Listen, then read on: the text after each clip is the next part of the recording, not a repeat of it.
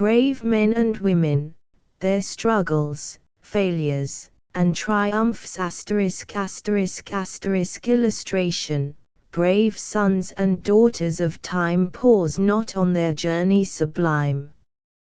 Brave sons and daughters of time pause not on their journey sublime. Brave men and women, their struggles, failures, and triumphs. By O.E. Fuller, A.M. Find out what you are fitted for, work hard at that one thing, and keep a brave, honest heart. Copyright by O.E. Fuller 1884, all rights reserved. Preface. Struggle, failure, triumph. While triumph is the thing sought, struggle has its joy, and failure is not without its uses. It is not the goal, says Jean Paul, but the course which makes us happy. The law of life is what a great orator affirmed of oratory: action, action, action. As soon as one point is gained, another, and another presents itself. It is a mistake, says Samuel Smiles, to suppose that men succeed through success. They much oftener succeed through failure. He cites, among others, the example of Cowper, who, through his diffidence and shyness, broke down when pleading his first cause, and lived to revive the poetic art in England, and that of Goldsmith, who failed in passing as a surgeon, and yet wrote The Deserted Village and The Vicar of Wakefield. Even when one turns to no new course, how many failures, as a rule, mark the way to triumph, and brand into life, as with a hot iron, the lessons of defeat. The brave man or the brave woman is one who looks life in the eye, and says, God helping me, I am going to realize the best possibilities of my nature, by calling into action the beneficent laws which govern and determine the development of each individual member of the race. And the failures of such a person are the jewels of triumph, that triumph which is certain in the sight of heaven, if not in the eyes of men. Brave men and women, the title of this volume, is used in a double sense, as referring not only to those whose words and deeds are here recorded, or cited as examples, but also to all who read the book, and are striving after the riches of character. Some of the sketches and short papers are anonymous, and have been adapted for use in these pages. Where the authorship is known, and the productions have been given verbatim, the source, if not the pen of the editor, has been indicated. Thanks are due to the press, and to those who have permitted the use of copyrighted matter. In conclusion, the editor lays little claim to originality save in the metrical pieces, and in the use he has made of material. His aim has simply been to form a sort of mosaic or variegated picture of the brave life, the life which recognizes the divine goodness in all things, striving through good report and evil report, and in manifold ways, which one is often unqualified to judge, to attain to the life of Him who is the light of the world. The author. Contents. Chapter I. Benjamin Franklin, his fame still climbing to heaven, what he had done at 52. Poor Richard's address. Chapter 2. Defense of a great man was Dr. Franklin mean, James Parton's answer. Chapter 3. Sir Walter Scott and his mother, the mother's education, the son's training, domestic love and social duties. Chapter 4. Abigail Adams, the wife of our second president, the mother of our sixth. Chapter V. Two neighbors, what they got out of life. Chapter 6. Horace Greeley, the moulder of public opinion, the brave journalist. Chapter 7. Wendell Phillips, The Times, when he appeared. Who is this fellow? A flaming advocate of liberty of speech and thought, power to discern the right, the mob-beaten hero triumphant. Chapter 8. Mary Wordsworth, the kindly wife of the great poet. Chapter 9. Madame Malibran, her career as a singer, kindness of heart. Chapter X. Garfield, maxims gathered from his speeches, addresses, letters, etc. Chapter 11. What I carried to college, a reminiscence at 40, pictures of rural life. Chapter 12. Sir John Franklin, heroism on the Great Deep, a martyr of the Polar Sea. Chapter 13. Elizabeth Estorff, a Quaker courtship in which she was the principal actor. Chapter 14.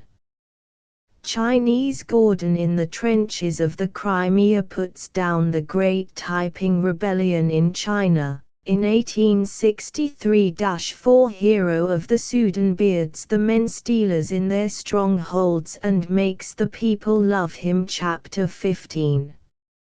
Men's wives, bits of common sense and wisdom on a great subject. Chapter 16. Women's husbands, what the breadwinners like in their wives, a little constitutional opposition. Chapter 17. John Plowman, what he says about religious grumblers, good nature and firmness, etc. Chapter 18. Caroline Lucretia Herschel, a noble, self-sacrificing woman. Chapter 19. Pestiferous literature, the printing press, the flood of impure and loathsome literature, etc. Chapter XX. Satisfied and other poems. Chapter XXI. Heroes of Science, Michael Faraday, Sir William Siemens, M. Pasteur. Chapter XXII. My Uncle Toby, one of the beautiful creations of a great genius. Chapter 23. Stephen Girard, the Napoleon of merchants, his life successful, and yet a failure. Chapter XIV. Disappointments, pleasure after pain, pain after pleasure. Chapter XXV. The Three Kings, an old story in a new light. Chapter XXVI. Florence Nightingale, the heroine of the Crimea. Chapter XXVIII. Shy people, Hawthorne, Washington, Irving, and others. Madame Recamier. Chapter XXVIII. John Marshall in the Revolutionary Army, his marriage law, lectures at the bar, his intellectual powers on the bench. Chapter XXVI. A noble mother, how she trained herself, and educated her boys. Chapter XXX. The care of the body, what Dr. Sargent, of the Harvard Gymnasium, says about it. Points for parents, teachers, and pupils. Chapter XXXI. Saint Cecilia, the patroness of music, myths concerning the origin of music, its relation to work and blessedness. Chapter XXI. Thomas de Quincey, a life of wonder and warning. Chapter XXXII. A vision of time, New Year's Eve. Chapter XXV. John Bunyan, from darkness to light. Chapter XXXV. Madame Roland, the most remarkable woman of the French Revolution, the Iphigenia of France. Chapter XXV. Cheerful and brave, the Duke of Wellington, Sir Walter Raleigh, Xenophon, Caesar Nelson, etc. Chapter XXVIII. Harold, the last Saxon King of England. Chapter XXVIII. Peter Cooper, the lessons of a long and useful life. Chapter XXVI. Illusions therefore trust to thy heart and what the world calls illusions. Chapter XL. Phillips Brooks at Home Chapter XLI. Saint John and the Robber, a Legend of the First Century Chapter XLII. John Plowman, again the pith and marrow of certain old proverbs Chapter XLII. Henry Wilson, From the Shoemaker's Bench to the Chair of Vice President Chapter XLIV. Joan of Arc, the peasant maiden who delivered her country and became a martyr in its cause Chapter XLV.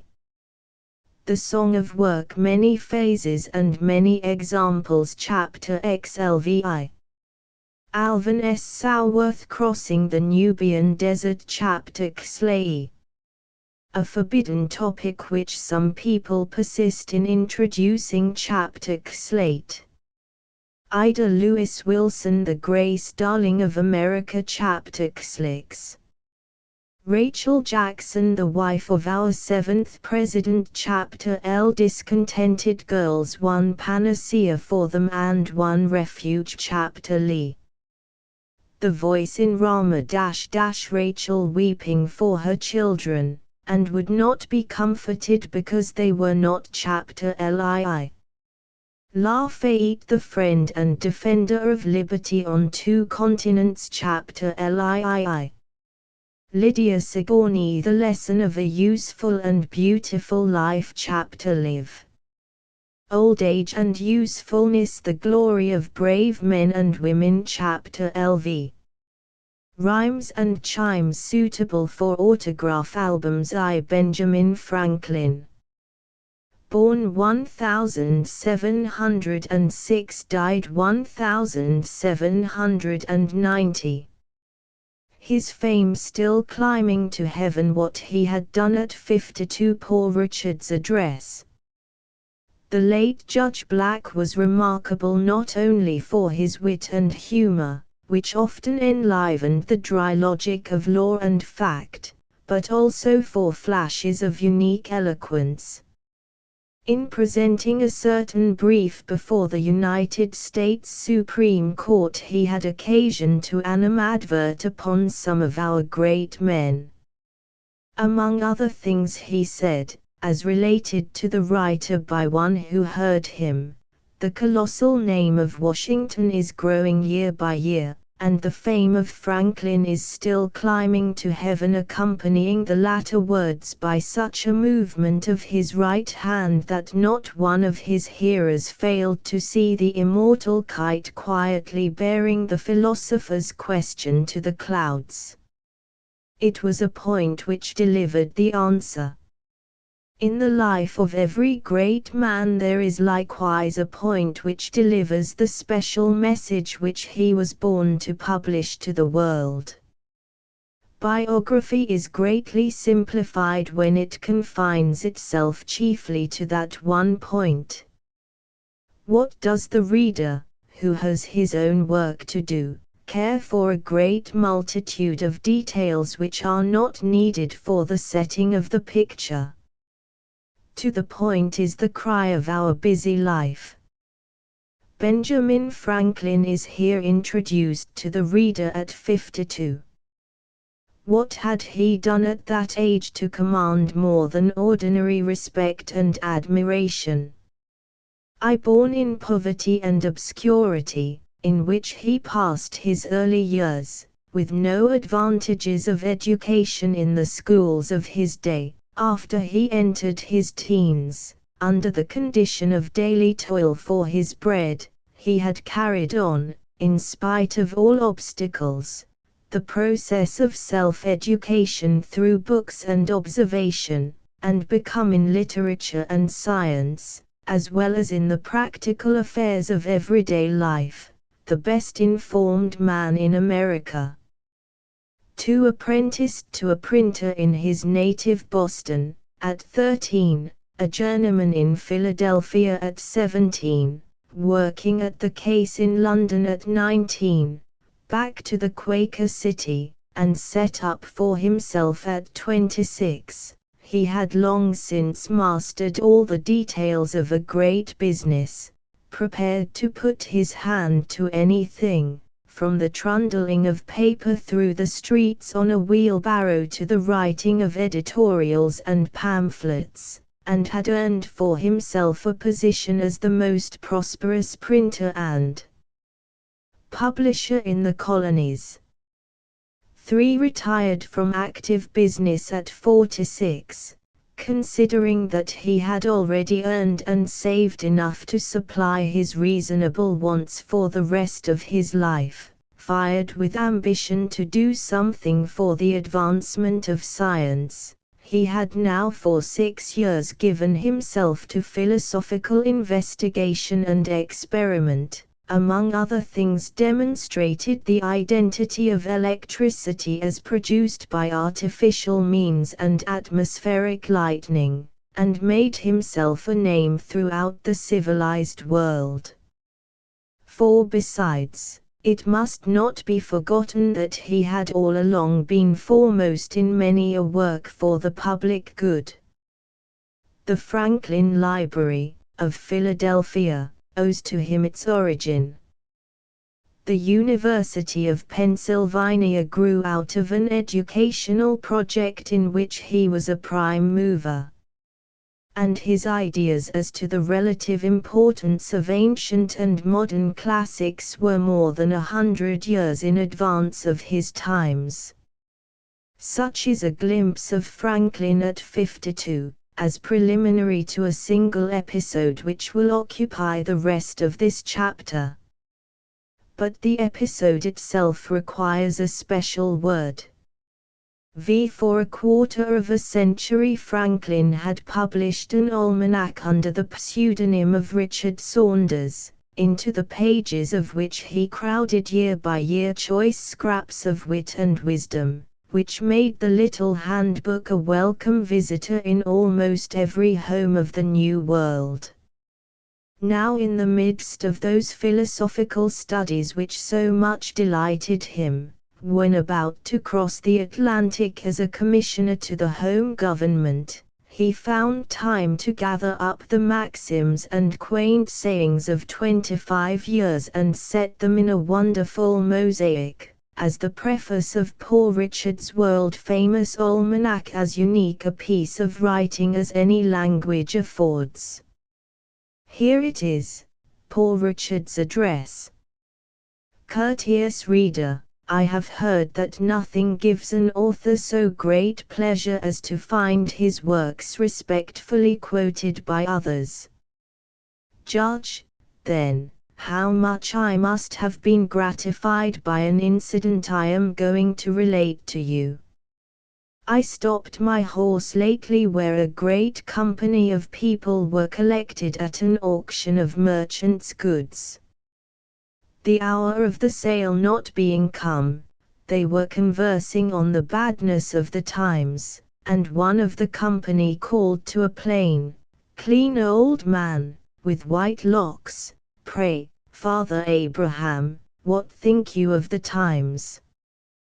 Will not those heavy taxes quite ruin the country?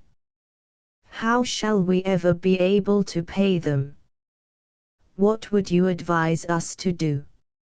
Father Abraham stood up and replied, "If you would have my advice, I will give it you in short, for a word to the wise is enough, as Poor Richard says." They joined in desiring him to speak his mind, and gathering around him, he proceeded as follows: "Friends," says he, "the taxes are indeed very heavy, and if those laid on by the government were the only ones we had to pay, we might more easily discharge them, but we have many others, and much more grievous to some of us. We are taxed twice as much by our idleness, 3 times as much by our pride, and 4 times as much by our folly, and from these taxes the commissioners cannot ease or deliver us by allowing an abatement. However, let us hearken to good advice, and something may be done for us. God helps them that help themselves, as Poor Richard says." It would be thought a hard government that should tax its people 1/10 of their time to be employed in its service, but idleness taxes many of us much more. Sloth, by bringing on disease, absolutely shortens life. Sloth, like rust, consumes faster than labor wears, while the used key is always bright, as Poor Richard says. But dost thou love life? Then do not squander time, for that is the stuff life is made of, as Poor Richard says. How much more than is necessary do we spend in sleep? Forgetting that the sleeping fox catches no poultry, and that there will be sleeping enough in the grave, as Poor Richard says. If time be of all things the most precious, wasting time must be, as Poor Richard says, the greatest prodigality, since, as he elsewhere tell us, lost time is never found again, and what we call time enough always proves little enough. Let us then up and be doing, and doing to the purpose, so by diligence shall we do more with less perplexity.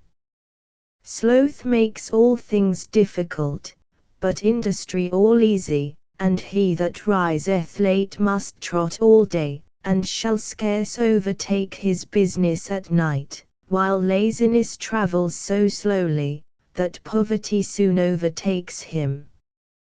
Drive thy business, let not that drive thee, and early to bed, and early to rise, makes a man healthy, wealthy and wise, as Poor Richard says. So what signifies wishing and hoping for better times? We may make these times better if we bestir ourselves. Industry need not wish, and he that lives upon hope will die fasting. There are no gains without pains, then help hands, for I have no lands, or if I have they are smartly taxed.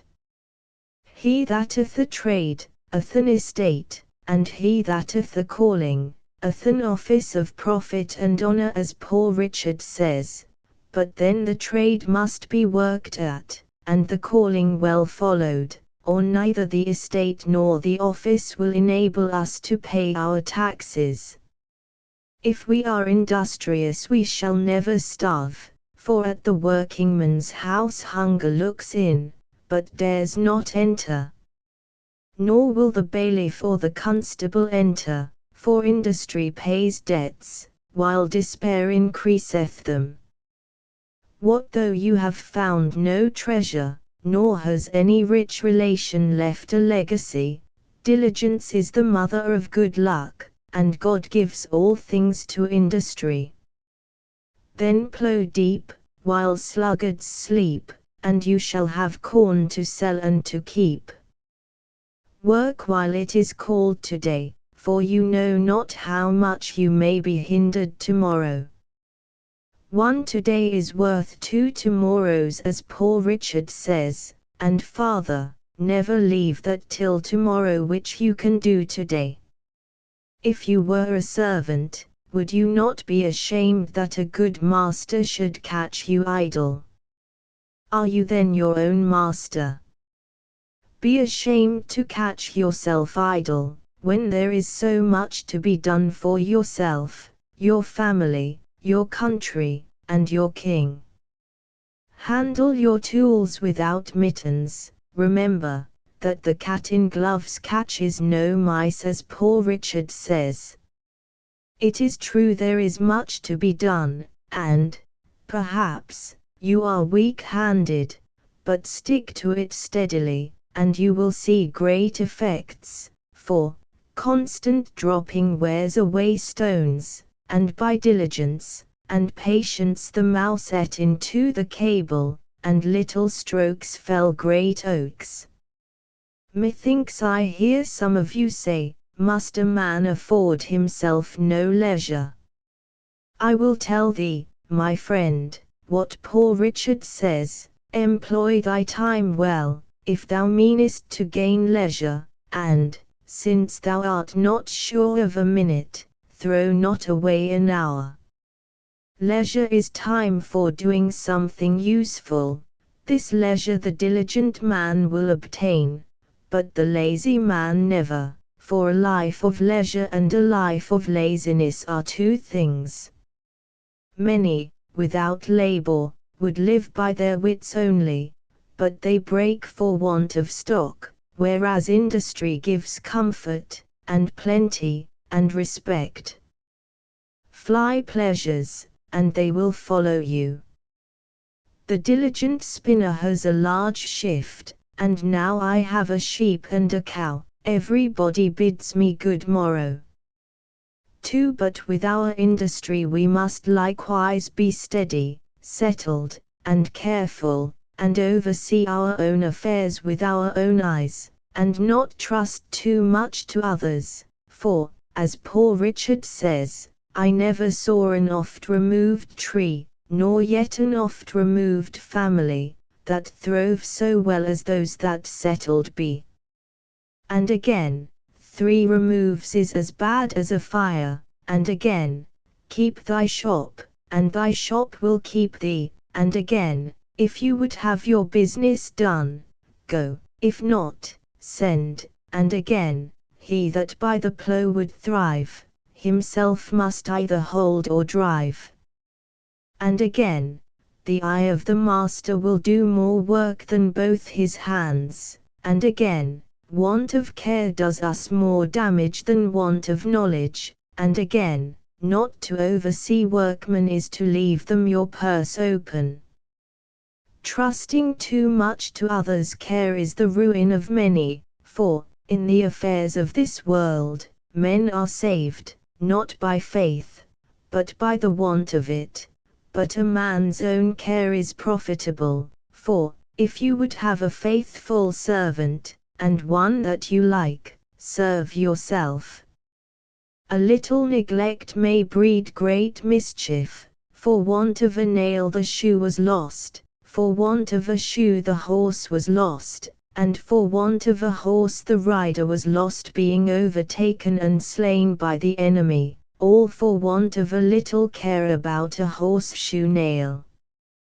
3. So much for industry, my friends, and attention to one's own business, but to these we must add frugality, if we would make our industry more certainly successful. A man may, if he knows not how to save as he gets, keep his nose all his life to the grindstone, and die not worth a groat at last. A fat kitchen makes a lean will, and many estates are spent in the getting, since women for tea forsook spinning and knitting, and men for punch forsook hewing and splitting. If you would be wealthy, think of saving, as well as of getting. The Indies have not made Spain rich, because her outgoes are greater than her incomes. Away then with your expensive follies, and you will not then have so much cause to complain of hard times, heavy taxes, and chargeable families, for women and wine, game and deceit, make the wealth small, and the want great. And farther, what maintains one vice would bring up 2 children. You may think, perhaps, that a little tea, or a little punch now and then, diet a little more costly, clothes a little finer, and a little entertainment now and then, can be no great matter, but remember, many a little makes a mickle. Beware of little expenses. A small leak will sink a great ship, as Poor Richard says, and again, who dainties love, shall beggars prove, and moreover, fools make feasts, and wise men eat them. Here you are all got together to this sale of fineries and knick-knacks. You call them goods, but, if you do not take care, they will prove evils to some of you. You expect they will be sold cheap, and perhaps they may, for less than they cost, but if you have no occasion for them, they must be dear to you.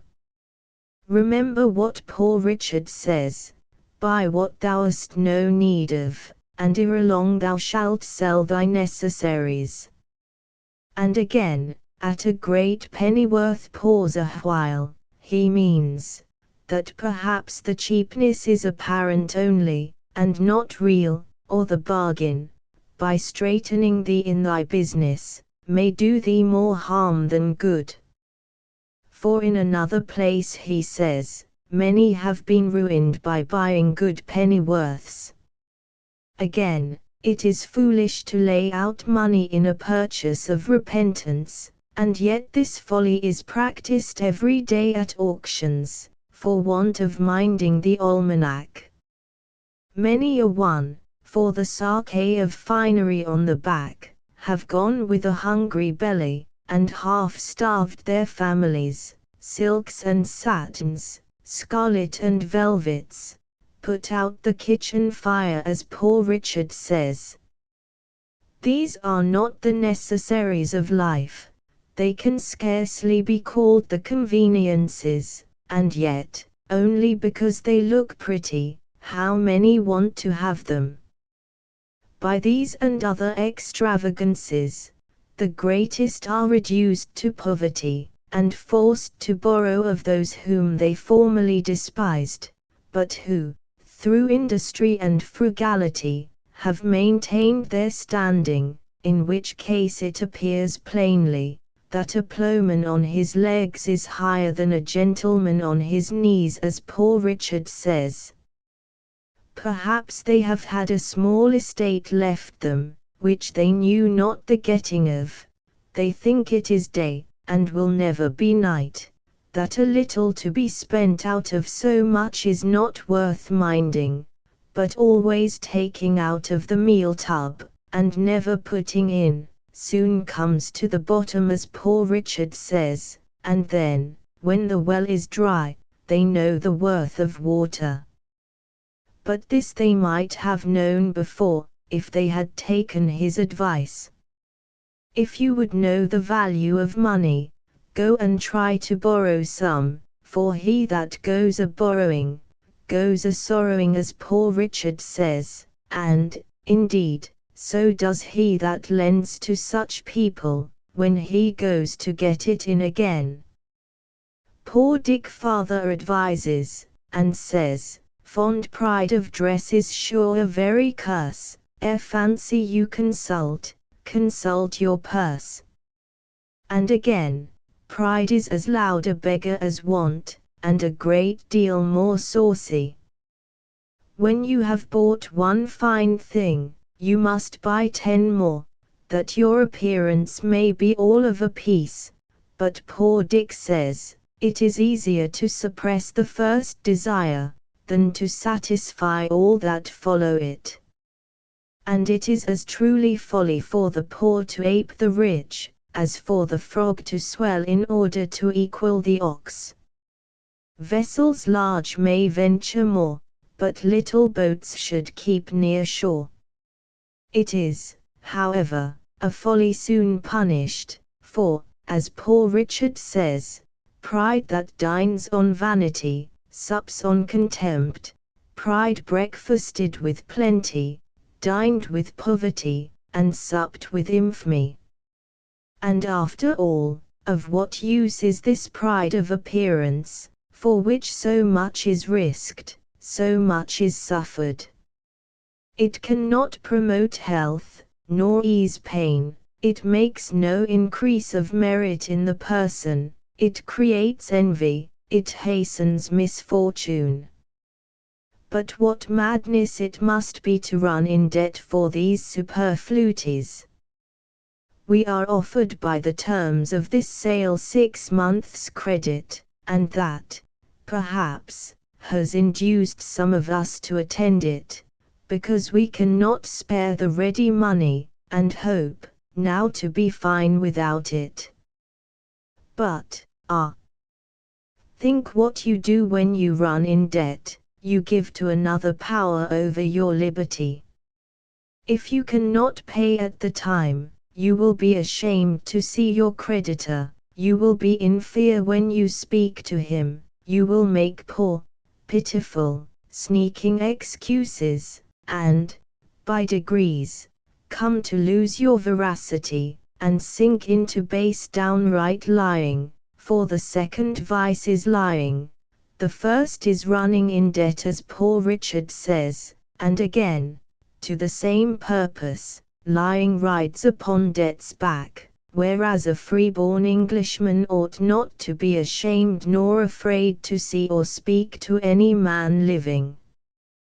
But poverty often deprives a man of all spirit and virtue.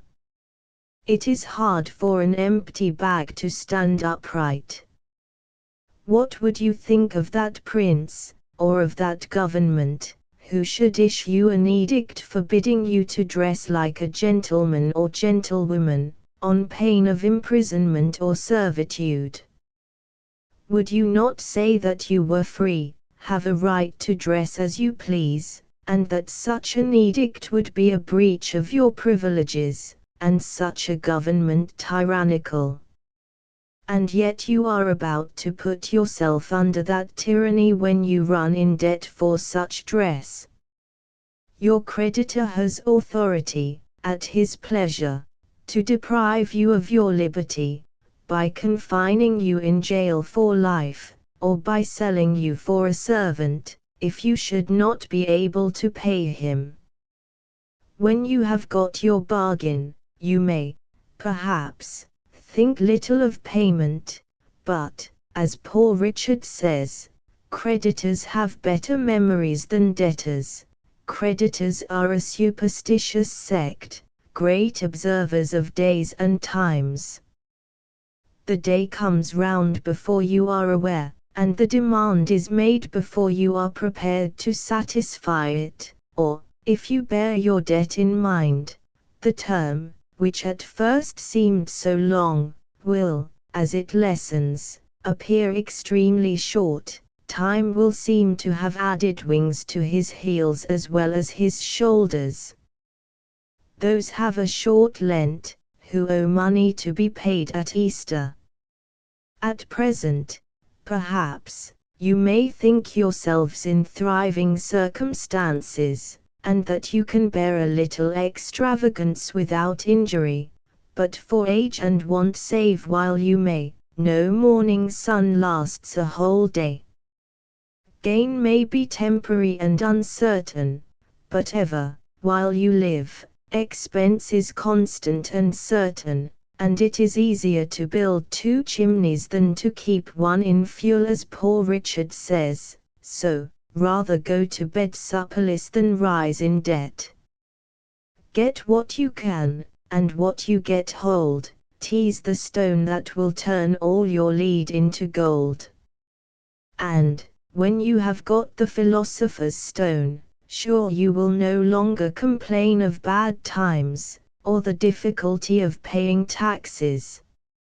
For this doctrine, my friends, is reason and wisdom, but, after all, do riot depend too much upon your own industry and frugality and prudence, though excellent things, for they may all be blasted without the blessing of heaven, and, therefore, ask that blessing humbly, and be not uncharitable to those that at present seem to want it, but comfort and help them.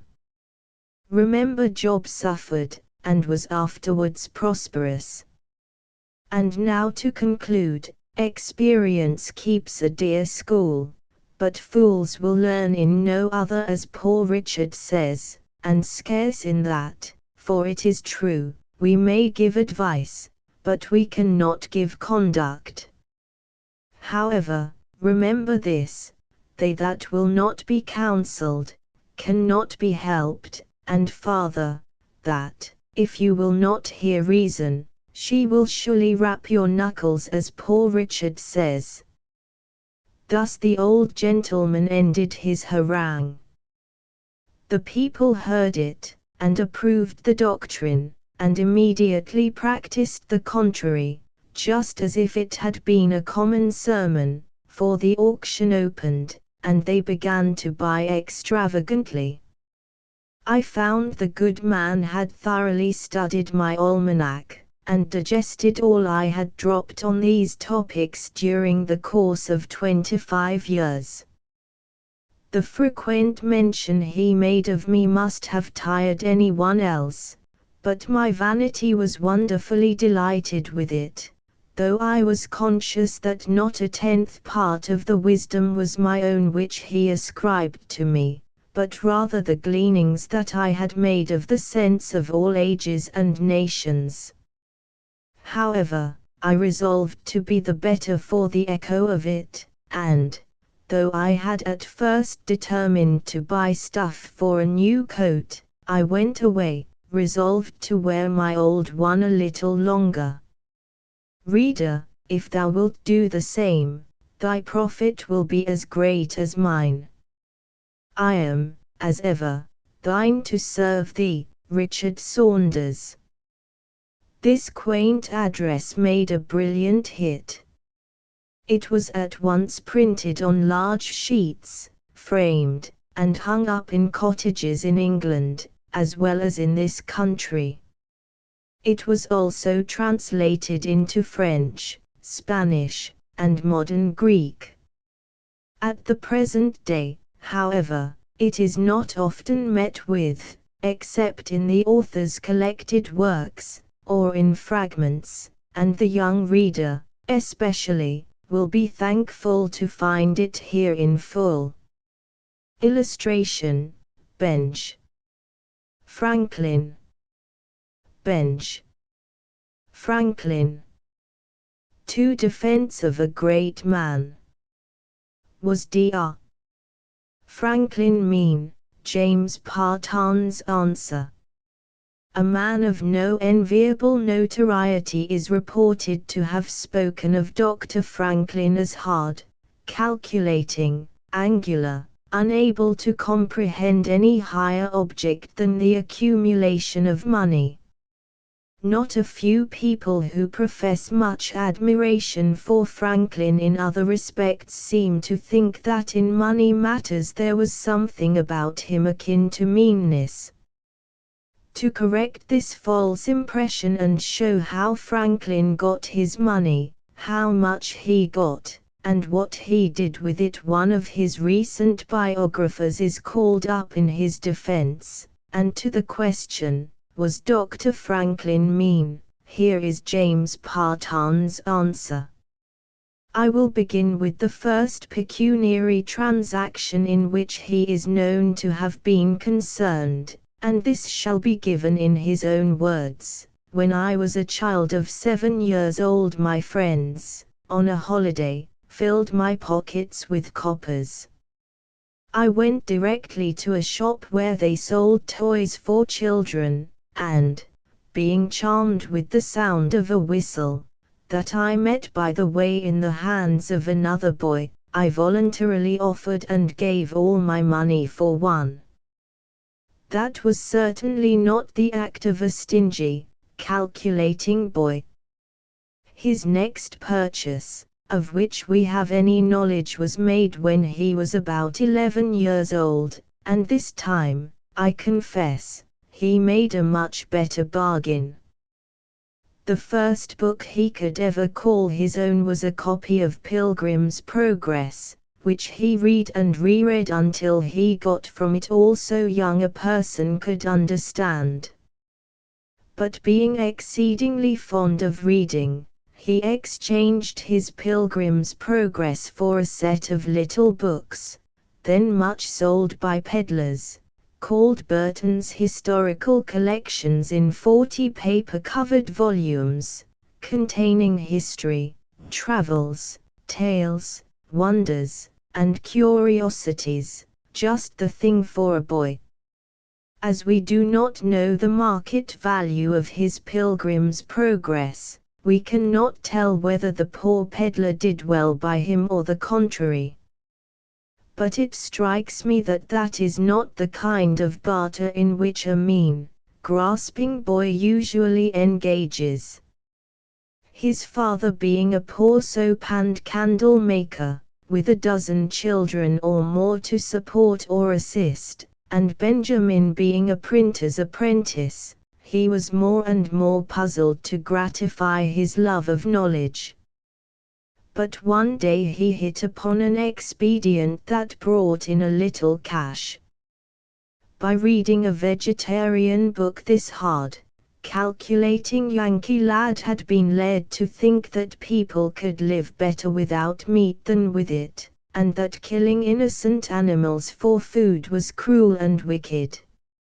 So he abstained from meat altogether for about 2 years. As this led to some inconvenience at his boarding house, he made this cunning proposition to his master: "Give me 1/2 the money you pay for my board and I will board myself."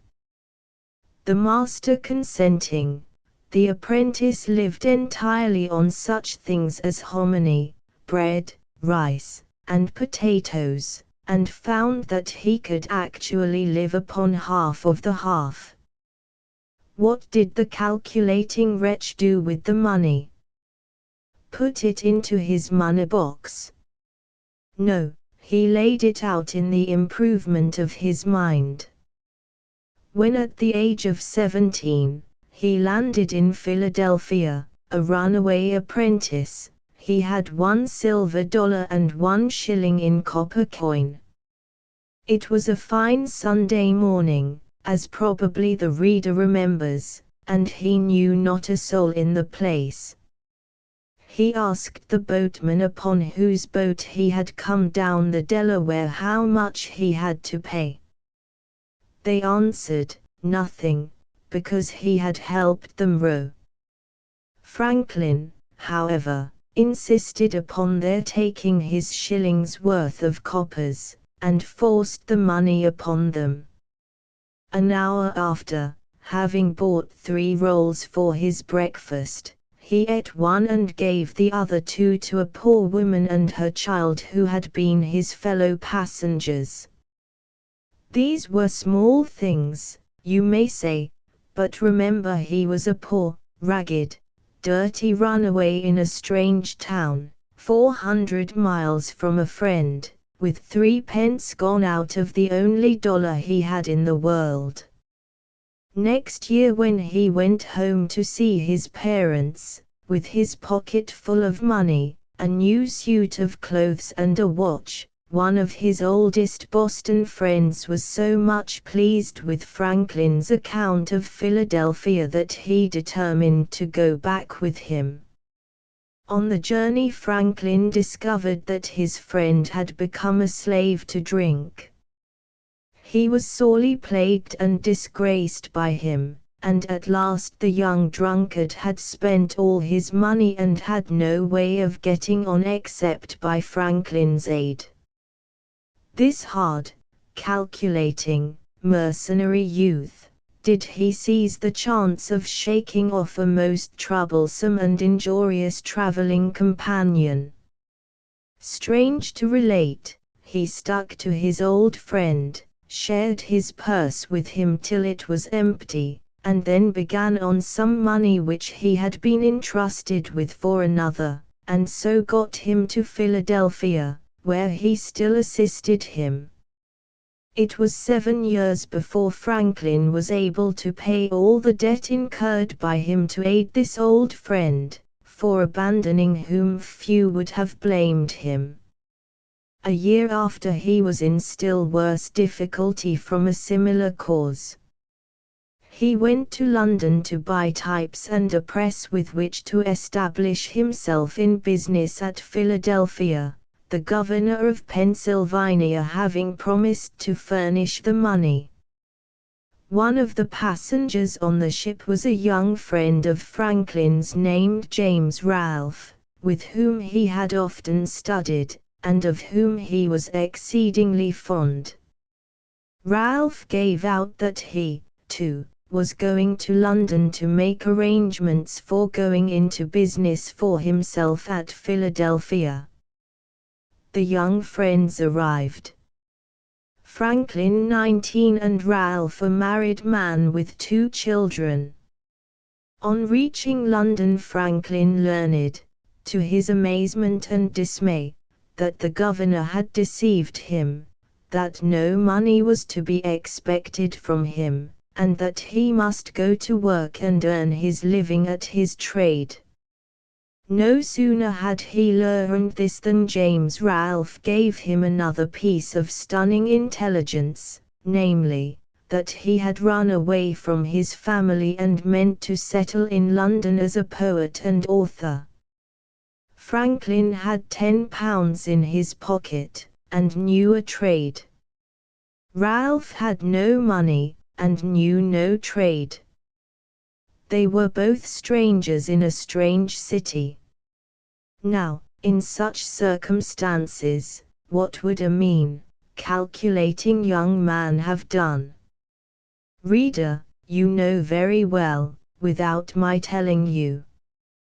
What Franklin did was this: he shared his purse with his friend till his £10 were all gone, and having at once got to work at his trade, he kept on dividing his wages with Ralph until he had advanced him £36, half a year's income, not a penny of which was ever repaid. And this he did, the cold-blooded wretch, because he could not help loving his brilliant, unprincipled comrade, though disapproving his conduct and sadly needing his money. Having returned to Philadelphia, he set up in business as a printer and editor, and, after a very severe effort, he got his business well established, and at last had the most profitable establishment of the kind in all America. During the most active part of his business life he always found some time for the promotion of public objects. He founded a most useful and public-spirited club, a public library, which still exists, and assisted in every worthy scheme. He was most generous to his poor relations, hospitable to his fellow citizens, and particularly interested in his journeymen, many of whom he set up in business. The most decisive proof, however, which he ever gave that he did not overvalue money, was the retirement from a most profitable business for the purpose of having leisure to pursue his philosophical studies. He had been in business 20 years, and he was still in the prime of life, 46 years of age. He was making money faster than any other printer on this continent.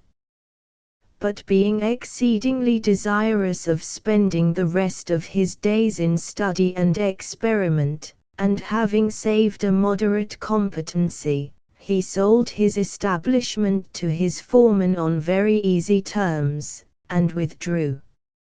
His estate, when he retired, was worth about $100,000. If he had been a lover of money, I am confident that he could and would have accumulated one of the largest fortunes in America. He had nothing to do but continue in business, and take care of his investments, to roll up a prodigious estate. But not having the slightest taste for needless accumulation, he joyfully laid aside the cares of business, and spent the whole remainder of his life in the services of his country, for he gave up his heart's desire of devoting his leisure to philosophy when his country needed him. Being in London when Captain Cook returned from his first voyage to the Pacific, he entered warmly into a beautiful scheme for sending a ship for the purpose of stocking the islands there with pigs, vegetables, and other useful animals and products. A hard, selfish man would have laughed such a project to scorn. In 1776, when he was appointed ambassador of the revolted colonies to the French king, the ocean swarmed with British cruisers. General Washington had lost New York, and the prospects of the revolution were gloomy in the extreme. Dr. Franklin was an old man of 70, and might justly have asked to be excused from a service so perilous and fatiguing. But he did not. He went.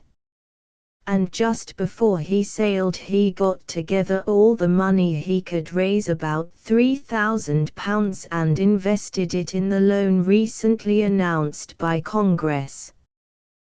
This he did at a moment when few men had a hearty faith in the success of the revolution. This he did when he was going to a foreign country that might not receive him, from which he might be expelled, and he have no country to return to. There never was a more gallant and generous act done by an old man.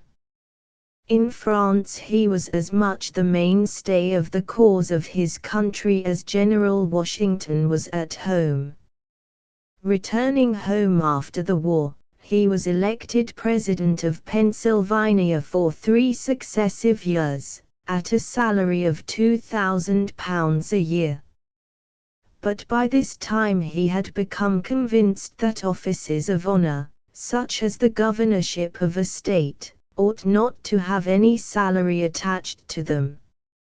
He thought they should be filled by persons of independent income, willing to serve their fellow citizens from benevolence, or for the honor of it. So thinking, he at first determined not to receive any salary, but this being objected to, he devoted the whole of the salary for 3 years £6,000 to the furtherance of public objects. Part of it he gave to a college, and part was set aside for the improvement of the Schuylkill River. Never was an eminent man more thoughtful of people who were the companions of his poverty.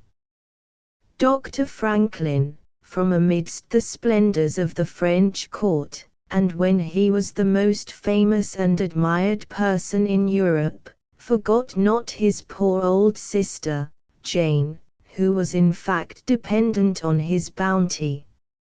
He gave her a house in Boston, and sent her every September the money to lay in her winter's fuel and provisions. He wrote her the kindest, wittiest, pleasantest letters. "Believe me, dear brother," she writes, "your writing to me gives me so much pleasure that the great, the very great, presents you have sent me give me but a secondary joy. How exceedingly absurd to call such a man hard and miserly, because he recommended people not to waste their money. Let me tell you, reader, that if a man means to be liberal and generous, he must be economical. No people are so mean as the extravagant, because, spending all they have upon themselves, they have nothing left for others." Benjamin Franklin was the most consistently generous man of whom I have any knowledge. 3. Sir Walter Scott and his mother. The mother's education, the son's training, domestic love and social duties.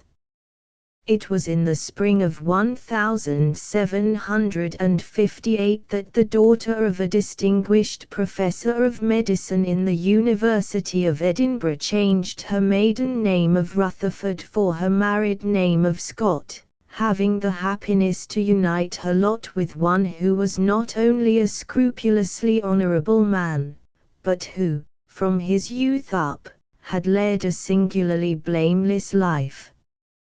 Well does Coventry Patmore sing, "Who is the happy husband? He, who, scanning his unwed life, thanks heaven, with a conscience free, 'twas faithful to his future wife." Such a husband as this was the father of Sir Walter Scott, a writer to the Signet, or lawyer, in large practice in Edinburgh. He had never been led from the right way, and when the less virtuously inclined among the companions of his early life in Edinburgh found that they could not corrupt him, they ceased after a little while to laugh at him, and learned to honor him and to confide in him, which is certainly, says he who makes the record on the authority of Mrs. Scott herself, a great inducement to young men in the outset of life to act a similar part. It does not appear that old Walter Scott sought for beauty of person in his bride, though no doubt the face he loved was more beautiful to him than that of the bonniest belle in Scotland, but beauty of mind and disposition she certainly had.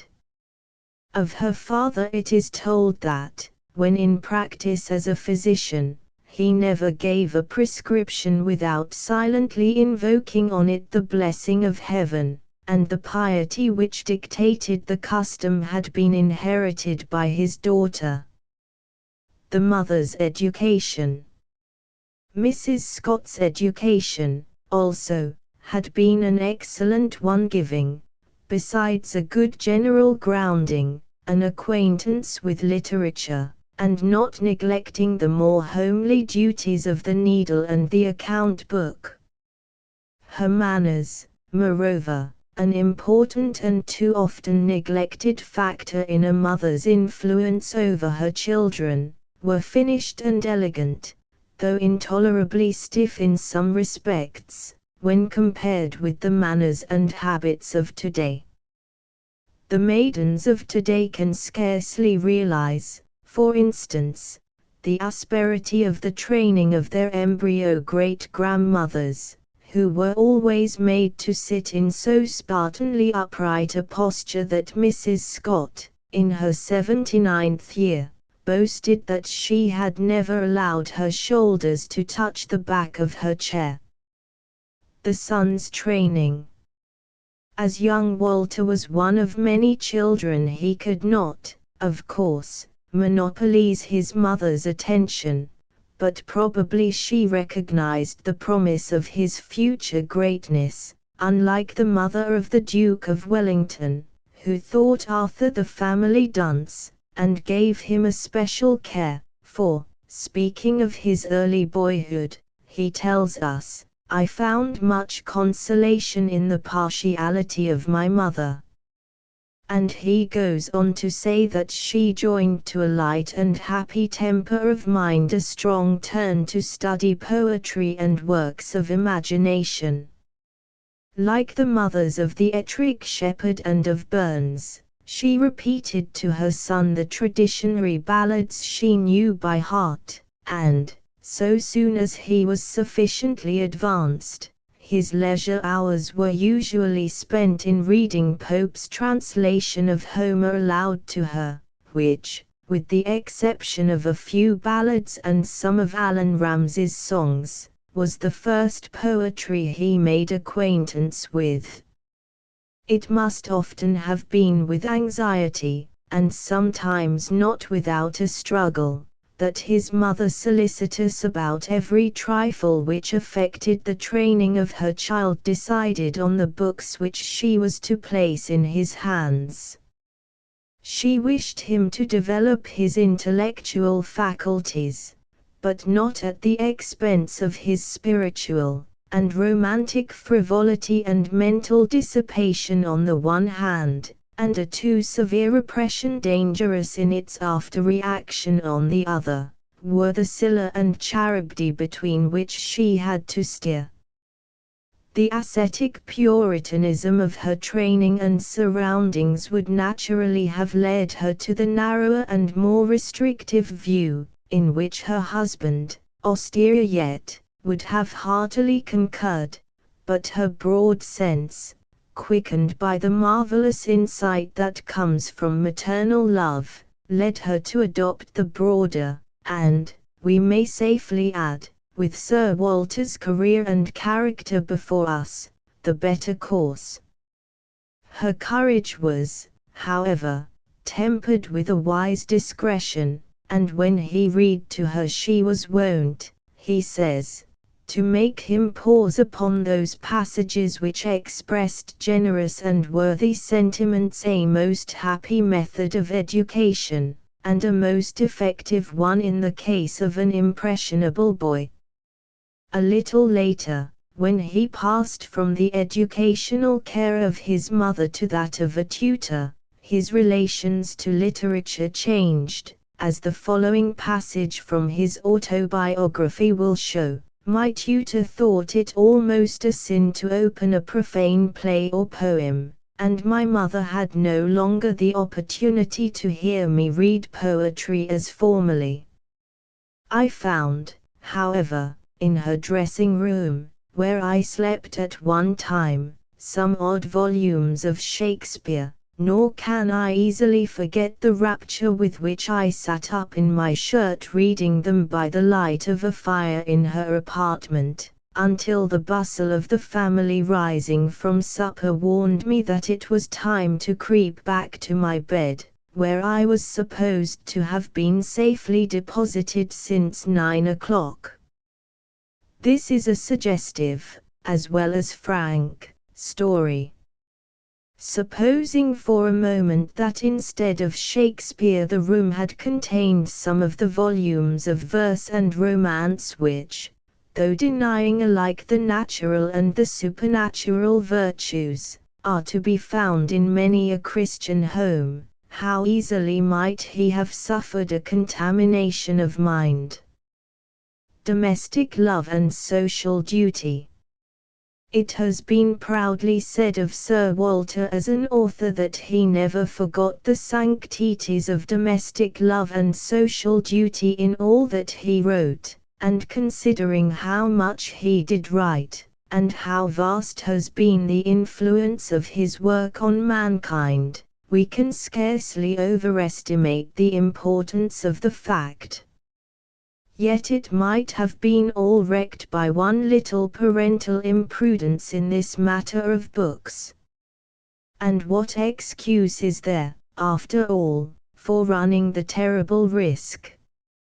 Authors who are not fit to be read by the sons and daughters are rarely read without injury by the fathers and mothers, and it would be better by far, Savonarola like, to make a bonfire of all the literature of folly, wickedness, and infidelity, than run the risk of injuring a child simply for the sake of having a few volumes more on one's shelves. In the balance of heaven there is no parity between a complete library and a lost soul. But this story has another lesson. It indicates once more the injury which may be done to character by undue limitations. Under the ill-considered restrictions of his tutor, which ran counter to the good sense of his mother, whose wisdom was justified by the event, Walter Scott might easily have fallen into tricks of concealment and forfeited his candor, that candor which developed into the noble probity which marked his conduct to the last. Without candor there cannot be truth, and, as he himself has said, there can be no other virtue without truth. Fortunately for him, by the wise sanction his mother had given to his perusal of imaginative writings, she had robbed them of a mystery unhealthy in itself, and he came through these stolen readings substantially unharmed, because he knew that his fault was only the lighter one of sitting up when he was supposed to be lying down. Luckily this tutor's stern rule did not last long, and when a severe illness attacked the youth, then advanced to be a student at Edinburgh College, and brought him under his mother's charge once more, the bed on which he lay was piled with a constant succession of works of imagination, and he was allowed to find consolation in poetry and romance, those fountains which flow forever for the ardent and the young. It was in relation to Mrs. Scott's control of her son's reading that he wrote with gratitude, "Late in life, my mother had good natural taste and great feeling." And after her death, in a letter to a friend, he paid her this tribute: "She had a mind peculiarly well stored. If I have been able to do anything in the way of painting the past times, it is very much from the studies with which she presented me." She was a strict economist, which, she said, enabled her to be liberal. Out of her little income of about $1,500 a year, she bestowed at least a third in charities, yet I could never prevail on her to accept of any assistance. Her charity, as well as her love for genealogy, and her aptitude for storytelling, was transmitted to her son. It found expression in him, not only in material gifts to the poor, but in a conscientious care and consideration for the feelings of others. This trait is beautifully exhibited by many of the facts recorded by Lockhart in his famous memoir, and also by a little incident, not included there, which I have heard Sir Henry Taylor tell, and which, besides illustrating the subject, deserves for its own sake a place in print. The great and now venerable author of Philip Van Artevelde dined at Abbotsford only a year or two before the close of its owner's life. Sir Walter had then lost his old vivacity, though not his simple dignity, but for one moment during the course of the evening he rose into animation, and it happened thus. There was a talk among the party of an excursion which was to be made on the following day, and during the discussion of the plans Miss Scott mentioned that two elderly maiden ladies, living in the neighborhood, were to be of the number, and hinted that their company would be a bore. The chivalrous kindliness of her father's heart was instantly aroused. "I cannot call that good breeding," he said, in an earnest and dignified tone, a rebuke which echoed the old-fashioned teaching on the duties of true politeness he had heard from his mother half a century before. We would gladly know more than we do of Mrs. Scott's attitude toward her son when first his penchant for authorship was shown. That she smiled on his early evidences of talent, and fostered them, we may well imagine, and the tenderness with which she regarded his early compositions is indicated by the fact that a copy of verses, written in a boyish scrawl, was carefully preserved by her, and found, after her death, folded in a paper on which was inscribed, "My Walter's first lines, 1782. That she gloried in his successes when they came, we gather, for when speaking late in life to Dr. Davy about his brother Sir Humphrey's distinction, Sir Walter, doubtless drawing on his own home memories, remarked, "I hope, Dr. Davy, that your mother lived to see it. There must have been great pleasure in that to her." But with whatever zeal Mrs. Scott may have unfolded Sir Walter's mind by her training, by her praise, by her motherly enthusiasm, it is certain that, from first to last, she loved his soul, and sought its interest, in and above all. Her final present to him before she died was not a Shakespeare or a Milton, but an old Bible, the book she loved best, and for her sake Sir Walter loved it too. Happy was Mrs. Scott in having a son who in all things reciprocated the affection of his mother. With the first 5-guinea fee he earned at the bar he bought a present for her, a silver taper stand, which stood on her mantelpiece many a year. When he became enamoured of Miss Carpenter he filially wrote to consult his mother about the attachment, and to beg her blessing upon it. When, in 1819, she died at an advanced age, he was in attendance at her side, and, full of occupations though he was, we find him busying himself to obtain for her body a beautifully situated grave. 13 years later he also rested from his labors.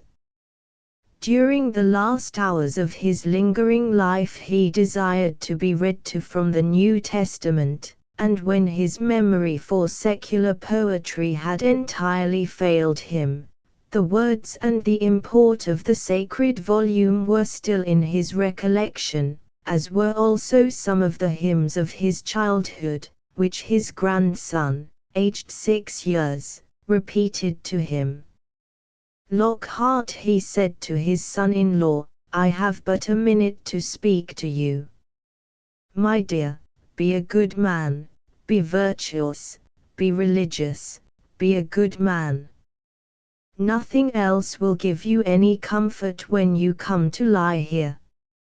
So passed the great author of Waverley away.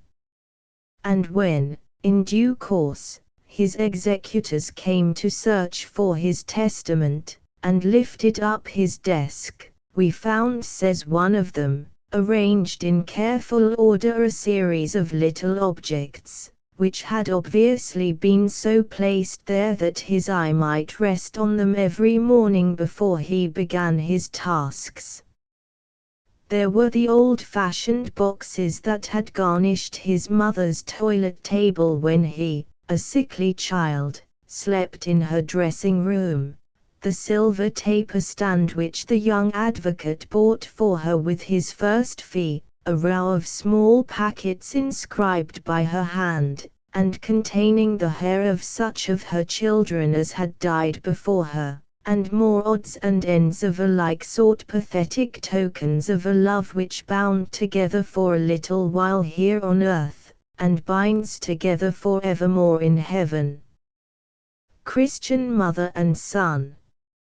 Sir Walter of the land of song and old romance, tradition in his cunning hand, obedient as the lance his valiant black knight bore, wove into literature the legend, myth, and homely lore which now for us endure, to charm our weary hours, to rouse our stagnant hearts, and leave the sense of new-born powers, which never more departs. We thank him in the name of one who sits on high, and aye abides in every fame which makes a brighter sky. For Abigail Adams, born 1744, died 1818.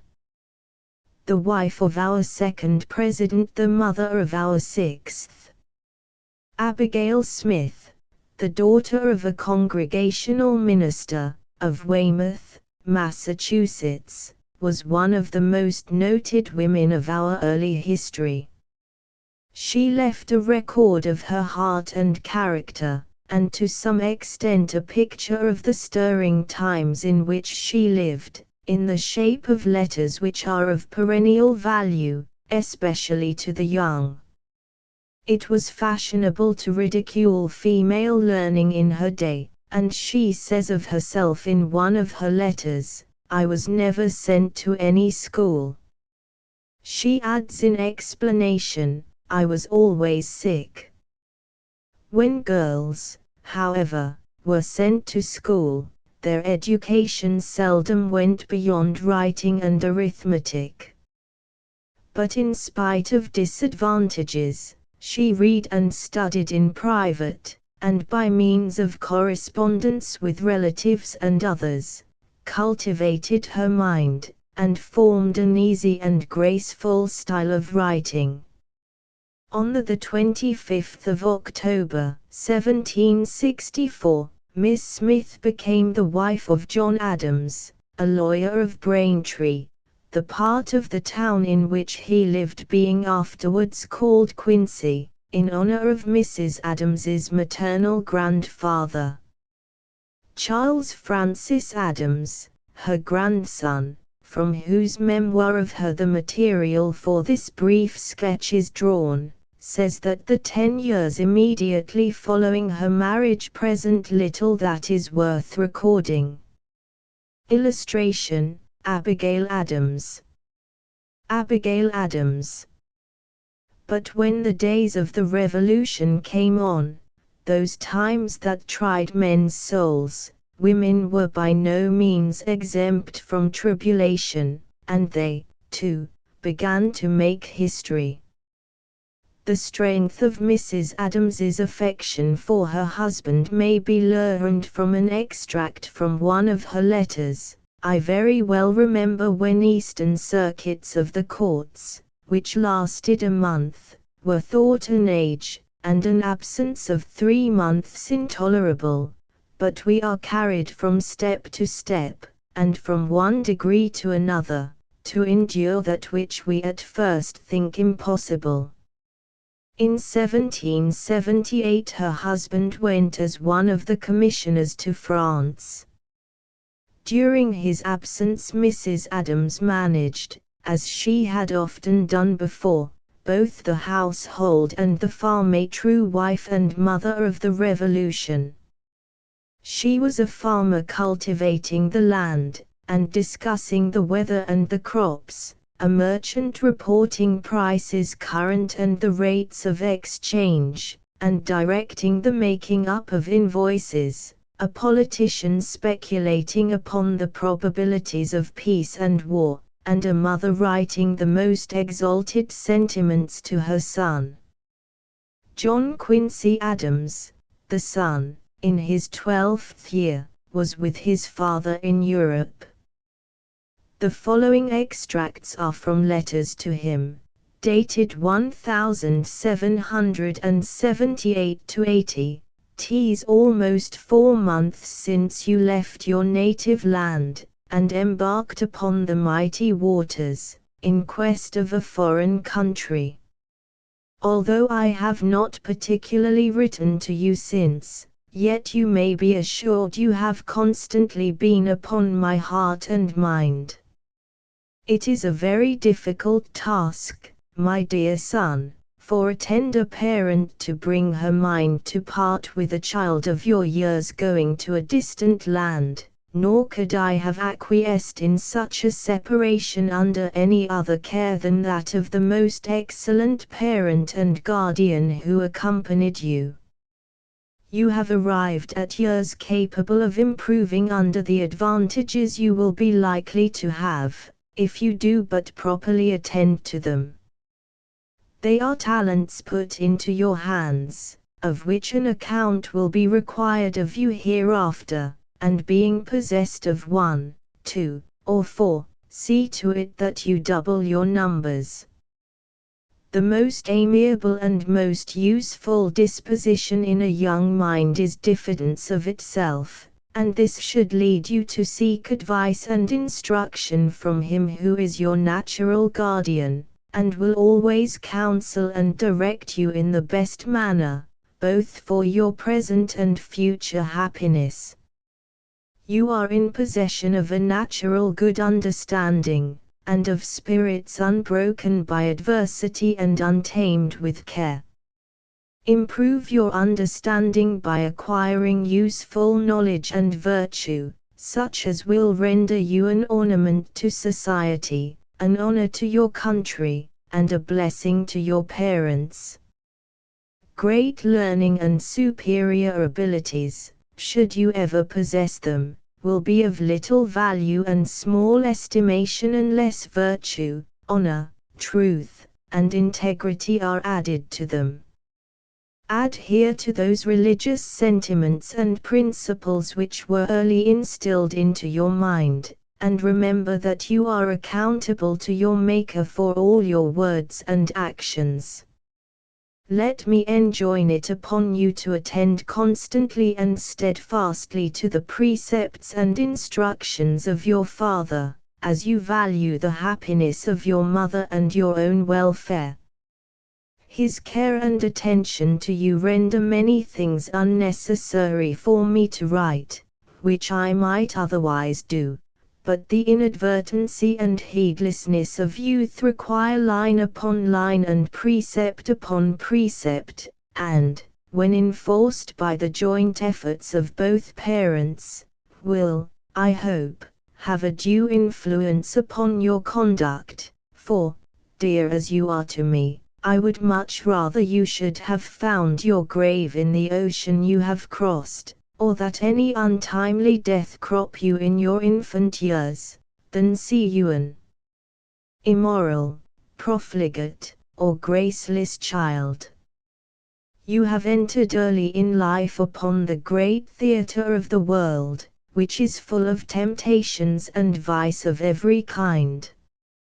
You are not wholly unacquainted with history, in which you have read of crimes which your inexperienced mind could scarcely believe credible. You have been taught to think of them with horror, and to view vice as a monster of so frightful mien, that, to be hated, needs but to be seen. Yet you must keep a strict guard upon yourself, or the odious monster will soon lose its terror by becoming familiar to you. The modern history of our own times furnishes as black a list of crimes as can be paralleled in ancient times, even if we go back to Nero, Caligula, or Caesar Borgia. Young as you are, the cruel war into which we have been compelled by the haughty tyrant of Britain and the bloody emissaries of his vengeance, may stamp upon your mind this certain truth, that the welfare and prosperity of all countries, communities, and, I may add, individuals, depend upon their morals. That nation to which we were once united, as it has departed from justice, eluded and subverted the wise laws which formerly governed it, and suffered the worst of crimes to go unpunished, has lost its valor, wisdom, and humanity, and, from being the dread and terror of Europe, has sunk into derision and infamy. Some author, that I have met with, compares a judicious traveler to a river, that increases its stream the further it flows from its source, or to certain springs, which, running through rich veins of minerals, improve their qualities as they pass along. It will be expected of you, my son, that, as you are favored with superior advantages under the instructive eye of a tender parent, your improvement should bear some proportion to your advantages. Nothing is wanting with you but attention, diligence, and steady application. Nature has not been deficient. These are times in which a genius would wish to live. It is not in the still calm of life, or the repose of a pacific station, that great characters are formed. Would Cicero have shone so distinguished an orator if he had not been roused, kindled, and inflamed by the tyranny of Catiline, Verres, and Mark Antony? The habits of a vigorous mind are formed in contending with difficulties. All history will convince you of this, and that wisdom and penetration are the fruit of experience, not the lessons of retirement and leisure. Great necessities call out great virtues. When a mind is raised and animated by scenes that engage the heart, then those qualities, which would otherwise lie dormant, wake into life and form the character of the hero and statesman. War, tyranny, and desolation are the scourges of the Almighty, and ought no doubt to be deprecated. Yet it is your lot, my son, to be an eyewitness of these calamities in your own native land, and, at the same time, to owe your existence among a people who have made a glorious defense of their invaded liberties, and who, aided by a generous and powerful ally, with the blessing of heaven, will transmit this inheritance to ages yet unborn. Nor ought it to be one of the least of your incitements towards exerting every power and faculty of your mind, that you have a parent who has taken so large and active a share in this contest, and discharged the trust reposed in him with so much satisfaction as to be honored with the important embassy which at present calls him abroad. The strict and inviolable regard you have ever paid to truth gives me pleasing hopes that you will not swerve from her dictates, but add justice, fortitude, and every manly virtue which can adorn a good citizen, do honor to your country, and render your parents supremely happy, particularly your ever affectionate mother. The only sure and permanent foundation of virtue is religion. Let this important truth be engraven upon your heart. And also, that the foundation of religion is the belief of the one only God, and a just sense of his attributes, as a being infinitely wise, just, and good, to whom you owe the highest reverence, gratitude, and adoration, who superintends and governs all nature, even to clothing the lilies of the field, and hearing the young ravens when they cry, but more particularly regards man, whom he created after his own image, and breathed into him an immortal spirit, capable of a happiness beyond the grave, for the attainment of which he is bound to the performance of certain duties, which all tend to the happiness and welfare of society, and are comprised in one short sentence, expressive of universal benevolence: thou shalt love thy neighbor as thyself. Justice, humanity, and benevolence are the duties you owe to society in general. To your country the same duties are incumbent upon you, with the additional obligation of sacrificing ease, pleasure, wealth, and life itself for its defense and security. To your parents you owe love, reverence, and obedience to all just and equitable commands. To yourself here, indeed, is a wide field to expatiate upon. To become what you ought to be, and what a fond mother wishes to see you, attend to some precepts and instructions from the pen of one who can have no motive but your welfare and happiness, and who wishes in this way to supply to you the personal watchfulness and care which a separation from you deprived you of at a period of life when habits are easiest acquired and fixed, and though the advice may not be new, yet suffer it to obtain a place in your memory, for occasions may offer, and perhaps some concurring circumstances unite, to give it weight and force. Suffer me to recommend to you one of the most useful lessons of life, the knowledge and study of yourself. There you run the greatest hazard of being deceived. Self-love and partiality cast a mist before the eyes, and there is no knowledge so hard to be acquired, nor of more benefit when once thoroughly understood. Ungoverned passions have aptly been compared to the boisterous ocean, which is known to produce the most terrible effects. Passions are the elements of life, but elements which are subject to the control of reason. Whoever will candidly examine themselves, will find some degree of passion, peevishness, or obstinacy in their natural tempers.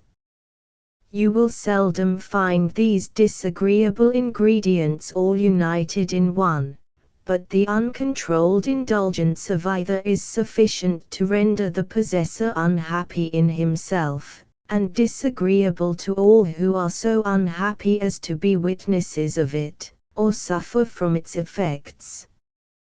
You, my dear son, are formed with a constitution feelingly alive.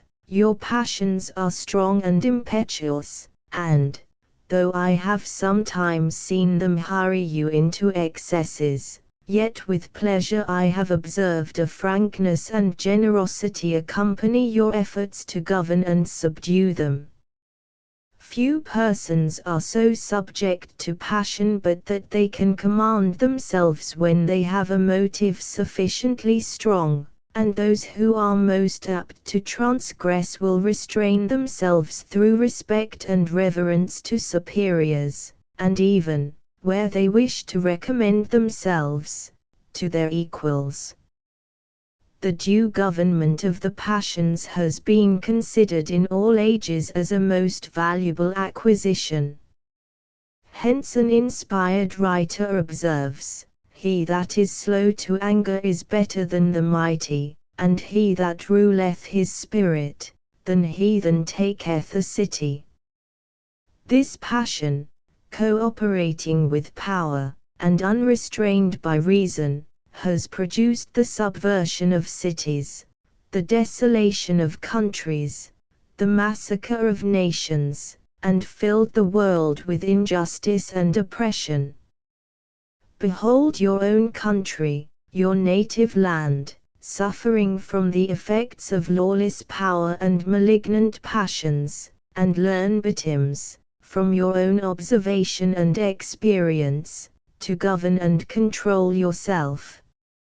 Having once obtained this self-government, you will find a foundation laid for happiness to yourself and usefulness to mankind. Virtue alone is happiness below, and consists in cultivating and improving every good inclination, and in checking and subduing every propensity to evil. I have been particular upon the passion of anger, as it is generally the most predominant passion at your age, the soonest excited, and the least pains are taken to subdue it. What composes man, can man destroy? With such a mother to counsel him, one is led to ask, how could John Quincy Adams help becoming a noble-minded and great man? Who wonders that, with good natural endowments and his excellent privileges, coupled with maternal training, he fitted himself to fill the highest office in the gift of a free people. In June 1784, Mrs. Adams sailed for London, to join her husband, who was then our minister at the court of St. James. While absent, she visited France and Netherlands, resided for a time in the former country, and returned with her knowledge of human nature, of men, manners, etc., enlarged, disgusted with the splendor and sophistications of royalty, and well prepared to appreciate the republican simplicity and frankness of which she was herself a model. While Mr. Adams was vice president and president, she never laid aside her singleness of heart and that sincerity and unaffected dignity which had won for her many friends before her elevation, and which, in spite of national animosity, conquered the prejudices and gained the heart of the aristocracy of Great Britain. But her crowning virtue was her Christian humility, which is beautifully exemplified in a letter which she wrote to Mr. Adams, on the 8th of February, 1797, the day on which the votes for president were counted, and Mr. Adams, as vice president, was required by law to announce himself the president-elect for the ensuing term. The sun is dressed in brightest beams, to give thy honors to the day. And may it prove an auspicious prelude to each ensuing season. You have this day to declare yourself head of a nation. And now, O Lord, my God, thou hast made thy servant ruler over the people. Give unto him an understanding heart, that he may know how to go out and come in before this great people, that he may discern between good and bad. For who is able to judge this thy so great a people, were the words of a royal sovereign, and not less applicable to him who is invested with the chief magistracy of a nation, though he wear not a crown nor the robes of royalty. My thoughts and my meditations are with you, though personally absent, and my petitions to heaven are, that the things which make for peace may not be hidden from your eyes. My feelings are not those of pride or ostentation, upon the occasion. They are solemnized by a sense of the obligations, the important trusts, and numerous duties connected with it. That you may be enabled to discharge them with honor to yourself, with justice and impartiality to your country, and with satisfaction to this great people, shall be the daily prayer of your A. From her husband's retirement from the presidency in 1801, to the close of her life in 1818, Mrs. Adams remained constantly at Quincy. Cheerful, contented, and happy, she devoted her last years, in that rural seclusion, to the reciprocities of friendship and love, to offices of kindness and charity, and, in short, to all those duties which tend to ripen the Christian for an exchange of worlds. But it would be doing injustice to her character and leaving one of her noblest deeds unrecorded, to close without mentioning the influence for good which she exerted over Mr. Adams, and her part in the work of making him what he was. That he was sensible of the benignant influence of wives, may be gathered from the following letter, which was addressed to Mrs. Adams from Philadelphia, on the 11th of August, 1777. I think I have sometimes observed to you in conversation, that upon examining the biography of illustrious men you will generally find some female about them, in the relation of mother or wife or sister, to whose instigation a great part of their merit is to be ascribed. You will find a curious example of this in the case of Aspasia, the wife of Pericles. She was a woman of the greatest beauty and the first genius. She taught him, it is said, his refined maxims of policy, his lofty imperial eloquence, nay, even composed the speeches on which so great a share of his reputation was founded. I wish some of our great men had such wives. By the account in your last letter, it seems the women in Boston begin to think themselves able to serve their country.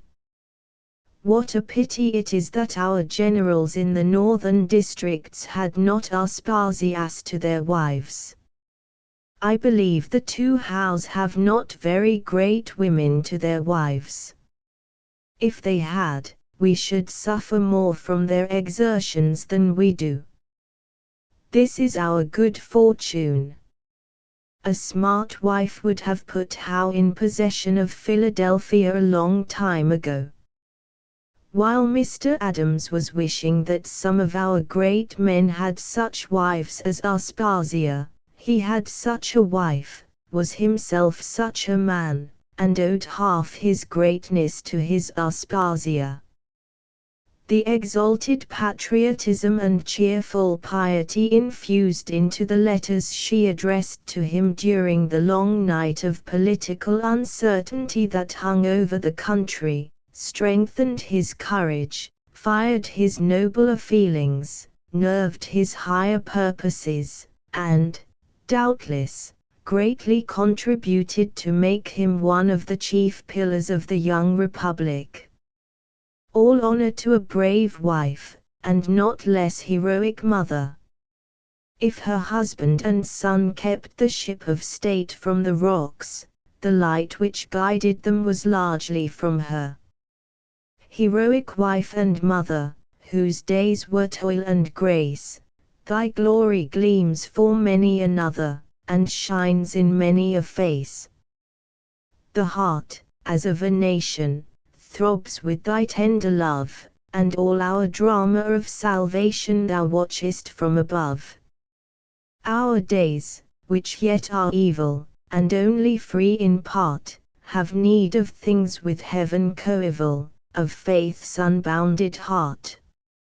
God grant the times approaching be full of glad events, no unheroic aims reproaching our line of presidents. V2 Neighbors. What they got out of life. It was just 2 o'clock of one of the warmest of the July afternoons. Mrs. Hill had her dinner all over, had put on her clean cap and apron, and was sitting on the north porch, making an unbleached cotton shirt for Mr. Peter Hill, who always wore unbleached shirts at harvest time. Mrs. Hill was a thrifty housewife. She had pursued this economical avocation for some little time, interrupting herself only at times to shoo away the flocks of half-grown chickens that came noisily about the door for the crumbs from the tablecloth, when the sudden shutting down of a great blue cotton umbrella caused her to drop her work, and exclaim, "Well, now, Mrs. Troost, who would have thought you ever would come to see me?"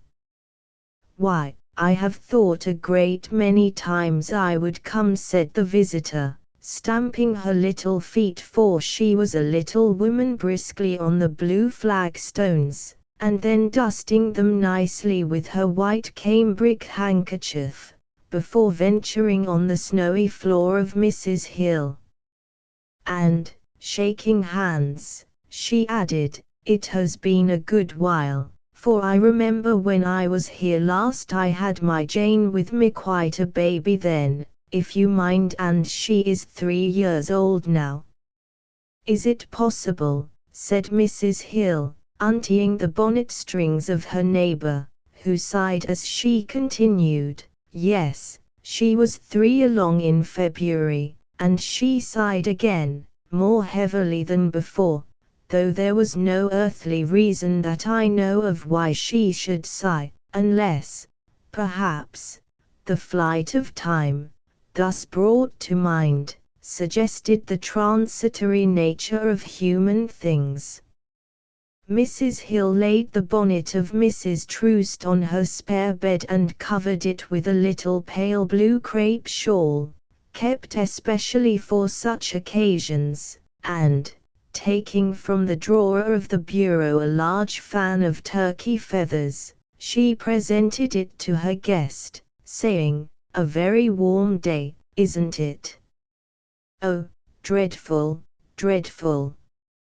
It seems as hot as a bake oven, and I suffer with the heat all summer, more or less. But it's a world of suffering," and Mrs. Troost half closed her eyes, as if to shut out the terrible reality. "Haymaking requires sunshiny weather, you know, so we must put up with it," said Mrs. Hill. "Besides, I can mostly find some cool place about the house. I keep my sewing here on the porch, and, as I bake my bread or cook my dinner, manage to catch it up sometimes, and so keep from getting overheated, and then, too, I get a good many stitches taken in the course of the day. This is a nice cool place completely curtained with vines, said Mrs. Troost, and she sighed again. They must have cost you a great deal of pains. Oh, no. No trouble at all, morning glories grow themselves, they only require to be planted. I will save seed for you this fall, and next summer you can have your porch as shady as mine. And if I do, it would not signify, said Mrs. Troost. I never get time to sit down from one week's end to another. Besides, I never had any luck with vines. Some folks don't, you know. Mrs. Hill was a woman of a short, plethoric habit, one that might be supposed to move about with little agility, and to find excessive warmth rather inconvenient, but she was of a happy, cheerful temperament, and when it rained she tucked up her skirts, put on thick shoes, and waddled about the same as ever, saying to herself, "This will make the grass grow, or it will bring on the radishes, or something else equally consolatory." Mrs. Troost, on the contrary, was a little thin woman, who looked as though she could move about nimbly at any season, but, as she herself often said, she was a poor, unfortunate creature, and pitied herself a great deal, as she was in justice bound to do, for nobody else cared, she said, how much she had to bear.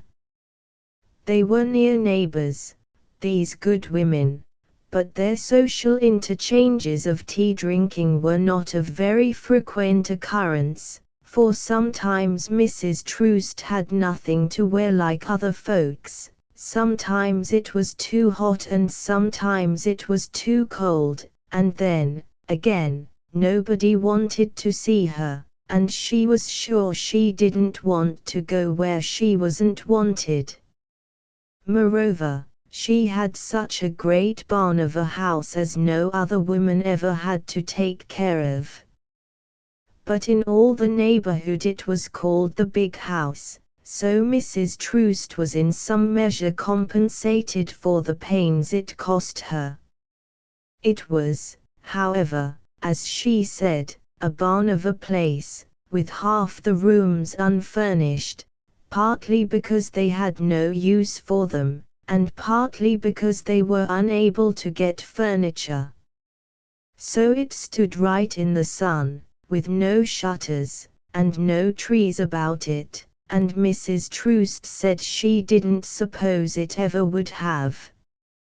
She was always opposed to building it, but she never had her way about anything. Nevertheless, some people said Mr. Troost had taken the dimensions of his house with his wife's apron strings, but that may have been slander. While Mrs. Troost sat sighing over things in general, Mrs. Hill sewed on the last button, and, shaking the loose threads from the completed garment, held it up a moment to take a satisfactory view, as it were, and folded it away. "Well, did you ever?" said Mrs. Troost. "You have made half a shirt, and I have got nothing at all done. My hands sweat so I cannot use the needle, and it's no use to try. Lay down your work for a little while, and we will walk in the garden." So Mrs. Hill threw a towel over her head, and, taking a little tin basin in her hand, the two went to the garden, Mrs. Troost under the shelter of the blue umbrella, which she said was so heavy that it was worse than nothing. Beans, radishes, raspberries, and currants, besides many other things, were there in profusion, and Mrs. Troost said everything flourished for Mrs. Hill, while her garden was all choked up with weeds. And you have bees, too, don't they sting the children, and give you a great deal of trouble. Along in May, I guess it was, Troost, Mrs. Troost always called her husband so, bought a hive, or, rather, he traded a calf for one, a nice, likely calf, too, it was, and they never did us a bit of good, and the unhappy woman sighed. They do say, said Mrs. Hill, sympathizingly, that bees won't work for some folks. In case their king dies, they are very likely to quarrel and not do well, but we have never had any ill luck with ours, and we last year sold $40 worth of honey, besides having all we wanted for our own use. Did yours die off, or what, Mrs. Troost? Why, said the ill-natured visitor, my oldest boy got stung one day, and being angry, upset the hive, and I never found it out for 2 or 3 days, and, sending Troost to put it up in its place, there was not a bee to be found high or low. You don't tell. The obstinate little creatures. But they must be treated kindly, and I have heard of their going off for less things. The basin was by this time filled with currants, and they returned to the house. Mrs. Hill, seating herself on the sill of the kitchen door, began to prepare her fruit for tea, while Mrs. Troost drew her chair near, saying, "Did you ever hear about William McMickin's bees?" Mrs. Hill had never heard, and, expressing an anxiety to do so, was told the following story. His wife, you know, was she that was Sally May, and it's an old saying to change the name and not the letter, you marry for worse and not for better. Sally was a dressy, extravagant girl. She had her bonnet done up twice a year always, and there was no end to her frocks and ribbons and fine things. Her mother indulged her in everything. She used to say Sally deserved all she got, that she was worth her weight in gold. She used to go everywhere, Sally did. There was no big meeting that she was not at, and no quilting that she didn't help to get up. All the girls went to her for the fashions, for she was a good deal in town at her Aunt Hannah's, and always brought out the new patterns. She used to have her sleeves a little bigger than anybody else, you remember, and then she wore great stiffeners in them, me. There was no end to her extravagance. She had a changeable silk, yellow and blue, made with a surplice front, and when she wore that, the ground wasn't good enough for her to walk on, so some folks used to say, but I never thought Sally was a bit proud or lifted up, and if anybody was sick there was no better-hearted creature than she, and then, she was always good-natured as the day was long, and would sing all the time at her work. I remember, long before she was married, she used to sing one song a great deal, beginning I've got a sweetheart with bright black eyes, and they said she meant William McMickin by that, and that she might not get him after all, for a good many thought they would never make a match, their dispositions were so contrary. William was of a dreadful quiet turn, and a great home body, and as for being rich, he had nothing to brag of, though he was Highland and followed the river as dark sometimes. Mrs. Hill had by this time prepared her currants, and Mrs. Troost paused from her story while she filled the kettle and attached the towel to the end of the well sweep, where it waved as a signal for Peter to come to supper. Now, "Just move your chair a little nearer the kitchen door, if you please," said Mrs. Hill, "and I can make up my biscuit and hear you, too."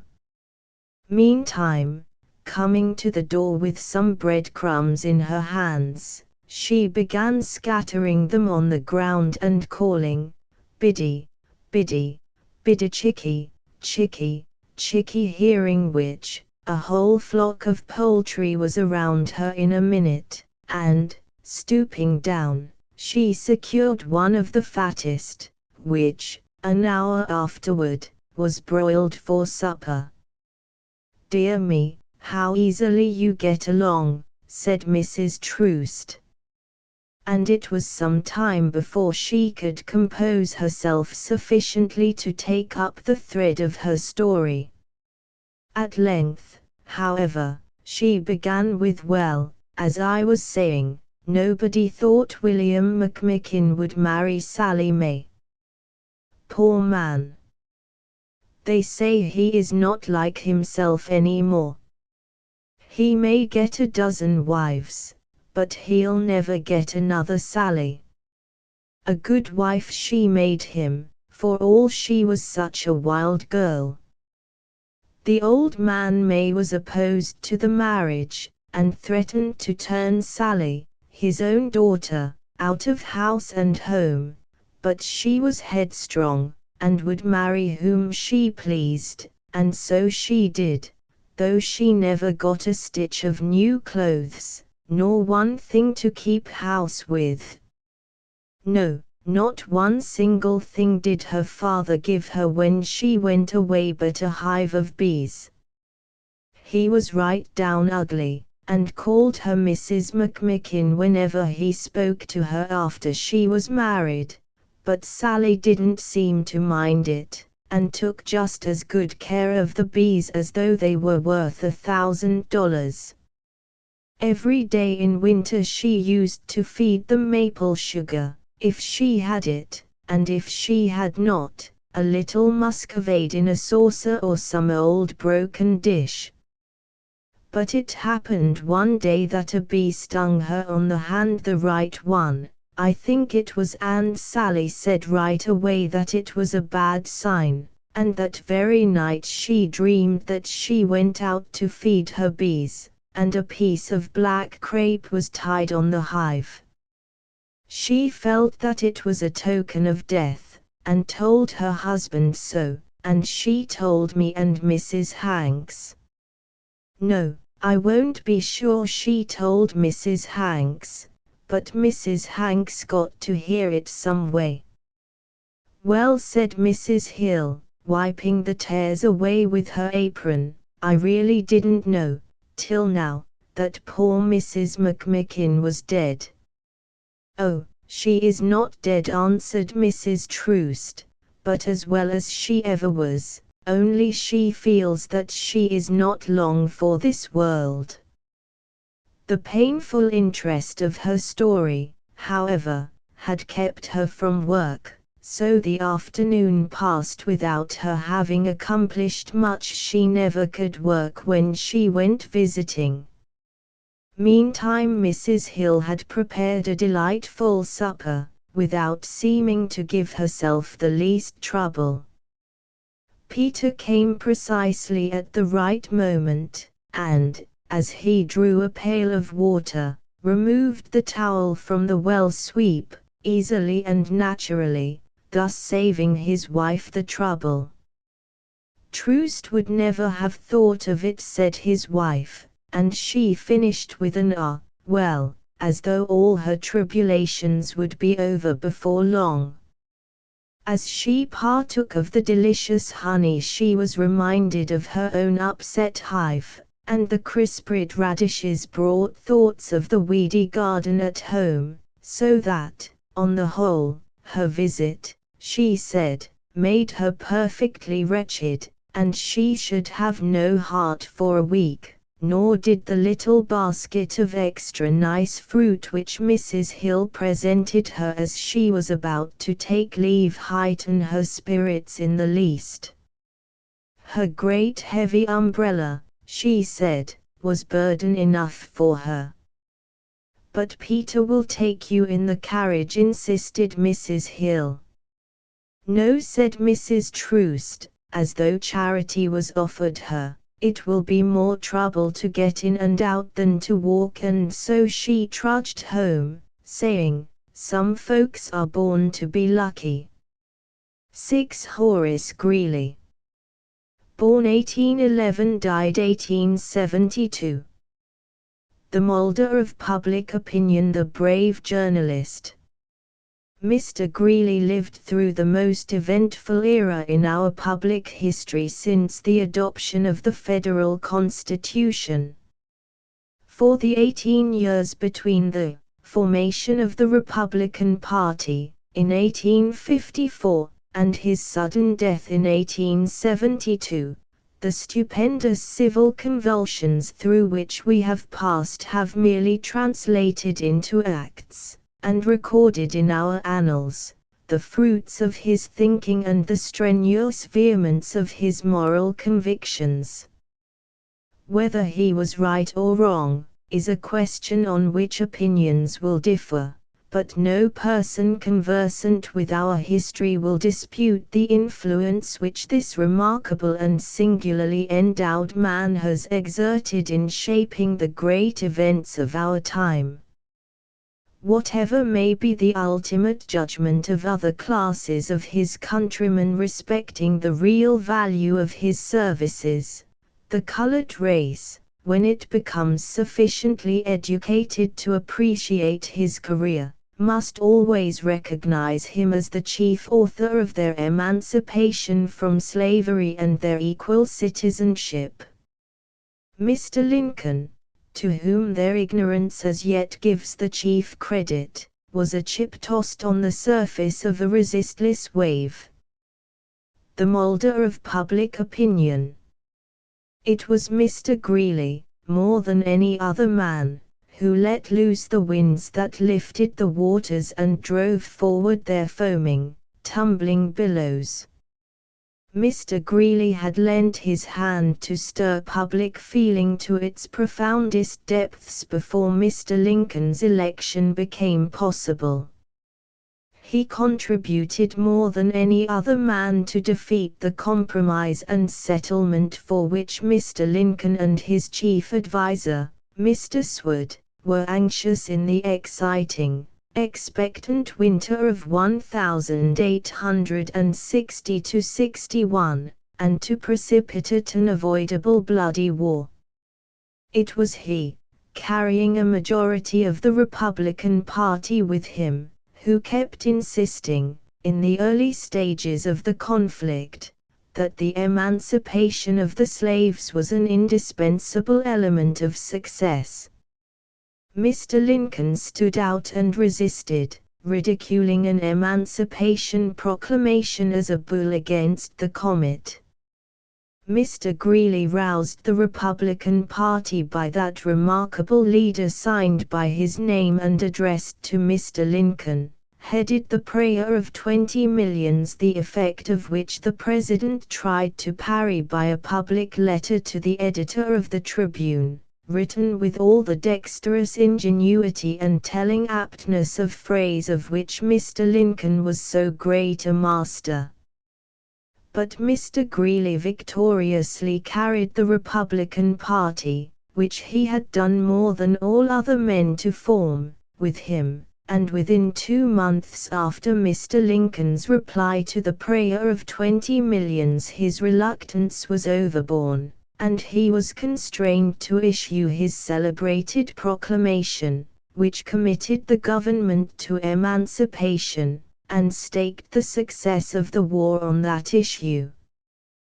This culminating achievement, the greatest of Mr. Greeley's life, is the most signal demonstration of his talents. It was no sudden, random stroke. It was the effect of an accumulated, ever-rising, widening, deepening stream of influence, which had been gathering volume and momentum for years, and whose piling waters at last burst through and bore down every barrier. Mr. Greeley had long been doing all in his power to swell the tide of popular feeling against slavery, and it was chiefly in consequence of the tremendous force he had given to the movement that that barbarous institution was at last swept away. It is the most extraordinary revolution ever accomplished by a single mind with no other instrument than a public journal. It may be said, indeed, that Mr. Greeley had many zealous coadjutors. But so had Luther able coadjutors in the Protestant Reformation, so had Cromwell in the Commonwealth, so had Washington in our Revolution, so had Cobden in the repeal of the Corn Laws. They are nevertheless regarded as the leading minds in the respective innovations which they championed, and by as just a title Mr. Greeley will hold the first place with posterity on the roll of emancipation. This is the light in which he will be remembered so long as the history of our times shall be read. It may be said, again, that Mr. Greeley's efforts in this direction were aided by the tendencies of his time. But so were Luther's, and Cromwell's, and Washington's, and everybody's who has left a great mark on his age, and accomplished things full of consequences to future generations. The first qualification for exerting this kind of fruitful influence is for the leader to be in complete sympathy with the developing tendencies of his own epoch. This is necessary to make him the embodiment of its spirit, the representative of its ideas, the quickener of its passions, the reviver of its courage in adverse turns of fortune, the central mind whom other advocates of the cause consult, whose action they watch in every new emergency, and whose guidance they follow because he has resolute, unflagging confidence to lead. In the controversies in which Mr. Greeley has been behind his age, or stood against the march of progress, even he has accomplished little. Since Henry Clay's death, he has been the most noted and active champion of protection, but that cause steadily declined until the war forced the government to strain every source of revenue, and since the close of the war free trade ideas have made surprising advances in Mr. Greeley's own political party. On this subject he was the disciple of dead masters, and hung to the skirts of a receding cause, but in this school he acquired that dexterity in handling the weapons of controversy which proved so effective when he advanced from the position of a disciple to that of a master, and led a movement in the direction towards which the rising popular feeling was tending. Mr. Greeley's name will always be identified with the extirpation of Negro slavery as its most distinguished, powerful, and effective advocate. The brave journalist. This is his valid title to distinction and lasting fame. Instrumental to this, and the chief means of its attainment, he founded a public journal which grew, under his direction, to be a great moving force in the politics and public thought of our time. This alone would have attested his energy and abilities, but this is secondary praise. It is the use he made of his journal when he had created it, the moral ends to which, besides making it a vehicle of news and the discussion of ephemeral topics, he devoted it, that will give him his peculiar place in history. If he had had no higher aim than to supply the market for current intelligence, as a great merchant supplies the market for dry goods, he would have deserved to rank with the builders up of other prosperous establishments by which passing contemporary wants were supplied, but would have had no claim on the remembrance of coming generations. But he regarded his journal not primarily as a property, but as the instrument of high moral and political ends, an instrument whose great potency for good or ill he fully comprehended, and for whose salutary direction he felt a corresponding responsibility.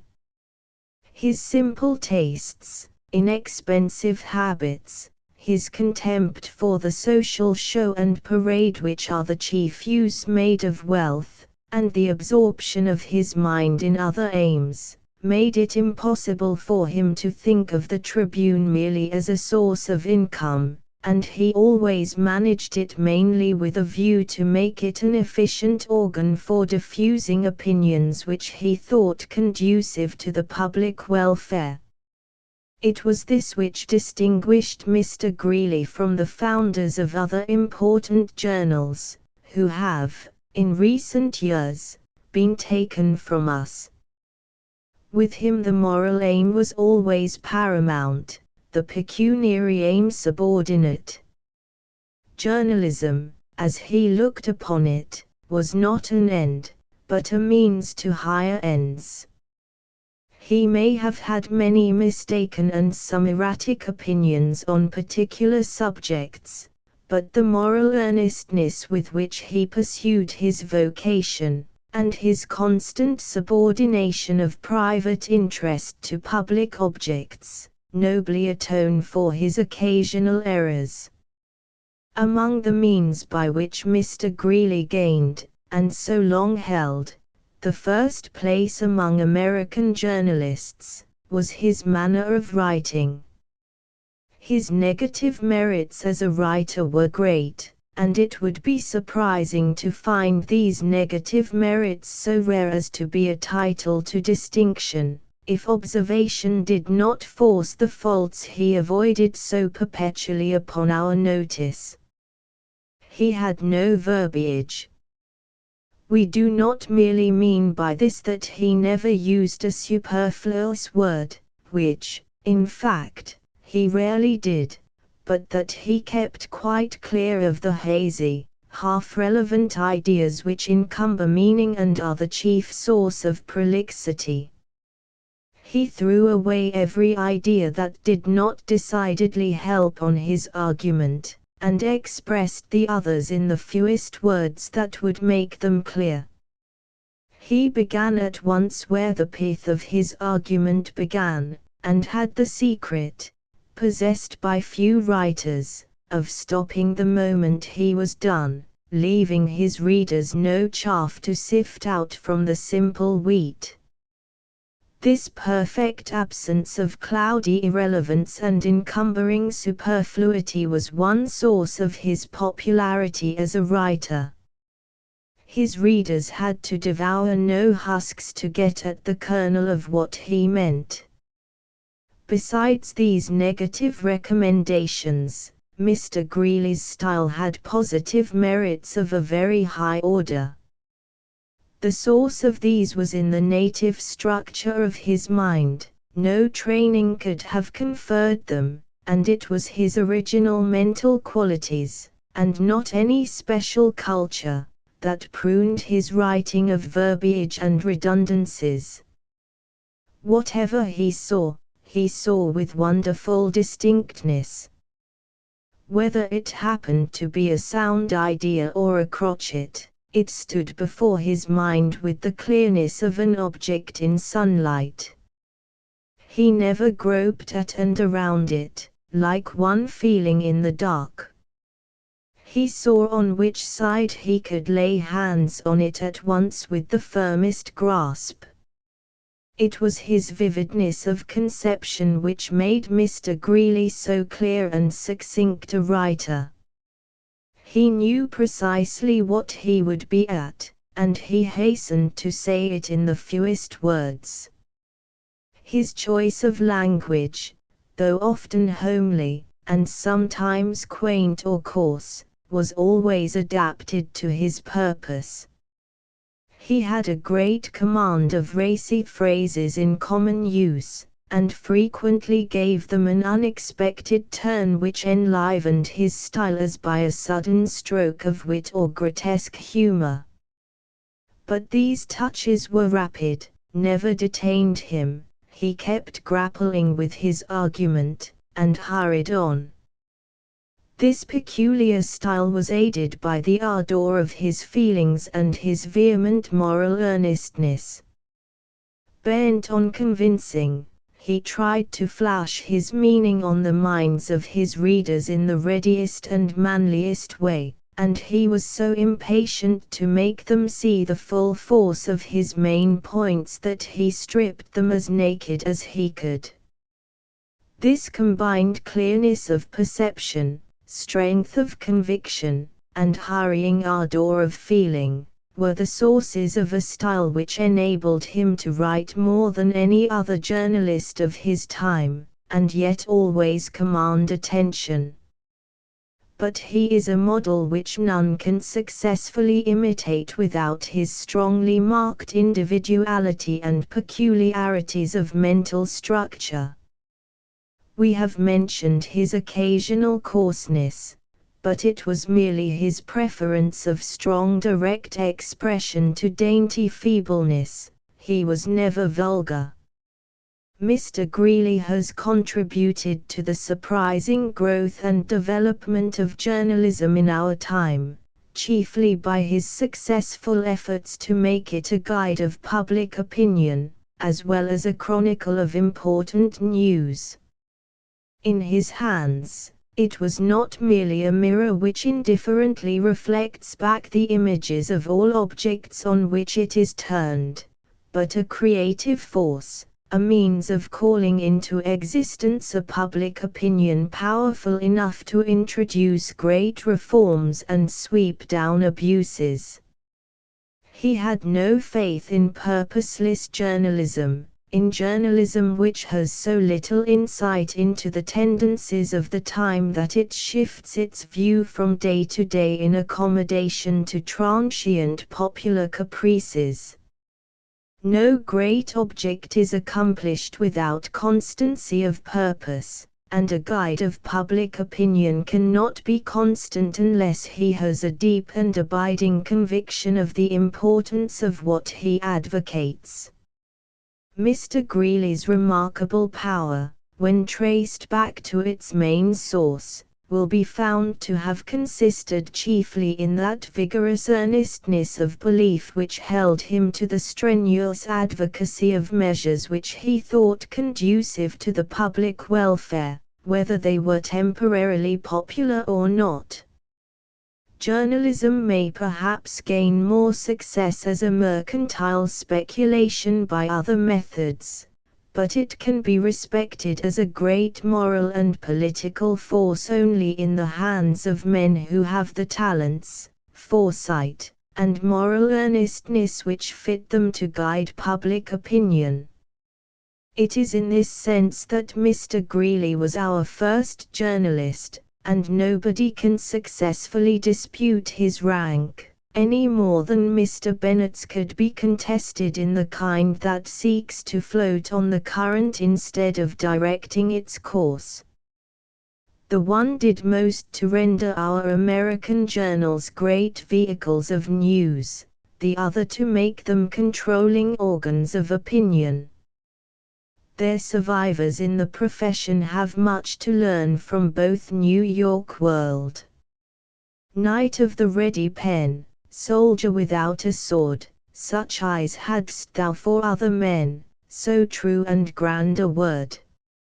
As Caesar led his legions triumphant over Gaul, and through still wilder, darker regions, so thou didst lead us all.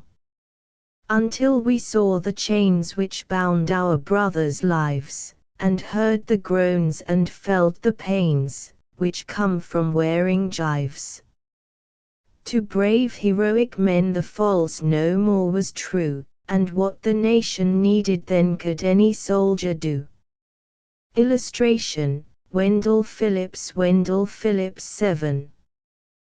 Wendell Phillips, born 1811, died 1884. The times when he appeared. Who is this fellow? A flaming advocate of liberty of speech and thought, power to discern the right, the mob-beaten hero triumphant. Long chapters of history are illumined as by as electric light in the following characteristic address from his pulpit by Henry Ward Beecher. At the time the name of the great philanthropist was added to the roll of American heroes. The times when he appeared. The condition of the public mind throughout the North at the time I came to the consciousness of public affairs and was studying my profession may be described, in one word, as the condition of imprisoned moral sense. All men, almost, agreed with all men that slavery was wrong, but what can we do?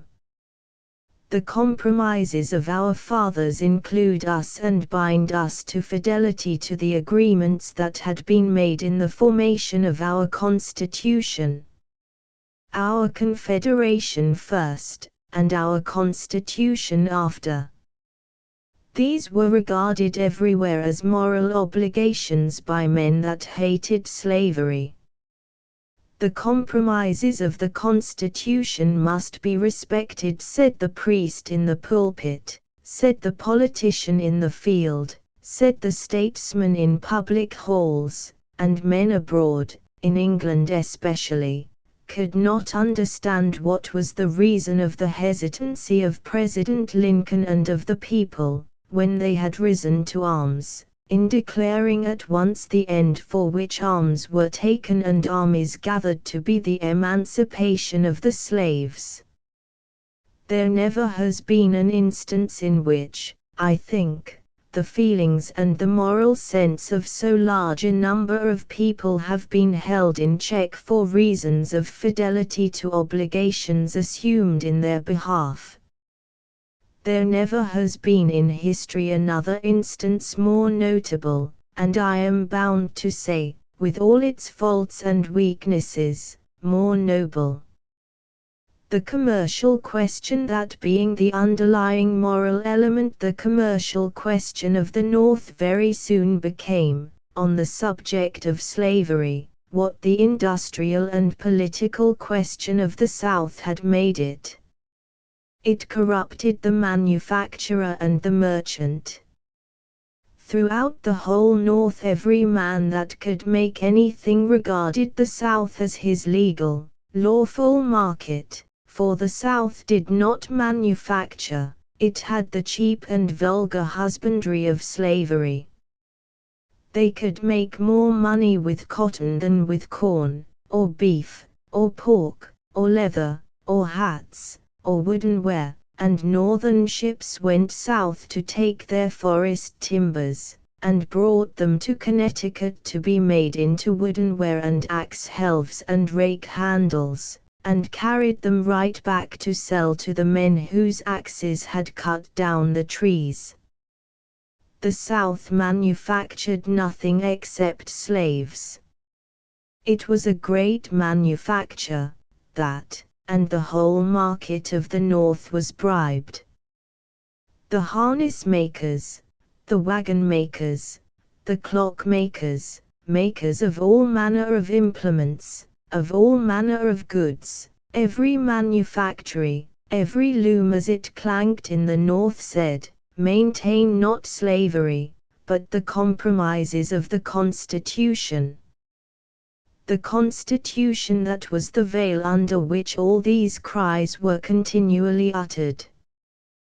The distinction between the anti-slavery men and abolitionists was simply this: the abolitionists disclaimed the obligation to maintain this government and the compromises of the Constitution, and the anti-slavery men recognized the binding obligation and sought the emancipation of slaves by the more circuitous and gradual influence, but abolitionism covered both terms.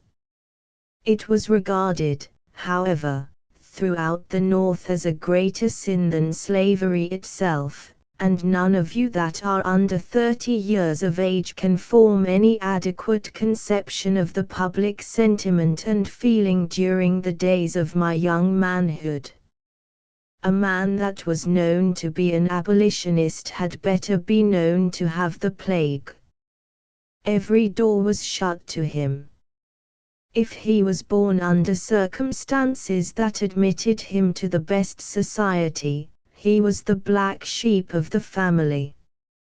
If he aspired by fidelity, industry, and genius to good society, he was debarred.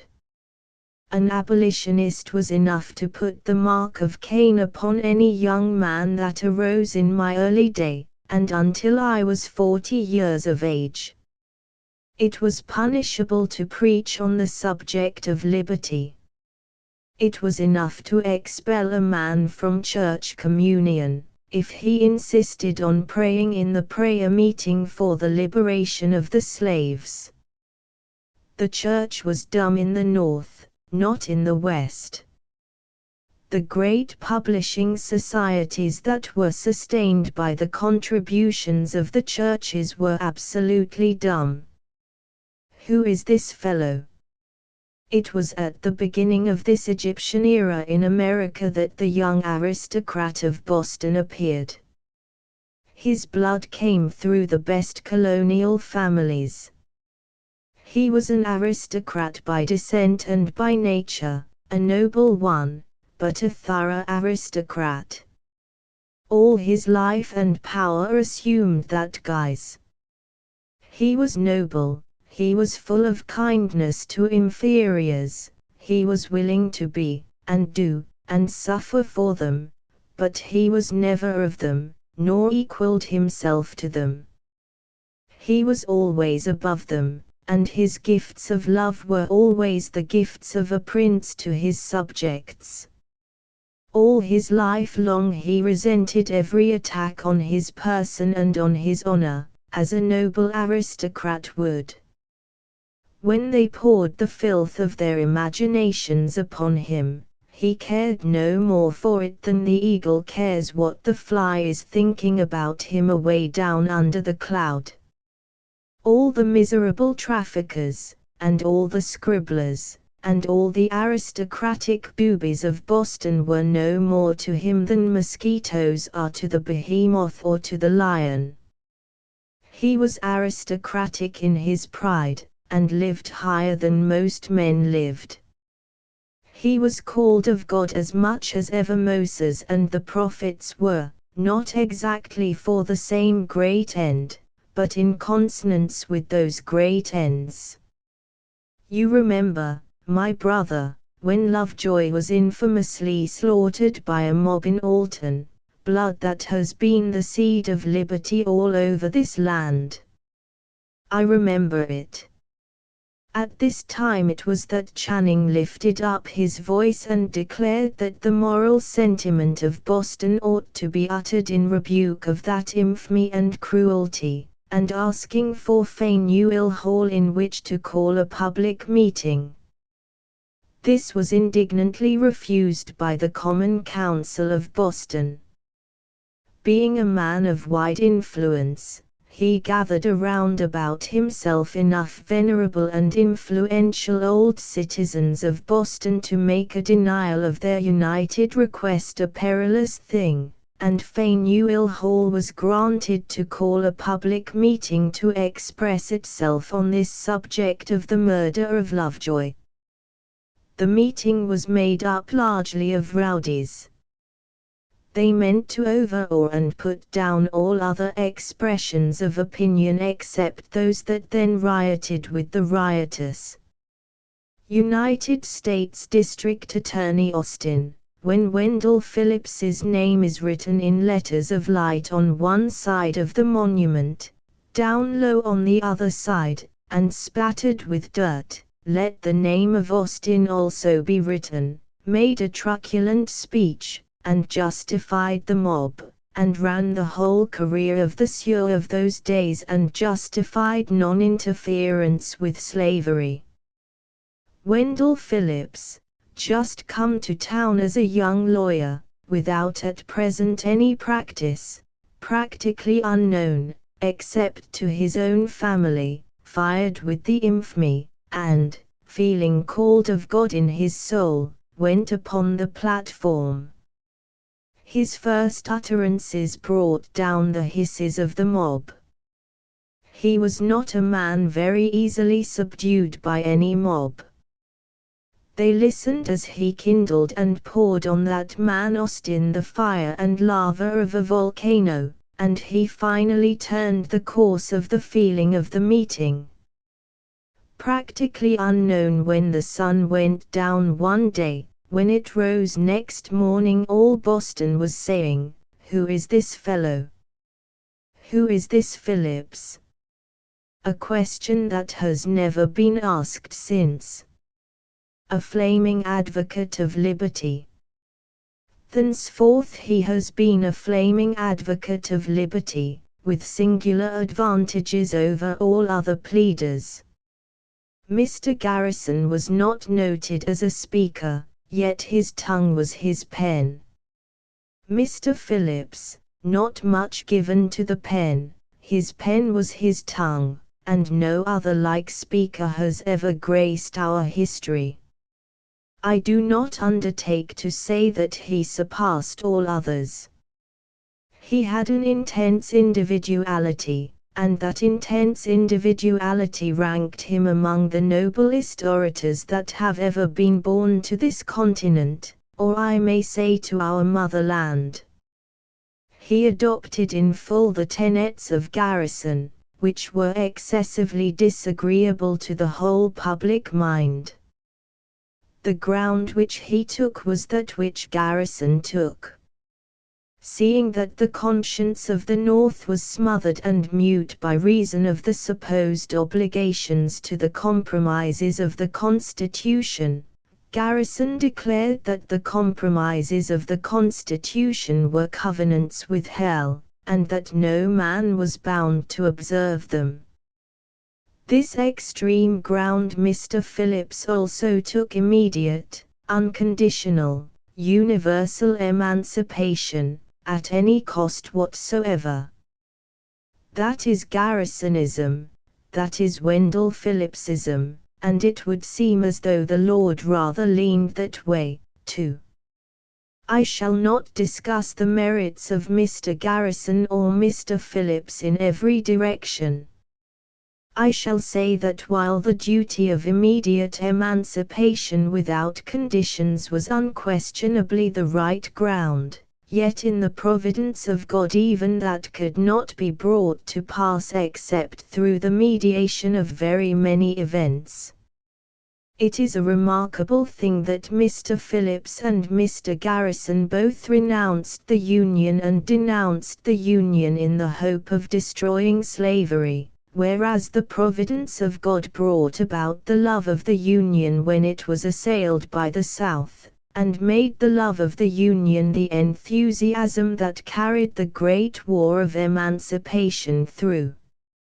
It was the very antithesis of the ground which they took. Like John Brown, Mr. Garrison, like John Brown, Mr. Phillips, of a heroic spirit, seeking the great and noble, but by measures not well adapted to secure the end. Little by little the controversy spread. I shall not trace it.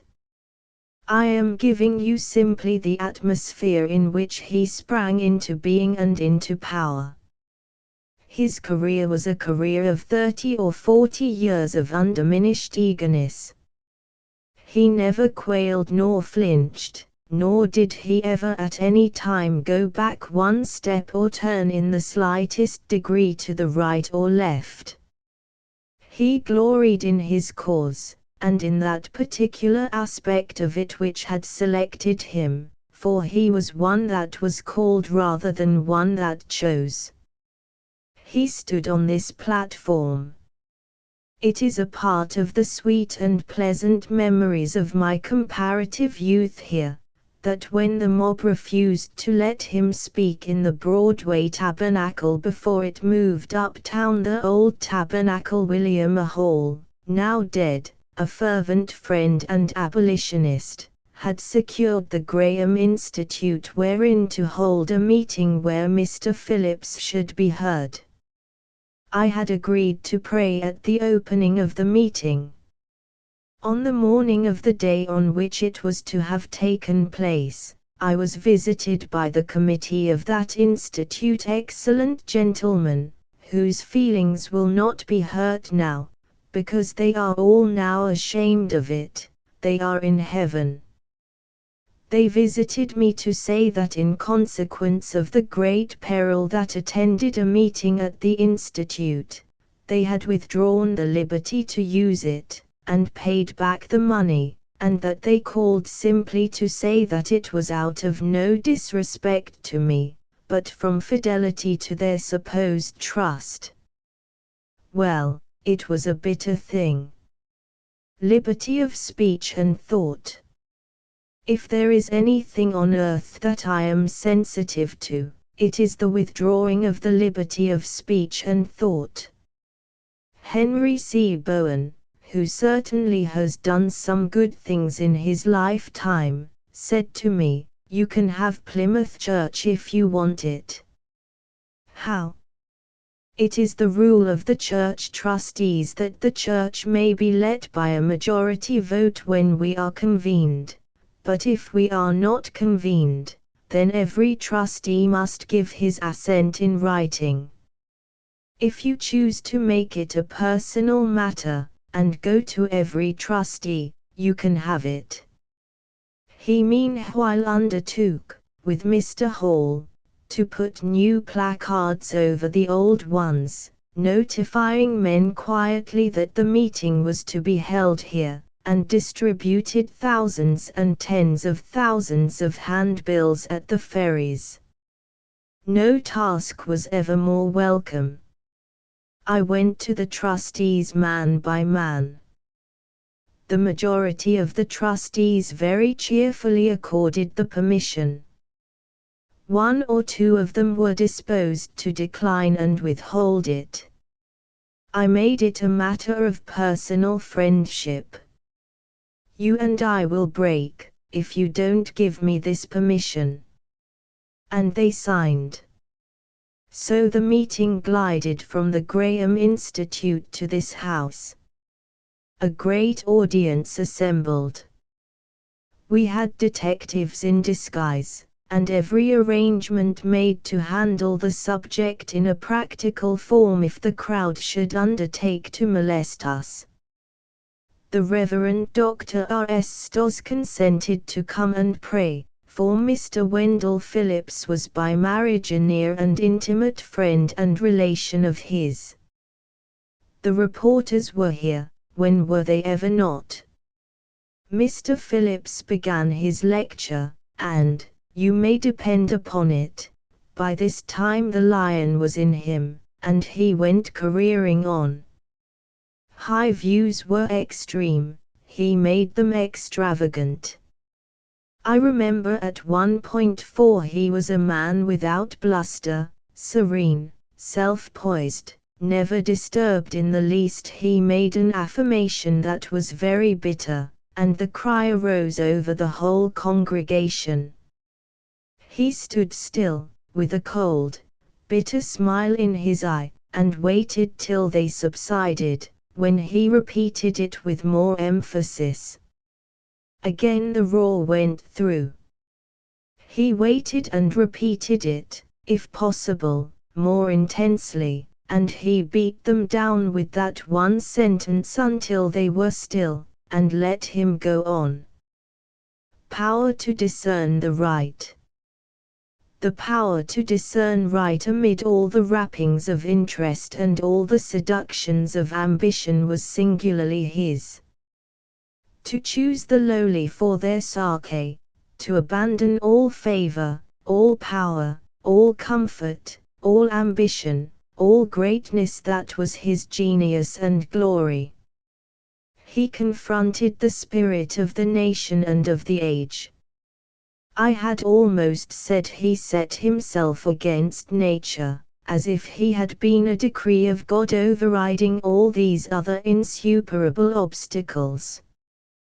That was his function. Mr. Phillips was not called to be a universal orator any more than he was a universal thinker. In literature and in history widely read, in person magnificent, in manners most accomplished, gentle as a babe, sweet as a new-blown rose, in voice clear and silvery, yet he was not a man of tempests. He was not an orchestra of 100 instruments, he was not an organ, mighty and complex.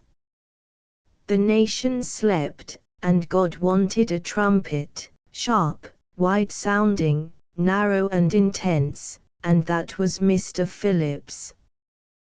The long roll is not particularly agreeable in music, or in times of war, but it is better than flutes or harps when men are in a great battle, or are on the point of it. His eloquence was penetrating and alarming. He did not flow as a mighty Gulf Stream, he did not dash upon this continent as the ocean does, he was not a mighty rushing river. His eloquence was a flight of arrows, sentence after sentence polished, and most of them burning. He slung them one after the other, and where they struck they slew. Always elegant, always awful. I think his scorn is and was as fine as I ever knew it in any human being. He had that sublime sanctuary in his pride that made him almost insensitive to what would by other men be considered obloquy. It was as if he said every day in himself, I am not what they are firing at. I am not there, and I am not that. It is not against me. I am infinitely superior to what they think me to be. They do not know me. It was quiet and unpretentious, but it was there.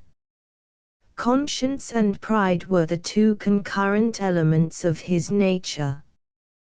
The mob-beaten hero triumphant. He lived to see the slave emancipated, but not by moral means. He lived to see the sword cut the fetter. After this had taken place, he was too young to retire, though too old to gather laurels of literature or to seek professional honors. The impulse of humanity was not at all abated. His soul still flowed on for the great undermasses of mankind, though, like the Nile, it split up into scores of mouths, and not all of them were navigable. After a long and stormy life his sun went down in glory. All the English-speaking people on the globe have written among the names that shall never die the name of that scoffed, detested, mob-beaten, persecuted wretch Wendell Phillips. Boston, that persecuted and would have slain him, is now exceedingly busy in building his tomb and rearing his statue. The men that would not defile their lips with his name are thanking God today that he lived. He has taught some lessons that the young will do well to take heed to, that the most splendid gifts and opportunities and ambitions may be best used for the dumb and lowly. His whole life is a rebuke to the idea that we are to climb to greatness by climbing up on the backs of great men, that we are to gain strength by running with the currents of life, that we can from without add anything to the great within that constitutes man. He poured out the precious ointment of his soul upon the feet of that diffusive Jesus who suffers here in his poor and despised ones.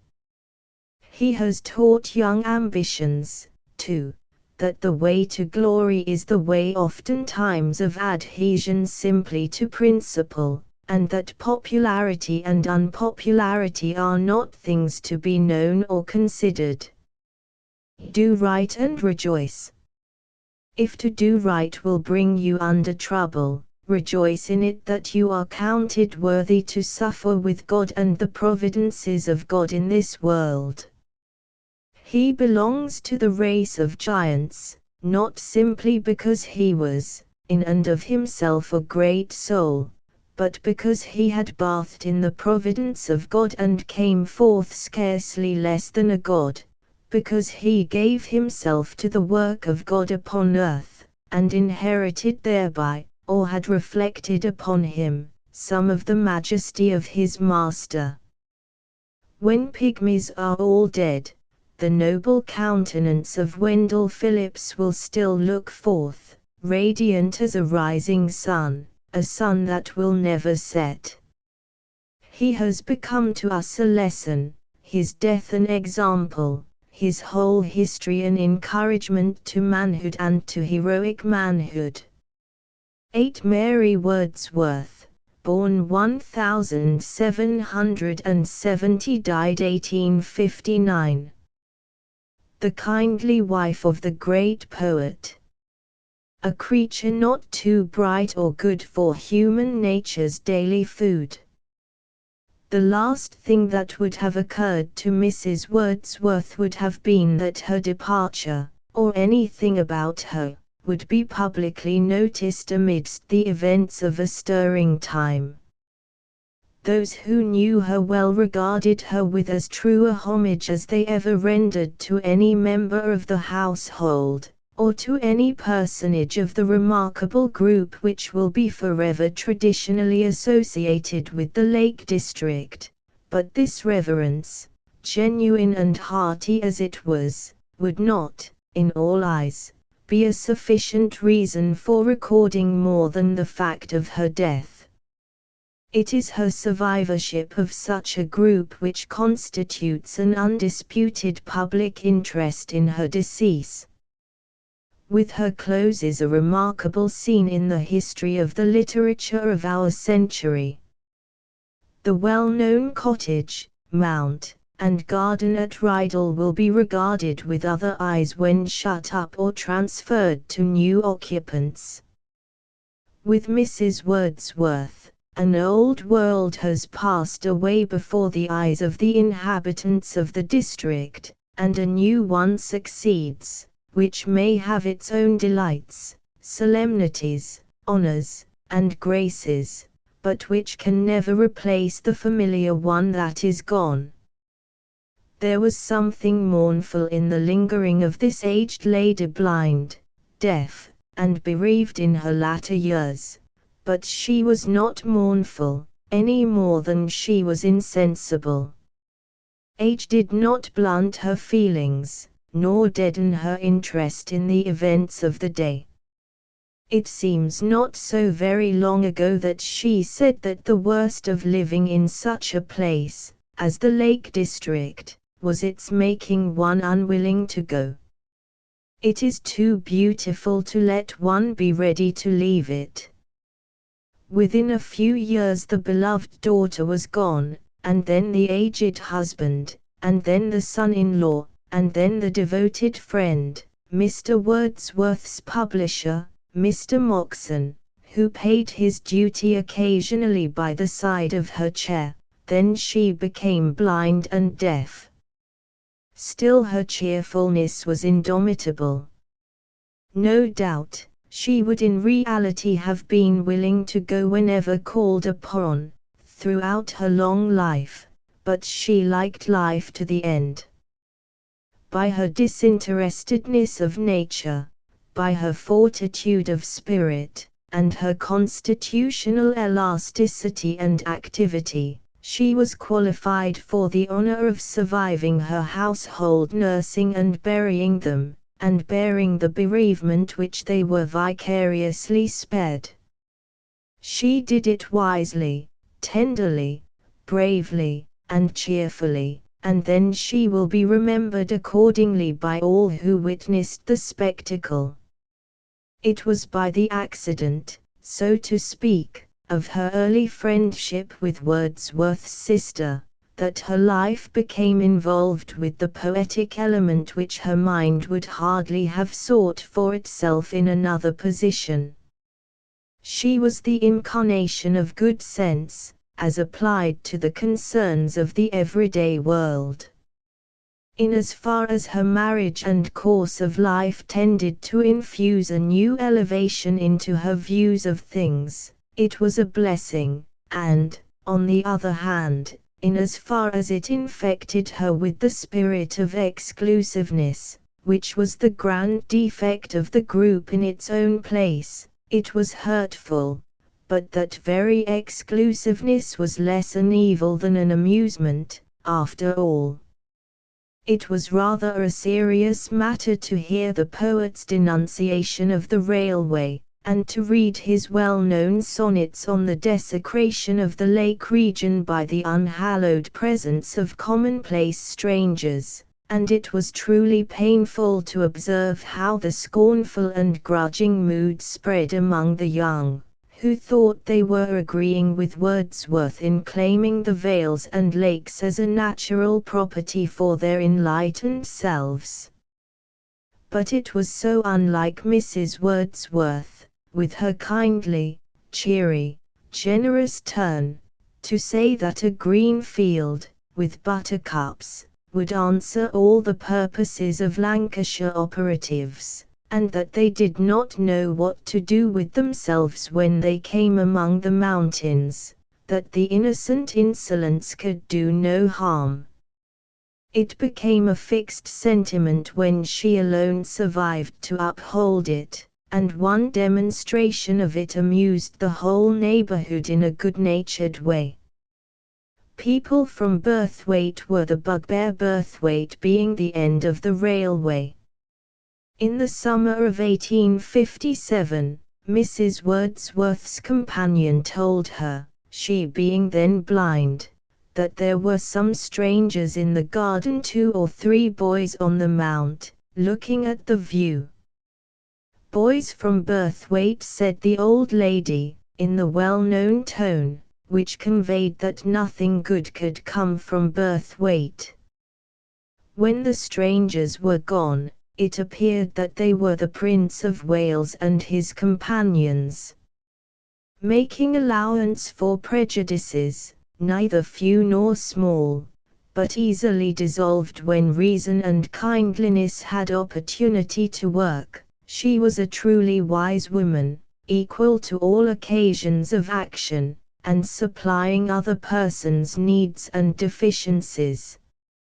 In the memoirs of Wordsworth it is stated that she was the original of "She was a phantom of delight," and some things in the next few pages look like it, but for the greater part of the poet's life it was certainly believed by some, who ought to know, that that wonderful description related to another who flitted before his imagination in earlier days than those in which he discovered the aptitude of Mary Hutchinson to his own needs.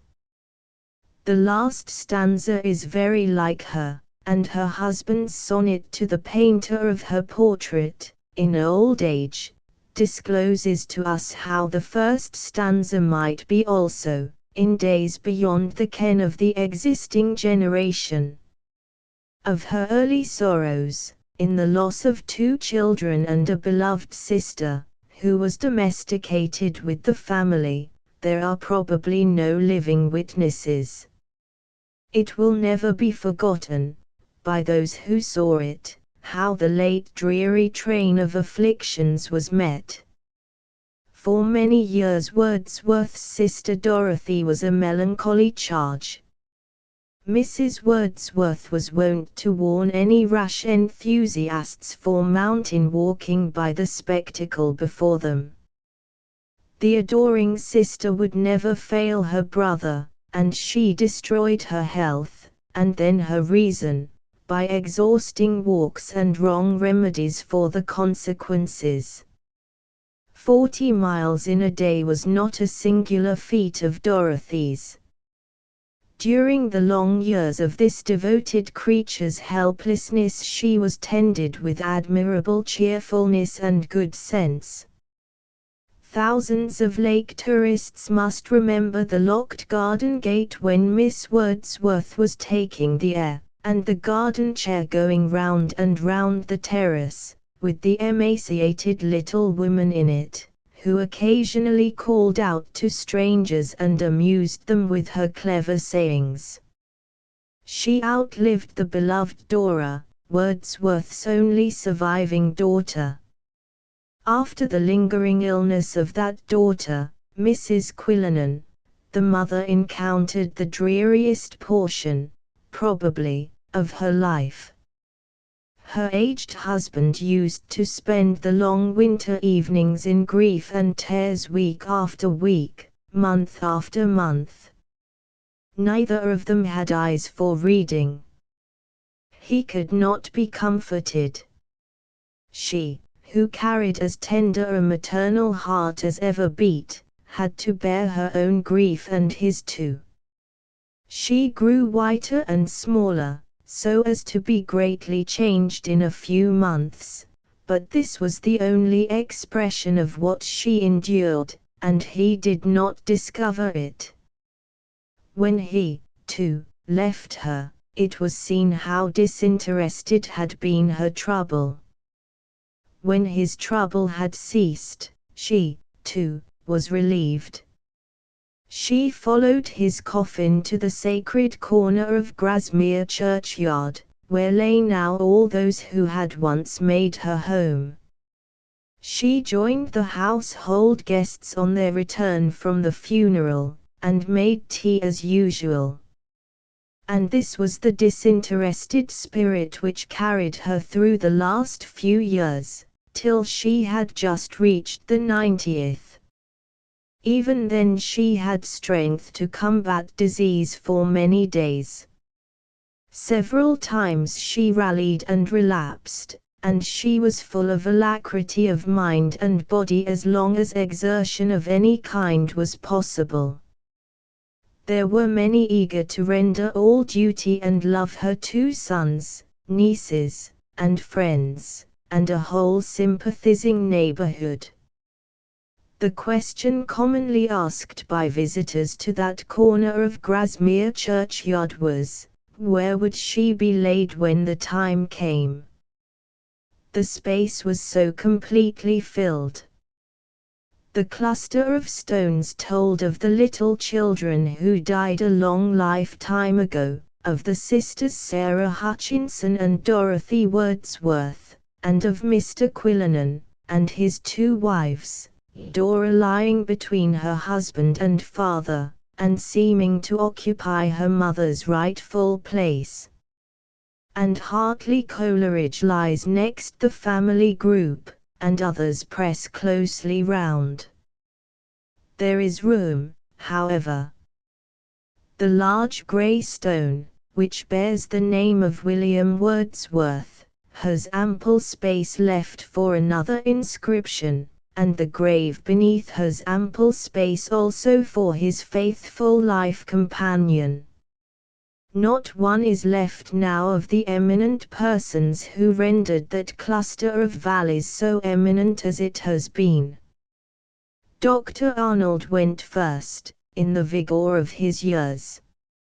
Southey died at Keswick, and Hartley Coleridge on the margin of Rydal Lake, and the Quillinans under the shadow of Lochrig, and Professor Wilson disappeared from Elleray, and the aged Mrs. Fletcher from Larne Creek, and the 3 venerable Wordsworths from Rydal Mount.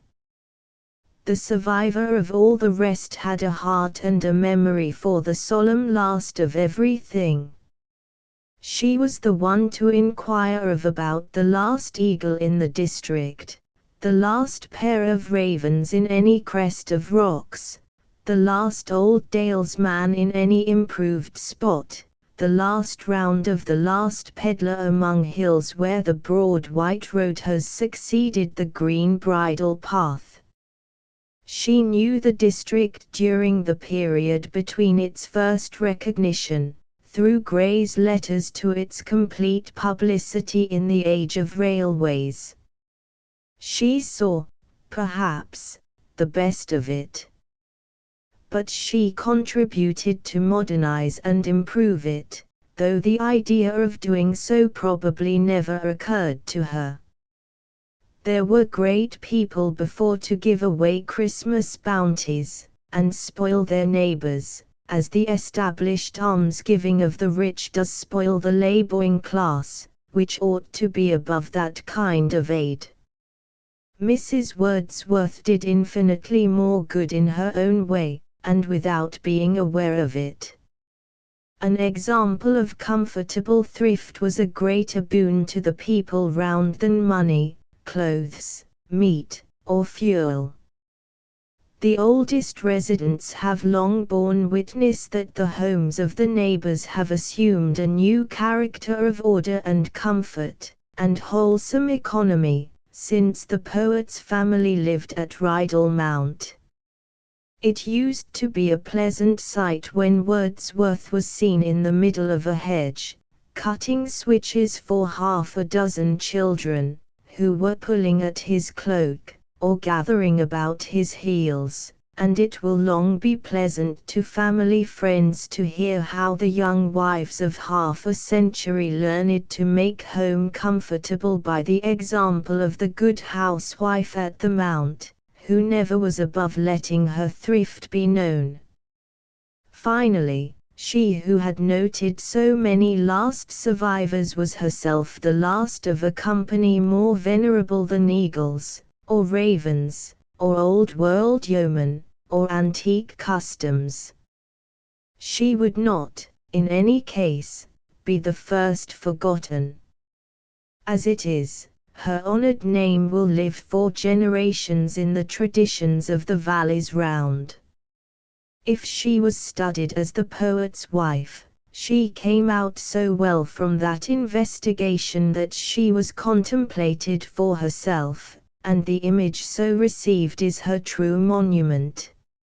It will be better preserved in her old-fashioned neighborhood than many monuments which make a greater show. She was a phantom of delight when first she gleamed upon my sight, a lovely apparition, sent to hear moment's ornament, her eyes, as stars of twilight fair, like twilights, too, her dusky hair, but all things else about her drawn from Maytime and the cheerful dawn, a dancing shape, an image gay, to haunt, to startle, and waylay. And now I see, with eye serene, the very pulse of the machine, a being breathing thoughtful breath, a traveler between life and death, the reason firm, the temperate will, endurance, foresight, strength, and skill, a perfect woman, nobly planned, to warn, to comfort, and command, and yet a spirit still and bright, with something of an angel light. Harriet Martineau in 1859. 9. Madame Malibran. Born 1808, died 1836. Her career as a singer, kindness of heart. Marie Felicita Garcia, who died at the early age of 28, was one of the greatest singers the world has ever known. Born at Paris in 1808, according to some biographers at Turin, she was the daughter of Manuel Garcia, the famous Spanish tenor singer, by whom she was so thoroughly trained that she made her first public appearance in London the 25th of March, 1826, and achieved a remarkable and instant success. She sang with wonderful acceptance in different parts of England, and in the autumn of the same year came to America as prima donna of an opera company under the management of her father. In New York her success was without precedent. In the memory of many aged people there she still holds her place as the Queen of Song. In the following year she married Eugene Malibran, an elderly French merchant, under whose name she was ever afterwards known. Returning to Europe, she made her first appearance in Paris the 14th of January 1828, where she added other jewels to the singer's crown. We cannot follow her throughout her brilliant career, but must hasten on to the closing scenes of her life.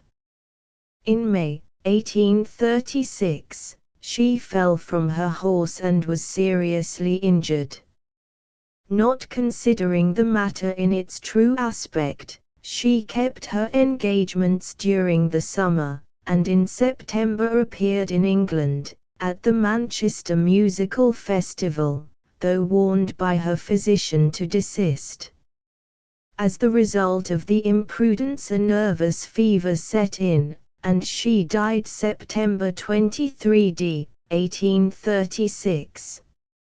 In one of the many notices of this great singer, these words are found: Madame Malibran's voice was a mezzo-soprano of great volume and purity, and had been brought to absolute perfection by the severe training of her father. Her private character was irreproachable.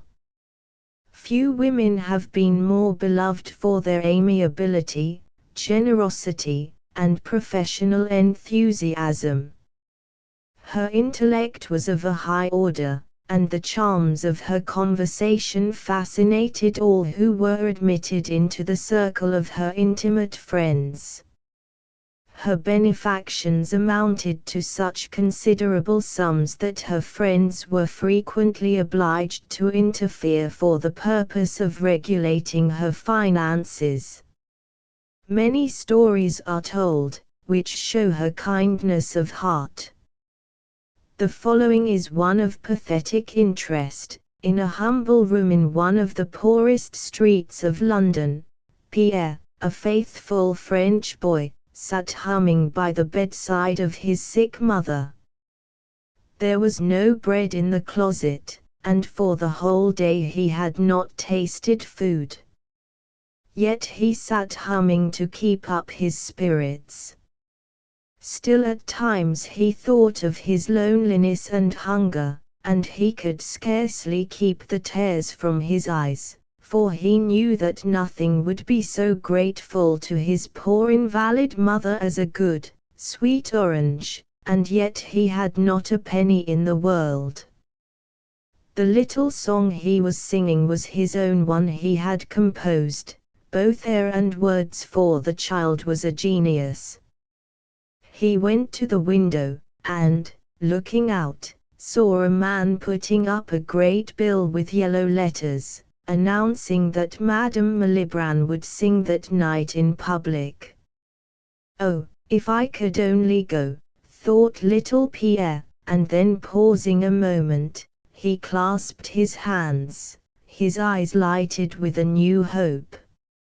Running to the little stand, he smoothed his yellow curls, and taking from a little box some old, stained paper, gave one eager glance at his mother, who slept, and ran speedily from the house. "Who did you say was waiting for me?" said the madam to her servant. "I am already worn out with company." "It's only a very pretty little boy, with yellow curls, who said if he can just see you he is sure you will not be sorry, and he will not keep you a moment." "Oh, well, let him come in," said the beautiful singer, with a smile. "I can never refuse children." Little Pierre came in, his hat under his arm, and in his hand a little roll of paper. With manliness unusual for a child, he walked straight to the lady, and, bowing, said, "I came to see you because my mother is very sick, and we are too poor to get food and medicine. I thought, perhaps, that if you would sing my little song at some of your grand concerts, maybe some publisher would buy it for a small sum, and so I could get food and medicine for my mother. The beautiful woman arose from her seat. Very tall and stately she was. She took the little roll from his hand and lightly hummed the air. "Did you compose it?" she asked. "You, a child?" "And the words?" "Would you like to come to my concert?" she asked. "Oh yes," and the boy's eyes grew bright with happiness, "but I couldn't leave my mother. I will send somebody to take care of your mother for the evening, and here is a crown with which you may go and get food and medicine.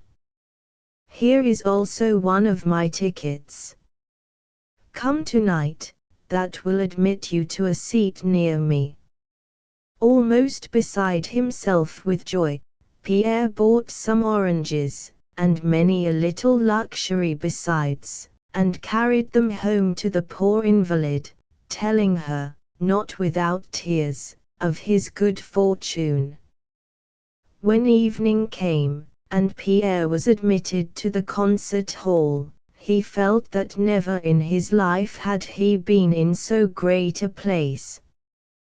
The music, the myriad lights, the beauty, the flashing of diamonds and rustling of silks bewildered his eyes and brain.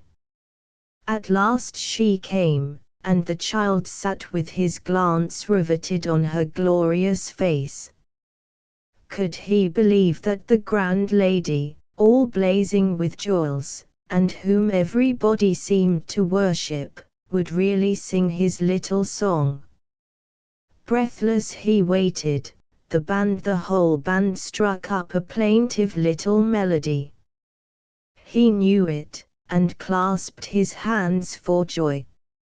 And oh, how she sang it! It was so simple, so mournful. Many a bright eye dimmed with tears, and naught could be heard but the touching words of that little song, oh, so touching. Pierre walked home as if he were moving on the air. What cared he for money now? The greatest singer in all Europe had sung his little song, and thousands had wept at his grief. The next day he was frightened at a visit from Madame Malibran.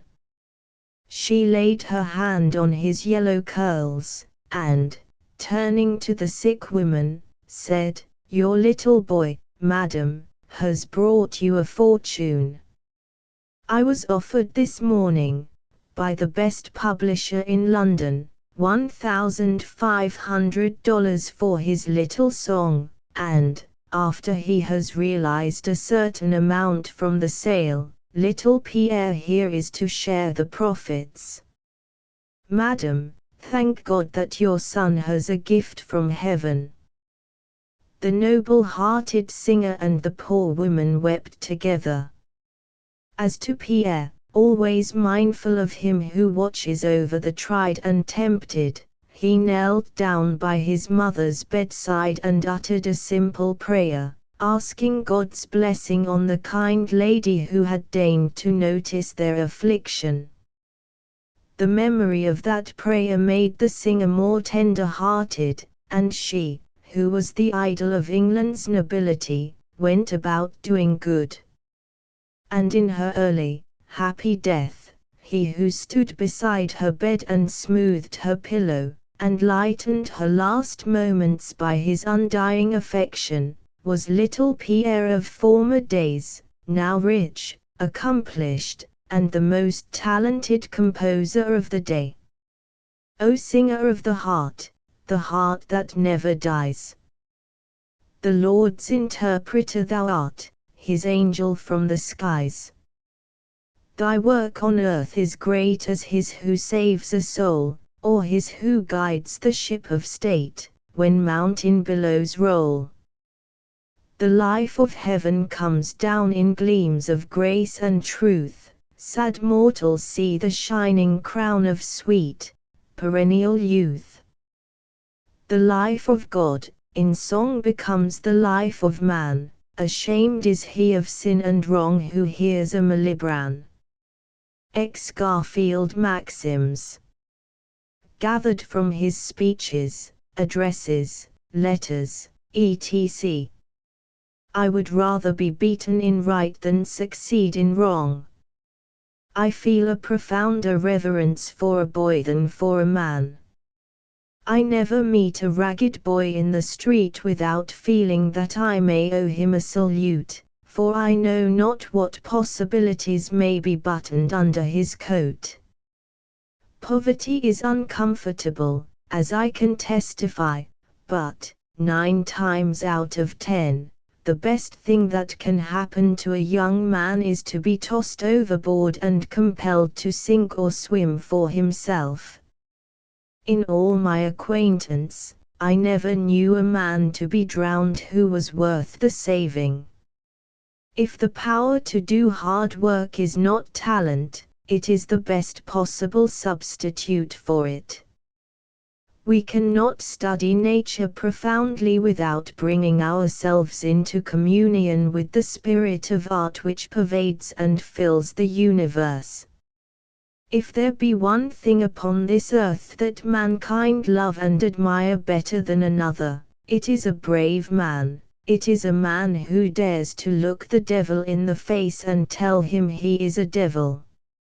It is one of the precious mysteries of sorrow that it finds solace in unselfish thought. Every character is the joint product of nature and nurture. It has been fortunate that most of our greatest men have left no descendants to shine in the borrowed luster of a great name.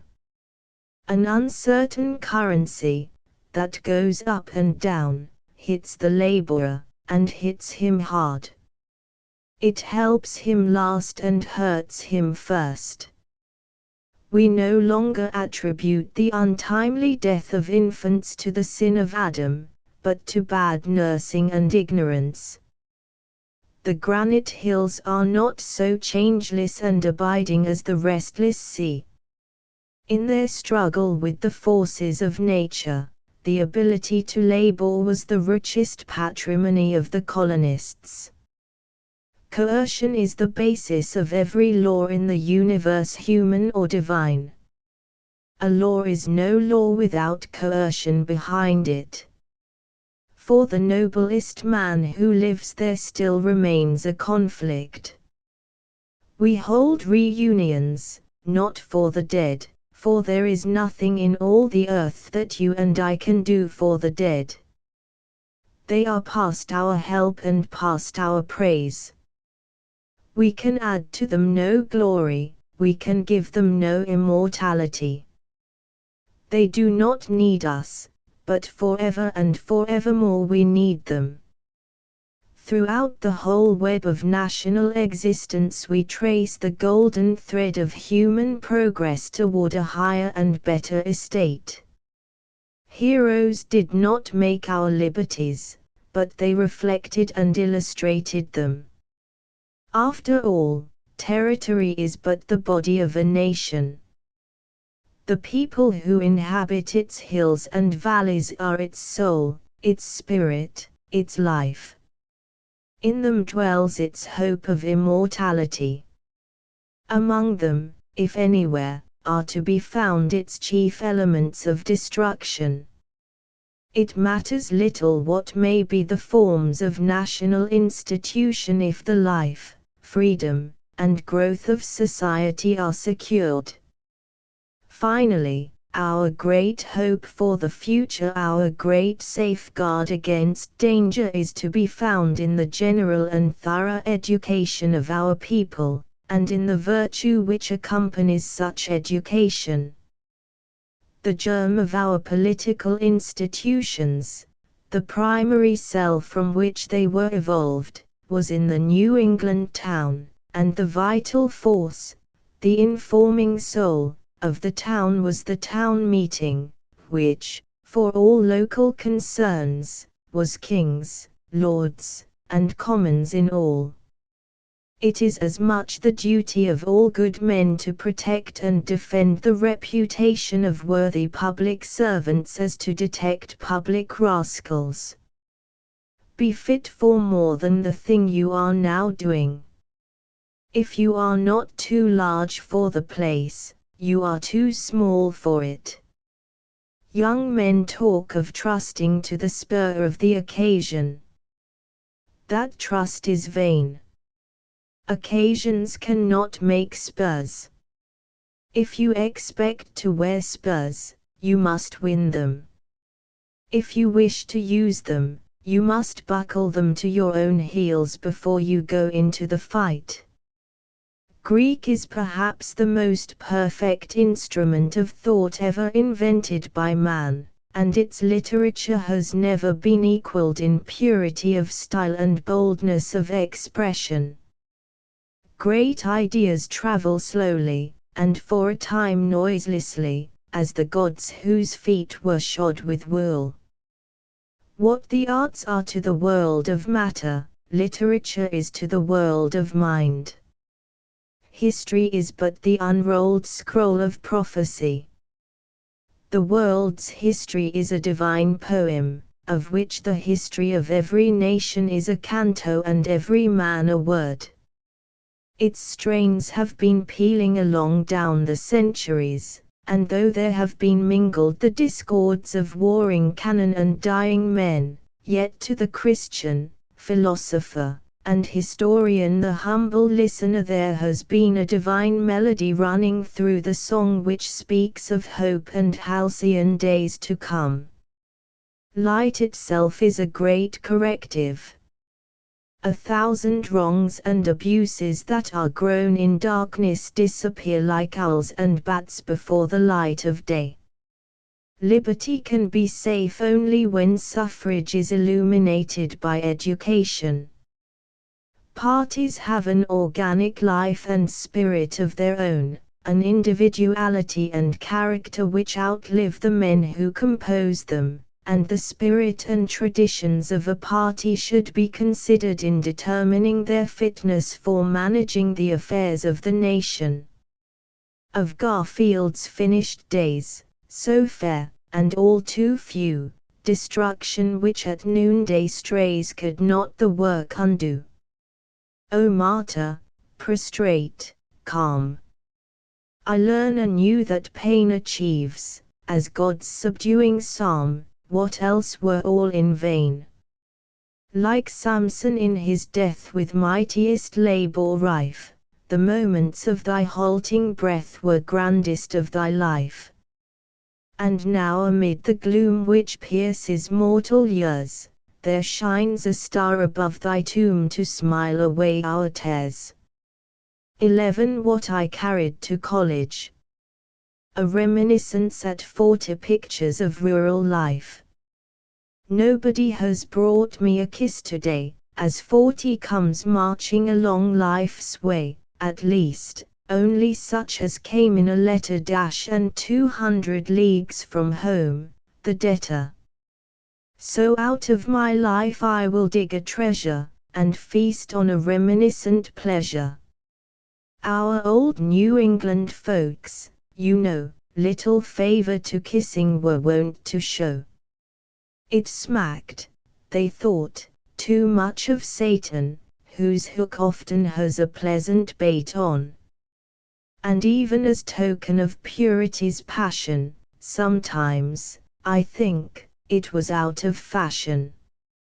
So at least in the home my boyhood knew, and of other homes, no doubt, it was true. My grandsy and grandma, of the olden school, were strict observers of the proper rule. And from New Year on to the end of December, a kiss is something I do not remember. It seemed, I suppose, an abomination, somewhat like a Christmas celebration, or a 12th day pudding in English style, whose plums are sweet as a maiden's smile. Hush! Fountains New England fathers quaffed at were surely something not to be laughed at. They drank, the heavens above and under, eternity's abiding wonder. And here, I confess, in the joy of the present, the thought of those days is sacredly pleasant. Grandma, with the cares of the household on her, in the morning smoked in the chimney corner.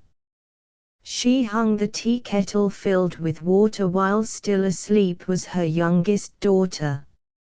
Ah! There were reasons, good and plenty, why she should indulge that baby of 20. The rest were all courted and married and flown, and that little birdie was left alone. Grandmother, when she had finished her smoking, bustled about. She never went poking, and fried the pork, and made the tea, and pricked the potatoes, if done to see, while Grancy finished his chapter of snores, and Uncle and I were doing the chores.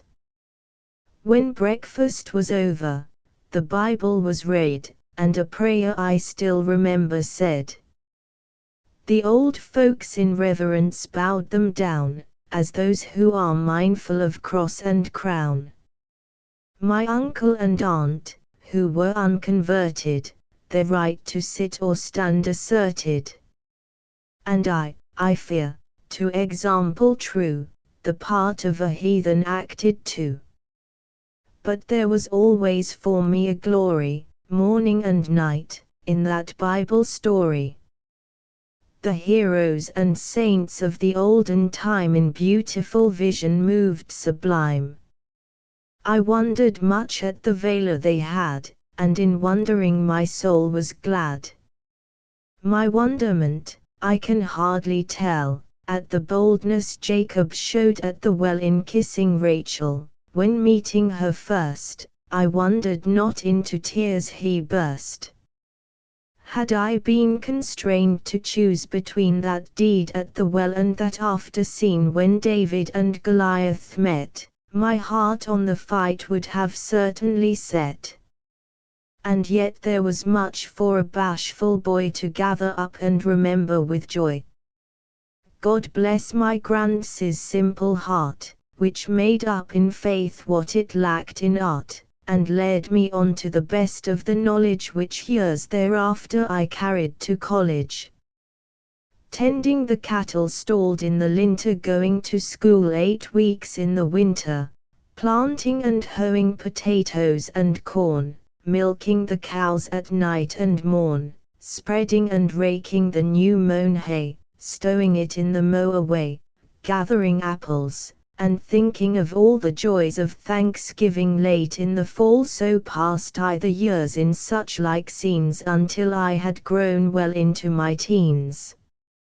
And then, with many a dream in my heart, I struck for myself and a nobler part, I hardly knew what, yet some higher good, earning and spending as fast as I could, earning and spending in teaching and going to school, what time I to manhood was growing. My maiden aunt and Providence is approved in its blessed consequence that baby of 20 to 30 had grown, and from the nest had not yet flown. And a childless aunt, my uncle's wife, had come to gladden that quiet life. God bless them both, for they were ever the foremost to second my life's endeavor. Our aunts sometimes are almost mothers, toiling and planning and spending for others. Aunt Hannah, the maiden, Aunt Emily, wife how they labored to gird me for the strife, cheering me on with words befitting, doing my sewing and doing my knitting, and pressing upon me many a token whose meaning was more than ever was spoken. At length the time for parting came, they both in heaven will have true fame. They did not bid me goodbye at the stile, they with me went through the woods a mile. Illustration, caught me in their arms, a great baby of 20, and smothered me with kisses, not too plenty. Caught me in their arms, a great baby of 20, and smothered me with kisses, not too plenty. It was the still September time, when the autumn fruits were in their prime. Here and there a patch of crimson was seen where the breath of the early frost had been. The songs of the birds were tender and sad, yet I could not say they were not glad. Nature's soft and mellow undertone to a note like trust in the Father had grown. And that trust, I ween, in our hearts had sway, as on through the woods we wended our way. Meeting and parting fringe life below, we parted 20 years ago. My aunts turned back, and on went I, striving my burning tears to dry. Almost 1,000 miles away was the alma mater I sought that day. To a voice I turned me on my track, and saw them both come running back. Is something forgotten? Soon stammered I, and they, without a word in reply, caught me in their arms, a great baby of 20, and smothered me with kisses not too plenty. Some joys I had known before that day, and many since have thronged my way, but in all my seeking through 40 years, in which rainbow hopes have dried all tears, I have nothing found in the paths of knowledge, surpassing those kisses I carried to college. 12 Sir John Franklin. Born 1786, died 1847. Heroism on the great deep, a martyr of the polar sea. The life of this great navigator is an epic of the ocean, which will stir the brave heart for many ages to come. One day, toward the close of the last century, a young English lad, named John Franklin, spent a holiday with a companion in a walk of 12 miles from their school at Louth, to look at the sea from the level shores of his native country. It was the first time that the boy had ever gazed on the wonderful expanse, and his heart was strangely stirred. The youngest of 4 sons, he had been intended for the ministry of the Church of England, but that day's walk fixed his purposes in another direction, and though he knew it not, he was to serve God and man even more nobly by heroic deeds than he could have done by the wisest and most persuasive words. Mr. Franklin was a wise man, and when he found his son bent on a sailor's life, determined to give him a taste of it, in the hope that this would be enough. John was therefore taken from school at the age of 13, and sent in a merchantman to Lisbon. The Bay of Biscay, however, did not cure his enthusiasm, and so we next find John Franklin as a midshipman on board the Polyphemus, 74 guns. These were stirring times. In 1801 young Franklin's ship led the line in the Battle of Copenhagen, and in 1805, having been transferred to the Bellerophon, he held charge of the signals at the Battle of Trafalgar, bravely standing at his post and coolly attending to his work while the dead and dying fell around him. Between these 2 dates Franklin had accompanied an exploring voyage to Australia on board the Investigator, gaining in that expedition not only a great store of facts to be treasured up for use in his eager and retentive mind, but those habits of observation which were to be of the greatest service to him in after years. On his return home in another vessel the Porpoise Franklin and his companions were wrecked upon a coral reef, where 94 persons remained for 7 weeks on a narrow sandbank less than a quarter of a mile in length, and only 4 feet above the surface of the water. It was in 1818 that the young lieutenant first set sail for the Polar Sea, as second commander of the Trent, under Captain Buchan. The aim was to cross between Spitzbergen and Greenland, but the companion vessel, the Dorothea, being greatly injured by the ice, the two had to return to England, after reaching the 80th degree of latitude. A year later Lieutenants Franklin and Parry were placed at the head of expeditions, the latter to carry on the exploration through Baffin's Bay, and to find an outlet, if possible, by Lancaster Sound. This was splendidly done, and the Northwest Passage practically discovered. The task of Franklin was more arduous. He had to traverse the vast solitary wastes of northeastern America, with their rivers and lakes, to descend to the mouth of the Coppermine River, and to survey the coast eastward. The toil and hardship of this wonderful expedition, and the brave endurance of Franklin and his friend Richardson, and their trusty helpers, have often been related. They had to contend with famine and illness, with the ignorance and treachery of the Indians, who murdered 3 of the party. The land journey altogether extended over 5,500 miles, occupying a year and 6 months.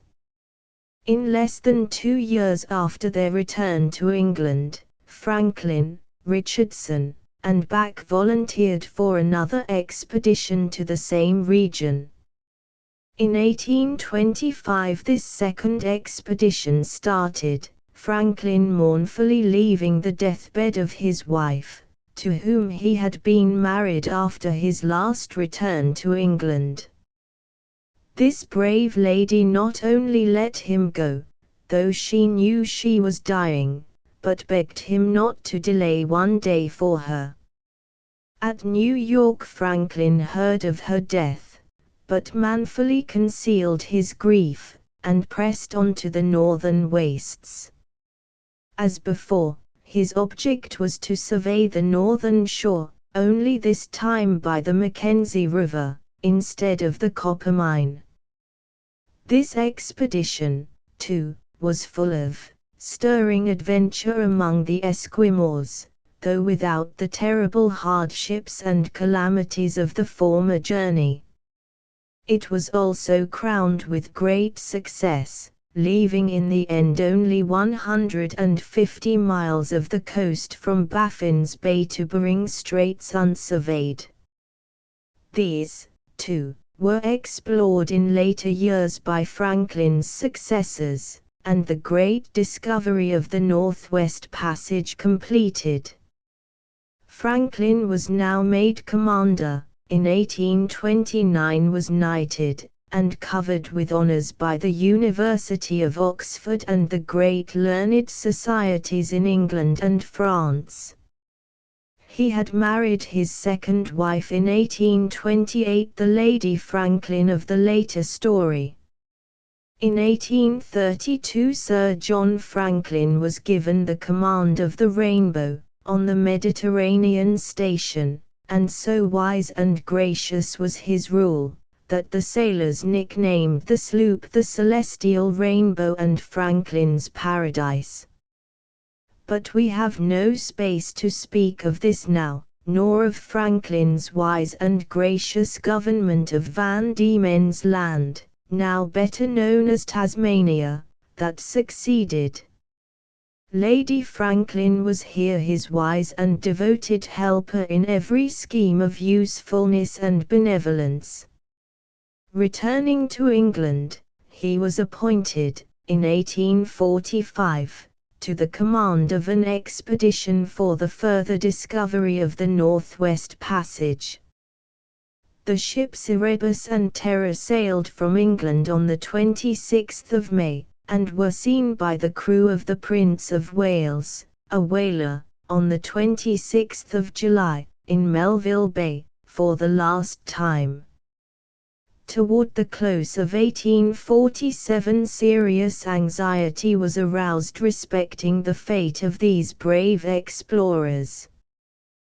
The brave-hearted, devoted wife of the commander expended her whole fortune on these endeavors to ascertain what had become of her husband.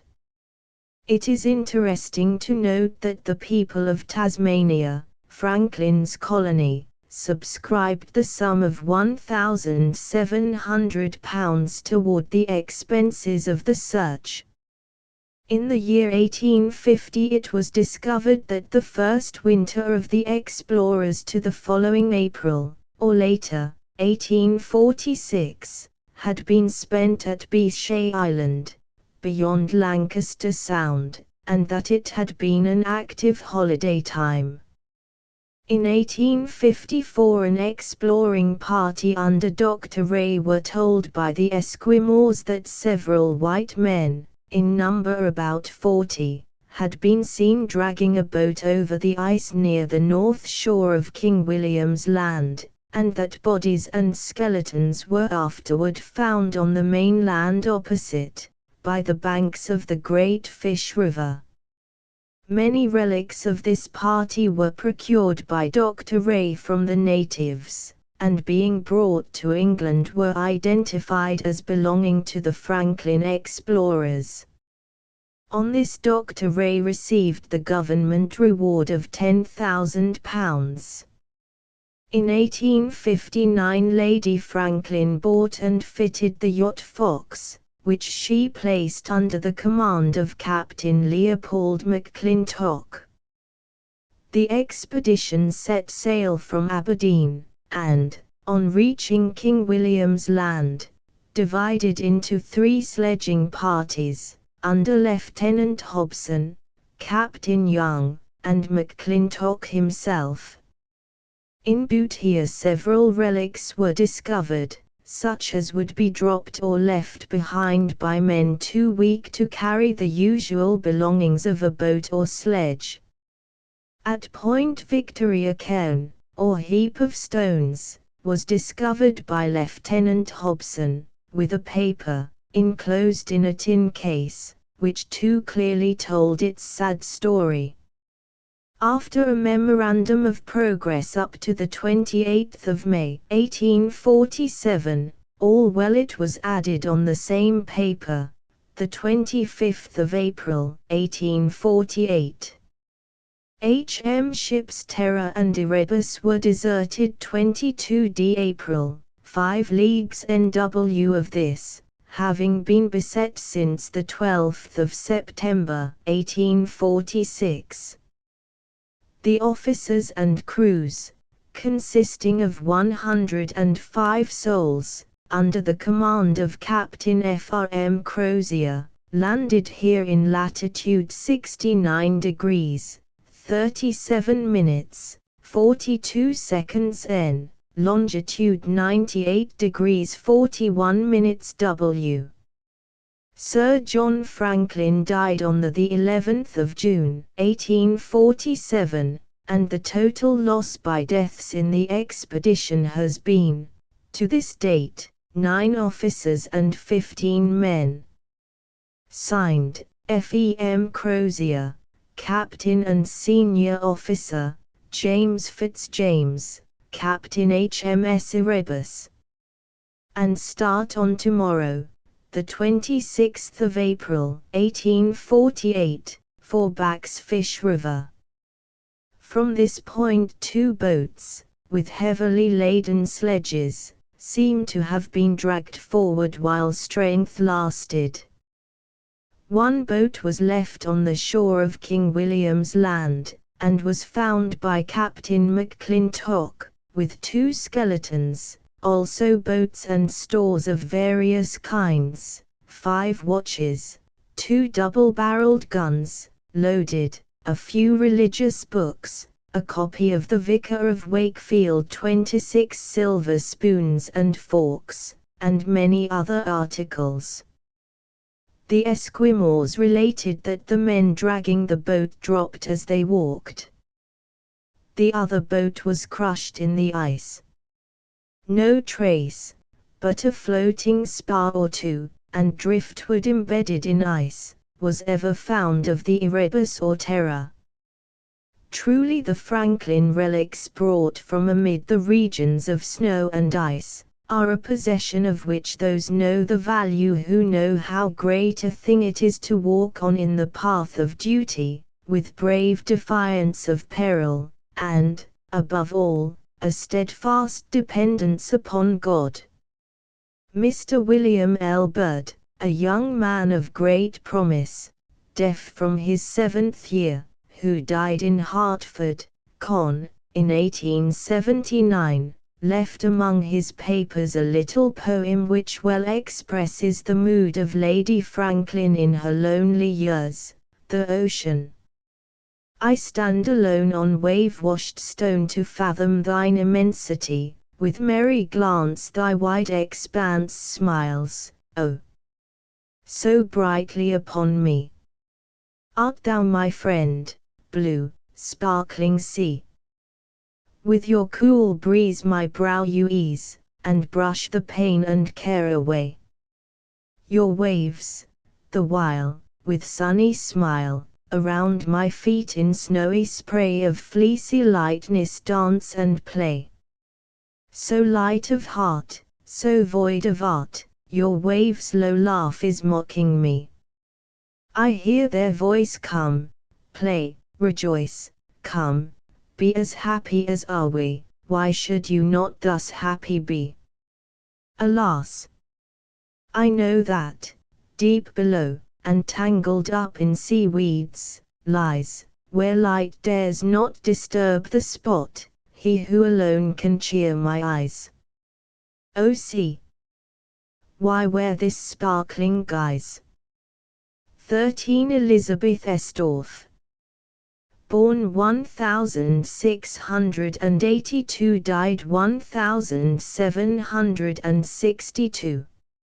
A Quaker courtship, in which she was the principal actor. The story of Elizabeth Haddon is as charming as any pastoral poem that was ever written. She was the oldest daughter of John Haddon, a well-educated and wealthy Quaker of London. She had 2 sisters, both of whom, with herself, received the best education of that day. Elizabeth possessed uncommon strength of mind, earnestness, energy, and originality of character, and a heart overflowing with the kindest and warmest feelings. The following points in her life, as far as necessary for the setting of the main picture, are drawn chiefly from the beautiful narrative by Lydia Maria Child, and almost in her own words. At one time, during her early childhood, she asked to have a large cake baked, because she wanted to invite some little girls. All her small funds were expended for oranges and candy on this occasion. When the time arrived, her father and mother were much surprised to see her lead in 6 little ragged beggars.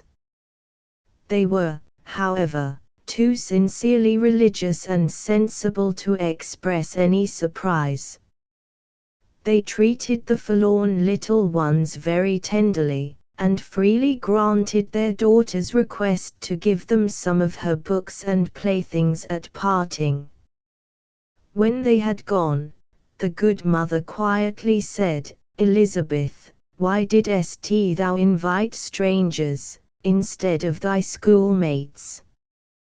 There was a heavenly expression in her eye, as she looked up earnestly, and answered, "Mother, I wanted to invite them, they looked so poor." When 11 years of age, she accompanied her parents to the yearly meeting of the Friends, where she heard, among other preachers, a very young man named John Estorff, with whose manner of presenting divine truth she was particularly pleased. Many of his words were treasured in her memory. At the age of 17 she made a profession of religion, uniting herself with the Quakers. During her early youth, William Penn visited the house of her father, and greatly amused her by describing his adventures with the Indians. From that time she became interested in the emigrant Quakers, and began to talk of coming to America. Her father at length purchased a tract of land in New Jersey, with the view of emigrating, but his affairs took a new turn, and he made up his mind to remain in his native land. This decision disappointed. She had cherished the conviction that it was her duty to come to this country, and when, at length, her father, who was unwilling that any of his property should lie unimproved, offered the tract of land in New Jersey to any relative who would settle upon it, she promptly agreed to accept of the proffered estate. Willing that their child should follow in the path of duty, at the end of 3 months, after much prayer, the parents consented to let Elizabeth join the Lord's people in the New World.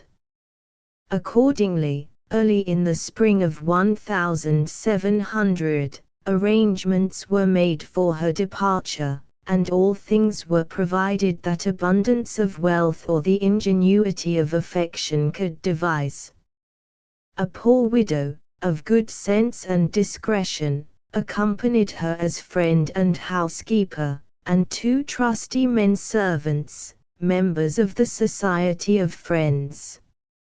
Among the many singular manifestations of strong faith and religious zeal, connected with the settlement of this country, few are more remarkable than the voluntary separation of this girl of 18 from a wealthy home and all the pleasant associations of childhood, to go to a distant and thinly inhabited country to fulfill what she deemed a religious duty.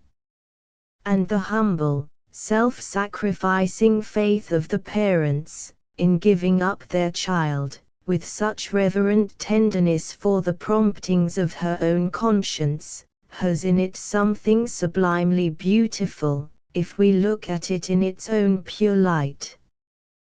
The parting took place with more love than words can express, and yet without a tear on either side.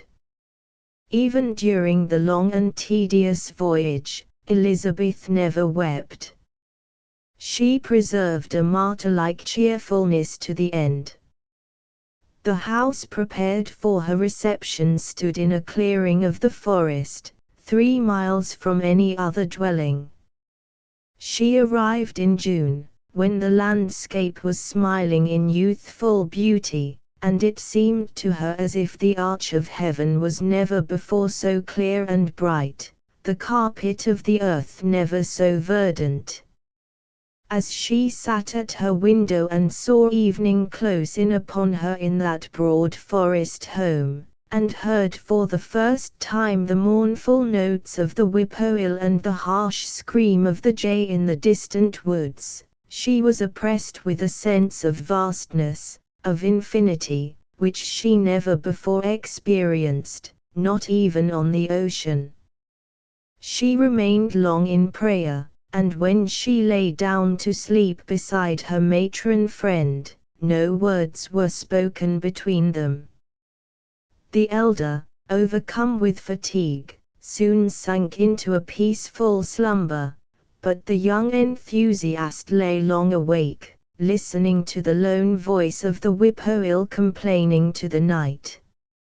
Yet, notwithstanding this prolonged wakefulness, she arose early and looked out upon the lovely landscape.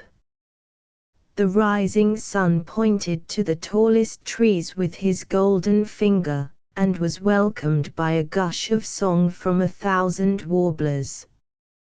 The poetry in Elizabeth's soul, repressed by the severe plainness of her education, gushed up like a fountain. She dropped on her knees, and, with an outburst of prayer, exclaimed fervently, O Father, very beautiful hast thou made this earth. How beautiful are thy gifts, O Lord! To a spirit less meek and brave, the darker shades of the picture would have obscured these cheerful gleams, for the situation was lonely, and the inconveniences innumerable. But Elizabeth easily triumphed over all obstacles, by practical good sense and the quick promptings of her ingenuity. She was one of those clear, strong natures, who always have a definite aim in view, and who see at once the means best suited to the end. Her first inquiry was what grain was best suited to the soil of her farm, and being informed that rye would yield best, then I shall eat rye bread was her answer. But when winter came, and the gleaming snow spread its unbroken silence over hill and plain, was it not dreary then? It would have been dreary to one who entered upon this mode of life from mere love of novelty, or a vain desire to do something extraordinary. But the idea of extended usefulness, which had first lured this remarkable girl into a path so unusual, sustained her through all trials. She was too busy to be sad, and leaned too trustingly on her father's hand to be doubtful of her way. The neighboring Indians soon loved her as a friend, for they found her always truthful, just, and kind. From their teachings she added much to her knowledge of simple medicines. So efficient was her skill, and so prompt her sympathy, that for many miles around, if man, woman, or child were alarmingly ill, they were sure to send for Elizabeth Haddon, and, wherever she went, her observing mind gathered some hint for farm or dairy. Her house and heart were both large, and as her residence was on the way to the Quaker meeting house in Newtown, it became a place of universal resort to friends from all parts of the country traveling that road, as well as an asylum for benighted wanderers. The winter was drawing to a close, when, late one evening, the sound of sleigh bells was heard, and the crunching of snow beneath the hoofs of horses as they passed into the barnyard gate. The arrival of travelers was too common an occurrence to excite or disturb the well-ordered family. Great logs were piled in the capacious chimney, and the flames blazed up with a crackling warmth, when two strangers entered. In the younger Elizabeth instantly recognized John Estorff, whose preaching had so deeply impressed her at 11 years of age. This was almost like a glimpse of home, her dear old English home. She stepped forward with more than usual cordiality, saying, "Thou art welcome, friend Estorff, the more so for being entirely unexpected." "I am glad to see thee, Elizabeth," he replied, with a friendly shake of the hand. "It was not until after I landed in America that I heard the Lord had called thee here before me, but I remember thy father told me how often thou hadst played the settler in the woods when thou wast quite a little girl."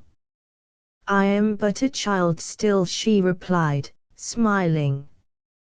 "I trust thou art," he rejoined, "and as for these strong impressions in childhood, I have heard of many cases where they seemed to be prophecies sent of the Lord. When I saw thy father in London, I had even then an indistinct idea that I might sometime be sent to America on a religious visit. And, hast thou forgotten, friend John, the ear of Indian corn which my father begged of thee for me? I can show it to thee now." Since then I have seen this grain in perfect growth, and a goodly plant it is, I assure thee. See, she continued, pointing to many bunches of ripe corn which hung in their braided husks against the walls of the ample kitchen, all that, and more, came from a single ear no bigger than the one thou didst give my father. May the seed sown by thy ministry be as fruitful. Amen, replied both the guests. The next morning it was discovered that the snow had fallen during the night in heavy drifts, and the roads were impassable. Elizabeth, according to her usual custom, sent out men, oxen, and sledges to open pathways for several poor families, and for households whose inmates were visited by illness. In this duty John Estorff and his friend joined heartily, and none of the labourers worked harder than they. When he returned, glowing from this exercise, she could not but observe that the excellent youth had a goodly countenance. It was not physical beauty, for of that he had but little. It was that cheerful, childlike, outbeaming honesty of expression, which we not unfrequently see in Germans, who, above all nations, look as if they carried a crystal heart within their manly bosoms. 2 days after, when Elizabeth went to visit her patients, with a sled load of medicines and provisions, John asked permission to accompany her. There, by the bedside of the aged and the suffering, she saw the clear sincerity of his countenance warmed with rays of love, while he spoke to them words of kindness and consolation, and then she heard his pleasant voice modulate itself into deeper tenderness of expression, when he took little children in his arms. The next first day, which we call the Sabbath, the whole family attended Newtown meeting, and there John Estorff was gifted with an outpouring of the Spirit in his ministry, which sank deep into the hearts of those who listened to him. Elizabeth found it so remarkably applicable to the trials and temptations of her own soul, that she almost deemed it was spoken on purpose for her. She said nothing of this, but she pondered upon it deeply.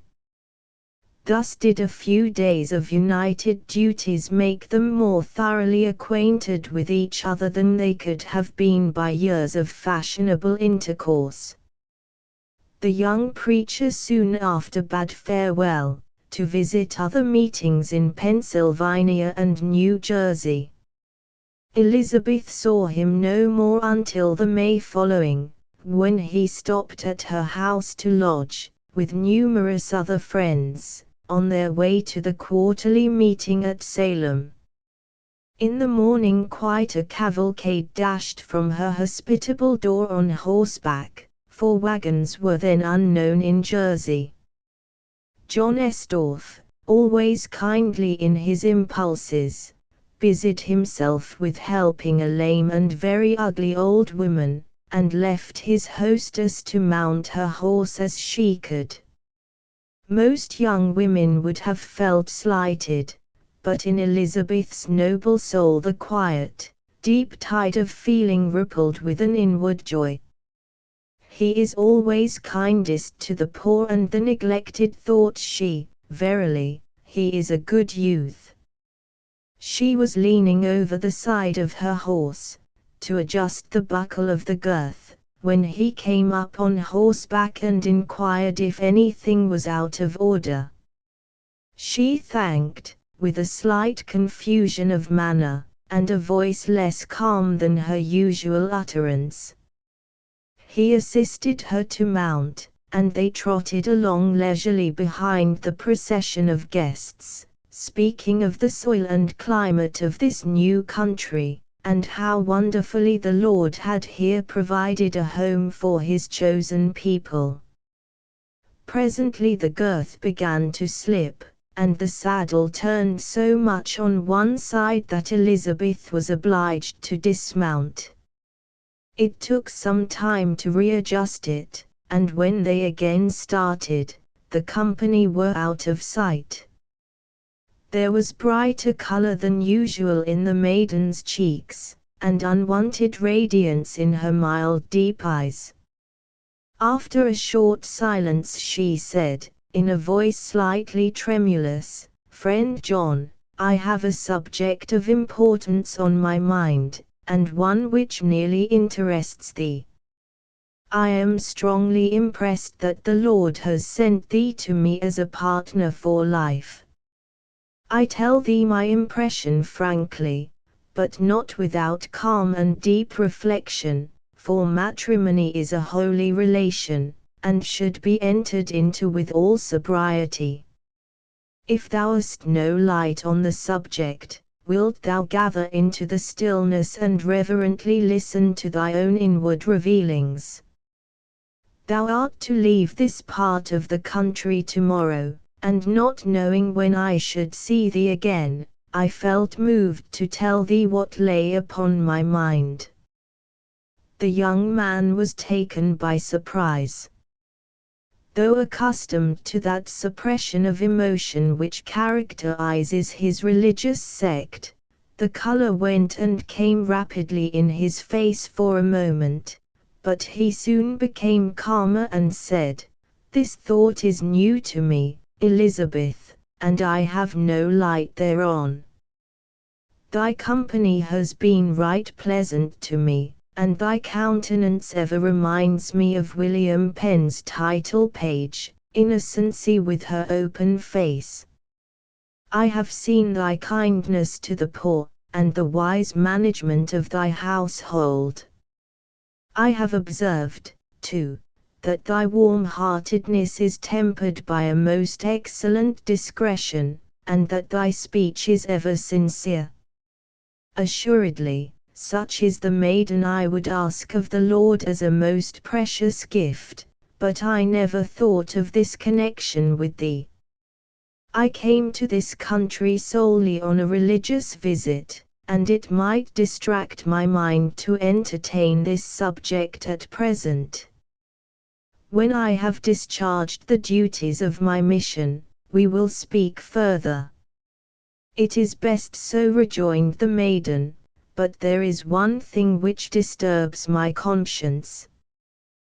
Thou hast spoken of my true speech, and yet, friend John, I have deceived thee a little, even now, while we conferred together on a subject so serious. I know not from what weakness the temptation came, but I will not hide it from thee. I allowed thee to suppose, just now, that I was fastening the girth of my horse securely, but, in plain truth, I was loosening the girth, John, that the saddle might slip, and give me an excuse to fall behind our friends, for I thought thou wouldst be kind enough to come and ask if I needed thy services."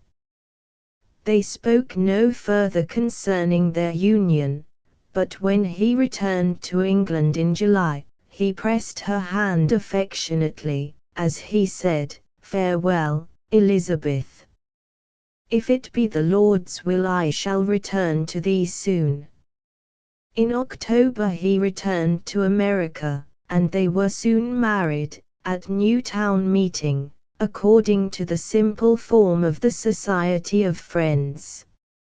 Neither of them made any change of dress for the occasion, and there was no wedding feast. Without the aid of priest or magistrate, they took each other by the hand, and, in the presence of witnesses, calmly and solemnly promised to be kind and faithful to each other. The wedded pair quietly returned to their happy home, with none to intrude on those sacred hours of human life, when the heart most needs to be left alone with its own deep emotions. During the long period of their union, She 3 times crossed the Atlantic to visit her aged parents, and he occasionally left her for a season, when called abroad to preach. These temporary separations were felt as a cross, but the strong-hearted woman always cheerfully gave him up to follow his own convictions of duty. In 1742 he parted from her to go on a religious visit to Tortola, in the West Indies. He died there in the 67th year of his age. She published a religious tract of his, to which she prefixed a preface entitled, Elizabeth Estorff's Testimony Concerning Her Beloved Husband, John Estorff. In this preface she says, "Since it pleased divine providence so highly to favor me with being the near companion of this dear worthy, I must give some small account of him. Few, if any, in a married state ever lived in sweeter harmony than we did. He was a pattern of moderation in all things, not lifted up with any enjoyments, nor cast down at any disappointments, a man endowed with many good gifts, which rendered him very agreeable to his friends and much more to me, his wife, to whom his memory is most dear and precious." Elizabeth survived her excellent husband 20 years, useful and honored to the last. The monthly meeting of Haddonfield, in a published testimonial, speaks of her thus: "She was endowed with great natural abilities, which, being sanctified by the Spirit of Christ, were much improved, whereby she became qualified to act in the affairs of the Church, and was a serviceable member, having been clerk to the women's meeting nearly 50 years, greatly to their satisfaction. She was a sincere sympathizer with the afflicted, of a benevolent disposition, and in distributing to the poor, was desirous to do it in a way most profitable and durable to them, and, if possible, not to let the right hand know what the left did. Though in a state of affluence as to this world's wealth, she was an example of plainness and moderation. Her heart and house were open to her friends, whom to entertain seemed one of her greatest pleasures. Prudently cheerful, and well knowing the value of friendship, she was careful not to wound it herself, nor to encourage others by whispering supposed failings or weaknesses. Her last illness brought great bodily pain, which she bore with much calmness of mind and sweetness of spirit. She departed this life as one falling asleep, full of days, like unto a shock of corn, fully ripe. The town of Haddonfield, in New Jersey, took its name from her, and the tradition concerning her courtship is often repeated by some patriarch among the Quakers. Her medical skill is so well remembered, that the old nurses of New Jersey still recommend Elizabeth Estorff's salve as the sovereignest thing on earth. The following beautiful lines from Whittier, though inspired by another, well apply to this Quakeress of the olden time: "As pure and sweet, her fair brow seemed eternal as the sky, and like the brook's low song, her voice dash a sound that could not die. And half we deemed she needed not the changing of her sphere, to give to heaven a shining one, who walked an angel here. The blessing of her quiet life fell on us like the dew, and good thoughts, where her footsteps pressed, like fairy blossoms grew. Sweet promptings unto kindest deeds were in her very look, we read her face as one who reads a true and holy book. We miss her in the place of prayer, and by the hearth fire's light, we pause beside her door to hear once more her sweet good night.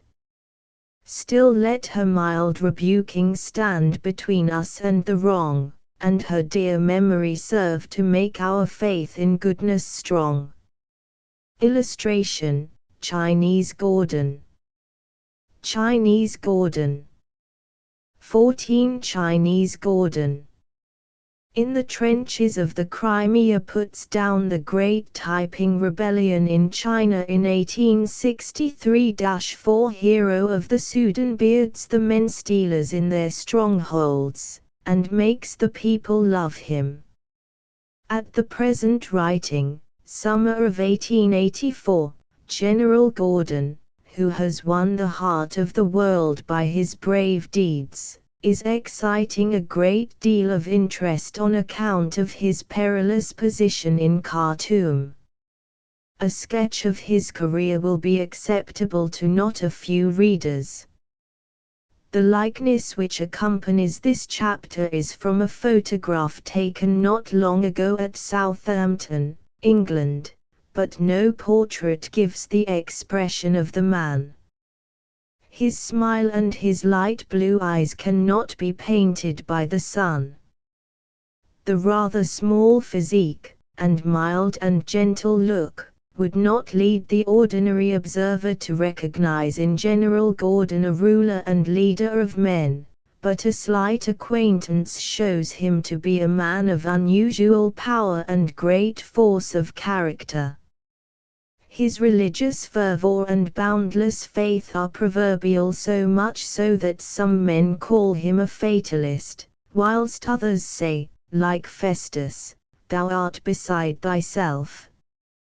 Neither of these judgments is true, though it is certainly true that, from a desire to oblige others, Gordon has sometimes made errors in judgment that have led him into sad dilemmas. To say nothing of his second visit to the Sudan, to oblige Ismail Pasha, and his rash and most dangerous embassy to King John of Abyssinia, to oblige Tewfik Pasha, we need but allude to his unwise acceptance of the post of private secretary to Lord Ripon in India. He was over-persuaded, and to please others he sacrificed himself. To those who knew him, it was not surprising that almost the first thing he did on landing at Bombay was to throw up his appointment and rush off to China, where he was instrumental in preventing war between that country and Russia. The active life of General Gordon, who is about 50 years old, may be divided into the following sections: the Crimea and Bisrabia, China, the suppression of the Taiping Rebellion, Gravesend, the making of the defences at Tilbury, and the Sudan. A later and shorter episode occurs in his visit to Mauritius and the Cape, the latter colony being the only place in which his great capabilities and high character were unappreciated. In the Crimea, General Gordon worked steadily in the trenches, and won the praise of his superior officers for his skill in detecting the movements of the Russians. Indeed, he was specially told off for this dangerous duty. Lord Wolseley, then a captain, was a fellow worker with Gordon before Sebastopol. In 1856 Gordon was occupied in laying down the boundaries of Russia, in Turkey and Romania, for which work he was in a peculiar manner well fitted, and he resided in the east, principally in Armenia, until the end of 1858. During this time he ascended both Little and Great Ararat. In 1860 he was ordered to China, and assisted at the taking of Pekin and the sacking and burning of the Summer Palace. This work did not seem to be much to his taste. China was the country destined to give to the young engineer the sobriquet by which he is now best known, Chinese Gordon. Here he first developed that marvelous power, which he still holds above all other men, of engaging the confidence, respect, and love of wild and irregular soldiery.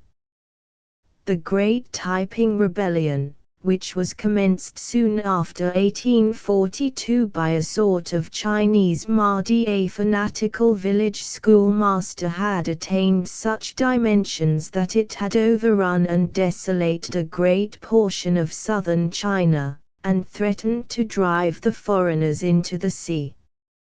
Nanjing, with its porcelain tower, had been taken, and was made the capital of the Heavenly King, as the rebel chieftain, Hung, now called himself.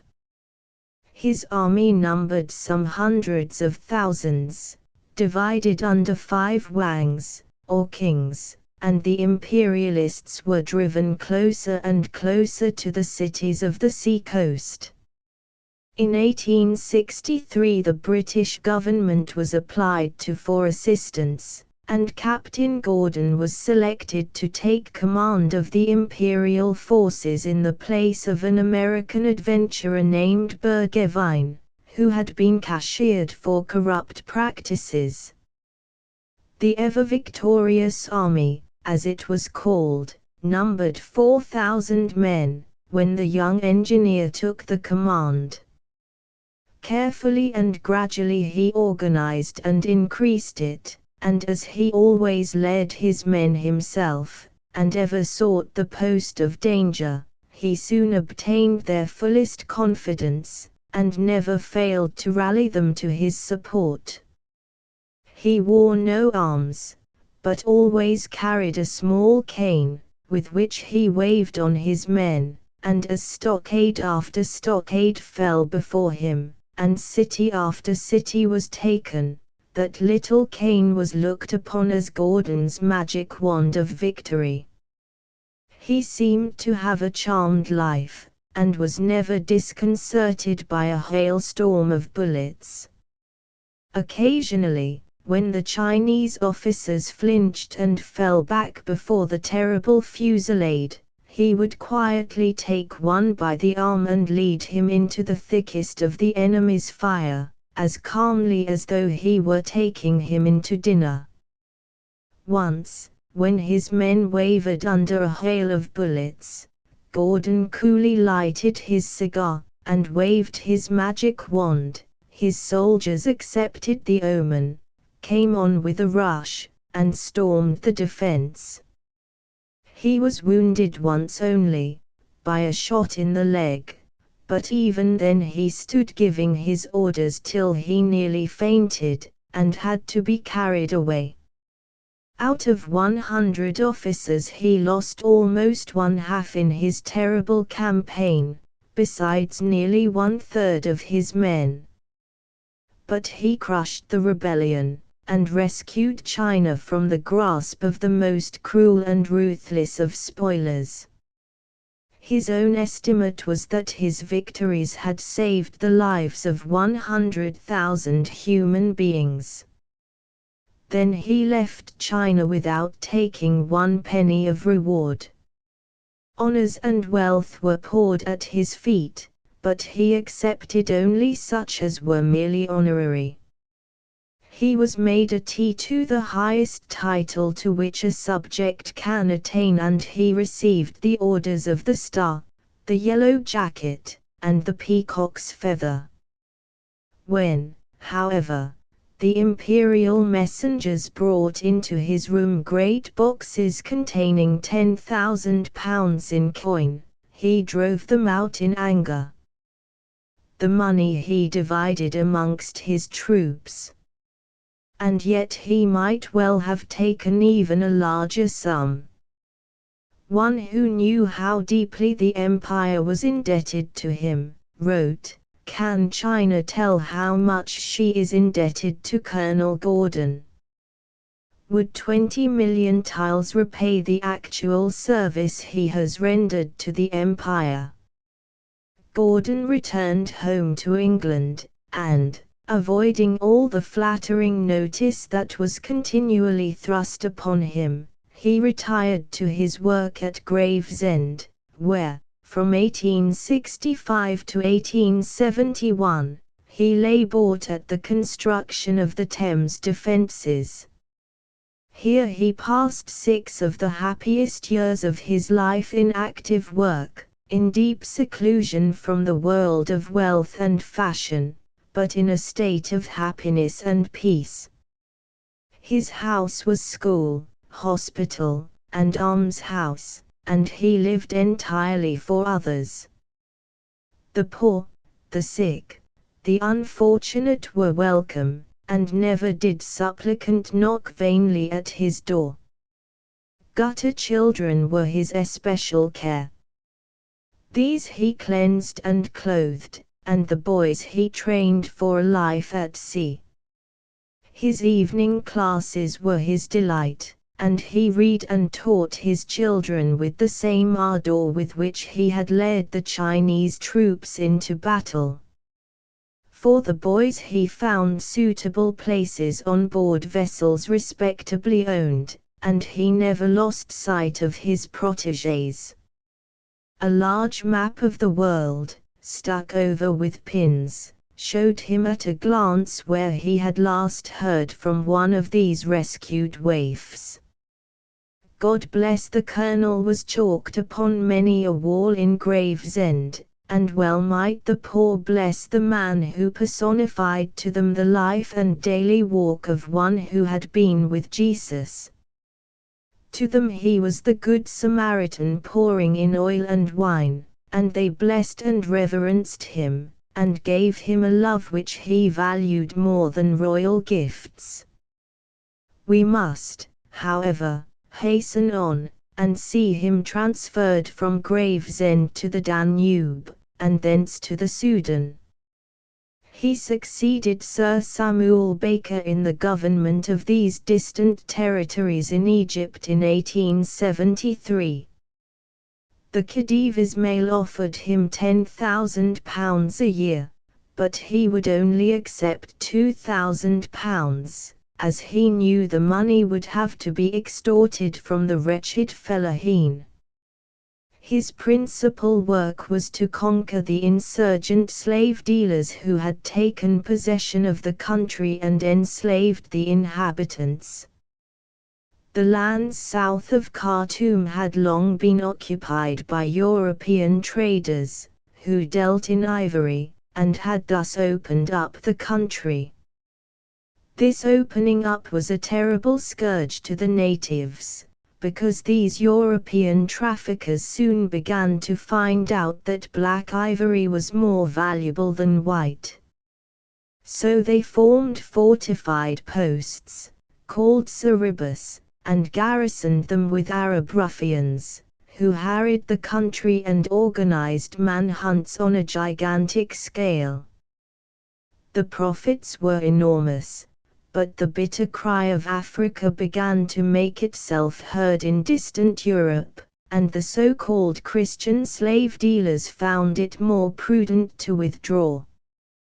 This they did without loss, for they sold their stations to Arabs, and the trade in human beings went on as merrily as ever.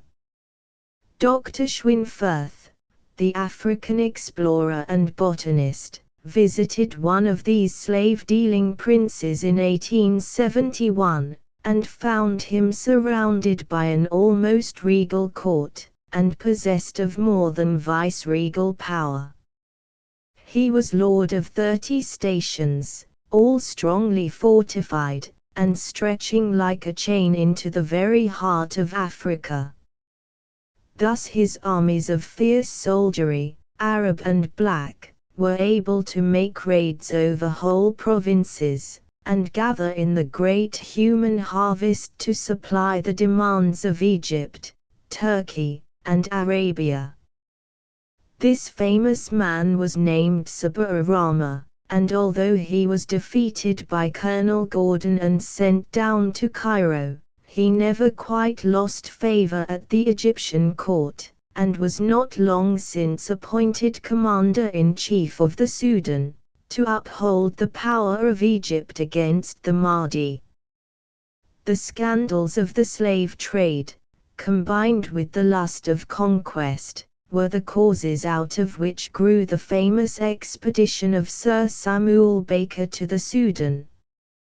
The love of conquest made it pleasing in the eyes of the Khedive Ismail, and the desire to uproot the infamous slave trade obtained for the enterprise the warm approval of the Prince of Wales, and the hearty co-operation of Sir Samuel Baker, who displayed the greatest courage and energy in the conduct of the enterprise. From this first expedition the two succeeding ones of Colonel Gordon may be said to have arisen. The struggle against the slave hunters had developed into a war, and the Khedive began to fear that their power would grow until his own position at Cairo might become endangered. The slave king Sabur must be destroyed, together with his numerous followers and satellites. Gordon was not long in perceiving why he was selected for the office of governor, for we find him writing home, "I think I can see the true motive of the expedition, and believe it to be a sham to catch the attention of the English people." With him, however, it was no sham. He was determined to do what he was professedly sent to do, viz., put down the slave trade. "I will do it," he said, "for I value my life as naught, and should only leave much weariness for perfect peace." How hard he found his task to ameliorate the condition of the wretched inhabitants, we perceive from such an outburst as this, amongst many similar. What a mystery, is it not? Why are they created? A life of fear and misery, night and day. One does not wonder at their not fearing death. No one can conceive the utter misery of these lands, heat and mosquitoes day and night all the year round. But I like the work, for I believe I can do a great deal to ameliorate the lot of the people. This spirit of unselfishness and of a sublime charity runs through all his work. Every man, black or white, was neighbor to him, and he ever fulfilled the command of his Lord, to love his neighbor as himself. Against oppression he could, however, be stern and severe. Not a few ruffians whom he caught red-handed in flagrant acts of cruelty were executed without mercy. So that the same man who, by the downtrodden people, was called the good Pasha was to the robber and murderer a terror and avenger.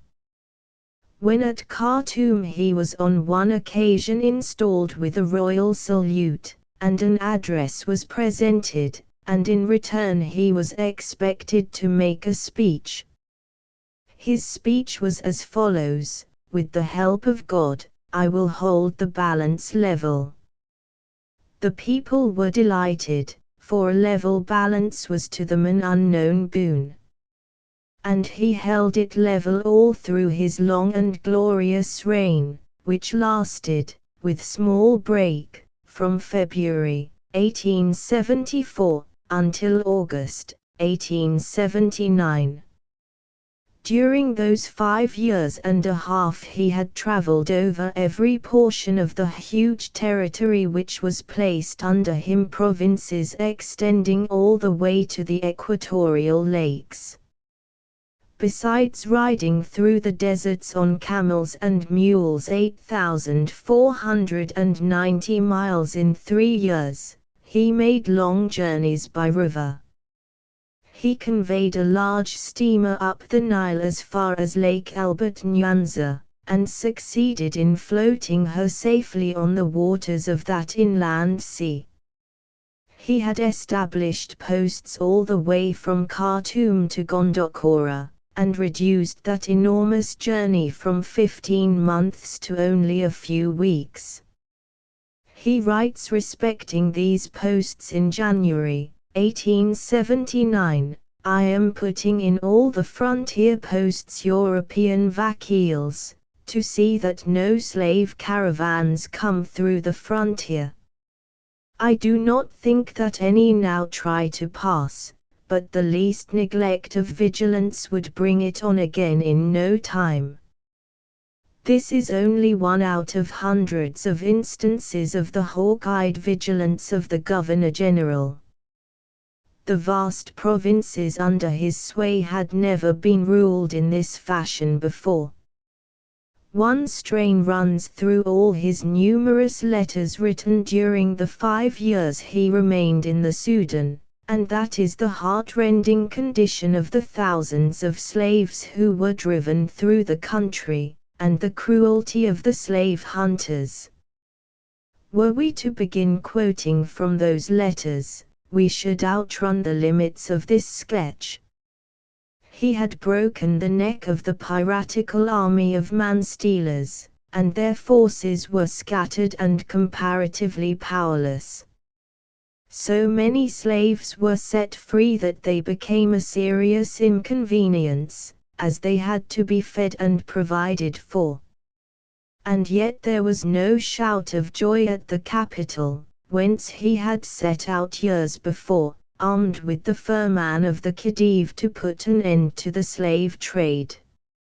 On the contrary, we find him saying, "What I complain of in Cairo is the complete callousness with which they treat all these questions, while they worry me for money, knowing by my budgets that I cannot make my revenue meet my expenses by £90,000 a year."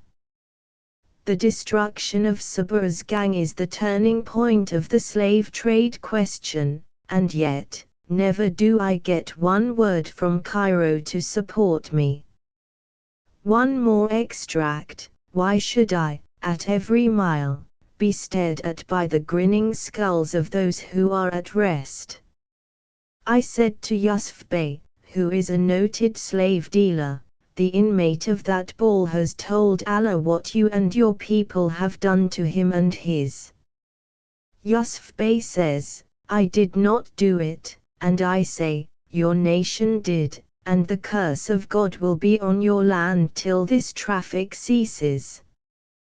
This man, Yusuf Bey, was one of the most cruel of the slave hunters, and renowned for the manner in which he tortured his victims, more especially the young boys.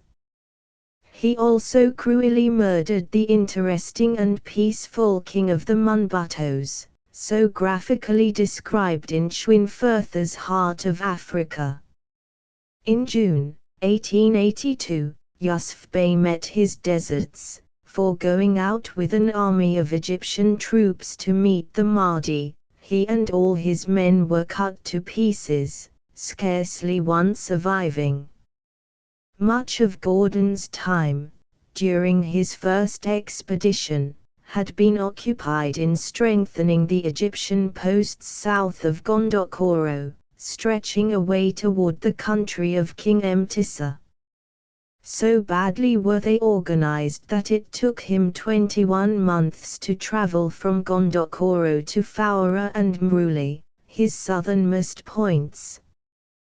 There he found that it would be impossible to interfere with the rival kings of that region without becoming involved in a war, and he returned from the Lake Districts with the sad conviction that no good could be done in those parts, and that it would have been better had no expedition ever been sent.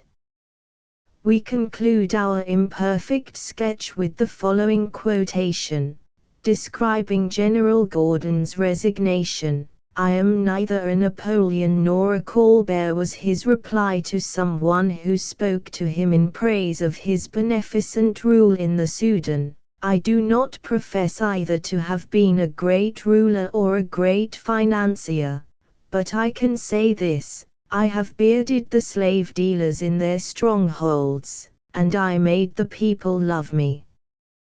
What Gordon had done was to justify Ismail's description of him 8 months before. They say I do not trust Englishmen, do I mistrust Gordon Pasha? That is an honest man, an administrator, not a diplomatist. Apart from the difficulties of serving the new Khedive, Gordon longed for rest. The first year of his rule, during which he had done his own and other men's work, the long marches, the terrible climate, the perpetual anxieties, had all told upon him. Since then he had had 3 years of desperate labor, and had ridden some 8,500 miles. Who can wonder that he resented the impertinences of the Pashas, whose interference was not for the good of his government or of his people, but solely for their own? But it was not for him to stay on and complain. To one of the worst of these Pashas he sent a telegram which ran, "Man, Tekel, up Harsin." Then he sailed for England, bearing with him the memory of the enthusiastic crowd of friends who bade him farewell at Cairo. It is said that his name sends a thrill of love and admiration through the Sudan even yet. A hand so strong and so beneficent had never before been laid on the people of that unhappy land. 15 men's wives. Bits of common sense and wisdom on a great subject. Homely phrases sometimes carry in them a truth which is passed over on account of its frequent repetition, and thus they fail to effect the good they are intended to do. For instance, there is one with reference to woman, which asserts that she is man's better half, and this is said so often, half in satire and half in jest, that few stop to inquire whether woman really be so. Yet she is in good truth his better half, and the phrase, met with in French or Latin, looks not only true but poetical, and in its foreign dress is cherished and quoted. She is not the wiser in a worldly sense, certainly not the stronger, nor the cleverer, notwithstanding what the promoters of the women's rights movements may say, but she is the better. All must feel, indeed, that, if the whole sins of the present world could be, and were, parcelled into 2 huge heaps, those committed by the men would far exceed those of the women. We doubt whether any reflective man will deny this. On the other hand, the active virtues of man, his benevolence and good deeds, might equal those of woman, but his passive virtues, his patience and his endurance, would be much smaller. On the whole, therefore, woman is the much better half, and there is no good man but owes an immense deal to the virtues of the good women about him. He owes, too, a considerable deal of evil to their influence, not only of the absolutely bad, for those a pure man shuns, but the half-good and respectably selfish women of society. These are they who undermine his honesty, his benevolence, and his purity of mind. The influence man receives from women is of a very mixed character. But of all the influence which woman has over man, that which is naturally most permanent, for good or evil, arises from the marriage tie. How we of the cold north have been able to emancipate woman from the deplorable depth into which polygamy would place her, it is not easy to say. That it is a state absolutely countenanced, nay, enjoined in the Old Testament, it would be useless to deny. But custom and fair usance are stronger than the Old Testament, and the Jews, who readily adopt the laws of the country under which they live, forbid polygamy to their brethren in Christian lands, whilst they permit and practice it where it exists, as with the Mahometan and Hindu. Under its influence the character of woman is terribly dwarfed. She sinks to nothing where she would be, as she should be, of half the importance of life at least. To preserve her position, it will be necessary for all good women to try and elevate the condition of their sisters. With all of us, the world is too much with us, day by day, and worldly success plays so large a part in the domestic drama, that woman is everywhere perceptibly influenced by it. Hence, to return to the closer consideration of the subject from our own point of view, the majority of men's wives in the upper and middle classes fall far short of that which is required of a good wife. They are the wives not made by love, but by the chance of a good match. They are the products of worldly prudence, not of a noble passion, and, although they may be very comfortable and very well clad, though they may think themselves happy, and wear the very look of health and beauty, they can never be to their husbands what a wife of true and real tender love would be. The consequence is that, after the first novelty has passed away, the chain begins to rub and the collar to gall. The girl who has married for money, writes a clergyman, has not by that rash and immoral act blinded her eyes to other and nobler attractions. She may still love wisdom, though the man of her choice may be a fool, she will none the less desire gentle, chivalrous affection because he is purse-proud and haughty. She may sigh for manly beauty all the more because he is coarse and ugly. She will not be able to get rid of her own youth, and all it longs for, by watching his silver hair. No, and, while there comes a curse upon her union whilst in the long, long evenings, in the cold spring mornings, and in the still summer days, she feels that all worth living for is gone. While she is surrounded by all her body wants, her example is corrupting others. The scorned lover, who was rejected because he was poor, goes away to curse woman's fickleness and to marry someone whom he cannot love, and the thoughtless girls, by whom the glitter of fortune is taken for the real gold of happiness, follow the venal example, and flirt and jilt till they fancy that they have secured a good match.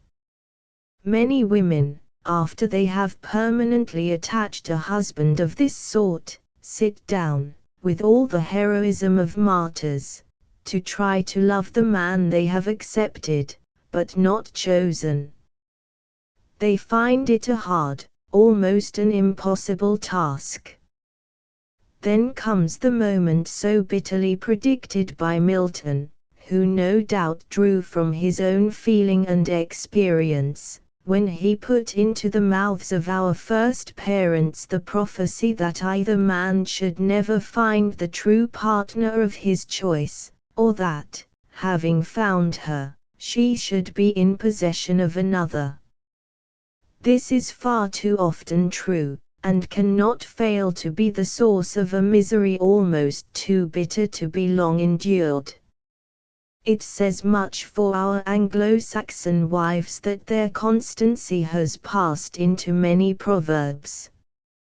When a woman really loves the man who marries her, the match is generally a happy one, but, even where it is not, the constancy of the wife's affection is something to be wondered at and admired. No after ill usage, no neglect, or want of love, will remove the affection once given. No doubt all women, when they fall in love, do so with that which they conceive to be great and noble in the character of the object. But they still love on when all the glitter of novelty has fallen off, and when they have been behind the scenes and found how bare and gloomy was the framework of the scene they admired. All illusions may be gone, the hero may have sunk into the cowardly braggart, the saint into the hypocritical sinner, the noble aspirant into a man whose mouth alone utters but empty words which his heart can never feel, but still true love remains, nor alters where it alteration finds.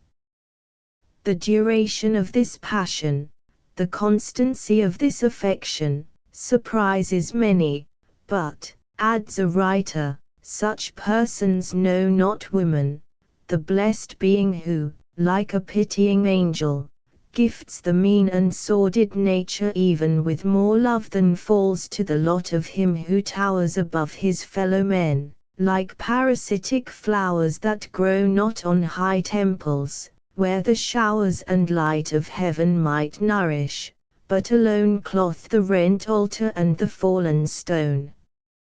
There must be some great reason, some combination of feeling, for this. M. Ernest Fadio, in a popular story of very bad principles, seems to hit the right nail on the head. What woman, he asks, would not love her husband, and be ever true to him, without thinking of a lover, if her husband would give her that which a lover gives her, not alone attention, politeness, and a cold friendship, but a little of that balm which is the very essence of our existence, a little love. Probably these very bad men, for whom women will so generously ruin themselves, are, by their nature, soft and flattering, and, after cruelties and excesses, will, by soft words and beguile tongues, bind to them yet more closely the hearts of their victims. The ideal wife has been often painted, but the real far exceeds her. When Ulrich von Hutten wrote to Frederick, he painted such a portrait as must have made that staunch advocate for the marriage of the clergy glow with admiration. The Miauxereme he commences. Get me a wife, Frederick, after my own heart, such as you know I should like, neat, young, fairly educated, modest, patient, one with whom I may joke and play, and yet be serious, to whom I may babble and talk, mixing hearty fun and kisses together, one whose presence will lighten my anxiety and soften the tumult of my cares. It is not too much to say that the great majority of wives equal this ideal. United to such a woman, a man becomes better. He can never be the perfect man unless married. With marriage he undertakes those duties of existence which he is born to fulfill.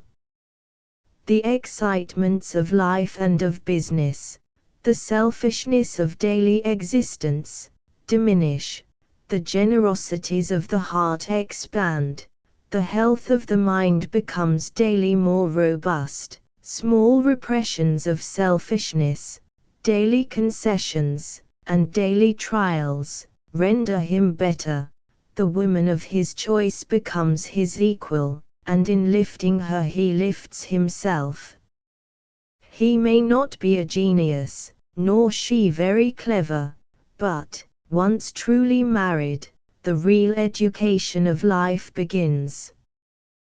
That is not education which varnishes a man or a woman over with the pleasant and shining accomplishments which fit us for society, but that which tends to improve the heart, to bring forward the reflective qualities, and to form a firm and regular character, that which cultivates the reason, subdues the passions, restrains them in their proper place, trains us to self-denial, makes us able to bear trials, and to refer them, and all our sentiments and feelings to their proper source, which makes us look beyond this world into the next. A man's wife, if properly chosen, will aid in all this. The most brilliant and original thinker, and the deepest philosopher we have, he who has written books which educate the statesmen and the leaders of the world, has told us in his last preface that he, having lost his wife, has lost his chief inspiration. Looking back at his works, he traces all that is noble, all that is advanced in thought and grand in idea, and all that is true in expression, not to a poet or a teacher, but to his own wife. In losing her, he says, he has lost much, but the world has lost more.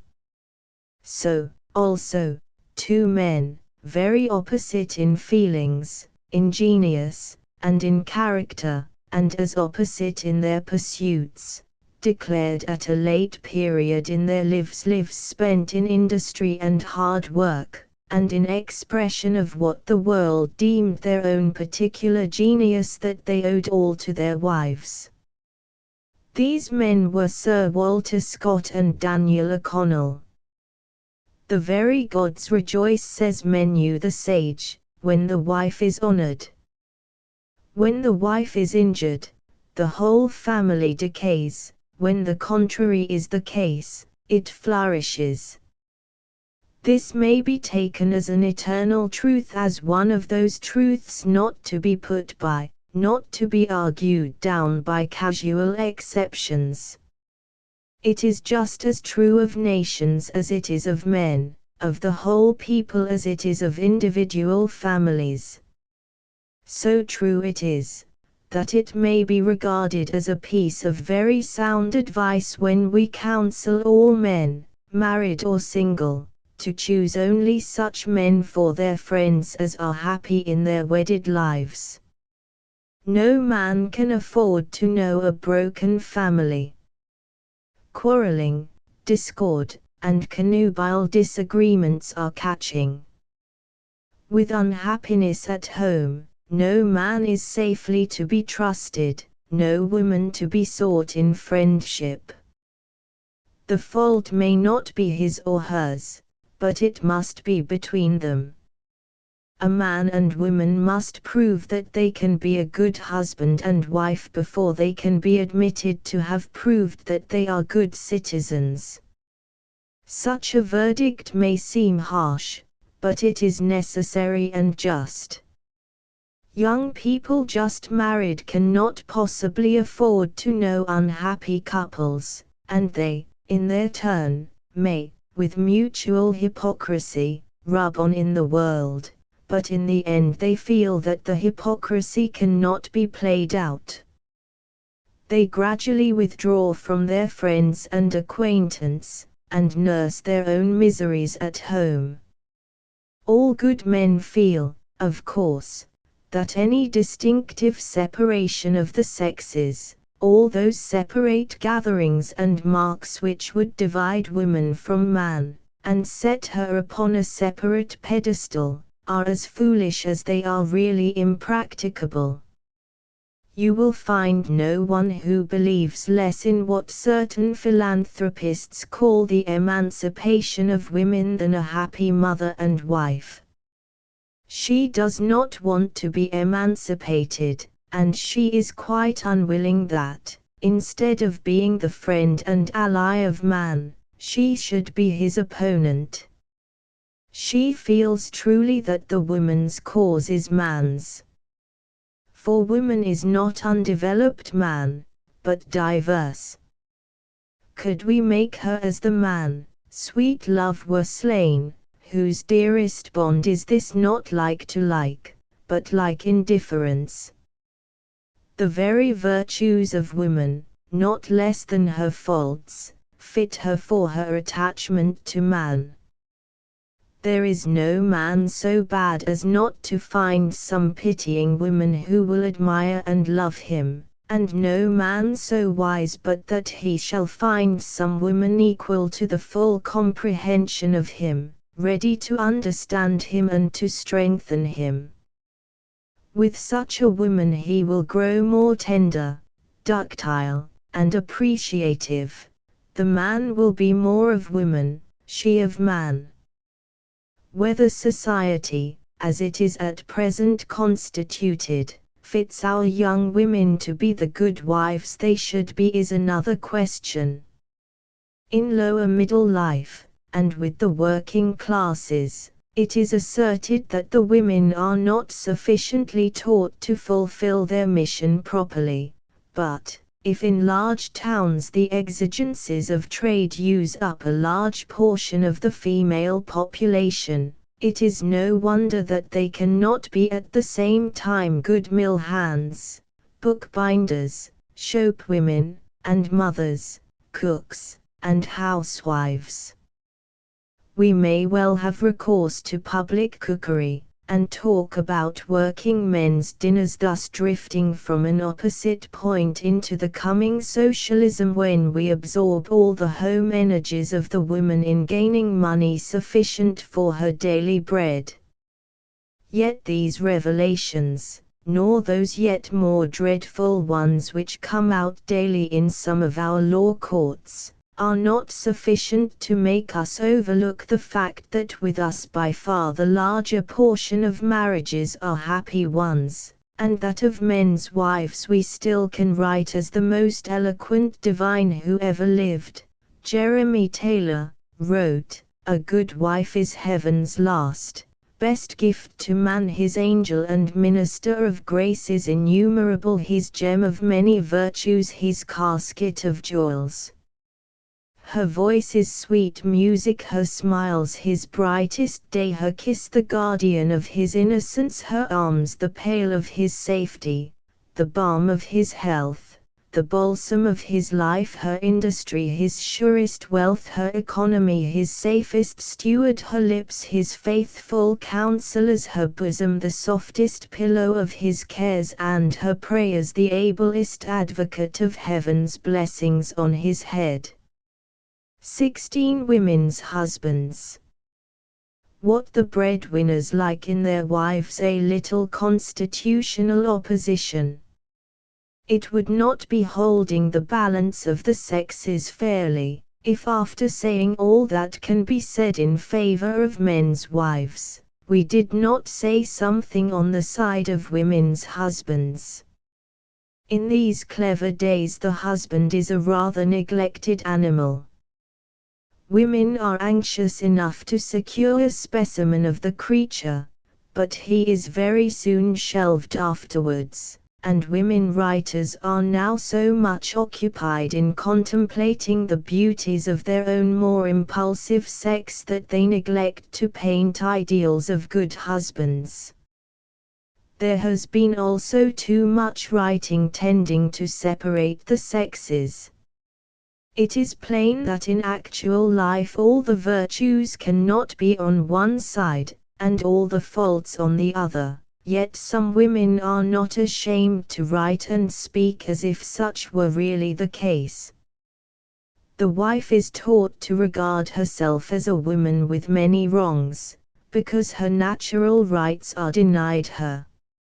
She is cockered up into a domestic martyr, and is bred into an impatience of reproof which is very harmful and very ungraceful.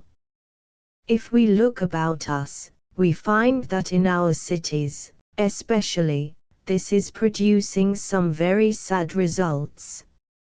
Some of the men are getting very impatient at the increasing demands of women for attention, for place, and for consideration, and, on merely selfish grounds, it is hardly doubtful whether our women in the upper and middle classes do not demand too much. It is evident that, as society is constituted, man is the working and woman, generally, the ornamental portion of it, at least in those classes to which Providence or society has given what we call comfortable circumstances. Woman may do, and does do, a great deal of unpleasant, tiresome work. She fritters away her time upon occupations which require frittering, but beyond that she does not do the paying work. The husband, or houseband, still produces the money. He is the poor, plain, working bee, and the queen bee too often sits in regal state in her comfortable hive while he is toiling and mewling abroad. It results from the different occupations of the two sexes, that the husband comes home too often worried, cross, and anxious, that he finds in his wife a woman to whom he cannot tell his doubts and fears, his humiliations and experience. She, poor woman, with little sense of what the world is, without any tact, may bore him to take her to fresh amusements and excitements, for, while he has been expending both brain and body, she has been quietly at home. A certain want of tact, not unfrequently met with in wives, often sets the household in a flame of anger and quarreling, which might be avoided by a little patience and care on the part of the wife.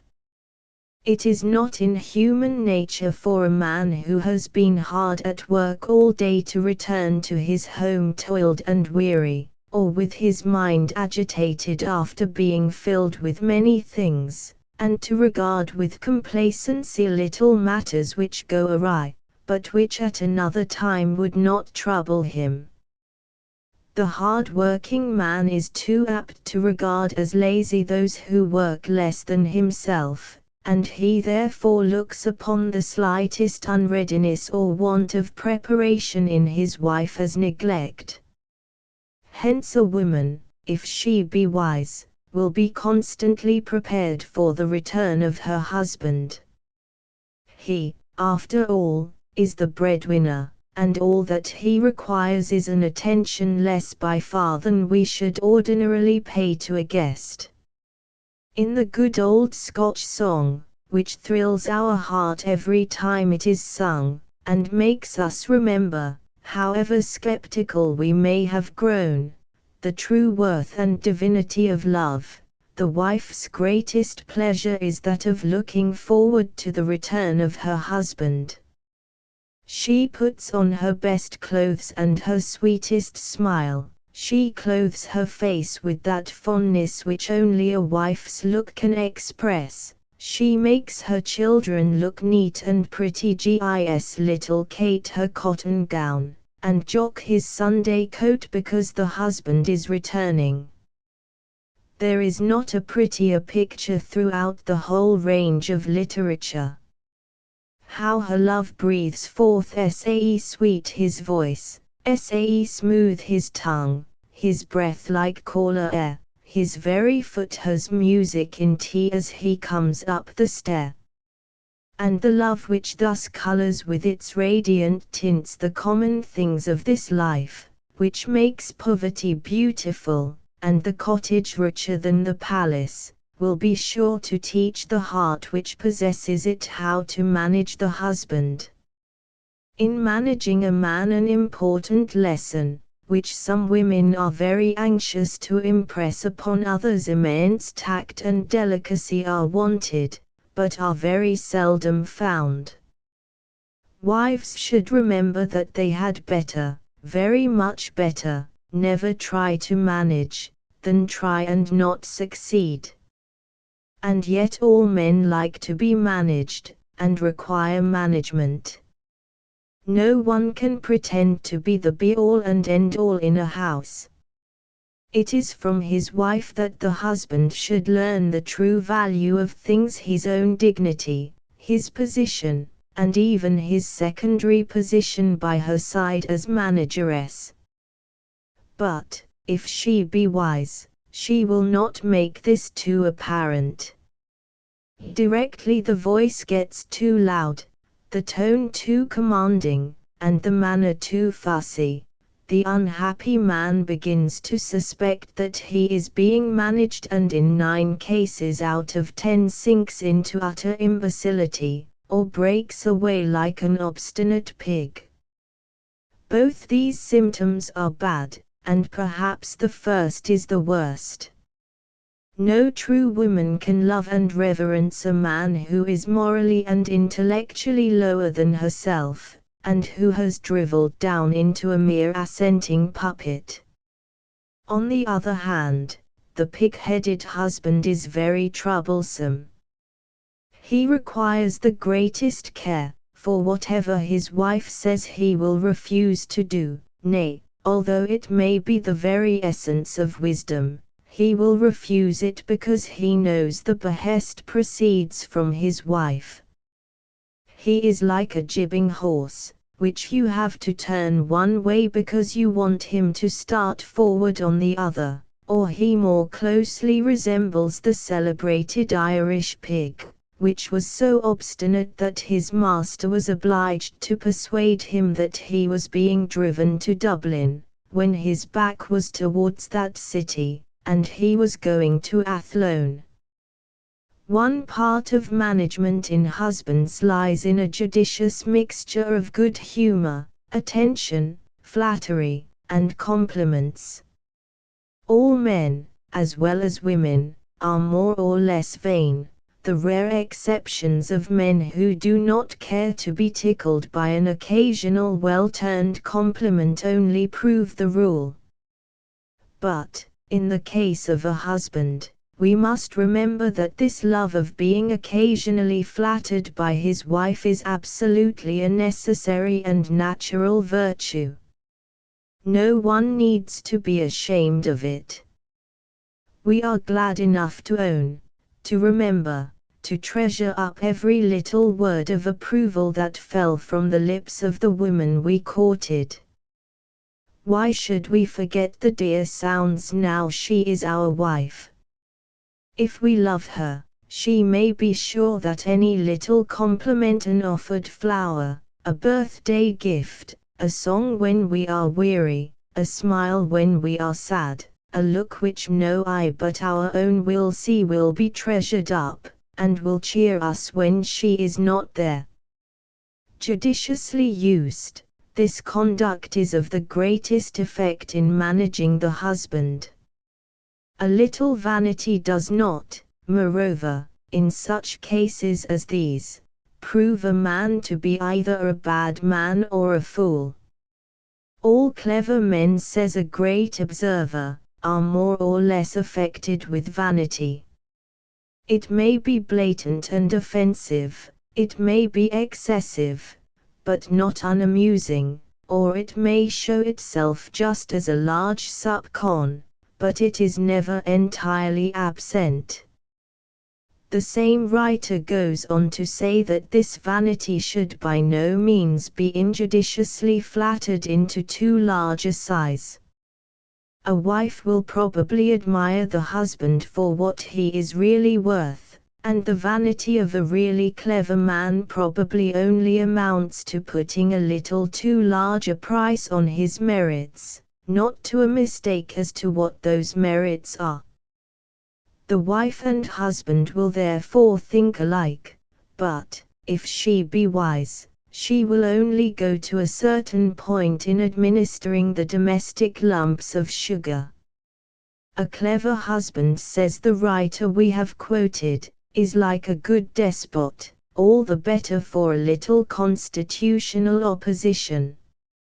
Or the same advice may be thus put, as it often is, by a wise and cautious mother-in-law. My dear, she would say, you must never let your husband have matters all his own way.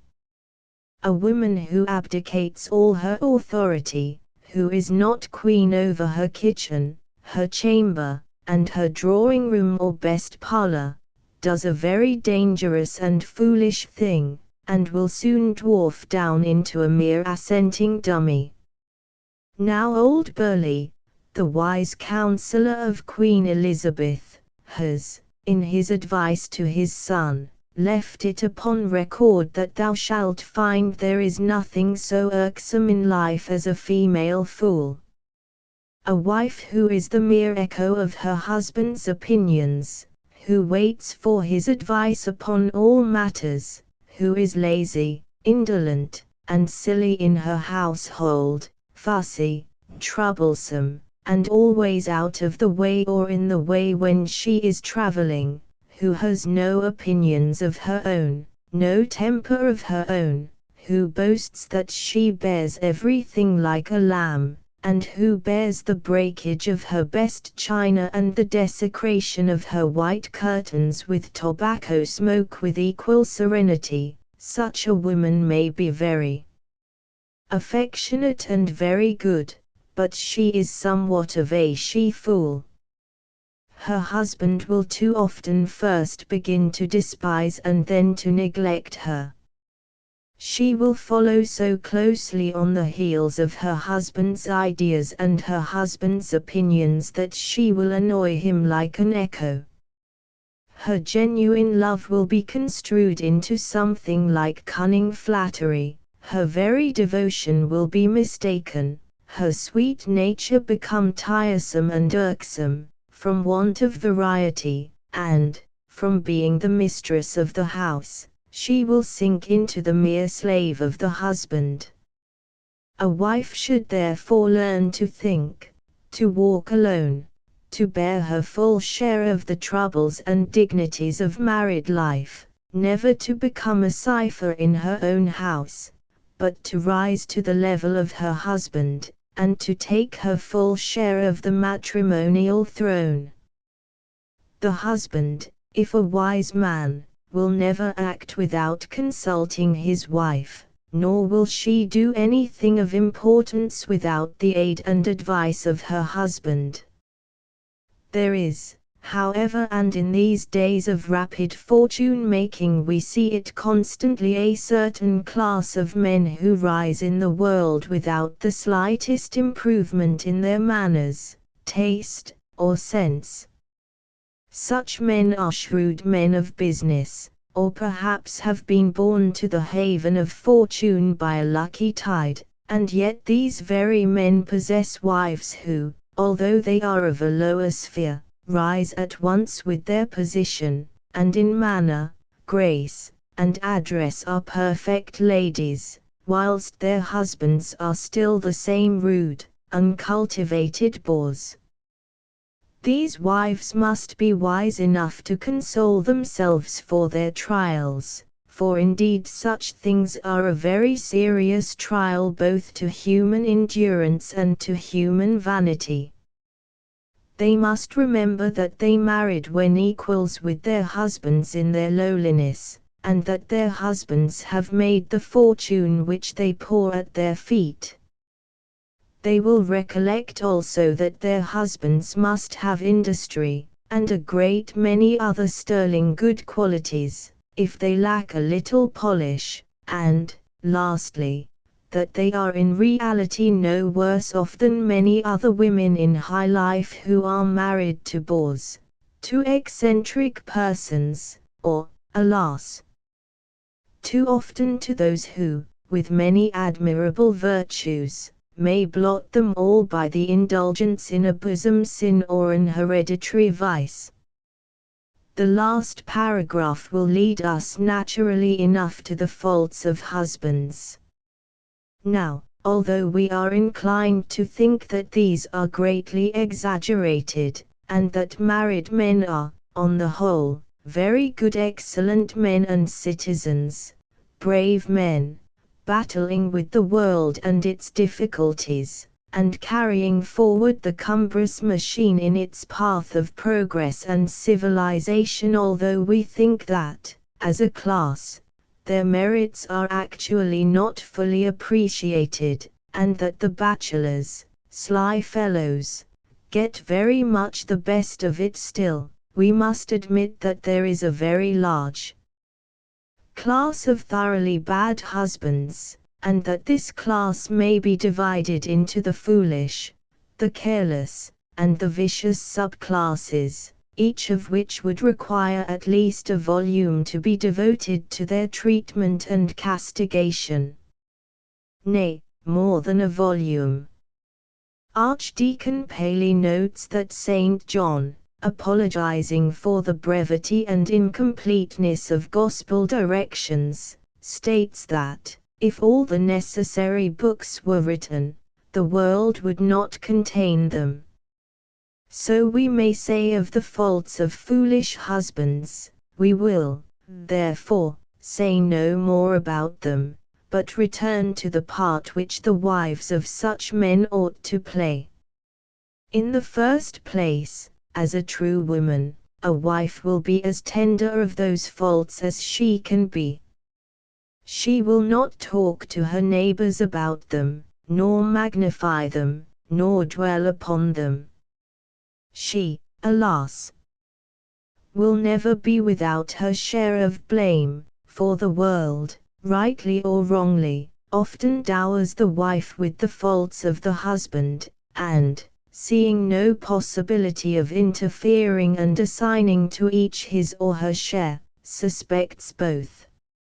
Moreover, in many cases she will have to blame herself chiefly. We take it that the great majority of women marry the men that they choose. If they do not do so, they should do so. They may have been unwise and vain enough to have been pleased and tickled by the flattery of a fool. When they have married him, they find him, as Dr. Gregory wrote to his daughters, the most intractable of husbands, led by his passions and caprices, and incapable of hearing the voice of reason. A woman's vanity may be hurt when she finds that she has a husband for whom she has to blush and tremble every time he opens his lips. She may be annoyed at his clownish jealousy, his mulish obstinacy, his incapability of being managed, led, or driven, but she must reflect that there was a time when a little wisdom and reflection on her own part would have prevented her from delivering her heart and her person to so unworthy a creature. Women who have wicked husbands are much more to be pitied. In early life the wives themselves are innocent, and, from the nature of things, their innocence is based upon ignorance. Here the value of the almost intuitive wisdom and perception of the gentler sex comes into full play. During courtship, when this perception is in its full power and vigor, it should be freely exercised. Scandal and common report, in themselves to be avoided, are useful in this. Women should choose men of character and of unspotted name. It is a very old and true remark, but one may as well repeat what is old and trite when that which is new would be but feeble repetition at the best, that a good son generally makes a good husband. A wise companion in a walk may turn out a judicious companion through life. The wild attempt to reform a rake, or to marry a man of a gay life, in the hope that he will sow his wild oats, is always dangerous, and should never be attempted. A woman who has a sense of religion herself should never attach herself to a man who has none. The choice of a husband is really of the greatest consequence to human happiness, and should never be made without the greatest care and circumspection. No sudden caprice, no effect of coquetry, no sally of passion, should be dignified by the name of love. Marriage, says the Apostle, is honorable in all, but the kind of marriage which is so is that which is based upon genuine love, not upon fancy or caprice, which is founded on the inclination of nature, on honorable views, cemented by a similarity of tastes, and strengthened by the true sympathy of souls. Love is the tyranny so blessed to endure. Who mourns the loss of liberty, with all things else secure. Live on, sweet tyranny! Cries heart within a heart, God's blossom of eternity, how beautiful thou art. 17 John Plowman. What he says of religious grumblers' good nature and firmness, patience, opportunities, faults, home men who are down, hope, hints as to thriving, etc. John Plowman's talk, says the author, Reverend C. H. Spurgeon, the famous London preacher, has not only obtained an immense circulation, but it has exercised an influence for good. As to the influence for good, the reader will judge when he has read the following choice bits from the pages of that unique book. And we feel sure that he will thank us for including John among our brave men and women. Religious grumblers. When a man has a particularly empty head, he generally sets up for a great judge, especially in religion. None so wise as the man who knows nothing.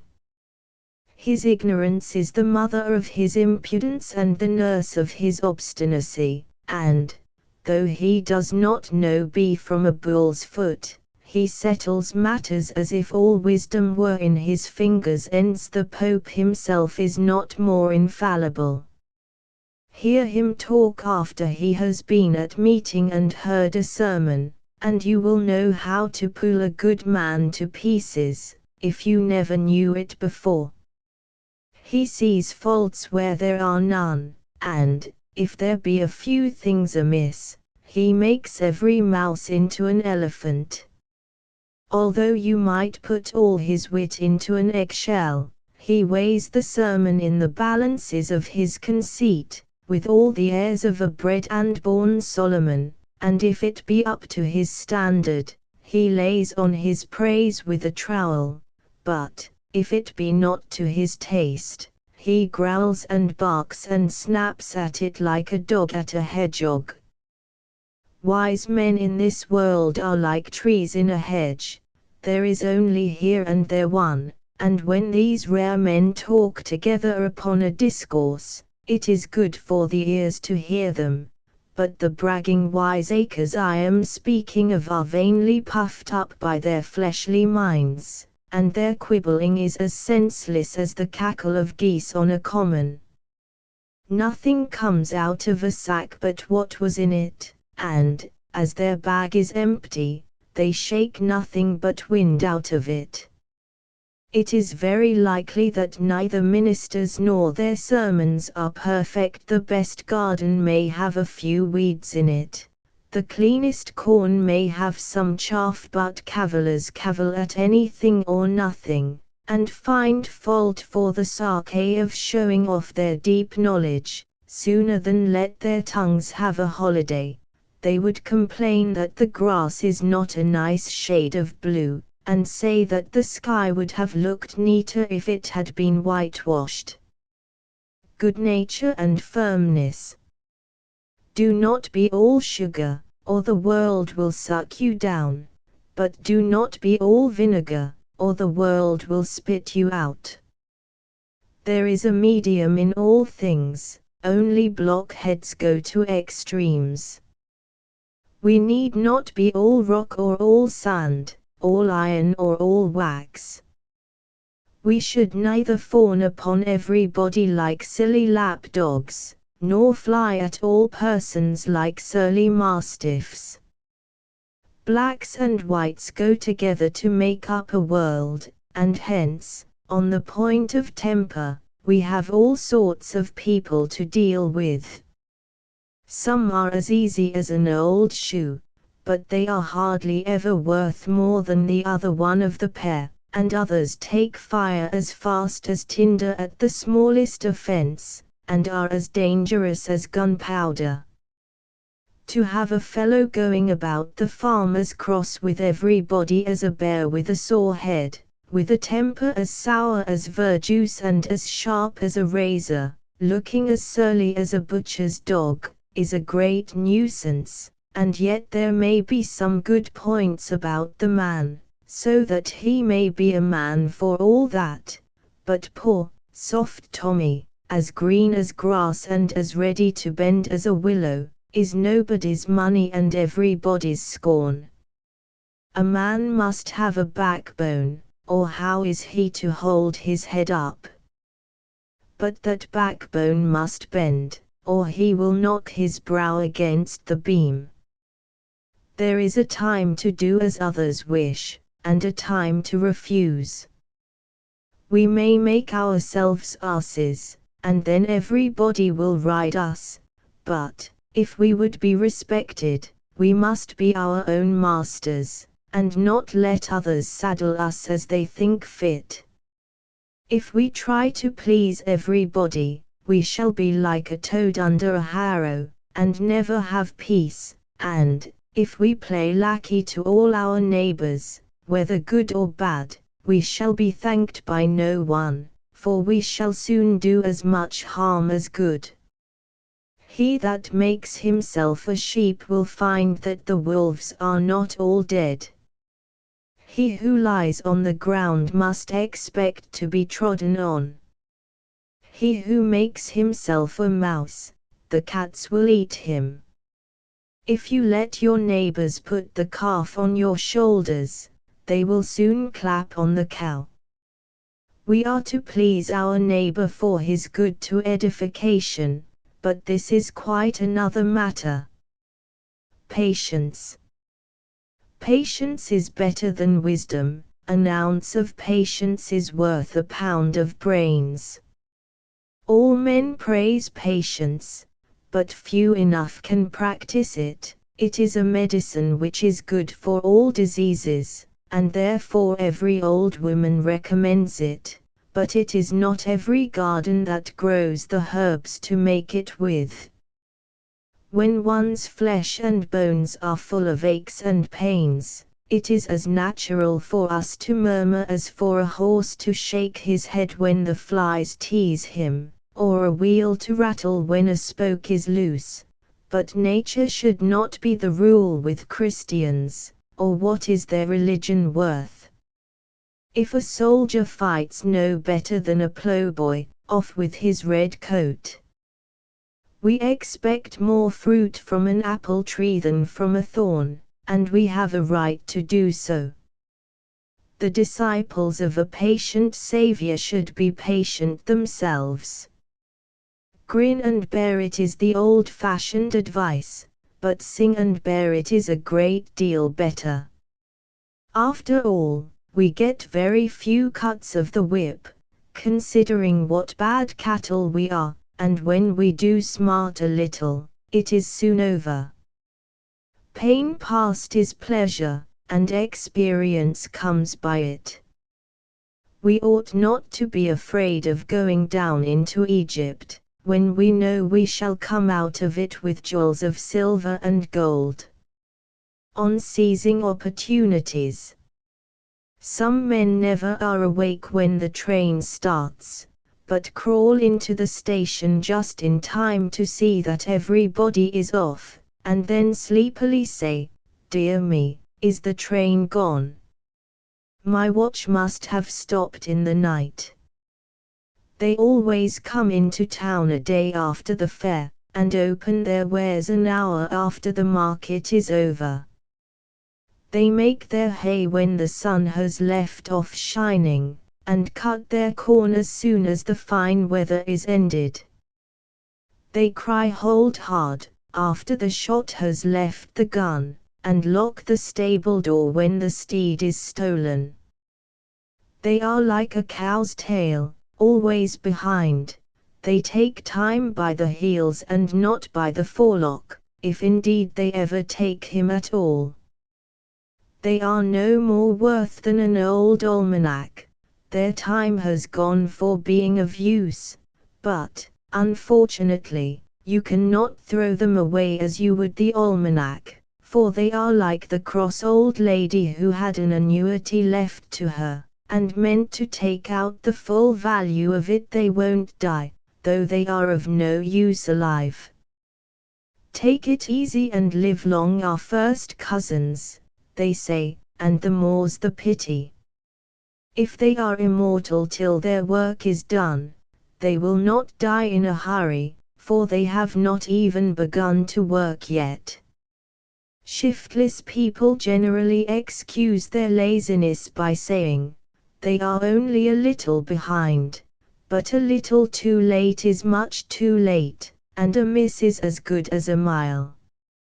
My neighbor Sykes covered up his well after his child was drowned in it, and was very busy down at the old farm bringing up buckets of water after every stick of the house had been burned.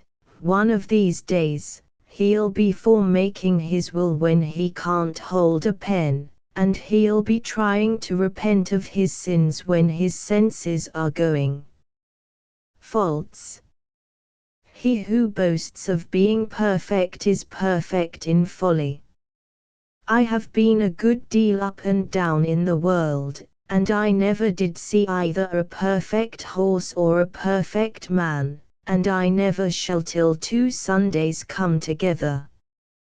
You cannot get white flour out of a coal sack, nor perfection out of human nature. He who looks for it had better look for sugar in the sea.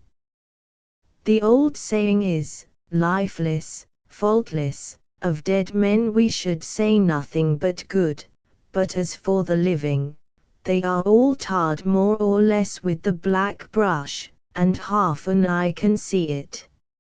Every head has a soft place in it, and every heart has its black drop. Every rose has its prickles, and every day its night. Even the sun shows spots, and the skies are darkened with clouds. Nobody is so wise but he has folly enough to stock a stall at Vanity Fair. Where I could not see the fool's cap, I have nevertheless heard the bells jingle. As there is no sunshine without some shadows, so is all human good mixed up with more or less of evil. Even poor law guardians have their little failings, and parish beadles are not wholly of heavenly nature. The best wine has its lees.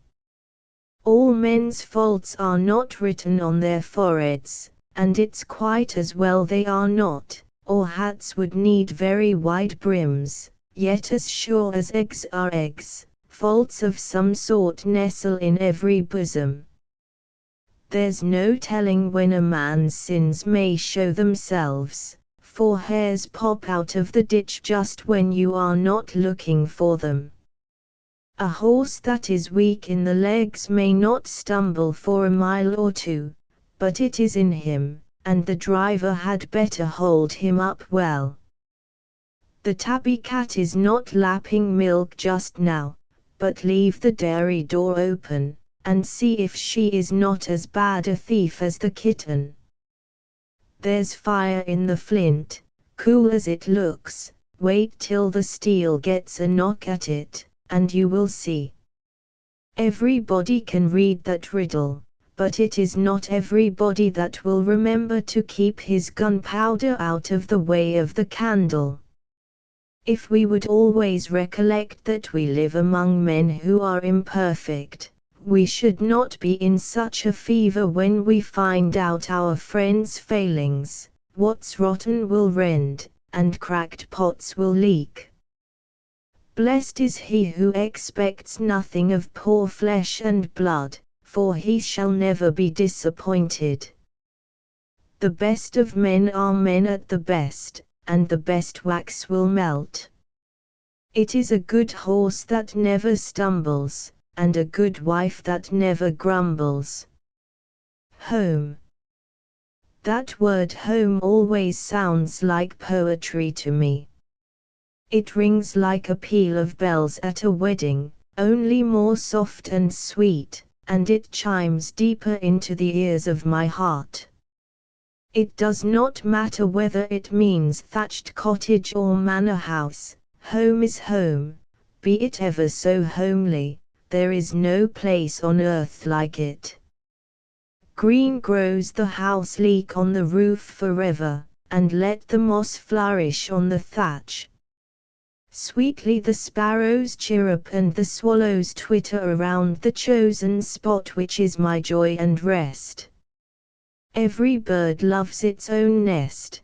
The owls think the old ruins the fairest spot under the moon, and the fox is of opinion that his hole in the hill is remarkably cozy. When my master's nag knows that his head is toward home, he wants no whip, but thinks it best to put on all steam, and I am always of the same mind, for the way home, to me, is the best bit of road in the country. I like to see the smoke out of my own chimney better than the fire on another man's hearth.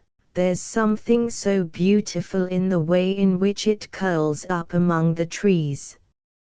Cold potatoes on my own table taste better than roast meat at my neighbor's, and the honeysuckle at my own door is the sweetest I ever smell.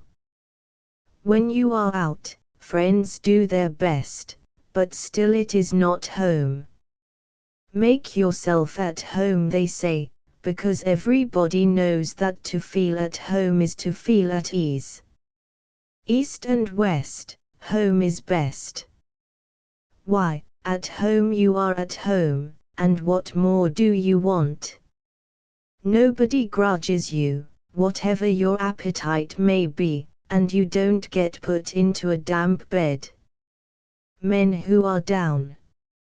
No man's lot is fully known till he is dead. Change of fortune is the lot of life. He who rides in the carriage may yet have to clean it. Sawyers change places, and he who is up aloft may have to take his turn in the pit. In less than 1,000 years we shall all be bald and poor too, and who knows what he may come to before that.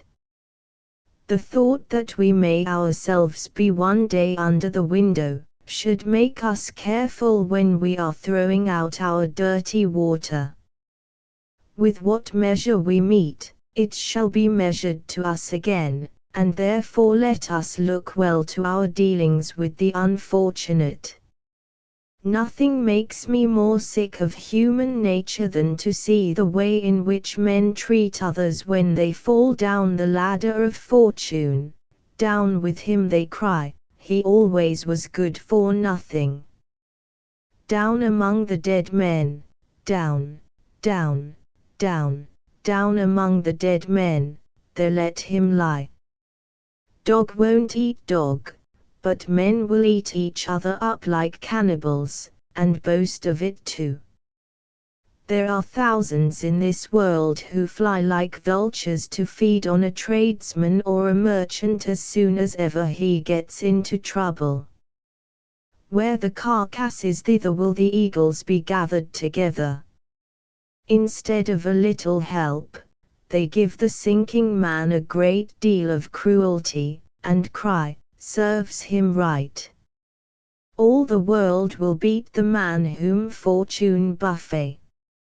If Providence smites him, all men's whips begin to crack.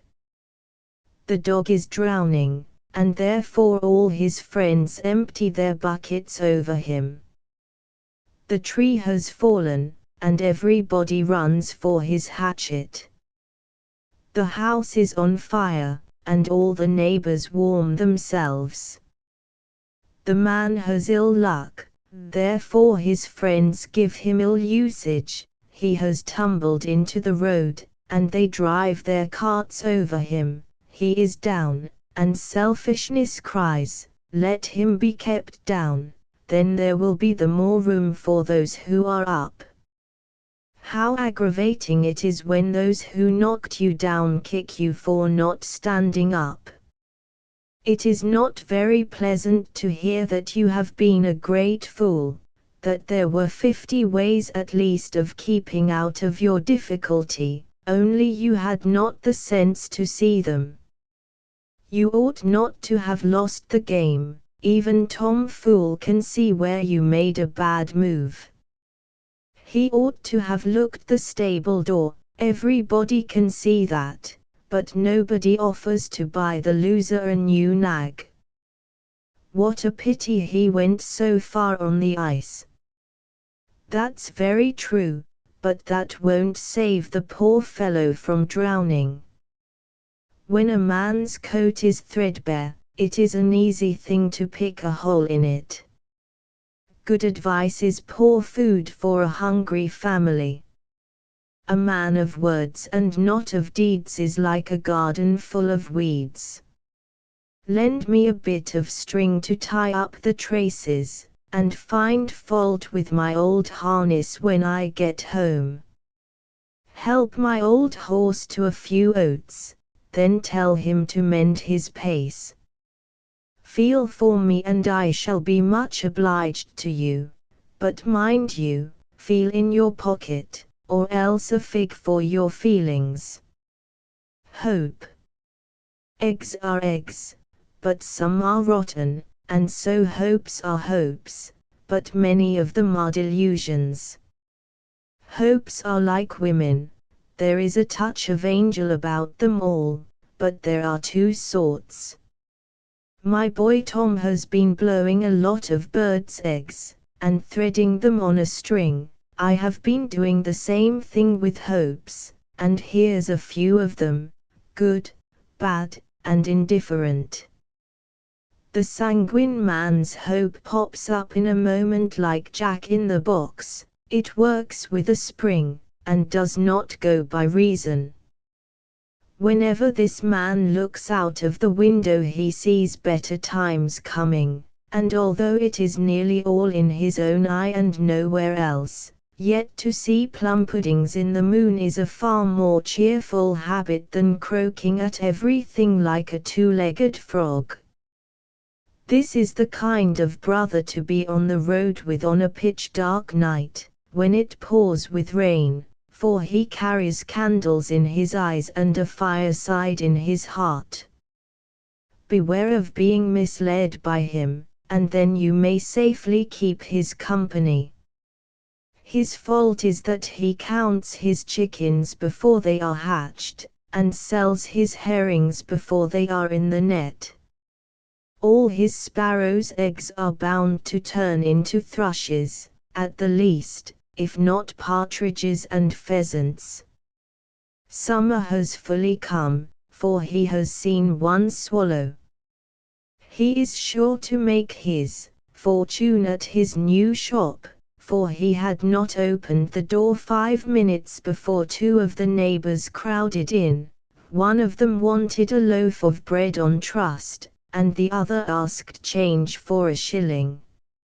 He is certain that the squire means to give him his custom, for he saw him reading the name over the shop door as he rode past.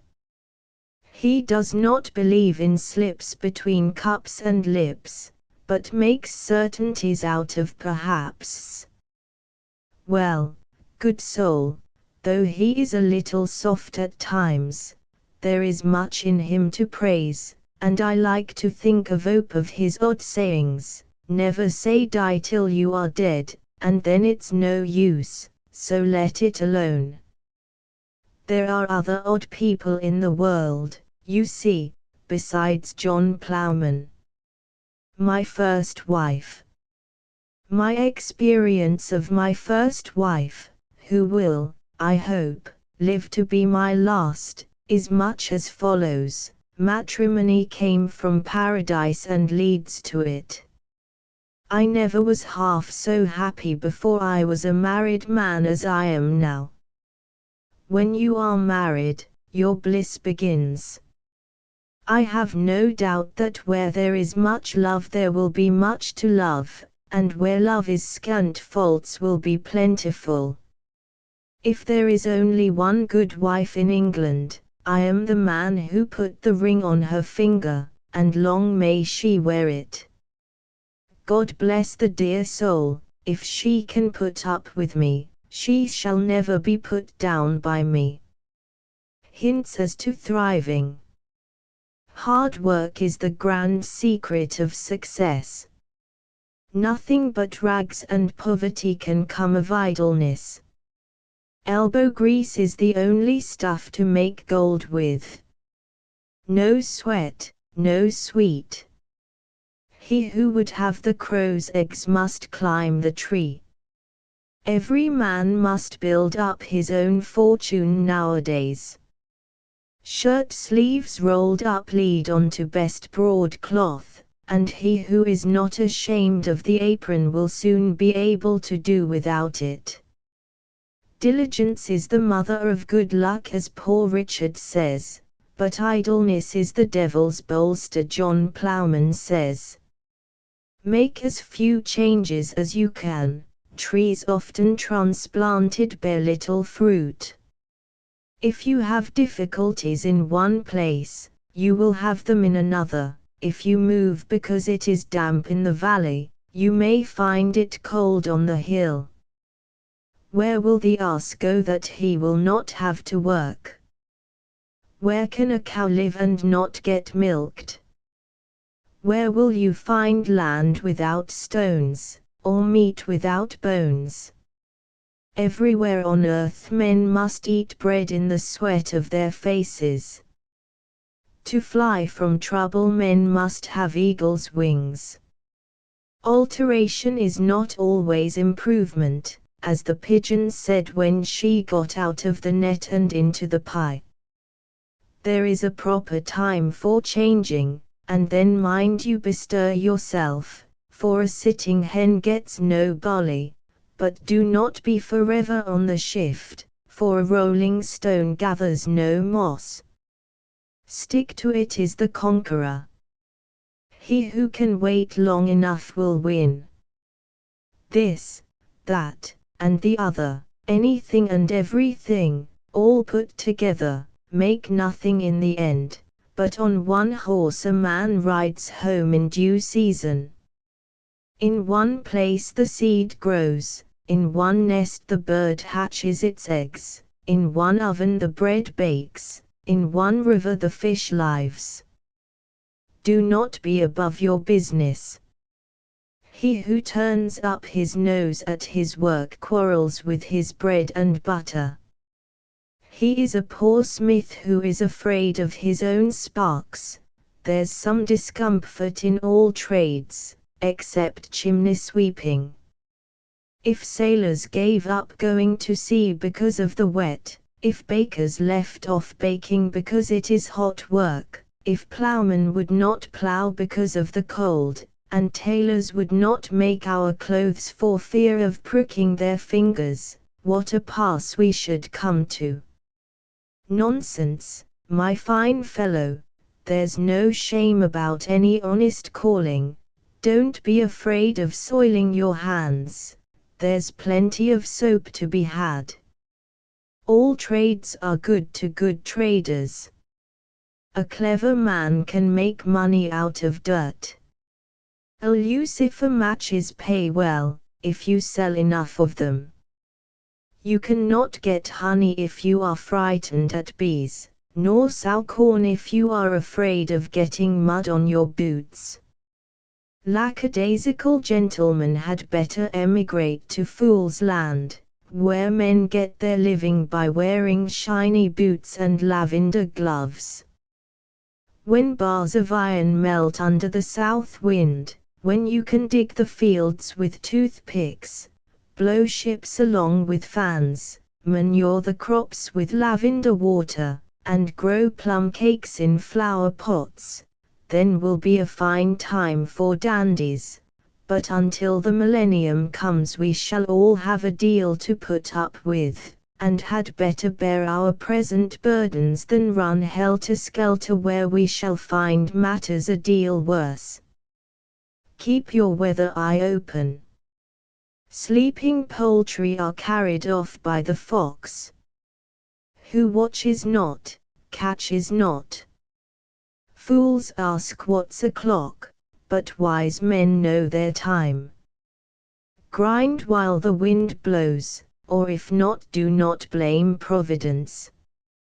God sends every bird its food, but he does not throw it into the nest. He gives us our daily bread, but it is through our own labor. Take time by the forelock. Be up early and catch the worm. The morning hour carries gold in its mouth.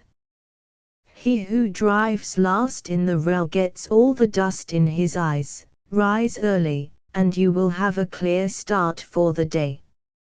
Try. Can't do it sticks in the mud, but try soon drags the wagon out of the rut. The fox said try, and he got away from the hounds when they almost snapped at him. The bees said try, and turned flowers into honey. The squirrel said try, and up he went to the top of the beech tree. The snowdrop said try, and bloomed in the cold snows of winter. The sun said try, and the spring soon threw Jack Frost out of the saddle. The young lark said try, and he found his new wings took him over hedges and ditches, and up where his father was singing. The ox said try, and ploughed the field from end to end. No hill too steep for try to climb, no clay too stiff for try to plough, no field too wet for try to drain, no hole too big for try to mend. As to a little trouble, who expects to find cherries without stones, or roses without thorns? Who would win must learn to bear. Idleness lies in bed sick of the mullygrubs where industry finds health and wealth. The dog in the kennel barks at the fleas, the hunting dog does not even know they are there. Laziness waits till the river is dry, and never gets to market. Try swims it, and makes all the trade. Can't do it couldn't eat the bread and butter which was cut for him, but try made meat out of mushrooms. If you want to do good in the world, the little word try comes in again. There are plenty of ways of serving God, and some that will fit you exactly as a key fits a lock. Don't hold back because you cannot preach in St. Paul's. Be content to talk to one or two in a cottage. Very good wheat grows in little fields. You may cook in small pots as well as big ones. Little pigeons can carry great messages. Even a little dog can bark at a thief, and wake up the master and save the house. A spark is fire. A sentence of truth has heaven in it. Do what you do right thoroughly, pray over it heartily, and leave the result to God. Alas! Advice is thrown away on many, like good seed on a bare rock. Teach a cow for 7 years, but she will never learn to sing the old hundredth. Of some it seems true that when they were born Solomon went by the door, but would not look in. Their coat of arms is a fool's cap on a donkey's head. They sleep when it is time to plough, and weep when harvest comes. They eat all the parsnips for supper, and wonder they have none left for breakfast.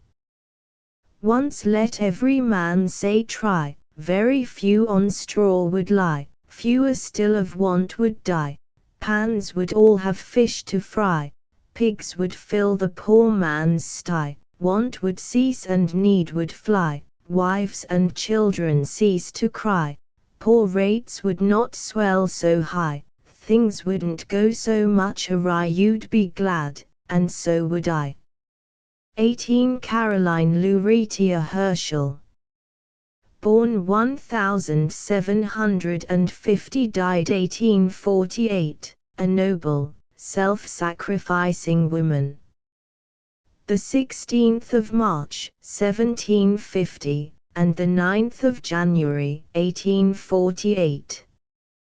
These are the dates that span the 98 years of the life of a woman whose deeds were great in the service of the world, but of whom the world itself knows all too little.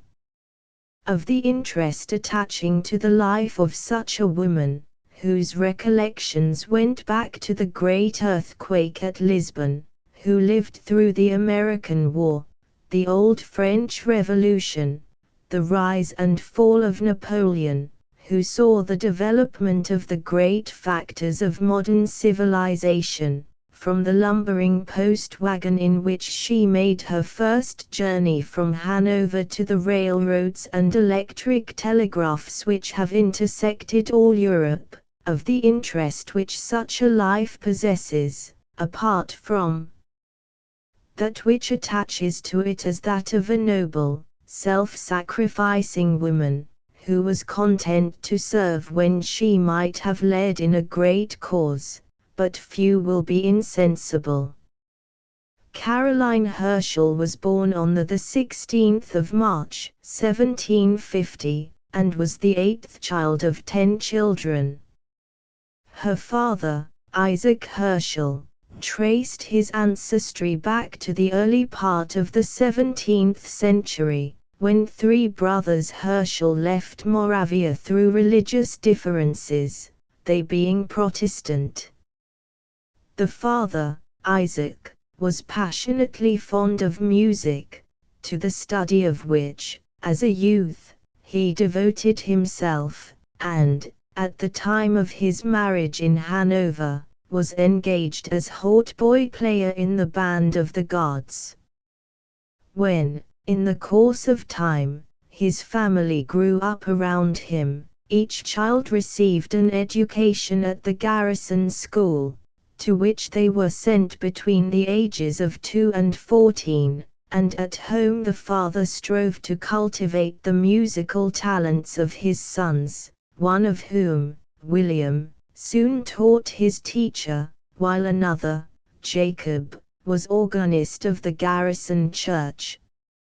Of her very early childhood one gets the impression that Caroline was a quiet, modest little maiden, deeply interested in all the family concerns, content to be eclipsed by her more brilliant and less patient elder sister, and overlooked by her thoughtless brothers, toward one of whom, William, she already began to cherish that deep affection which she maintained throughout their lives. The lives of this brother and sister, indeed, in this respect, recall to mind those of Charles and Mary Lamb. When she was 5 years old, the family life was disturbed by war, which took away temporarily father and sons, and left the little girl at home, her mother's sole companion. Her recollections of this time are very dismal, and may be read at length in the memoir by Mrs. John Herschel, to which we are indebted for much aid. When she was 17 her father died, and the polished education which he had hoped to give her was supplanted by the rough but useful knowledge which her mother chose to inculcate in her, an education which was to help to fit her to earn her bread, and to be of great assistance to her beloved brother William.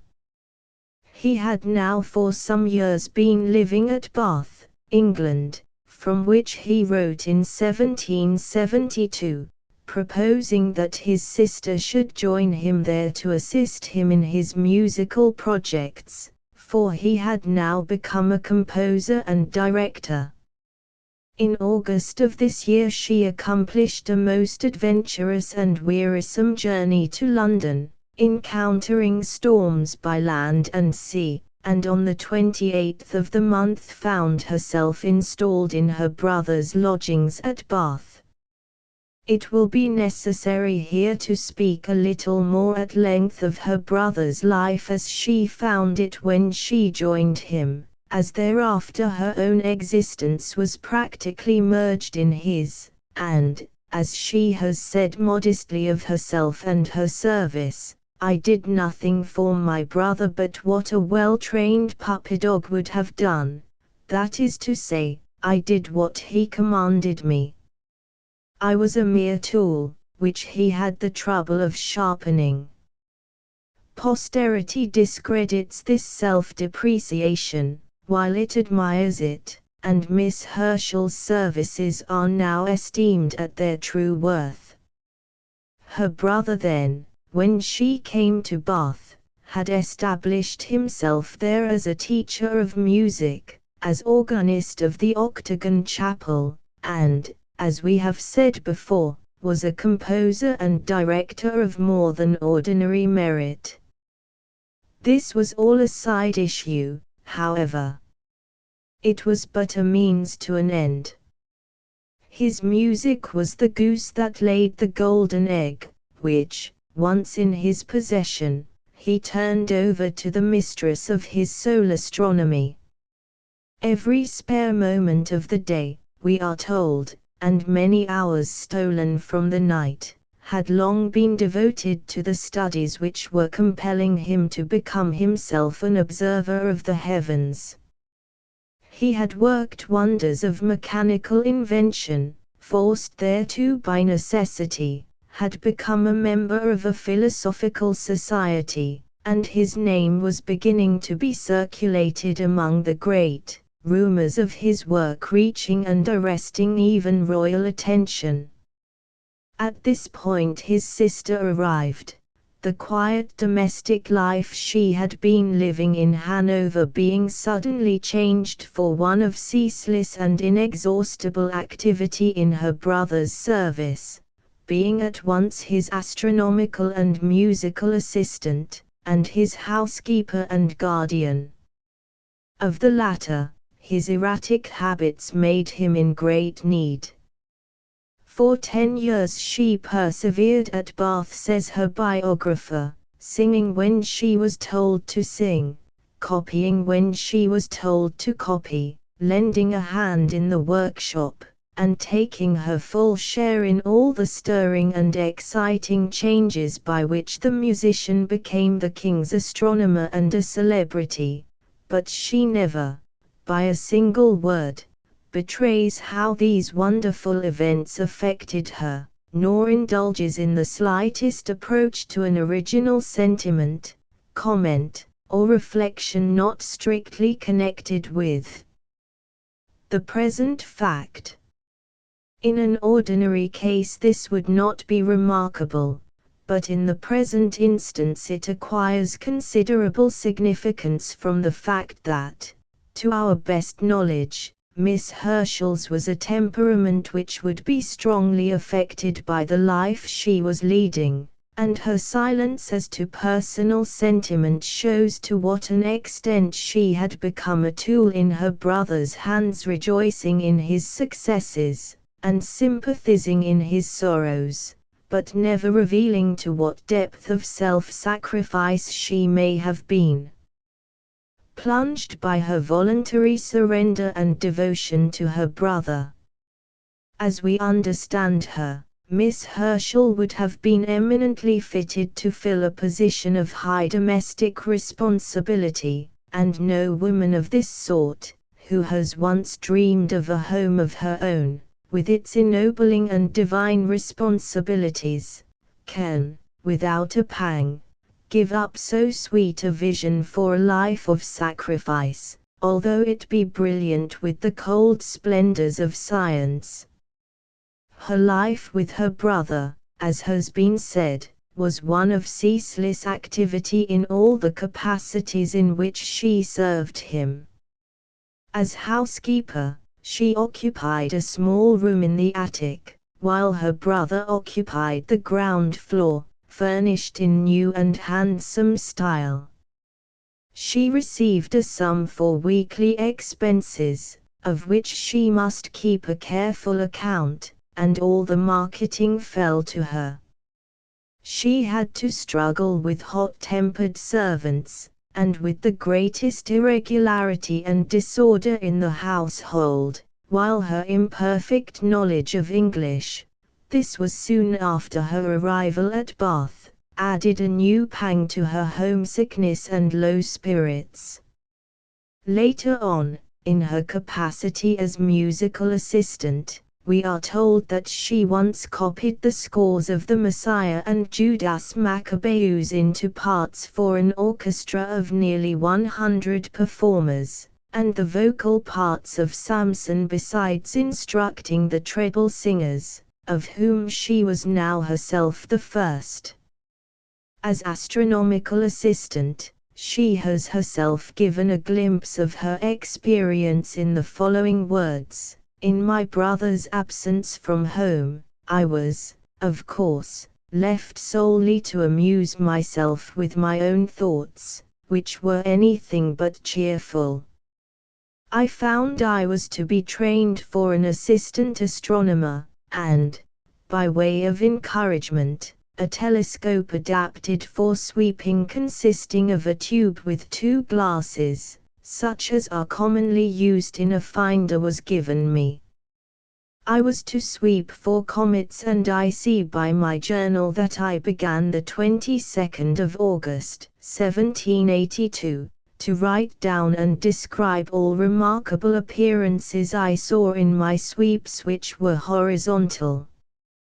But it was not till the last 2 months of the same year that I felt the least encouragement to spend the starlight nights on a grass plot covered with dew or hoar frost, without a human being near enough to be within call.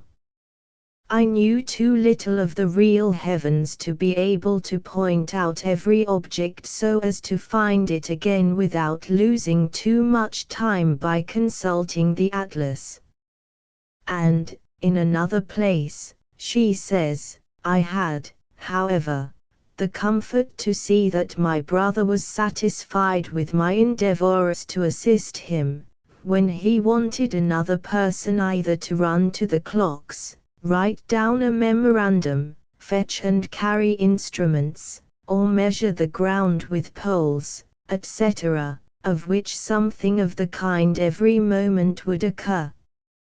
How successful she was in her sky sweeping may be judged from the fact that she herself discovered no less than 8 different comets at various times during her apprenticeship. Her work was not unattended by danger and accidents, and on one occasion, on a cold and cloudy December night, when a strip of clear sky revealed some stars and there was great haste made to observe them, in assisting her brother with his huge telescope she ran in the dark on ground covered with melting snow a foot deep, tripped, and fell on a large iron hook such as butchers use, and which was attached for some purpose to the machine. It entered her right leg, above the knee, and when her brother called, "Make haste," she could only answer by a pitiful cry, "I am hooked." He and the workmen were instantly with her, but they did not free her from the torturing position without leaving nearly 2 ounces of her flesh behind, and it was long before she was able to take her place again at the instrument. It would be interesting, if it were but practicable, to give a brief journal of her life during the 50 years she lived in England, from the time of her arrival in Bath, the 28th of August, 1772, till the time of her brother's death, the 25th of August, 1822, after which she returned to Hanover. We have given enough, perhaps, to suggest the mode and the activity of her life, but of her brother's marriage, and the trial it brought upon her in giving up the supreme place she had held in his love and companionship for 16 years, of the details of her discoveries, and the interesting correspondence which accompanied them, of her various great and noble friends, and her relations with them, of the death of her brother, then Sir William Herschel, and the terrible blow it proved to her, of her return to Holland, to the home of another brother, of her sorrow and disappointment at the changes which had taken place in the home of her youth during the long years which had brought her to old age. She was then 72, and to face the blank of life after having lived within the radiance of genius, of the comfort she derived from the members of her brother's family whom she had left behind in happy England, of the honors which the chief scientific men in the kingdom bestowed upon her. Of all these matters we can do no more than to simply touch upon them as above, although, if we might refer to them at greater length, it would be but to increase our admiration and esteem for one of the strongest, most serviceable, and most faithful women that ever lived. She died at 11 o'clock on the night of the 9th of January, 1848, at the age of 98, and the holy words were spoken in the same little chapel in the garrison in which, nearly a century before, she had been christened and afterward confirmed. In the coffin with her was placed, at her request, a lock of her beloved brother's hair, and an old, almost obliterated almanac that had been used by her father, and with these tokens of the unswerving love and fidelity she had always borne to parent and brother, she was laid away to rest, leaving the memory of a noble woman, great in wisdom, and greater in womanliness, without which, in woman, wisdom is unhallowed. A Chapin, Jr., in the Christian Union. 19. Pestiferous literature. The printing press, the mightiest agency on earth for good and for evil, the flood of impure and loathsome literature. What can we do to abate this pestilence? What books and newspapers shall we read? How protect our children? He is a brave man, who, at the right time and in the right place and manner, lifts his voice against a great evil of the day. Dr. Talmage has recently done this, with an earnestness like that of the old Hebrew prophets.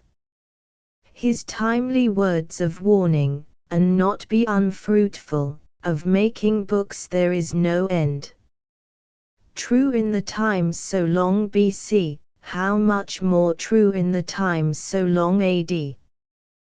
We see so many books we do not understand what a book is. Stand it on end. Measure it, the height of it, the depth of it, the length of it, the breadth of it. You cannot do it. Examine the paper, and estimate the progress made from the time of the impressions on clay, and then on the bark of trees, and from the bark of trees to papyrus, and from papyrus to the hide of wild beasts, and from the hide of wild beasts on down until the miracles of our modern paper manufactories, and then see the paper, white and pure as an infant's soul, waiting for God's inscription. A book.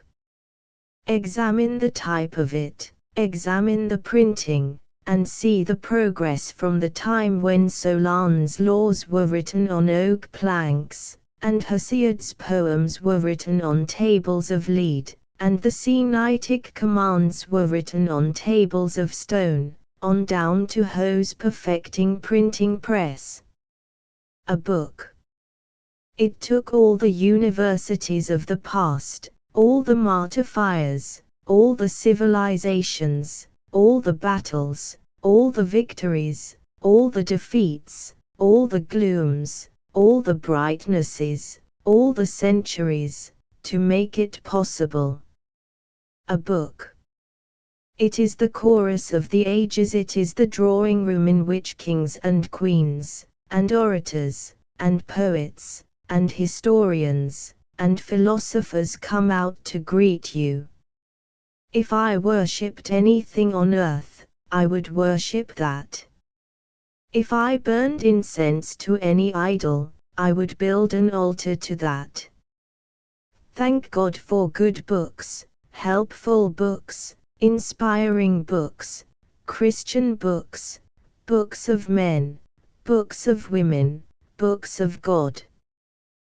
The printing press is the mightiest agency on earth for good and for evil.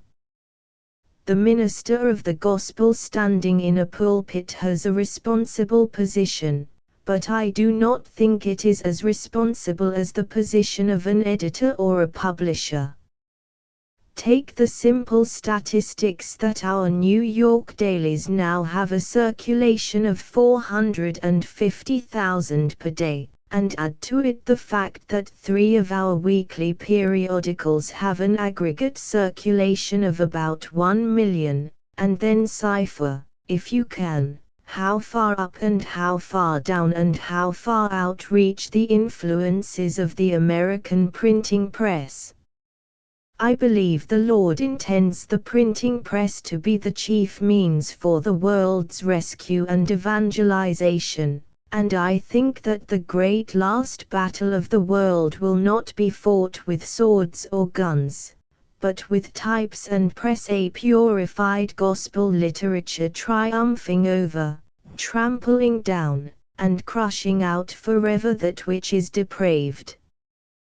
The only way to write a bad book is by printing a good one. The only way to overcome unclean newspaper literature is by scattering abroad that which is healthful. May God speed the cylinders of an honest, intelligent, aggressive, Christian printing press. I have to tell you this morning that I believe that the greatest scourge that has ever come upon this nation has been that of unclean journalism. It has its victims in all occupations and departments. It has helped to fill insane asylums and penitentiaries, and almshouses and dens of shame. The bodies of this infection lie in the hospitals and in the graves, while their souls are being tossed over into a lost eternity, an avalanche of horror and despair. The London plague was nothing to it. That counted its victims by thousands, but this modern pest has already shoveled its millions into the charnel house of the morally dead. The longest rail train that ever ran over the Erie or the Hudson tracks was not long enough or large enough to carry the beastliness and the putrefaction which have gathered up in the bad books and newspapers of this land in the last 20 years. Now, it is amid such circumstances that I put the questions of overmastering importance to you and your families. What can we do to abate this pestilence? What books and newspapers shall we read? You see, I group them together. A newspaper is only a book in a swifter and more portable shape, and the same rules which apply to book reading will apply to newspaper reading. What shall we read? Shall our minds be the receptacle of everything that an author has a mind to write? Shall there be no distinction between the tree of life and the tree of death? Shall we stoop down and drink out of the trough which the wickedness of men has filled with pollution and shame? Shall we mire in impurity, and chase fantastic will-o'-the-wisps across the swamps, when we might walk in the blooming gardens of God? Oh, no. For the sake of our present and everlasting welfare, we must make an intelligent and Christian choice. Standing, as we do, chin-deep in fictitious literature, the first question that many of the young people are asking me is, shall we read novels?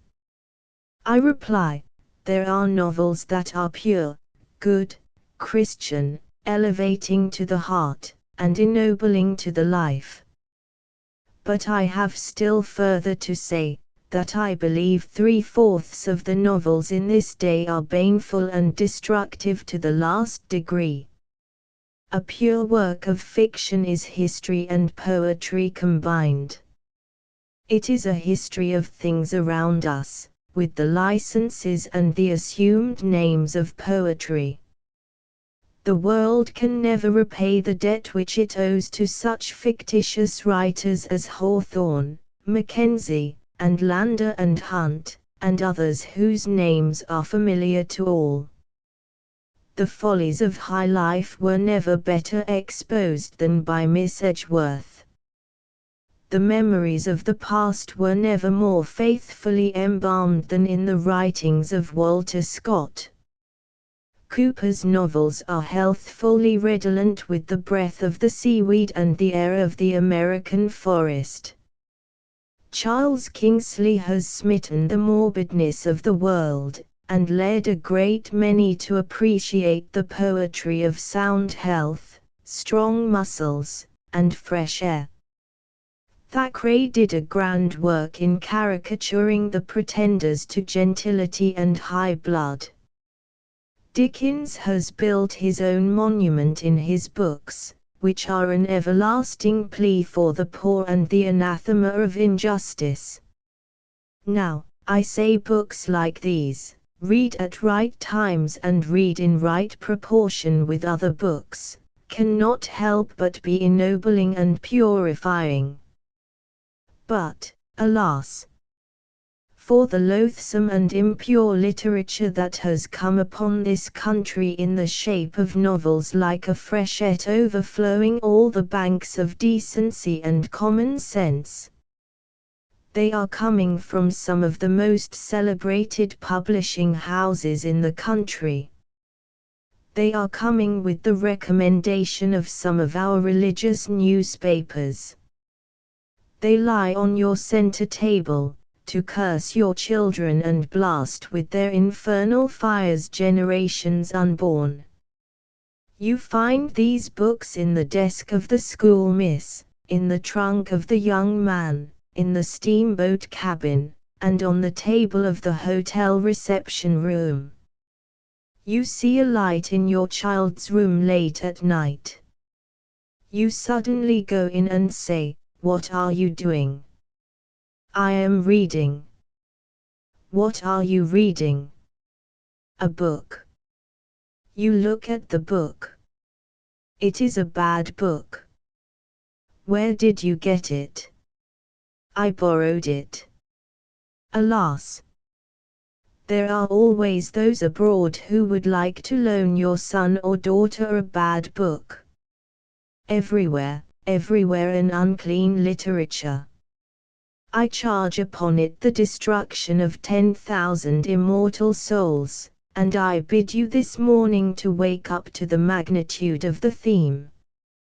I shall take all the world's literature, good novels and bad, travels, true or false, histories, faithful and incorrect, legends, beautiful and monstrous, all tracts, all chronicles, all epilogues, all family, city, state, national libraries, and pile them up in a pyramid of literature, and then I shall bring to bear upon it some grand, glorious, infallible, unmistakable Christian principles.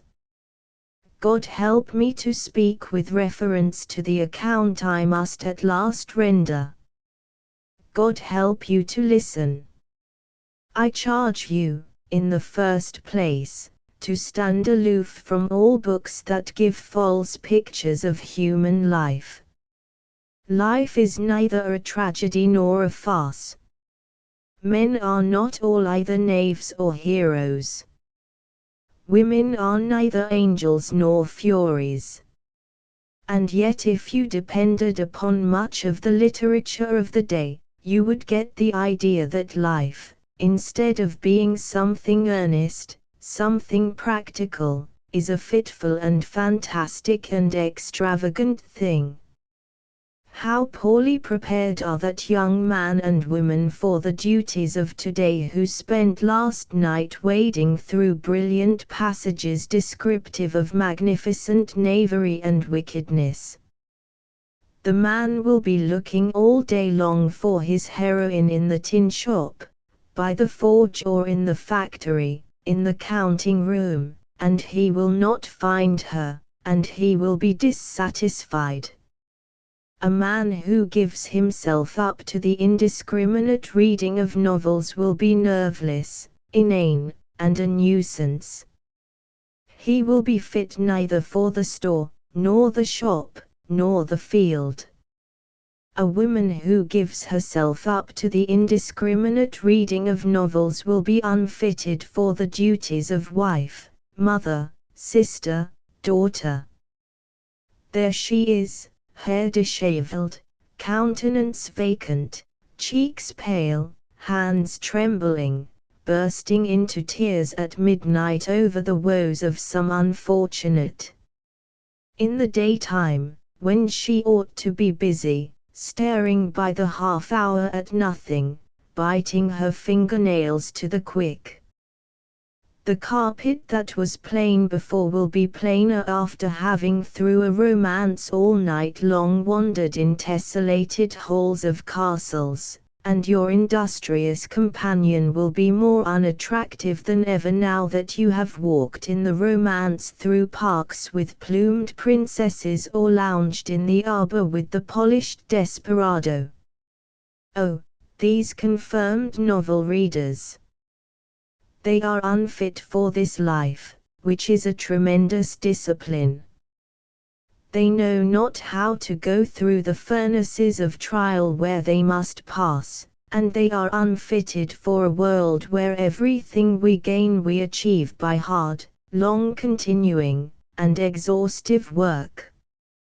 Again, abstain from all those books which, while they have some good things about them, have also an admixture of evil. You have read books that had the two elements in them, the good and the bad. Which stuck to you? The bad. The heart of most people is like a sieve, which lets the small particles of gold fall through, but keeps the great cinders. Again, abstain from those books which are apologetic of crime. It is a sad thing that some of the best and most beautiful bookbindery, and some of the finest rhetoric, have been brought to make sin attractive.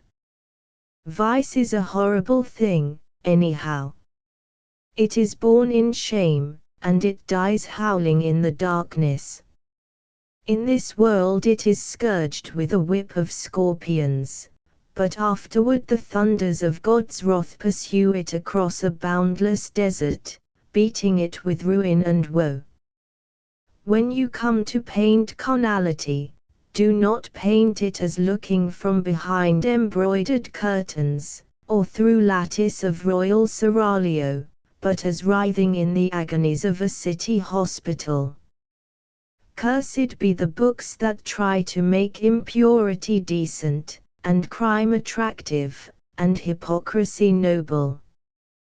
Cursed be the books that swarm with libertines and desperadoes, who make the brain of the young people whirl with villainy. Ye authors who write them, ye publishers who print them, ye booksellers who distribute them, shall be cut to pieces, if not by an aroused community, then at last by a divine vengeance, which shall sweep to the lowest pit of perdition all ye murderers of souls. I tell you, though you may escape in this world, you will be ground at last under the hoof of eternal calamities, and you will be chained to the rock, and you will have the vultures of despair clawing at your soul, and those whom you have destroyed will come around to torment you and to pour hotter coals of fury upon your head and rejoice eternally in the outcry of your pain and the howl of your damnation. God shall wound the hairy scalp of him that goeth on in his trespasses. The clock strikes midnight, a fair form bends over a romance. The eyes flash fire. The breath is quick and irregular. Occasionally the color dashes to the cheek, and then dies out. The hands tremble as though a guardian spirit were trying to shake the deadly book out of the grasp. Hot tears fall. She laughs with a shrill voice that drops dead at its own sound. The sweat on her brow is the spray dashed up from the river of death. The clock strikes 4, and the rosy dawn soon after begins to look through the lattice upon the pale form, that looks like a detained spectre of the night. Soon in a madhouse, she will mistake her ringlets for curling serpents, and thrust her white hand through the bars of the prison and smite her head, rubbing it back as though to push the scalp from the skull, shrieking, "My brain! My brain! Oh, stand off from that! Why will you go sounding your way amidst the reefs and warning buoys, when there is such a vast ocean in which you may voyage, all sail set? There is one other thing I shall say this morning before I leave you, whether you want to hear it or not, that is, that I consider the bad pictorial literature of the day as most tremendous for ruin. There is no one who can like good pictures better than I do. But what shall I say to the prostitution of this art to purposes of iniquity? These death warrants of the soul are at every street corner. They smite the vision of the young with pollution. Many a young man buying a copy has bought his eternal discomfiture. There may be enough poison in one bad picture to poison one soul, and that soul may poison 10, and the 10 50, and the hundreds thousands, until nothing but the measuring line of eternity can tell the height and depth and ghastliness and horror of the great undoing. The work of death that the wicked author does in a whole book the bad engraver may do on half a side of pictorial. Under the disguise of pure mirth the young man buys one of these sheets. He unrolls it before his comrades amid roars of laughter, but long after the paper is gone the results may perhaps be seen in the blasted imaginations of those who saw it. The Queen of Death every night holds a banquet, and these periodicals are the printed invitations to her guests. Alas! That the fair brow of American art should be blotched with this plague spot, and that philanthropists, bothering themselves about smaller evils, should lift up no united and vehement voice against this great calamity. Young man, buy not this moral strychnine for your soul. Pick not up this nest of coiled adders for your pocket. Patronize no news-stand that keeps them. Have your room bright with good engravings, but for these iniquitous pictorials have not one wall, not one bureau, not one pocket. A man is no better than the picture he loves to look at.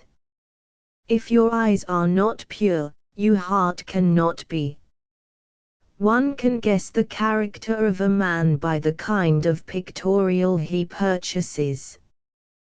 When the devil fails to get a man to read a bad book, he sometimes succeeds in getting him to look at a bad picture. When Satan goes a-fishing he does not care whether it is a long line or a short line, if he only draws his victim in. If I have this morning successfully laid down any principles by which you may judge in regard to books and newspapers, then I have done something of which I shall not be ashamed on the day which shall try every man's work, of what sort it is. Cherish good books and newspapers. Beware of the bad ones. One column may save your soul, one paragraph may ruin it. Go home today and look through your library, and then look on the stand where you keep your pictorials and newspapers, and apply the Christian principles I have laid down this morning. If there is anything in your home that cannot stand the test, do not give it away, for it might spoil an immortal soul. Do not sell it, for the money you get would be the price of blood, but rather kindle a fire on your kitchen hearth, or in your backyard, and then drop the poison in it, and keep stirring the blaze until, from preface to appendix, there shall not be a single paragraph left. Once in a while there is a mind like a lodestone, which, plunged amidst steel and brass filings, gathers up the steel and repels the brass. But it is generally just the opposite. If you attempt to plunge through a hedge of burrs to get one blackberry, you get more burrs than blackberries. You cannot afford to read a bad book, however good you are. You say, the influence is insignificant. I tell you that the scratch of a pin has sometimes produced the lockjaw. Alas, if through curiosity, as many do, you pry into an evil book, your curiosity is as dangerous as that of the man who would stick a torch into a gunpowder mill, merely to see whether it would blow up or not. In a menagerie in New York, a man put his hand through the bars of a black leopard's cage. The animal's hide looked so slick and bright and beautiful. He just stroked it once. The monster seized him, and he drew forth a hand, torn, and mangled, and bleeding. Oh, touch not evil, even with the faintest stroke, though it may be glossy and beautiful, touch it not, lest you pull forth your soul torn and bleeding under the clutch of the black leopard. But you say, how can I find out whether a book is good or bad, without reading it? There is always something suspicious about a bad book. I never knew an exception. Something suspicious in the index or the style of illustration. This venomous reptile almost always carries a warning rattle. Again, I charge you to stand off from all those books which corrupt the imagination and inflame the passions. I do not refer now to that kind of a book which the villain has under his coat, waiting for the school to be out, and then looking both ways to see that there is no policeman around the block, offers the book to your son on his way home. I do not speak of that kind of literature, but that which evades the law and comes out in polished style, and with a cute plot sounds the tocsin that rouses up all the baser passions of the soul. Years ago a French lady came forth as an authoress, under the assumed name of George Sand. She smoked cigars. She wore gentleman's apparel. She stepped off the bounds of decency.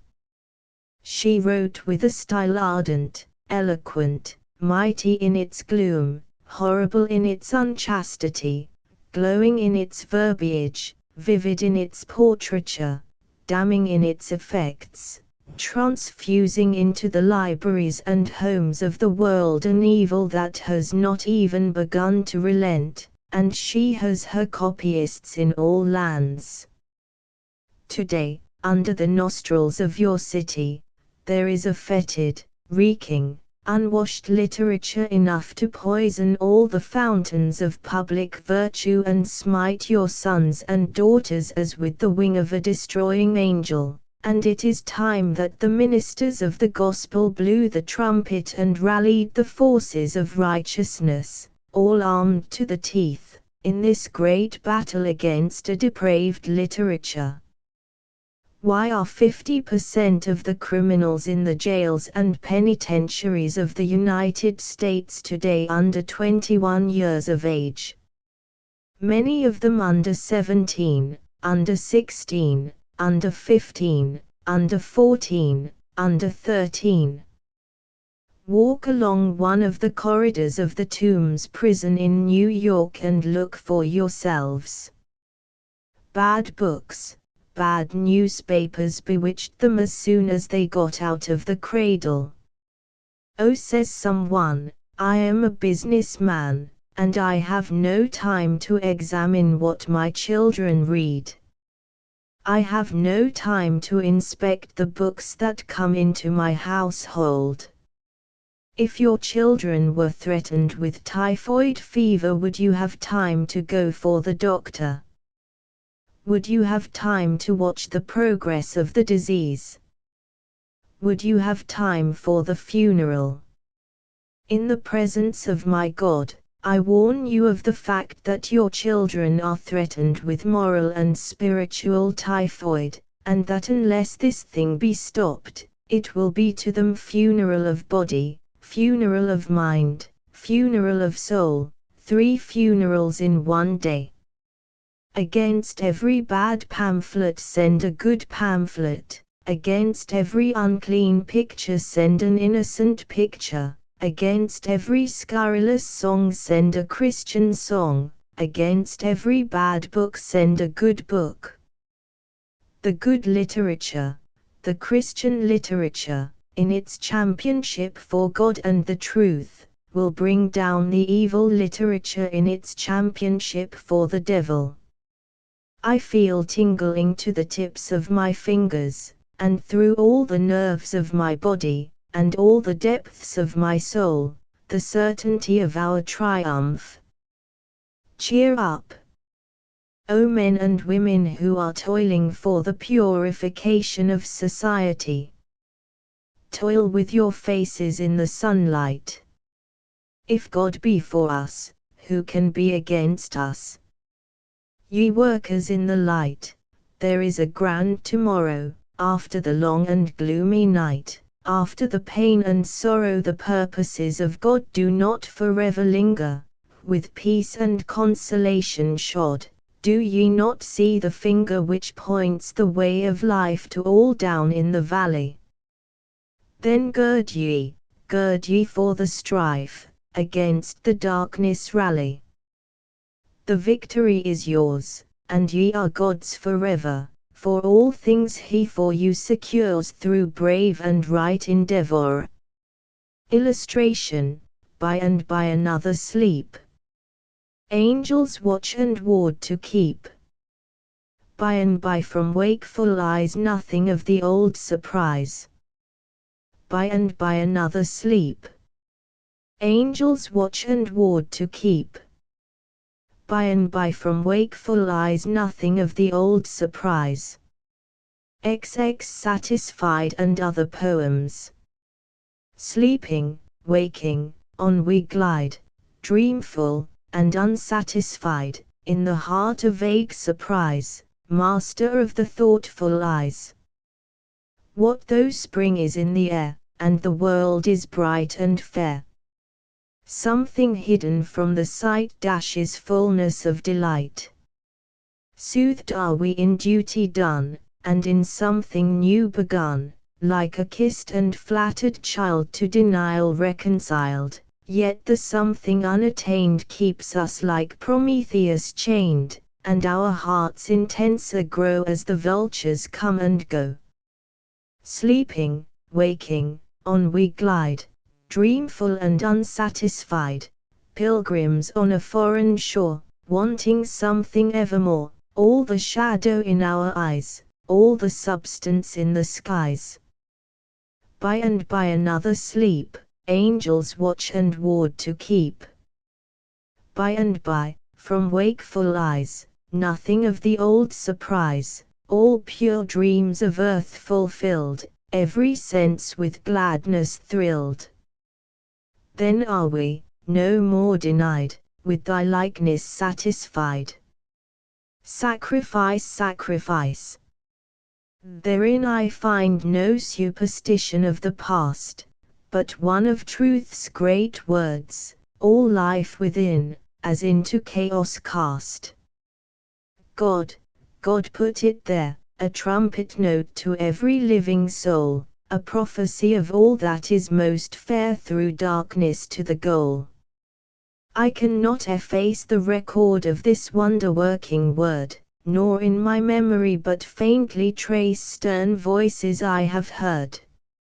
Voices come by day between life's lightning flash and thunder peal, and sooner heaven and earth shall pass away than what they there reveal. Voices come at night amid the silence of deluding cares, and pain flows through the darkness and grows bright, and knowledge unawares. Voices fill the strife to which I give the beauty of my days, and testify that sacrifice is life, availing prayer and praise. Life retained is lost, the tocsin of interminable war, and life relinquished is of life the cost, which shineth as a star. Tongue can never tell God's revelations in this mighty word, nor how the mystery of life they spell, with which all hearts are stirred. I continue mute, in joyful awe before the infinite, until at length eternity transmute my darkness into light. I can only speak an earth-born language, that does not reveal the infinitude of duty which I seek to utter and but feel. Duty, heart of joy, which giveth strength to suffer and endure, till self-forgetfulness in God's employ enthrones a life secure. Shepherd of the sheep, to whom God gives the universal charge, I think of thy devotion and I weep, thy love appears so large.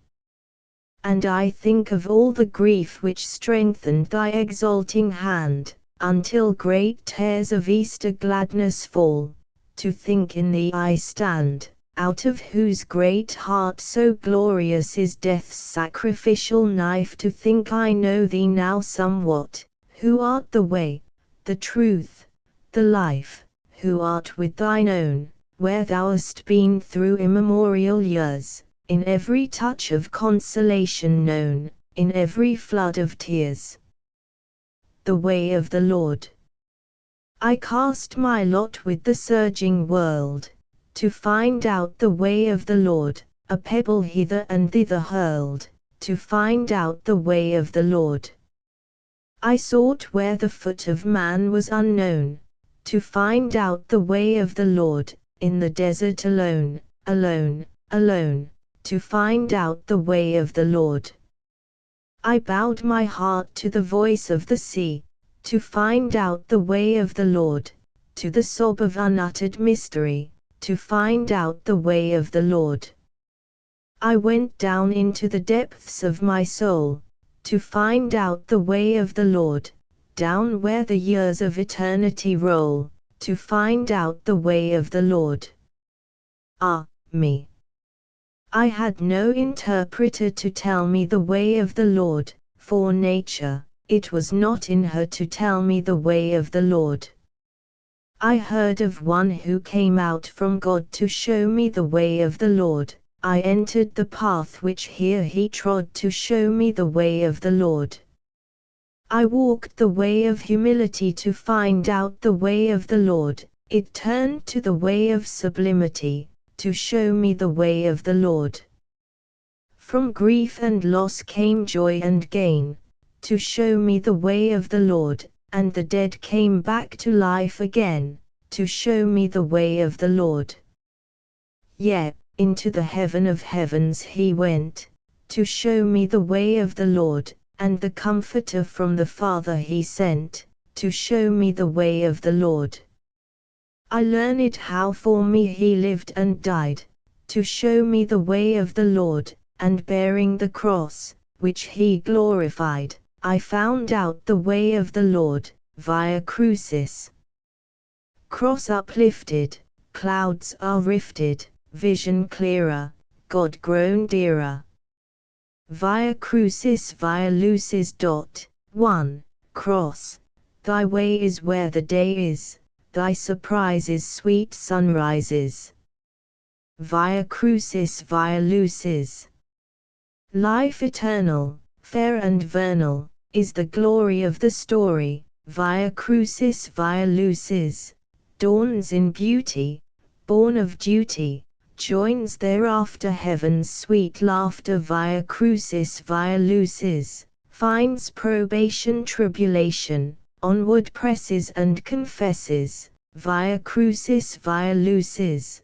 Bursts the fetter of the letter, reckons sorrow joy tomorrow. Via crucis via lucis. To the Master in disaster bravely clinging, journeys singing. Via crucis via lucis. Ranges crownward, never downward, always loving, always proving. Via crucis via lucis. Drinks forever from the river everlasting, still forecasting. Via crucis via lucis. And presages all the ages, light enfolden, growing golden. Via crucis via luis. Oh the shinings and refinings! Oh the sweetness of completeness! Via crucis via lucis. XXI Heroes of Science. Michael Faraday, Sir William Siemens, M. Pasteur. The loftiest class of scientists pursue science because they love truth. They derive no animation from the thought of any practical application which they can make from their scientific discoveries. They have no dreams of patents and subsequent royalties, although these sometimes come. They enter upon their work, smit with a passion for truth. If to any one of them it should happen to be pointed out, as Sir Humphrey Davy showed the ardent young Michael Faraday at the beginning of his career, that science is a hard mistress who pays badly, they are so in love with science that, really and truly, they prefer from their very hearts to live with her on bread and water in a garret to living without her in palaces in which they might fare sumptuously every day. There are others by whom science is regarded only in the measure of its fruitfulness in producing material wealth. Their great men are not the discoverers of principles, but the inventors, the men who can apply the discoveries of others to supplying such wants as men are willing to pay largely to have satisfied. As has been said, to some she is the goddess great, to some the milch cow of the field, their business is to calculate the butter she will yield. Our highest admiration must be for the discoverers, but we may do well to remind ourselves, from time to time, that to such men we are indebted not only for thrilling insight into the beautiful mysteries of nature, and for the withdrawal of the veil which shuts out from ordinary sight the august magnificences of nature, but also for the discovery of those principles which can be turned to the best practical account, ministering to us in our kitchens and bedchambers and drawing rooms and factories and shops and fields, filling our nights with brilliancy and our days with potencies, giving to each man the capability of accomplishing in 1 year what his ancestors, who lived in unscientific ages, could not have achieved in 20. Not only exhibiting the forces of nature as steeds, but also showing how they may be harnessed to the chariots of civilization. To keep us in healthful gratitude to the men who, having turned away from the marts of the moneymakers, have unselfishly set themselves to discover what will enrich the moneymakers, and, content to live in simple sorts of ways, have sent down beauty and comfort into the homes of rich and poor, it is well to make an occasional resume of the results of the work of useful scientists, and ponder the lessons of their single-mindedness. Faraday. Few names on the roll of the worthies of science are better known through all the world than that of Michael Faraday, who was born in England in 1791 and died in 1867. Rising from poverty, he became assistant to Sir Humphry Davy, in the Royal Institution, London, where he soon exhibited great ability as an experimenter, and a rare genius for discovering the secret relation of distant phenomena to one another, which gave him his skill as a discoverer, so that he came to be regarded, according to Professor Tyndall, the prince of the physical investigators of the present age, the greatest experimental philosopher the world has ever seen. His greatest discoveries may be stated to have been magnetoelectric induction, electrochemical decomposition, the magnetization of light, and diamagnetism, the last announced in his memoir as the magnetic condition of all matter. There were many minor discoveries. The results of his labors are apparent in every field of science which has been cultivated since his day. Indeed, they made a great enlargement of that field. His life of simple independence was a great contribution to the highest wealth of the world. He might have been rich. He lived in simplicity and died poor. It is calculated that, if he had made commercial uses of his earlier discoveries, he might easily have gathered a fortune of $1 million.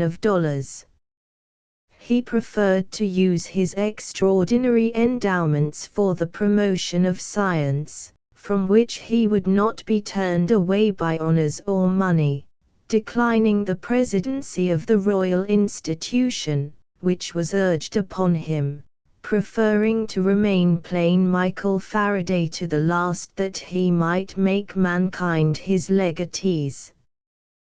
While Faraday does not claim the parentage of the electric telegraph, he was among the earliest laborers in the practical application of his own discoveries, without which the telegraph would probably never have had existence. It was on his advice that Mr. Cyrus W. Field determined to push the enterprise of the submarine cable. His labors were essential to the success of the efforts of his friend Wheatstone in telegraphy. It was his genius which discovered the method of preventing the incrustation by ice of the windows of lighthouses, and also a method for the prevention of the fouling of air in brilliantly lighted rooms, by which health was impaired and furniture injured. He discovered a light, volatile oil, which he called bicarbonate of hydrogen. It is now known to us as benzene, which is so largely employed in the industrial arts. Treated by nitric acid, that has produced a substance largely used by the perfumer and the confectioner. From that came the wonderful base aniline, which was not only useful in the study of chemistry, as throwing light on the internal structure of organic compounds, but has come also into commerce, creating a great branch of industry, by giving strong and high colors which can be fixed on cotton, woolen, and silken fabrics. It may be worthwhile to notice what gratifying beauty was provided for the eye, while profitable work was afforded to the industrious. It is not to be forgotten that, whatever we have of magnetoelectric light, in all its various applications, is due to Faraday's discoveries.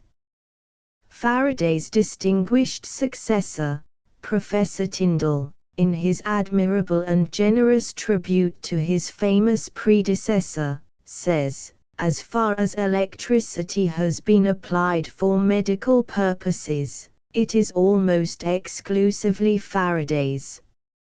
How much of addition to human comfort that one sentence includes, who can estimate?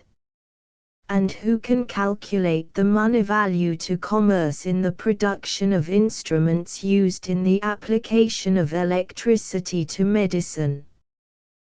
Professor Tyndall continues, you have noticed those lines of wire which cross the streets of London. It is Faraday's currents that speed from place to place through these wires. Approaching the point of Dungeness, the mariner sees an unusually brilliant light, and from the noble Pharos of La Heve the same light flashes across the sea. These are Faraday's sparks, exalted by suitable machinery to sunlight splendor. At the present moment, 1868, the Board of Trade and the Brethren of the Trinity House, as well as the Commissioners of Northern Lights, are contemplating the introduction of the magneto-electric light at numerous points upon our coast, and future generations will be able to point to those guiding stars in answer to the question, what has been the practical use of the labors of Faraday?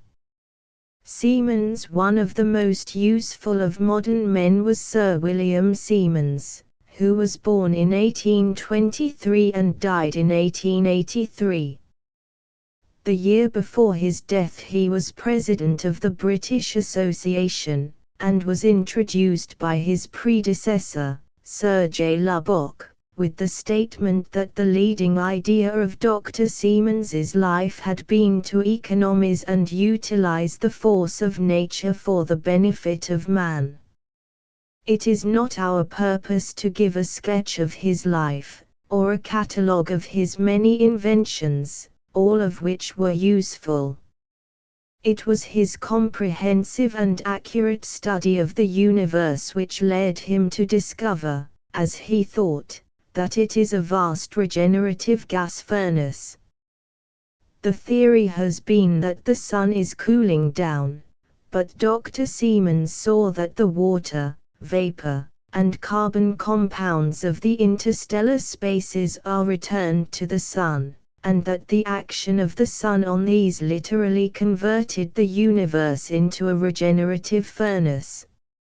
On a small scale, in a way adapted to ordinary human uses, and by ingenious contrivances, he produced a regenerative gas furnace which so utilized what had hitherto been wasted that, in the last lecture delivered by Michael Faraday, 1862, before the Royal Society, he praised the qualities of the furnace for its economy and ease of management, and it soon came into general use.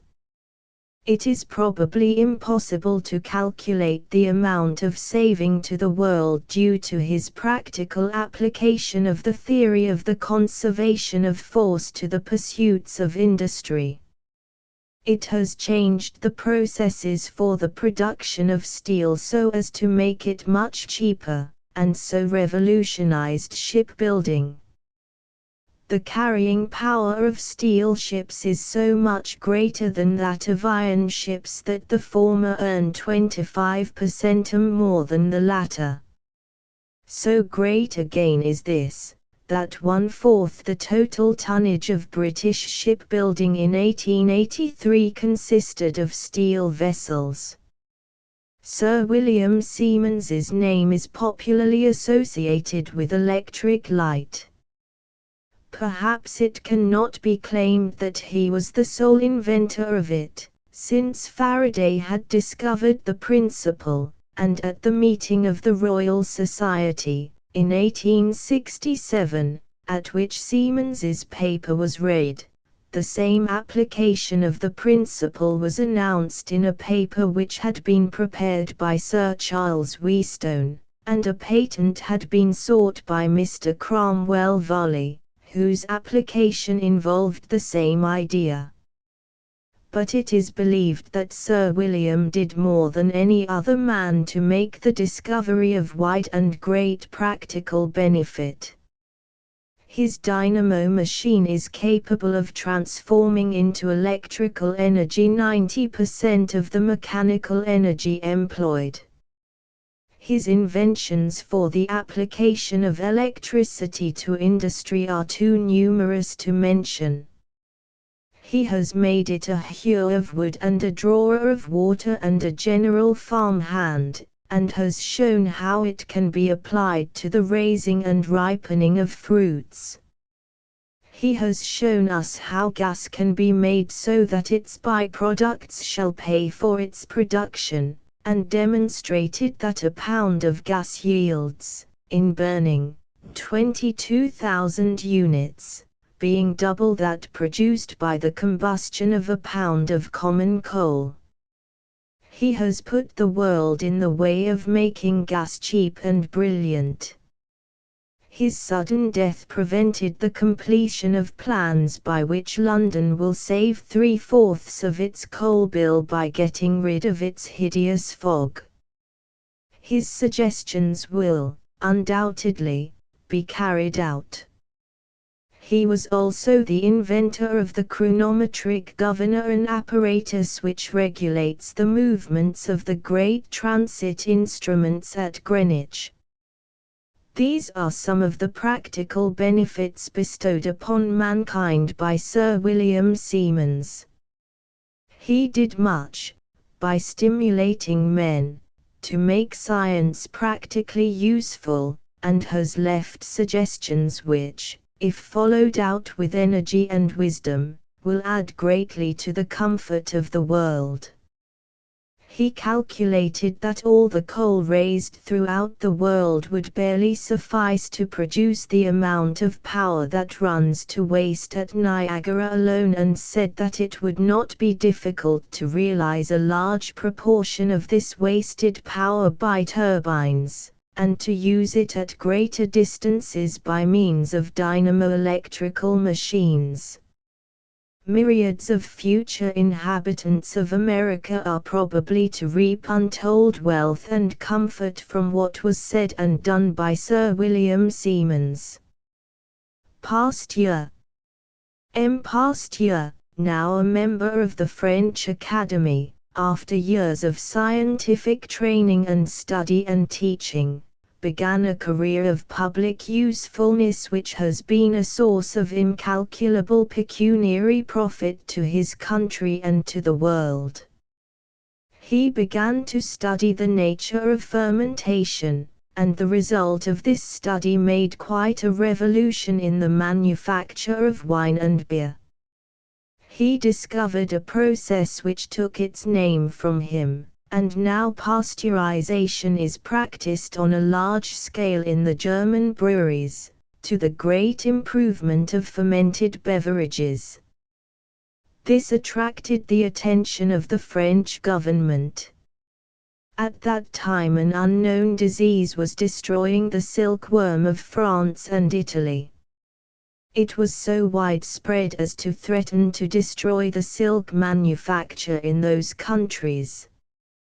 M. Pasteur was asked to investigate the cause. At that time he had scarcely ever seen a silkworm, but he turned his acute and practical intellect to the study of this little worker, and soon detected the trouble. He showed that it was due to a microscopic parasite, which was developed from a germ born with the worm, and he pointed out how to secure healthy eggs, and so rear healthy worms. He thus gave his countrymen the knowledge necessary to the saving of the French silk industry, and to a very large increase of the value of the annual productiveness of the country. Of course, a man who had gone thus far could not stop. If he could save the silkworm, he might save larger animals. France was losing sheep and oxen at the rate of from 15 to 20 millions annually. The services of M. Pasteur were again in demand. Again he discovered that the devastator was a microscopic destroyer. It was anthrax. The result of his experimenting was the discovery of an antidote, a method of prevention by inoculation with attenuated microbes. Similar studies and experiments and discoveries enabled him to furnish relief to the hog, at a time when the hog cholera was making devastations. As he had discovered a preventive remedy for anthrax, he also found a remedy for chicken cholera, to the saving of poultry to an incalculable extent. Having thus contributed more to the material wealth of his country than any other living Frenchman, M. Pasteur naturally turned his discovery of the parasitic origin of disease toward human sufferers. A man of convictions and of faith, he has had the courage to ask the French Minister of Commerce to organize a scientific commission to go to Egypt to study the cholera there under his guidance. M. Paul Best, who was M. Pasteur's early rival in scientific discussion, paid a generous tribute to his great ability and services, and declared that the discovery of the prevention of anthrax was the grandest and most fruitful of all French discoveries. M. Pasteur's native town, Dole, on the day of the national fete last year, 1883, placed a commemorative tablet on the house in which he was born. The government's grant of a pension of $5,000 a year, to be continued to his widow and children, was made on the knowledge that if M. Pasteur had retained proprietary right in his discovery, he might have amassed a vast fortune, but he had freely given all to the public. According to an estimate made by Professor Huxley, the labors of M. Pasteur are equal in money value alone to the 1,000 millions of dollars of indemnity paid by France to Germany in the late war. It is also to be remembered that M. Pasteur's labors imparted stimulus to discovery in many directions, setting many discoverers at work, who are now experimenting on the working hypothesis of the parasitic origin of all other infectious diseases. Now here are three men, to whom the world is probably more indebted than to any other 20 men who have lived this century, indebted for health, wealth, comfort, and enjoyment, indebted in kitchen, chamber, drawing room, counting house, at home and abroad, by day and by night, for gratification of the bodily and aesthetic taste. They were the almoners of science. Practical men would have no tools to work with if they did not receive them from those who, in abstraction, wrought in the secluded heights of scientific investigation.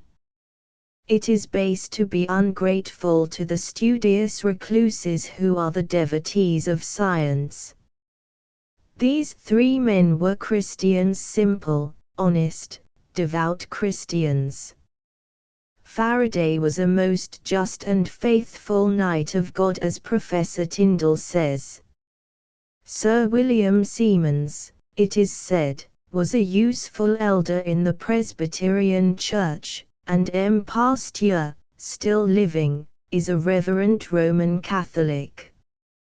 Surely, when we find these men walking a lofty height of science, higher than that occupied by any of their contemporaries, and when we find these men sending down more enriching gifts to the lowly sons of toil, and all the traders in the market-places, and all seekers of pleasure in the world, than any other scientific men. We must be safe in the conclusion that to be an earnest Christian is not incompatible with the highest attainments in science, and we cannot find fault with those who look with contempt upon the men who disdain Christianity, as if it were beneath them, when it is remembered that among the rejectors of our holy faith are no men to whom we have a right to be grateful for any discovery that has added $1 to the world's exchequer,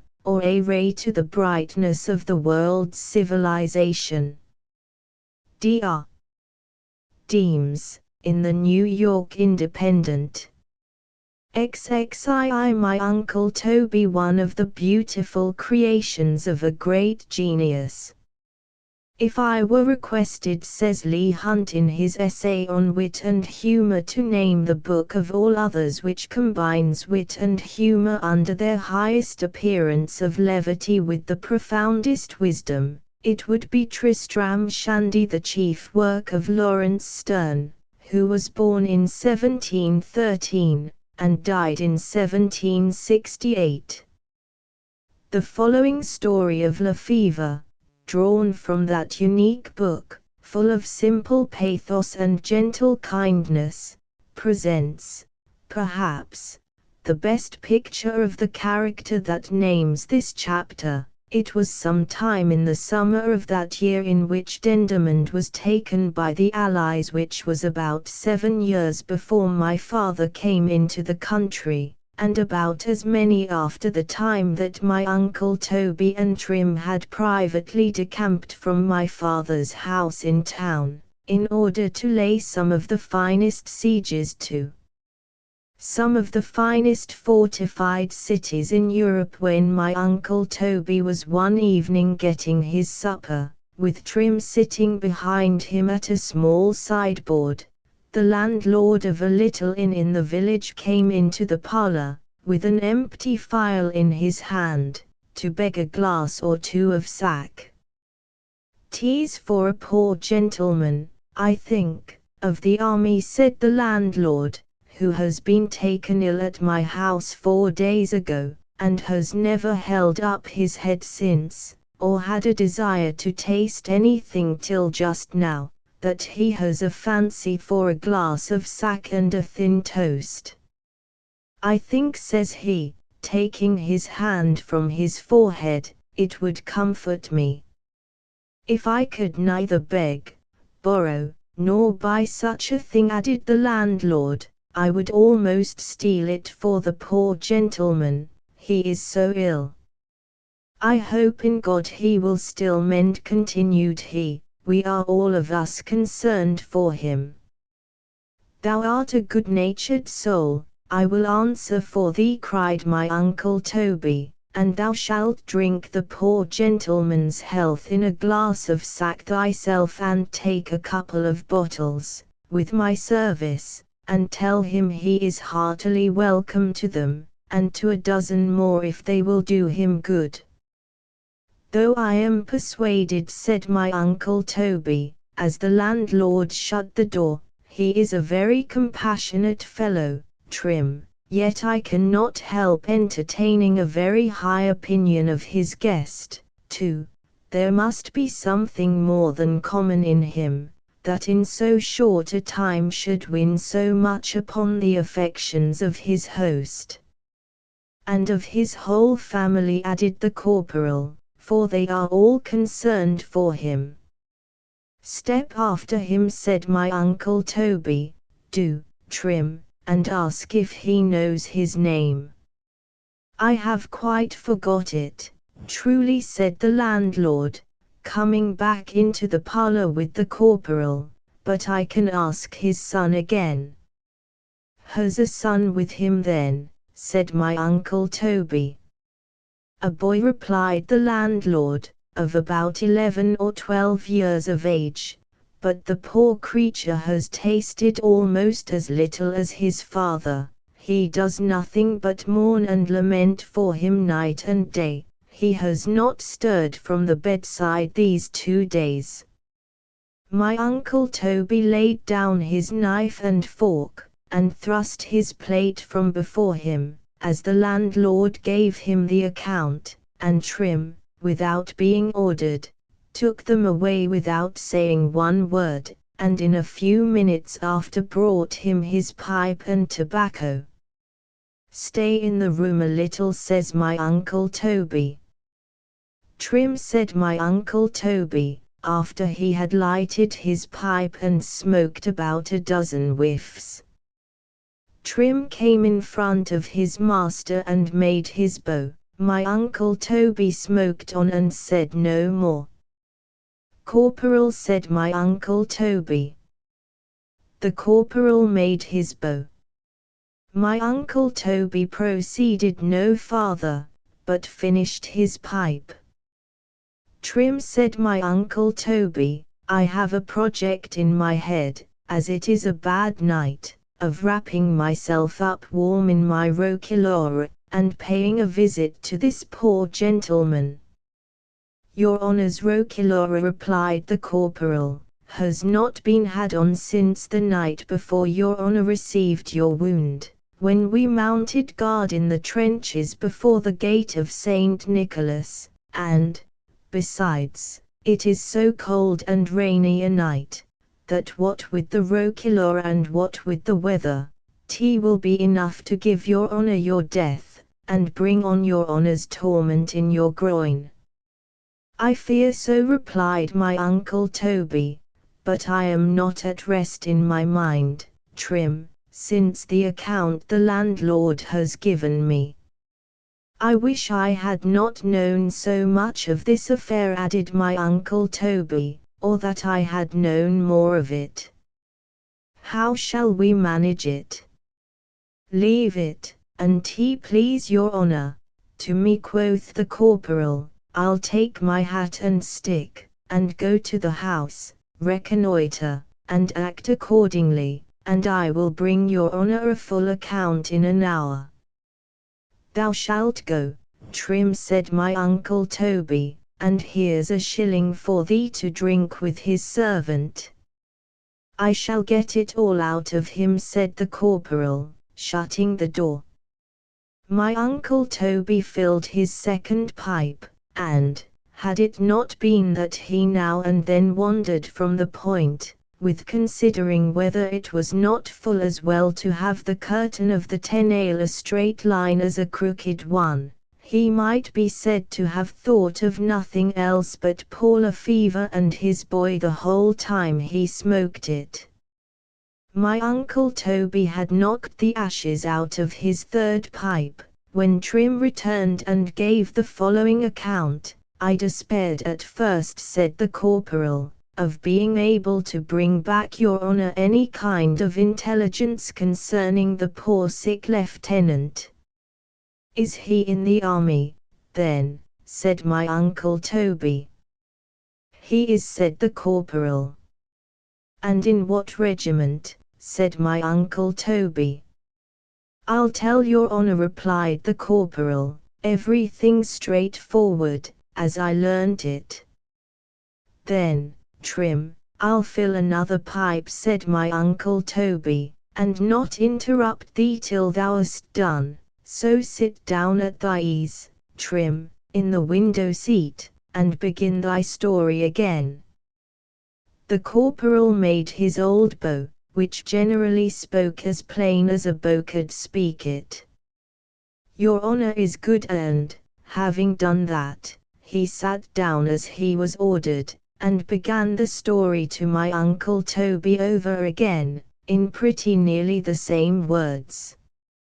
"I despaired at first," said the corporal, "of being able to bring back any intelligence to your honour about the lieutenant and his son, for when I asked where his servant was, from whom I made myself sure of knowing everything which was proper to be asked. That's a right distinction, Trim," said my Uncle Toby. "I was answered, an' please your honour, that he had no servant with him, that he had come to the inn with hired horses, which, upon finding himself unable to proceed, to join, I suppose, the regiment he had dismissed the morning after he came. "If I get better, my dear," said he, as he gave his purse to his son to pay the man, "we can hire horses from hence. But, alas! the poor gentleman will never get from hence," said the landlady to me, "for I heard the death watch all night long, and when he dies, the youth, his son, will certainly die with him, for he is broken-hearted already." "I was hearing this account," continued the corporal, "when the youth came into the kitchen to order the thin toast the landlord spoke of. But I will do it for my father myself," said the youth. "Pray let me save you the trouble, young gentleman," said I, taking up a fork for the purpose, and offering him my chair to sit down upon by the fire, whilst I did it. "I believe, sir," said he, very modestly, "I can please him best myself." "I am sure," said I, "his honor will not like the toast the worse for being toasted by an old soldier." The youth took hold of my hand and instantly burst into tears. "Poor youth," said my Uncle Toby, "he has been bred up from an infant in the army, and the name of a soldier, Trim, sounded in his ears like the name of a friend. I wish I had him here. I never, in the longest march," said the corporal, "had so great a mind to my dinner as I had to cry with him for company. What could be the matter with me, an' please your honor?" "Nothing in the world, Trim," said my Uncle Toby, blowing his nose, "but that thou art a good-natured fellow." "When I gave him the toast," continued the corporal, "I thought it was proper to tell him I was Captain Shandy's servant, and that your honor, though a stranger, was extremely concerned for his father, and that if there was anything in your house or cellar, and thou mightst have added my purse, too," said my Uncle Toby, "he was heartily welcome to it." He made a very low bow, which was meant to your honor, but no answer, for his heart was full, so he went upstairs with the toast. "I warrant you, my dear," said I, as I opened the kitchen door, "your father will be well again." Mr. Yorick's curate was smoking a pipe by the kitchen fire, but said not a word, good or bad, to comfort the youth. "I thought it was wrong," added the corporal. "I think so, too," said my Uncle Toby. When the lieutenant had taken his glass of sack and toast, he felt himself a little revived, and sent down into the kitchen to let me know that in about 10 minutes he should be glad if I would come upstairs. "I believe," said the landlord, "he was going to say his prayers," for there was a book laid upon the chair by his bedside, and as I shut the door I saw his son take up a cushion. "I thought," said the curate, "that you gentlemen of the army, Mr. Trim, never said your prayers at all." "I heard the poor gentleman say his prayers last night," said the landlady, very devoutly, "and with my own ears, or I could not have believed it." "Are you sure of it?" replied the curate. "A soldier, an' please your reverence," said I, "prays as often, of his own accord, as a parson, and when he is fighting for his king and for his own life, and for his honor too, he has the most reason to pray to God of any one in the whole world." "'Twas well said of thee, Trim," said my Uncle Toby. "But when a soldier," said I, "an' please your reverence, has been standing for 12 hours together in the trenches up to his knees in cold water, or engaged," said I, 4 months together in long and dangerous marches, harassed, perhaps, in his rear today, harassing others tomorrow, detached here, countermanded there, resting this night upon his arms, beat up in his shirt the next, benumbed in his joints, perhaps without straw in his tent to kneel on, he must say his prayers how and when he can. I believe, said I, for I was piqued, quoth the corporal, for the reputation of the army. I believe, an't please your reverence, said I, that when a soldier gets time to pray, he prays as heartily as a parson, though not with all his fuss and hypocrisy. Thou shouldst not have said that, Trim, said my uncle Toby, for God only knows who is a hypocrite and who is not. At the great and general review of us all, corporal, at the day of judgment, and not till then, it will be seen who has done their duties in this world and who has not, and we shall be advanced, Trim, accordingly. I hope we shall, said Trim. It is in the Scripture, said my uncle Toby, and I will show it thee tomorrow. In the meantime, we may depend upon it, Trim, for our comfort, said my uncle Toby, that God Almighty is so good and just a governor of the world, that if we have but done our duties in it, it will never be inquired into whether we have done them in a red coat or a black one. I hope not, said the corporal. But go on, Trim, said my uncle Toby, with thy story. When I went up, continued the corporal, into the lieutenant's room, which I did not do till the expiration of the 10 minutes, he was lying in his bed with his head raised up on his hand, with his elbow upon the pillow, and a clean white cambric handkerchief beside it.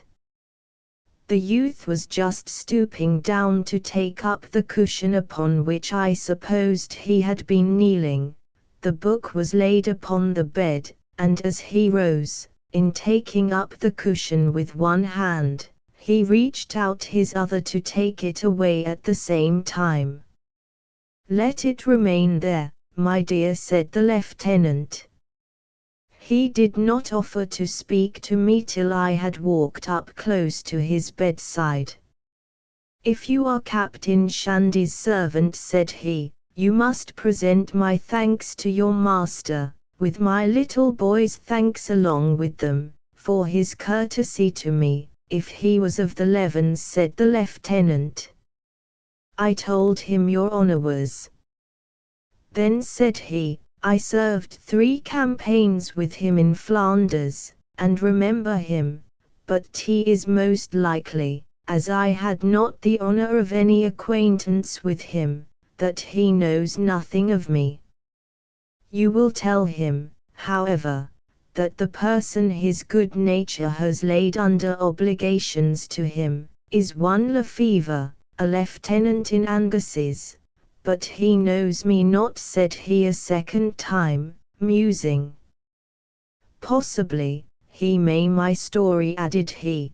Pray tell the captain I was the ensign at Breda whose wife was most unfortunately killed with a musket shot, as she lay in my arms in my tent. I remember the story, an't please your honor, said I. Very well. Do you so? Said he, wiping his eyes with his handkerchief. Then well may I. In saying this, he drew a little ring out of his bosom, which seemed tied with a black ribbon about his neck, and kissed it twice. Here, Billy, said he. The boy flew across the room to the bedside, and, falling down upon his knee, took the ring in his hand, and kissed it, too, then kissed his father, and sat down upon the bed and wept. I wish, said my uncle Toby, with a deep sigh, I wish, Trim, I was asleep. Your honour, replied the corporal, is too much concerned. Shall I pour your honour out a glass of sack to your pipe? Do, Trim, said my Uncle Toby. I remember, said my Uncle Toby, sighing again, the story of the ensign and his wife, with a circumstance his modesty omitted, and particularly well that he, as well as she, upon some account or other, I forget what, was universally pitied by the whole regiment. But finish the story thou art upon. 'Tis finished already, said the corporal, for I could stay no longer, so wished his honour good night. Young Lefevre rose from off the bed and saw me to the bottom of the stairs, and, as we went down together, told me they had come from Ireland, and were on their route to join their regiment in Flanders. But, alas, said the corporal, the lieutenant's last day's march is over. Then what is to become of his poor boy? Cried my Uncle Toby. It was to my Uncle Toby's eternal honour, though I tell it only for the sake of those who, when cooped in betwixt a natural and a positive law, know not, for their souls, which way in the world to turn themselves, that, notwithstanding my Uncle Toby was warmly engaged at that time in carrying on the siege of Dendermonde, parallel with the Allies, who pressed theirs on so vigorously that they scarce allowed him to get his dinner, that, nevertheless, he gave up Dendermonde, although he had already made a lodgment upon the counterscarp, and bent his whole thoughts toward the private distresses at the inn, and that, except that he ordered the garden gate to be bolted up, by which he might be said to have turned the siege of Dendermonde into a blockade, he left Dendermonde to itself, to be relieved or not by the French king as the French king thought good, and only considered how he himself should relieve the poor lieutenant and his son. That kind being, who is a friend to the friendless, shall recompense thee for this. Thou hast left this matter short, said my Uncle Toby to the corporal, as he was putting him to bed, and I will tell thee in what, Trim. In the first place, when thou madest an offer of my services to Lefevre, as sickness and travelling are both expensive, and thou knewest he was but a poor lieutenant, with a son to subsist as well as himself out of his pay, that thou didst not make an offer to him of my purse, because, had he stood in need, thou knowest, Trim, he had been as welcome to it as myself. Your honour knows, said the corporal, I had no orders. True, quoth my Uncle Toby, thou didst very right, Trim, as a soldier, but certainly very wrong as a man. In the second place, for which, indeed, thou hast the same excuse, continued my Uncle Toby, when thou offeredst him whatever was in my house, thou shouldst have offered him my house, too. A sick brother officer should have the best quarters, Trim, and if we had him with us, we could tend and look to him. Thou art an excellent nurse thyself, Trim, and what with thy care of him, and the old woman's, and his boys and mine together, we might recruit him again at once and set him upon his legs. In a fortnight, or 3 weeks, added my Uncle Toby, smiling, he might march.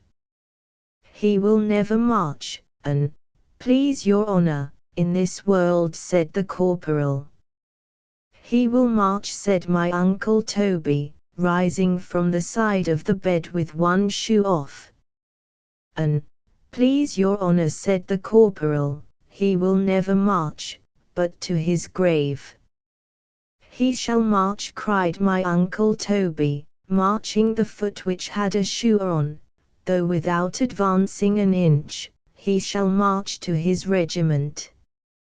He cannot stand it, said the corporal. He shall be supported, said my Uncle Toby. He'll drop at last, said the corporal, and what will become of his boy? He shall not drop, said my Uncle Toby, firmly. Ah, well-a-day, do what we can for him, said Trim, maintaining his point, the poor soul will die. He shall not die, by G.D., cried my Uncle Toby.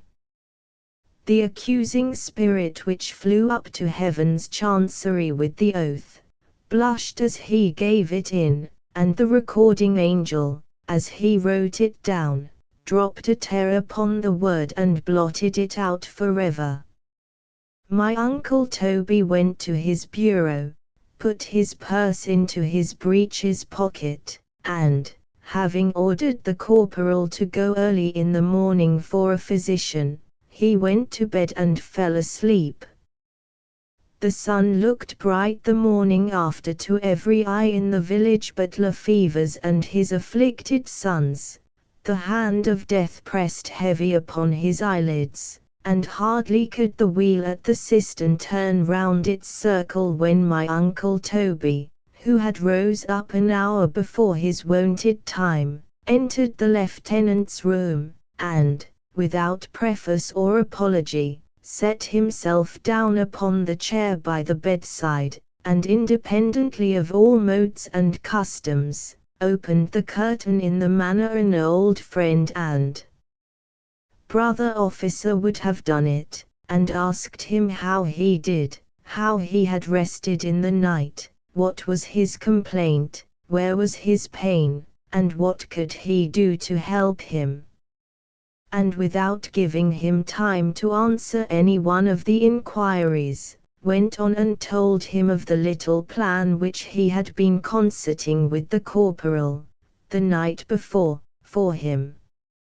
You shall go home directly, Lefevre, said my Uncle Toby, to my house, and we'll send for a doctor to see what's the matter, and we'll have an apothecary, and the corporal shall be your nurse and I'll be your servant, Lefevre.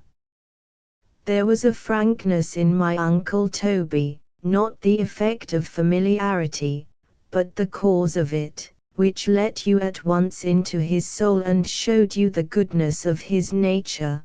To this, there was something in his looks, and voice, and manner superadded, which eternally beckoned to the unfortunate to come and take shelter under him, so that before my Uncle Toby had half finished the kind offers he was making to the father, had the son insensibly pressed up close to his knees, and had taken hold of the breast of his coat and was pulling it toward him.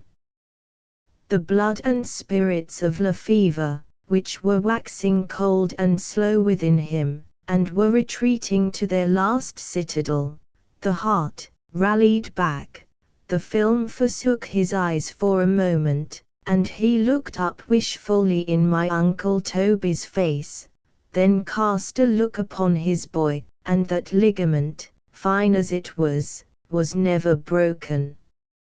Nature instantly ebbed again. The film returned to its place, the pulse fluttered, stopped, went on, throbbed, stopped again, moved, stopped. Shall I go on?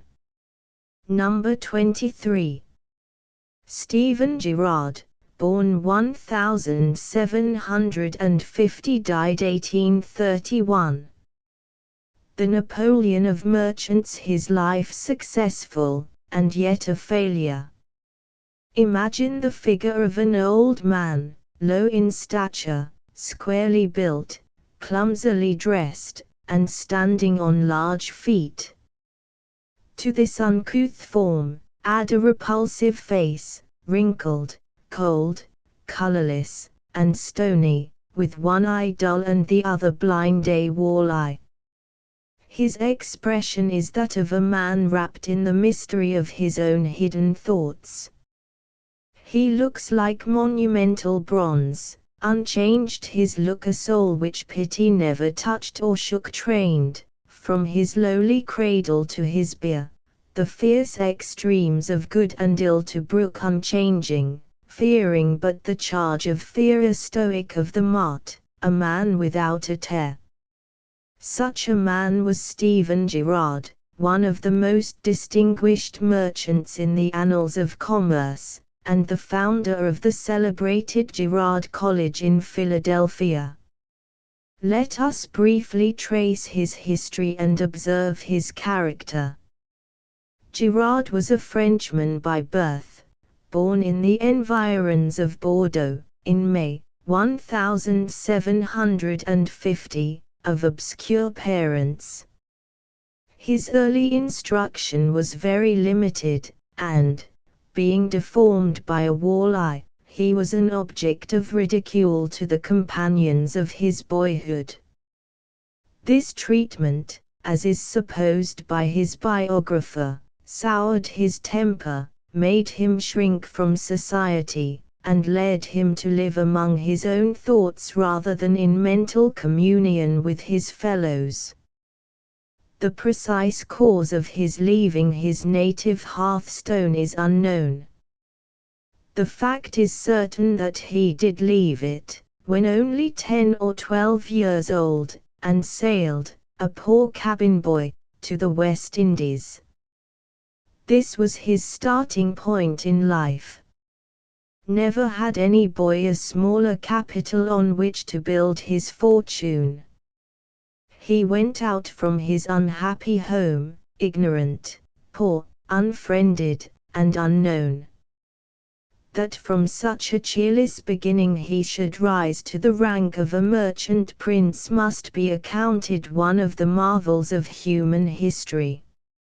His first step was to gain the confidence of his superiors, not so much by affability and courtesy, for of these social virtues he was never possessed, as by steady good conduct, fidelity to his employers, temperance, and studied effort to do his humble duties well.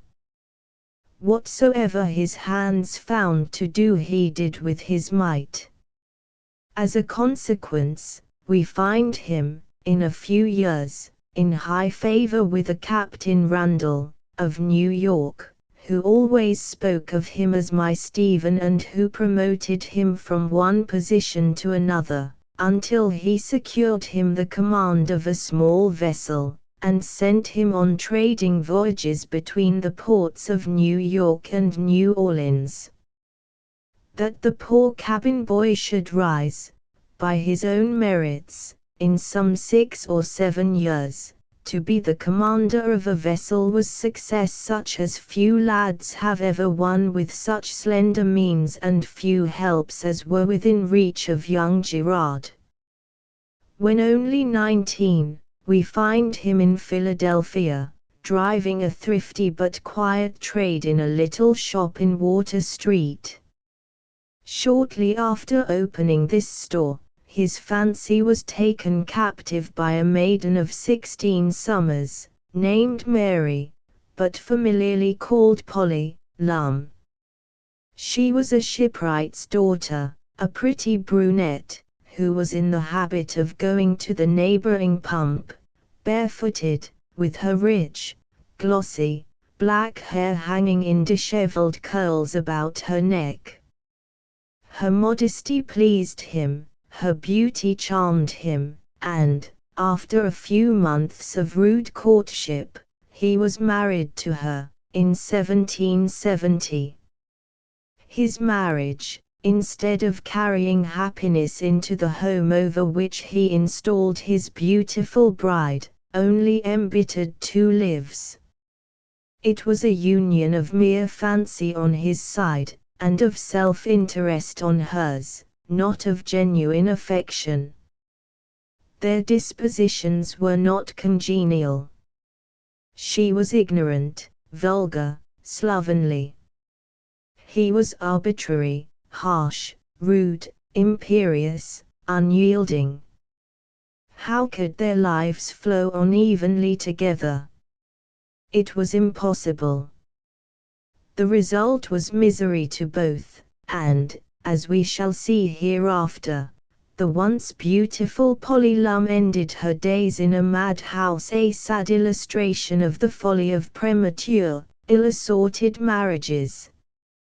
Finding little at his fireside to move his heart, Girard gave his whole soul to business, now trading to San Domingo and New Orleans, and then in his store in Water Street.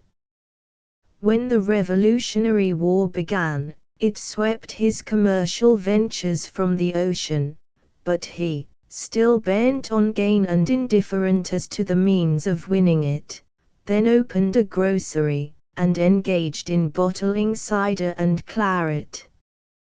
When the British Army occupied Philadelphia, he moved this bottling business to Mount Holly, in New Jersey, where he continued until the American flag again floated over Independence Hall.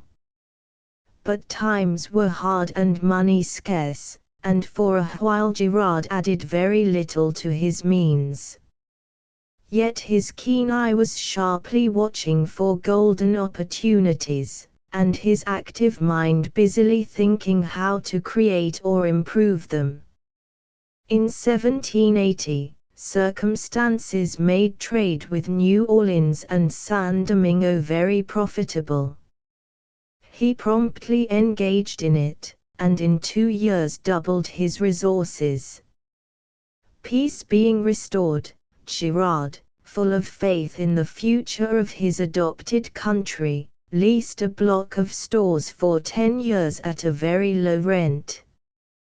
The following year, while business still lay stunned by the blows it had received during the war, he obtained a stipulation from his landlord, giving him the right to renew his lease for a second 10 years, if he chose to demand it, when the first one should expire. This was an act of judicious foresight. When, at the expiration of the first lease, he visited his landlord, that gentleman, on seeing him enter his counting room, said, "Well, Mr. Girard, you have made out so well by your bargain that I suppose you will hardly hold me to the renewal of the lease for 10 years more." "I have come," replied Girard, with a look of grim satisfaction, "to secure the 10 years more. I shall not let you off." Nor did he. And the great profits he derived from that fortunate lease greatly broadened the foundation of his subsequently colossal fortune. As yet, however, his wealth was very moderate, for in 1790, at the dissolution of a partnership he had formed with his brother who had come to America, his own share of the business amounted to only $30,000. And yet, 40 years later, he died leaving a fortune of 10 millions. It is sad, but may be profitable to know, that his happiness did not increase with his possessions. While his balance sheets recorded increasing assets, his hearthstone echoed louder and wilder echoes of discordant voices. He was jealous, arbitrary, and passionate. His unfortunate wife was resentful, fiery, and finally so furious that, in 1790, she was admitted as a maniac to an insane hospital, which she never left until she was carried to her grave, unwept and unregretted, 25 years after. Their only child had gone to an early grave. Girard's nature must have been strangely perverted if he counted, as he seems to have done, the pleasure of making money a compensation for the absence of true womanly love from his cheerless fireside. His heart, no doubt, was as unsentimental as the gold he loved to hoard. The terrible retribution which about this time overtook the slave-holders of Saint Domingo, when their slaves threw off their oppressive yoke, added considerably to his rising fortunes. He happened to have 2 vessels in that port when the tocsin of insurrection rang out its fearful notes. Frantic with apprehension, many planters rushed with their costliest treasure to these ships, left them in care of their officers, and went back for more. But the blood-stained hand of massacre prevented their return. They and their heirs perished by knife or bullet, and the unclaimed treasure was taken to Philadelphia, to swell the stream of Girard's wealth. He deemed this a lucky accident, no doubt, and smothered his sympathies for the sufferers in the satisfaction he felt over the addition of $50,000 to his growing estate. It stimulated, if it did not beget, the dream of his life, the passion which possessed his soul, which was to acquire wealth by which his name might be kept before the world forever. My deeds must be my life. When I am dead my actions must speak for me, he said to an acquaintance one day, and thus gave expression to his plan of life. There was nothing intrinsically noble in it.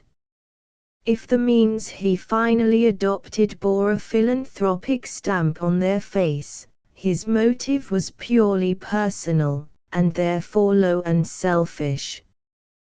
What he toiled for was a name that would never die.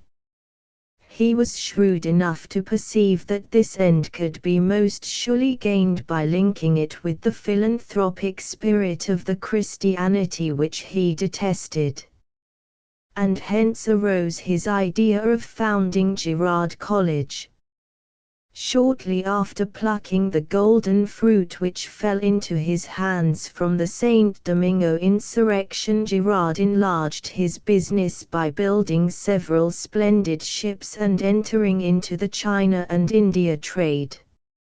His operations in this line were managed with a spirit that indicated a true mercantile genius, and contributed greatly to the enlargement of his fortune.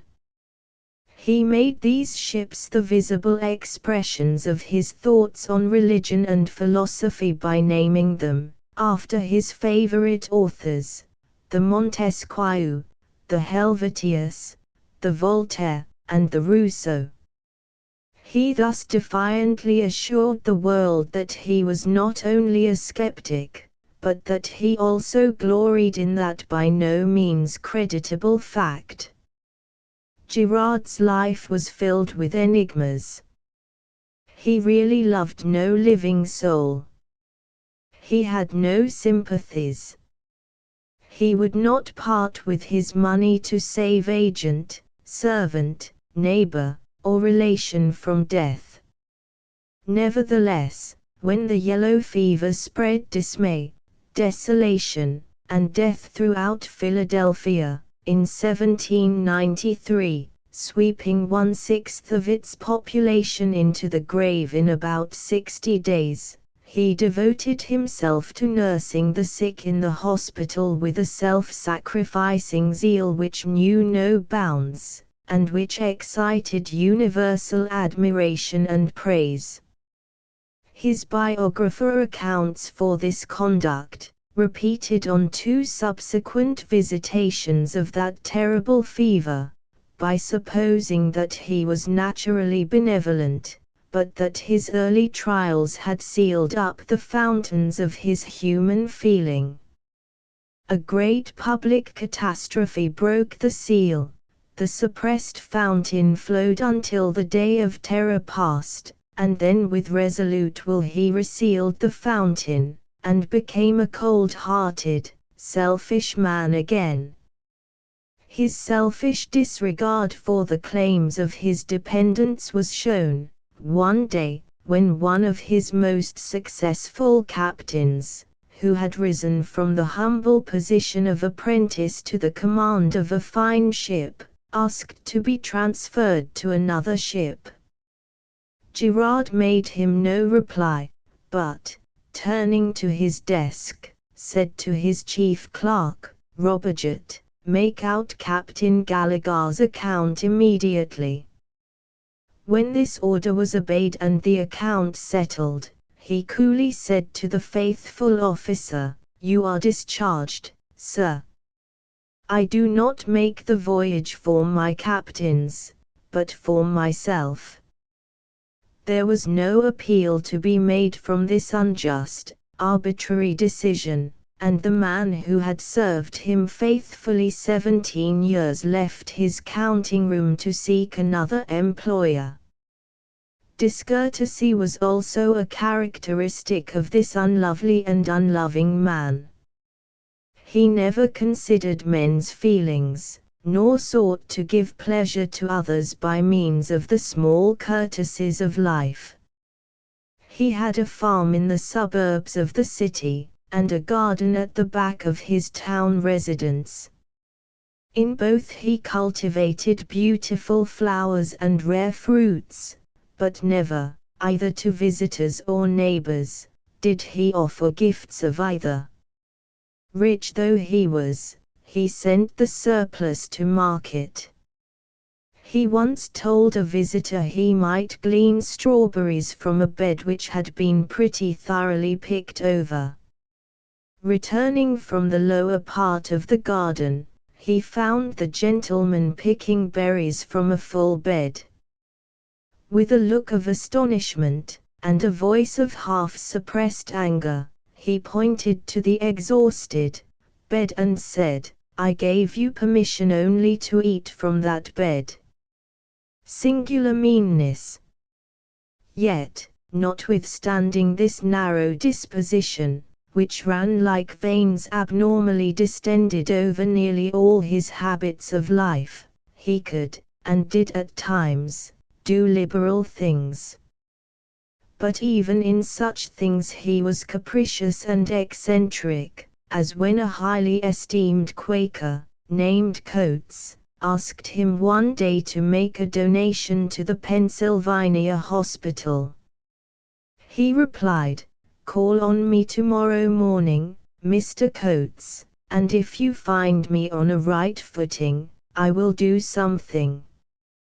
Mr. Coates called as requested, and found Girard at breakfast. "Draw up and eat," said Girard. Coates did so quite readily. The repast ended, he said, "Now we will proceed to business, Stephen."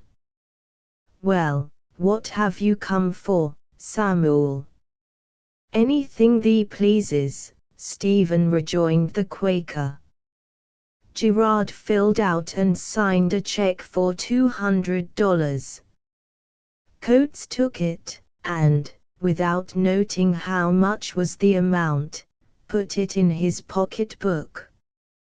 "What, you no look at the check I gave you?" exclaimed the merchant. "No, beggars must not be choosers." "Hand me back the check I gave you," demanded Girard.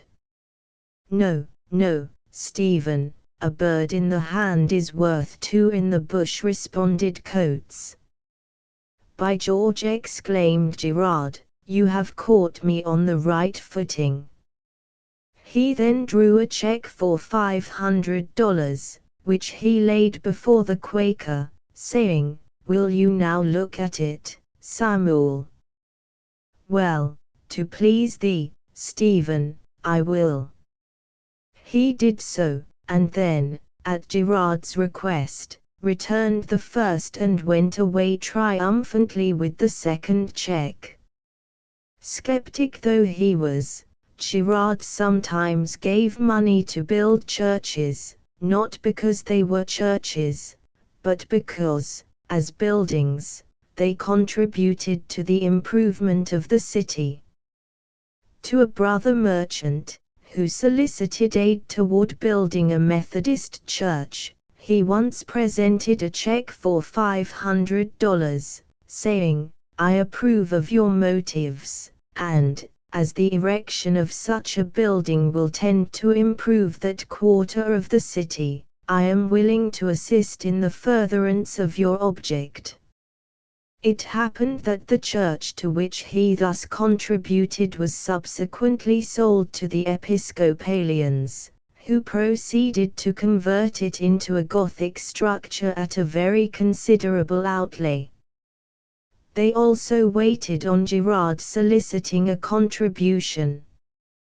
He handed them a check for $500. The gentleman's solicitors looked blank, and intimated that he had made the mistake of omitting a cipher. He had given the poor Methodists that sum, they pleaded. He surely must have intended to make his present gift 5,000. With this remark they handed back the check, requesting him to add the desired cipher. "Ah, gentlemen, what you say? I have made one mistake." "Let me see, I believe not, but if you say so I must correct it." Thus saying, he took up the check, tore it to pieces, and added, "I will not contribute 1 cent. Your society is wealthy. The Methodists are poor, but I make no distinction. Yet I cannot please you. I have nothing to give for your magnificent church." But, with all his offensive peculiarities, Girard continued to increase his wealth. His ships spread their sails on every sea and earned money for him in every great commercial port. In 1812 he founded the Old Girard Bank, and added the rich profits of banking to the immense gains of his vast mercantile transactions. This new enterprise greatly enlarged the sphere of his influence, especially as in matters pertaining to the financial interests of the country and of the city of Philadelphia he manifested a degree of public spirit which contrasted marvelously with his narrowness, meanness, and even inhumanity, in dealing with individual and private interests. He was certainly a patriotic man. Nevertheless, as his biographer demonstrates, he always contrived to make his patriotism tributary to the increase of his immense wealth. His magnificent purchases of United States securities in times of pecuniary disaster, though they contributed immensely to the credit of the government, were not wholly patriotic. They were, to his far-seeing mind, investments which were sure to pay.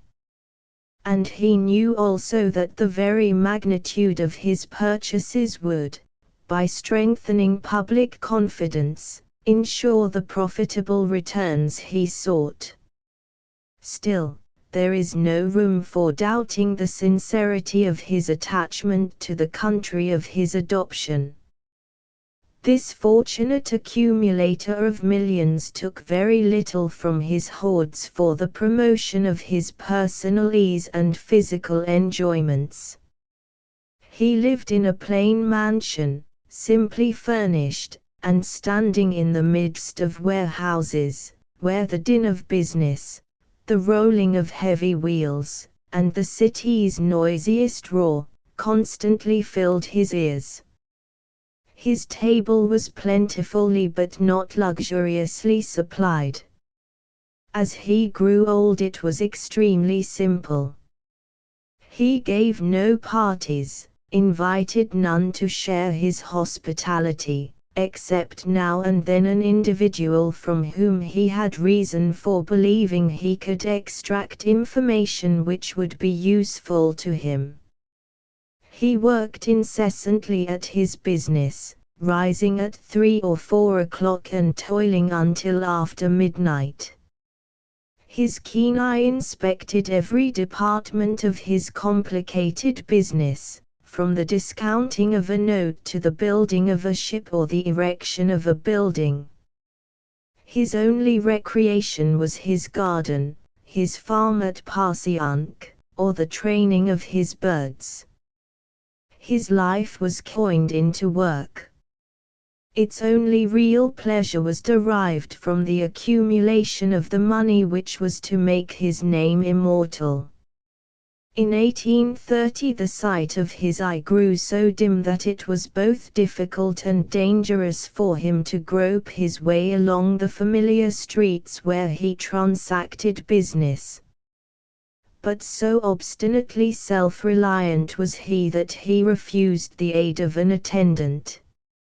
He paid dearly for this obstinacy, for, one day as he was going home from his bank, he was knocked down by a wagon on a street crossing. A gentleman, seeing him fall, rushed to his assistance. But before he could reach him the plucky old merchant was on his feet shouting, "Stop that fellow! Stop that fellow!" He was badly hurt. Nevertheless, he persisted in walking home. When his physician came, his face was found to be seriously wounded. His right ear was almost entirely cut off. His eye was entirely closed. His entire system had received a violent shock, from which it never recovered. His wound healed, but from that time his body began to waste, his face grew thin, and his natural force began to abate. His strength was sadly impaired, and when, in December 1831, he was attacked by a prevailing influenza, his worn-out system succumbed.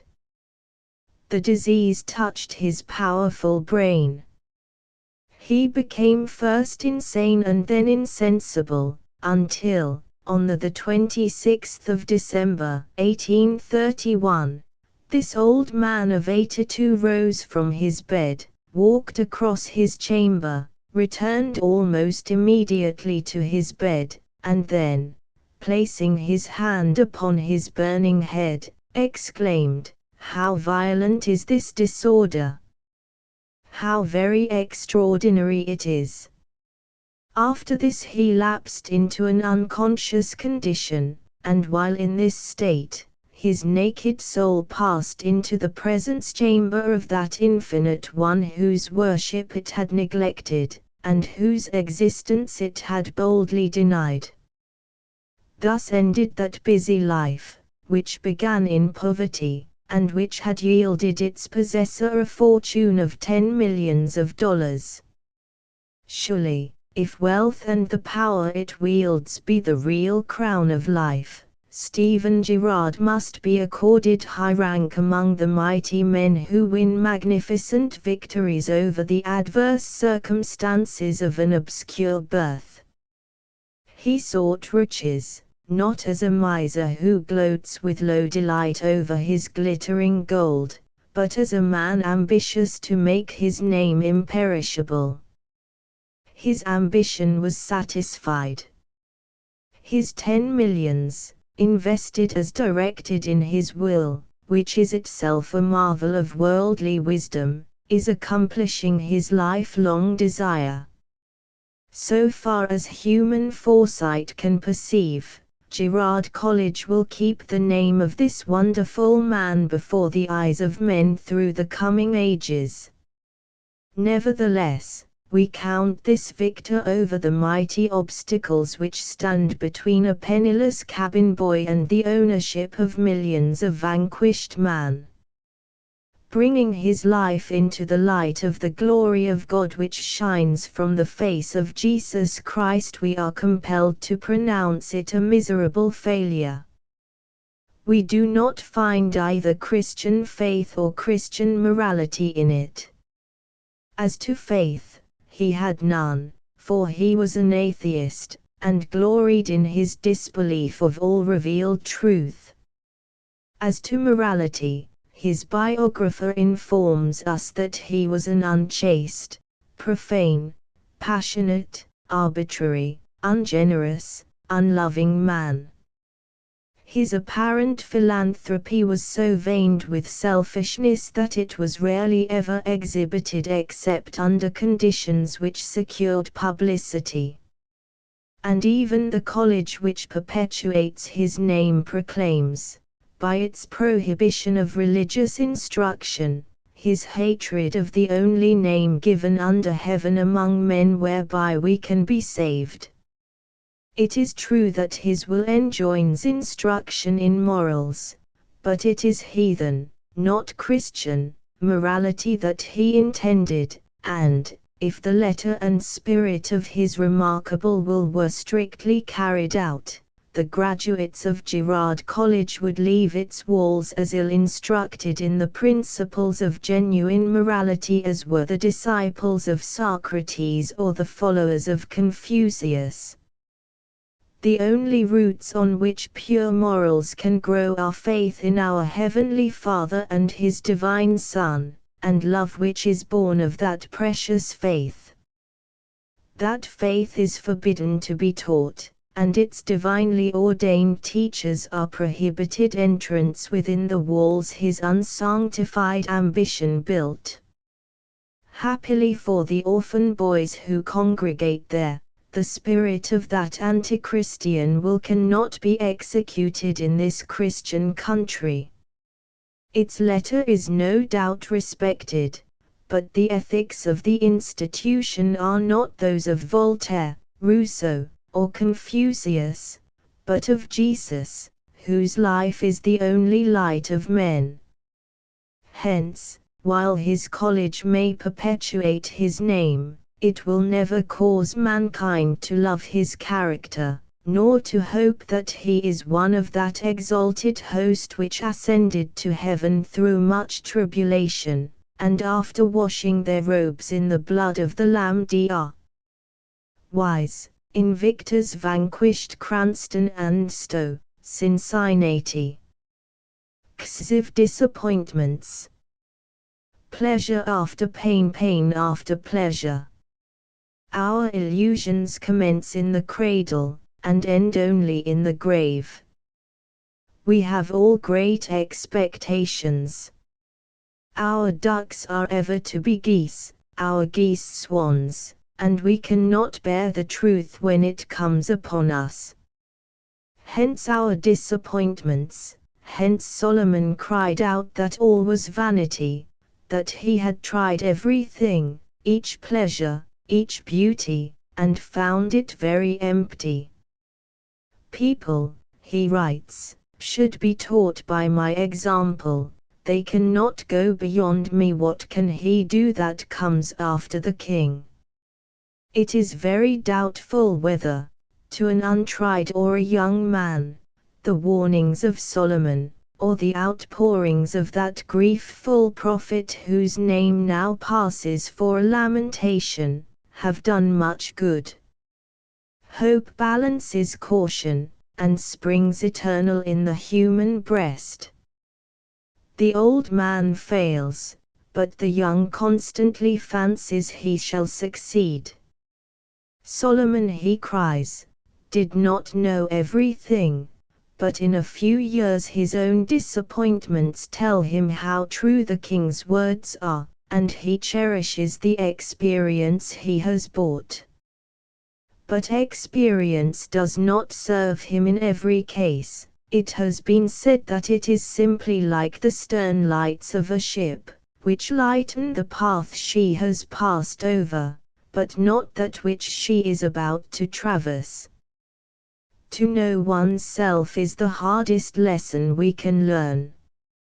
Few of us ever realize our true position, few see that they are like Bunyan's hero in the midst of Vanity Fair, and that all about them are snares, illusions, painted shows, real troubles, and true miseries, many trials and few enjoyments. Perhaps the bitterest feelings in our life are those which we experience, when boys and girls, at the failures of our friendships and our loves. We have heard of false friends, we have read of deceit in books, but we know nothing about it, and we hardly believe what we hear. Our friend is to be true as steel. He is always to like us, and we him. He is a second Damon, we are Pythias. We remember the fond old stories of celebrated friendships, how one shared his fortune, another gave his life. Our friend is just of that sort, he is noble, true, grand, heroic. Of course, he is wonderfully generous. We talk of him, he will praise us. The whole people around, who laugh at the sudden warmth, we regard as old fogies, who do not understand life half as well as we do. But by and by our friend vanishes, the image which we thought was gold we find made of mere clay. We grow melancholy, we are fond of reading Byron's poetry, the sun is not nearly so bright nor the sky so blue as it used to be.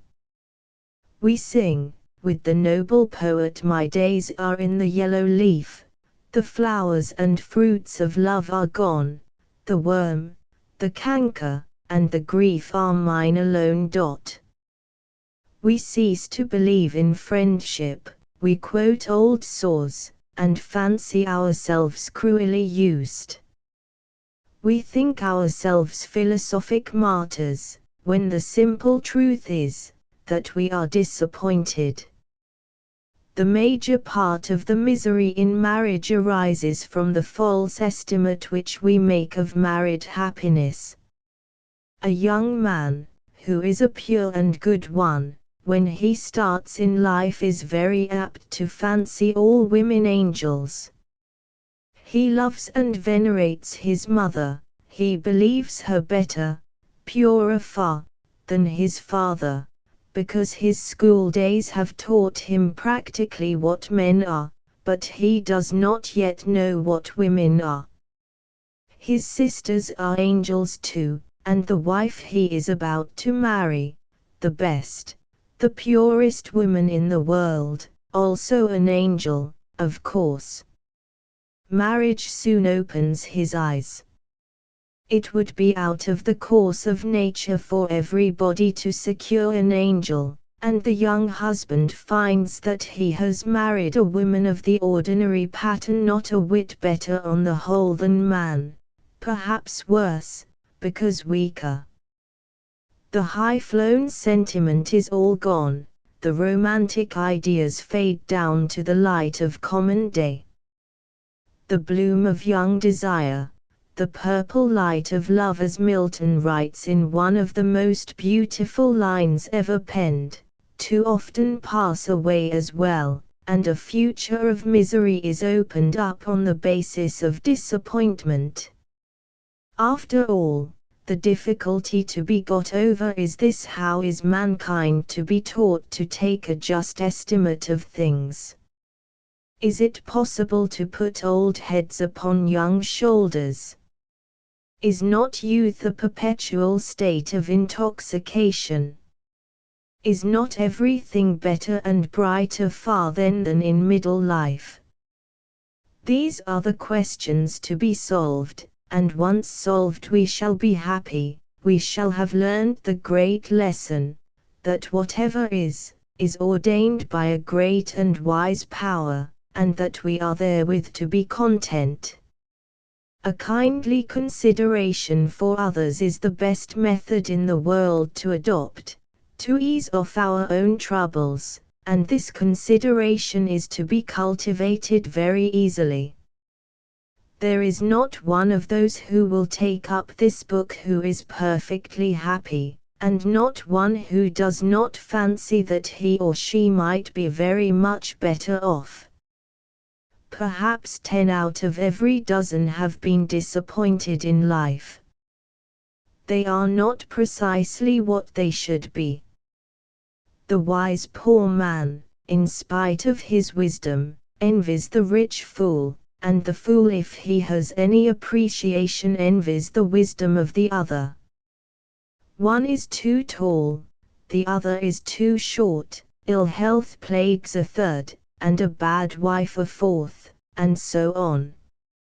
Yet there is not one of the sorrows or troubles that we have but might be reasoned away. The short man cannot add a cubit to his stature, but he may think, after all, that many great heroes have been short, and that it is the mind, not the form, that makes the man. Napoleon the Great, who had high-heeled boots, and was, to be sure, hardly a giant in stature, once looked at a picture of Alexander, by David. "Ah," said he, taking snuff, with a pleased air, "Alexander was shorter than I."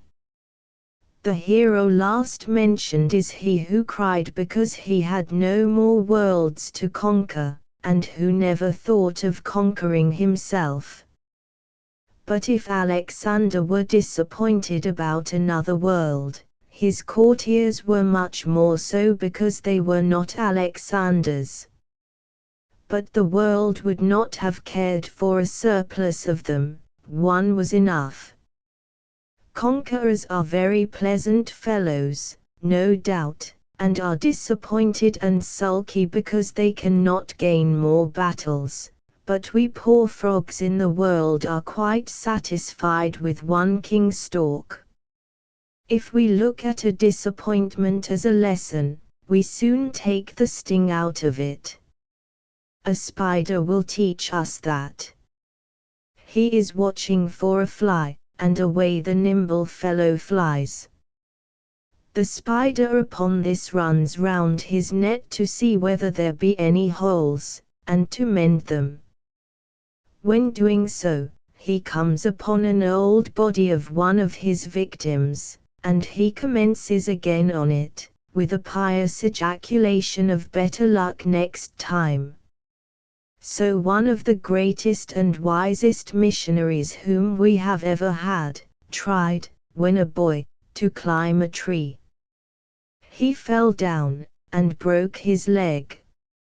Seriously lamed, he went on crutches for 6 months, and at the end of that time quietly set about climbing the tree again, and succeeded. He had, in truth, a reserve fund of good humor and sound sense, saw where he failed, and conquered it. His disappointment was worth 20 dozen successes to him, and to the world too.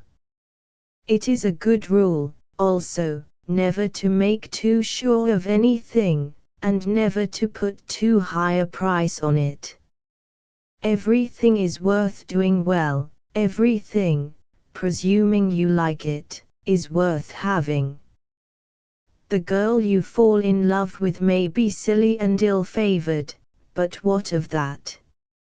She is your love. 'Tis a poor fancy of mine own to like that which none other man will have, says the fool Touchstone, but he speaks like a wise man. He is wiser than the melancholy Jacks in the same play, who calls all people fools, and mopes about preaching wise saws. If our young men were as wise, there would not be half the ill-assorted marriages in the world, and there would be fewer single women. If they only chose by sense or fancy, or because they saw some good quality in a girl, if they were not all captivated by the face alone, every Jill would have her Jack, and pair off happily, like the lovers in a comedy. But it is not so. We cannot live without illusions, we cannot, therefore, subsist without disappointments.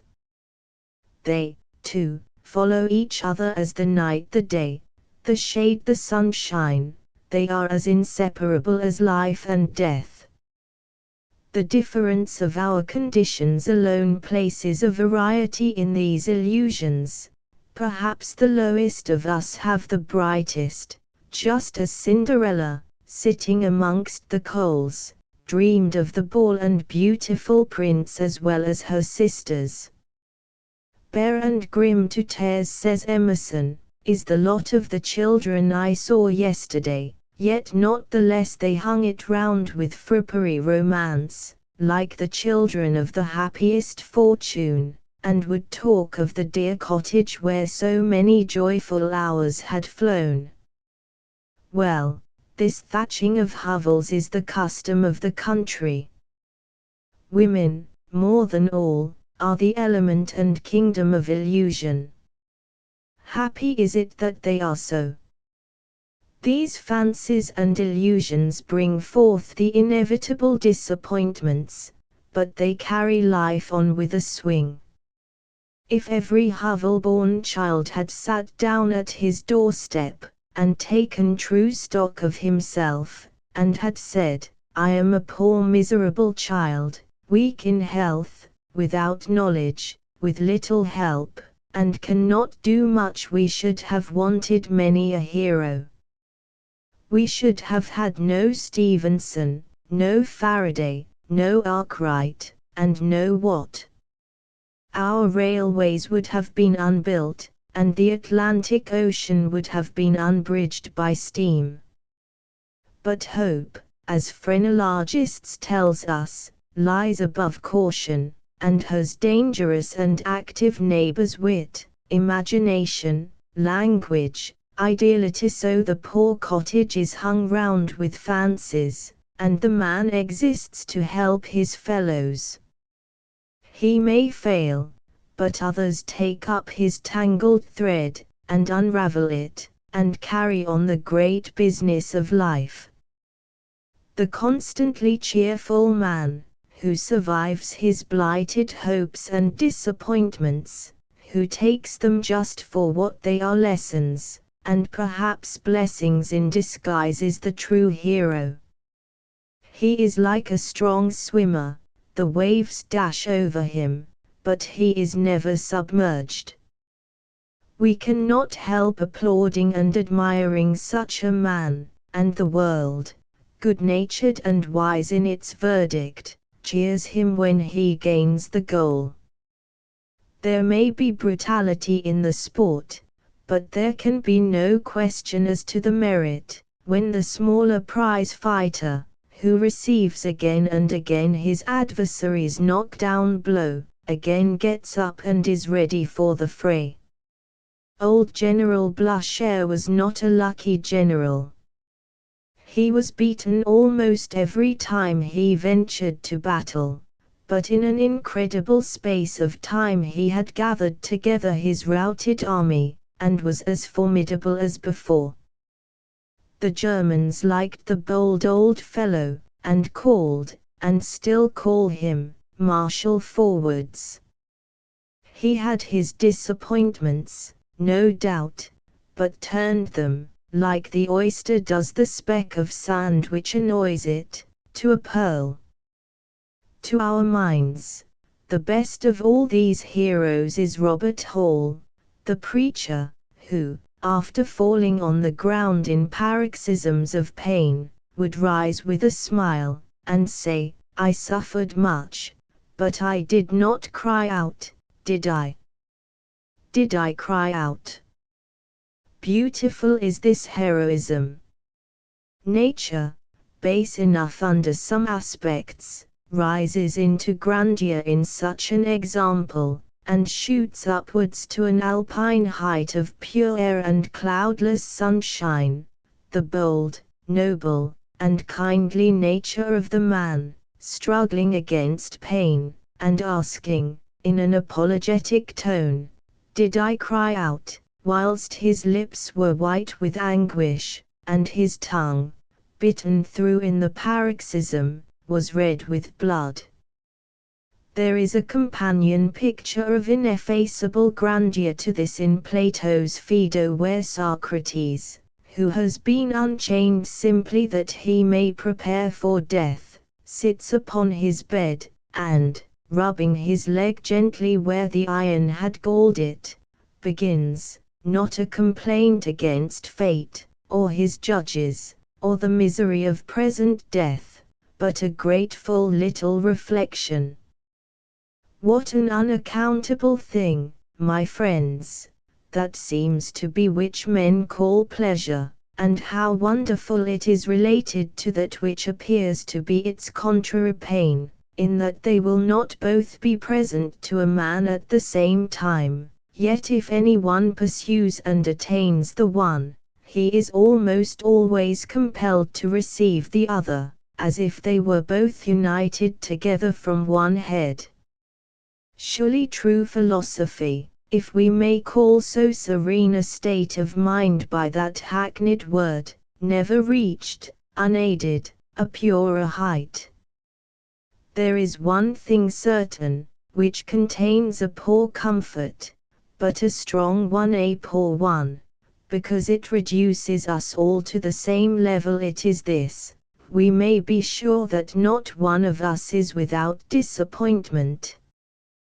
The footman is as badly off as his master, and the master as the footman.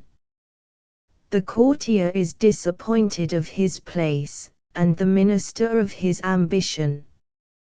Cardinal Wolsey lectures his secretary Cromwell, and tells him of his disappointed ambition, but Cromwell had his troubles as well.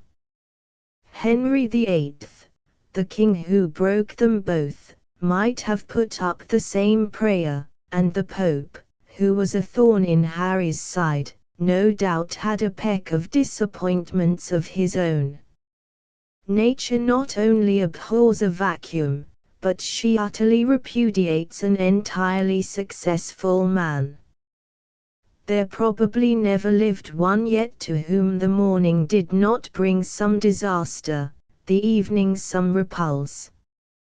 John Hunter, the greatest, most successful surgeon, the genius, the wonder, the admired of all, upon whose words they whose lives had been spent in science hung, said, as he went to his last lecture, "If I quarrel with any one tonight, it will kill me."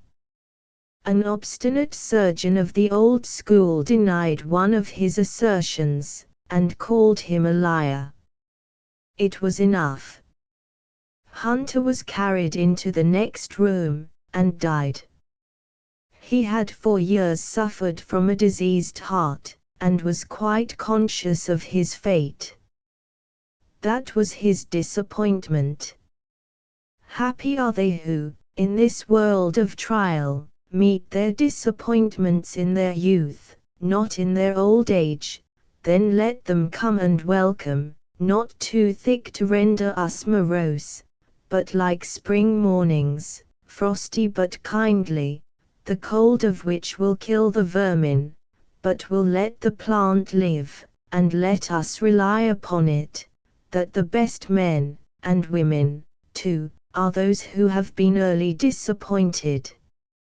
XXV The Three Kings. An old story in a new light. Gasper, a king and shepherd, alone at the door of his tent, thus mused, his eyes uplifted and fixed on the firmament. Is it a dream, this vision that haunts me day and night, this beautiful manifestation of some eternal delight? God set me to watching and waiting long years and years ago, waiting and watching for something my heart could not forego. I caught the hope of the nations, the desire of the common heart, which grew to an expectation that would not from me depart. My soul was filled with hunger deeper than I can tell, the while I watched for the shining of the star in Israel. O star, to arise in Jacob! I cried as my heart grew bold, O star, to arise in Jacob, by prophecy seen of old. For the sight of thee I am dying, for the joy of thy beautiful face. of thy coming give me a token, grant me this favor and grace. At length there came an answer flaming the desolate year, a revelation of beauty, a more than mortal cheer, for afar in the kindly heavens the blessed token I saw. And now my life is transfigured, and lost in a nameless awe. In a nameless awe I wander, as one with a joy untold, too great for his own defining, too great for him to withhold. But deep in my heart is the secret, and in yonder beckoning star, and I must wait for the telling until I can hasten afar, until I can find in travel a heart akin to mine, that day and night is adoring and imploring beauty divine. And so I will share the gladness which God intends for the world, and so will I lift the banner, to remain forever unfurled. Hardly had Gasper ended the musing he loved so well, when he heard the dreamy tinkle of a distant camel bell. He set his tent in order, he brought forth of his best, after the Arab custom, to welcome the coming guest.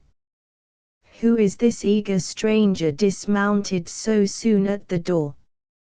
A king from another kingdom, who has travelled the desert o'er, in search of the same communion that Gasper was longing for. And before of food he tasted, thus spake King Melchior, O Gasper, God hath sent me in the light of a peaceful star, to tell thee, my royal brother, what my sweet communings are. My life has been hid with nature for many a quiet year, and in the hearts of my people, whose love hath cast out fear. And I have been a dweller with God, who is everywhere, on earth, in the stars, the Spirit sublimest, calmest, most fair. Among his mediators and messengers of rest, which fill the earth and the heavens, the stars I reckoned the best. To the stars I gave my study, I watched them rise and set, and heard the music of silence my soul cannot forget. The music that seemed prophetic of the reign of peace to come, when men shall live as lovers in the quiet of one dear home. But contemplation only my heart could not satisfy, I longed for the very presence the stars did prophesy, and eagerly looked for a token of heaven descended to earth. A manifestation to tell me the Prince had come to his birth, the Prince to rule the nations, the blessed Prince of Peace, through the scepter of whose kingdom confusion and war shall cease. And God to me has been gracious, though one of his children the least, for I have seen his token all glorious in the east. Yet, God to me has been gracious, and shown me the way of love, a revelation of goodness as fair as heaven above. The kings sat down together, communed in the breaking of bread, and each the heart of the other as an open volume read. They felt the new force within them through fellowship increase, the one he called it beauty, the other named it peace. All through the silent night tide their thoughts one burden bore, there was a joy eternal their longing souls before. But still they waited, they hardly knew what for. What lack we yet, O Gasper? At length asked Melchior. 3 lights in yonder heaven wait on the polar star. Astize to read the poem. Dost see how calm they are? 3 lights in yonder heaven wait on the polar star, but we are 2, said Gasper. Not 2, but 3 we are, Balthazar said, dismounting, another king from far, and we whom God hath chosen follow a greater star. Oh, what are peace and beauty, except they stir the soul and make the man a hero, to gain some happier goal. Oh, what are peace and beauty that stop this side of God, though infinite the distance remaining to be trod. In haste they mounted, the kings in God's employ, and quickly peace and beauty began to change to joy. They left behind their kingdoms whose allure was far too small, to keep them apart from the kingdom of Him who is all in all. They left behind their people, of loving and loved a host, the first of the thronging Gentiles, to love the Redeemer most. They left behind possessions, their flocks in all their prime, in haste to greet the shepherd whose charge is the most sublime. They passed through hostile regions, for fear they halted not, and weariness and hunger were less than things forgot. So on and on they hastened where they never before had trod, and the flaming guide that led them, was ever the glory of God. By night in yonder heavens, within their hearts by day, as of old the blessed Shekinah along the Red Sea way. And they have troubled Herod and left Jerusalem, the joy-giving star before them, the star of Bethlehem.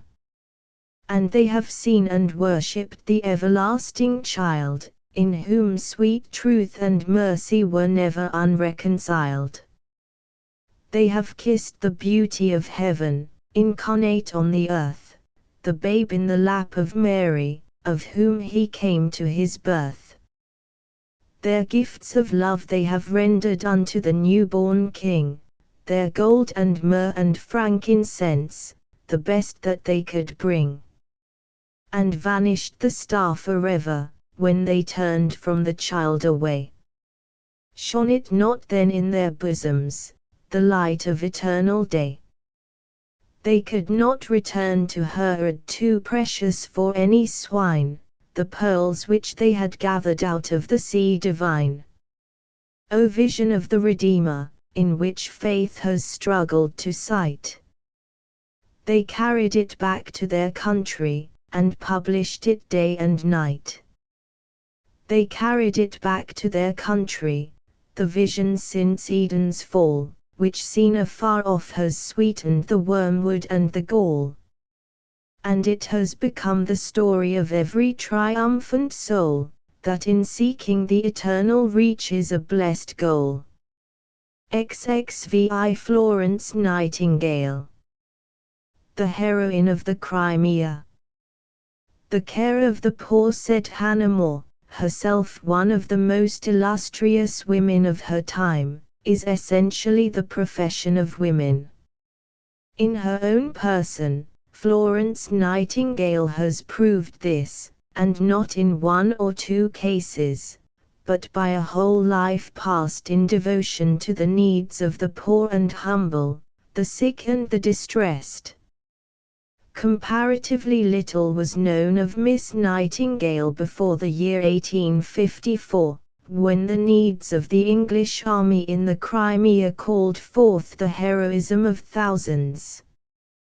Then it was that Florence Nightingale and other heroic women went out to the East, and personally succored the wounded, comforted the weak-hearted, and smoothed the pillows of the dying.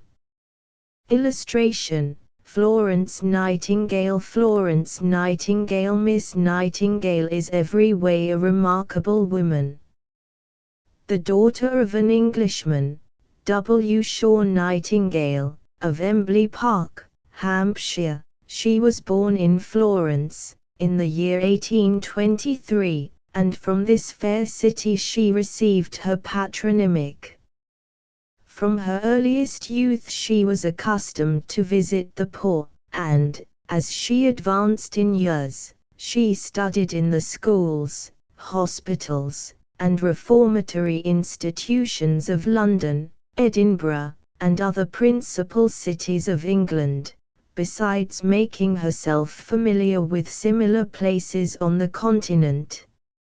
In 1851, when all Europe, says a recent writer, seemed to be keeping holiday in honor of the Great Exhibition, she took up her abode in an institution at Kaiserwerth, on the Rhine, where Protestant Sisters of Mercy are trained for the business of nursing the sick, and other offices of charity.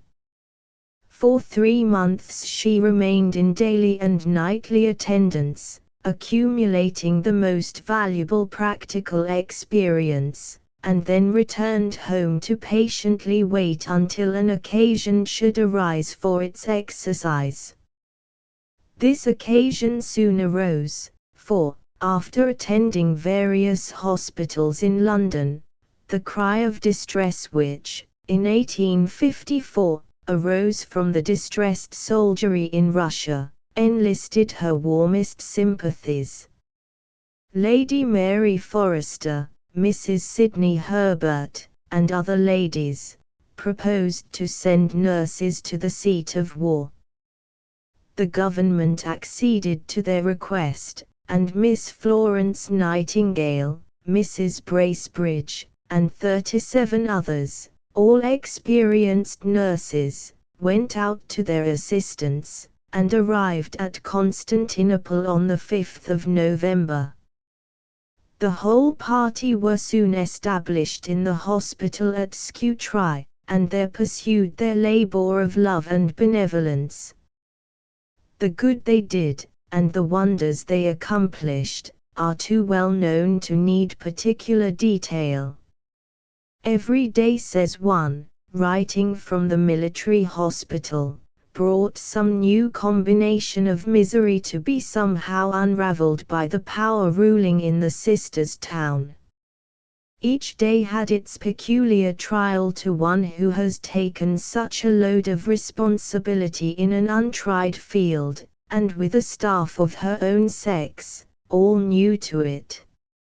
She has frequently been known to stand 20 hours, on the arrival of fresh detachments of sick, apportioning quarters, distributing stores, directing the labors of her corps, assisting at the most painful operations, where her presence might soothe or support, and spending hours over men dying of cholera or fever.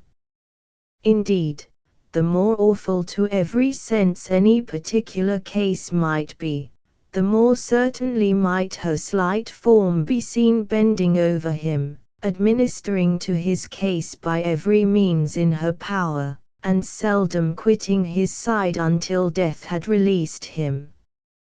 And yet, probably, Miss Nightingale's personal devotion in the cause was, in her own estimation, the least onerous of her duties. The difficulties thrown in her way by the formalities of system and routine, and the prejudices of individuals, will scarcely be forgotten, or the daily contests by which she was compelled to wring from the authorities a scant allowance of the appliances needed in the daily offices of her hand, until the co-operation of Mr. MacDonald, the distributor of the Times Fund, enabled her to lay in stores, to institute separate culinary and washing establishments, and, in short, to introduce comfort and order into the department over which she presided. And so, during the greater part of the momentous campaign, she did the work that she had set out to do, bravely and faithfully, and earnestly and well, and we may be sure that on her return to England she was welcomed gladly. The Queen presented her with a costly diamond ornament, to be worn as a decoration, and accompanied it with an autograph letter, in which her great merits were fully, gracefully, and gratefully acknowledged. It was proposed to give Miss Nightingale a public reception, but, with true modesty, she shrunk from appearing in any other than her own character of nurse and soother, and at once passed into retirement. But that retirement was not allowed to be unproductive. So soon as her health, which was at all times delicate, and had suffered considerably in the Crimea, had been somewhat restored, she set to work to render the fruits of her experience useful to the world. In 1859 she produced her Hints on Nursing, one of the most useful and practical little books ever published. In it she showed how much might be done, even with small means, and in the midst of manifold difficulties and discouragements, and it is no small triumph to the advocates of female labor, in proper spheres, that Florence Nightingale and her friends have shown that, as a nurse and comforter on the field of battle, woman may work out her mission quietly and unostentatiously, without, at the same time, interfering with the occupations of the other sex.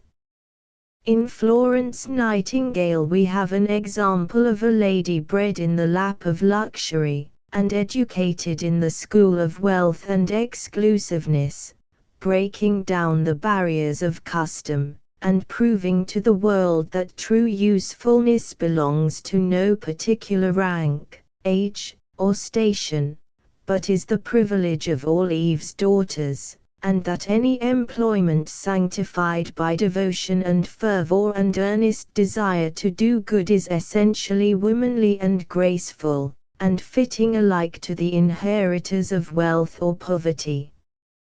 That the absence of feminine influence must tend to materialize, to sensualize, and to harden, must, we think, be admitted by all the thoughtful.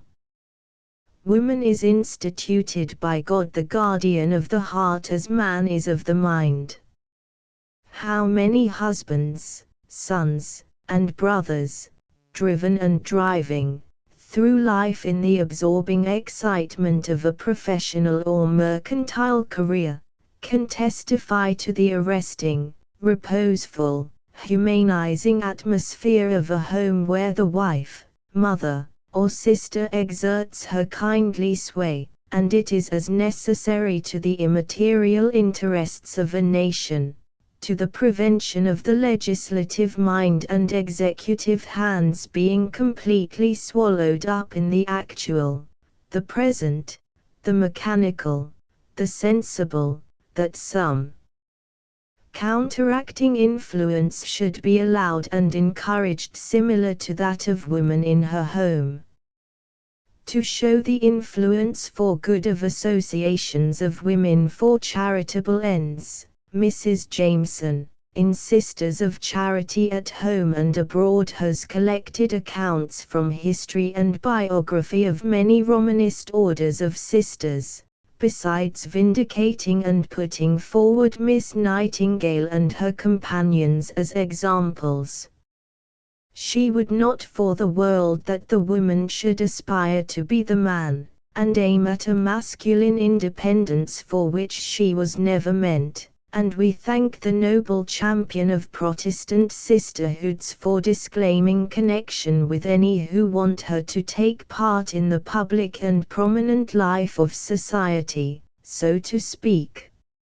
It is cooperation that is insisted upon, the ministering influence of the woman with the business tact of the man. In prisons, hospitals, workhouses, and lunatic asylums the influence of well-trained women, to soften rigor, charm routine, beguile poverty, and tranquilize distraction is often wanted, not so much to talk as to think, feel, and do. It may be said that there cannot be the same need in a Protestant country as in Roman Catholic countries of communities of single women, where they are doubtless called for, if only in opposition to the immense bodies of the higher and lower clergy, but, besides the fact of there always being a greater number of women in a country in proportion to the number of men, our commerce requires many sailors, not to mention our army and navy, which in years past have swallowed up so many. Surely, ministering women would be a blessing to the widows and orphans of our gallant soldiers and sailors. There are numbers of daughters in large families kept in conventual bondage by a father or brother or their own timidity. Daughters, sisters, widows, we appeal to you. Are there not some few among you with courage to lead where multitudes would follow, some to whom a kind providence has given liberty of action? It is far from our intention to excite rebellion in families, or tempt away from the manifest calls of duty, but cannot someone begin what others will continue? And we must not be indefinite. Begin what? Continue what? A system which, in this Protestant land, would give to the poor outcast, the little criminal, the child of the state, a mother as well as a father, that would give to the wretched of all ages a sister as well as a brother. Alluding to Florence Nightingale, Mrs. Jameson says, "No doubt but it will be through the patience, faith, and wisdom of men and women working together in an undertaking so wholly new to our English customs, so much at variance with the usual education given to women in this country, we shall meet with perplexities, difficulties, even failures. All the ladies who have gone to Scutari may not turn out heroines.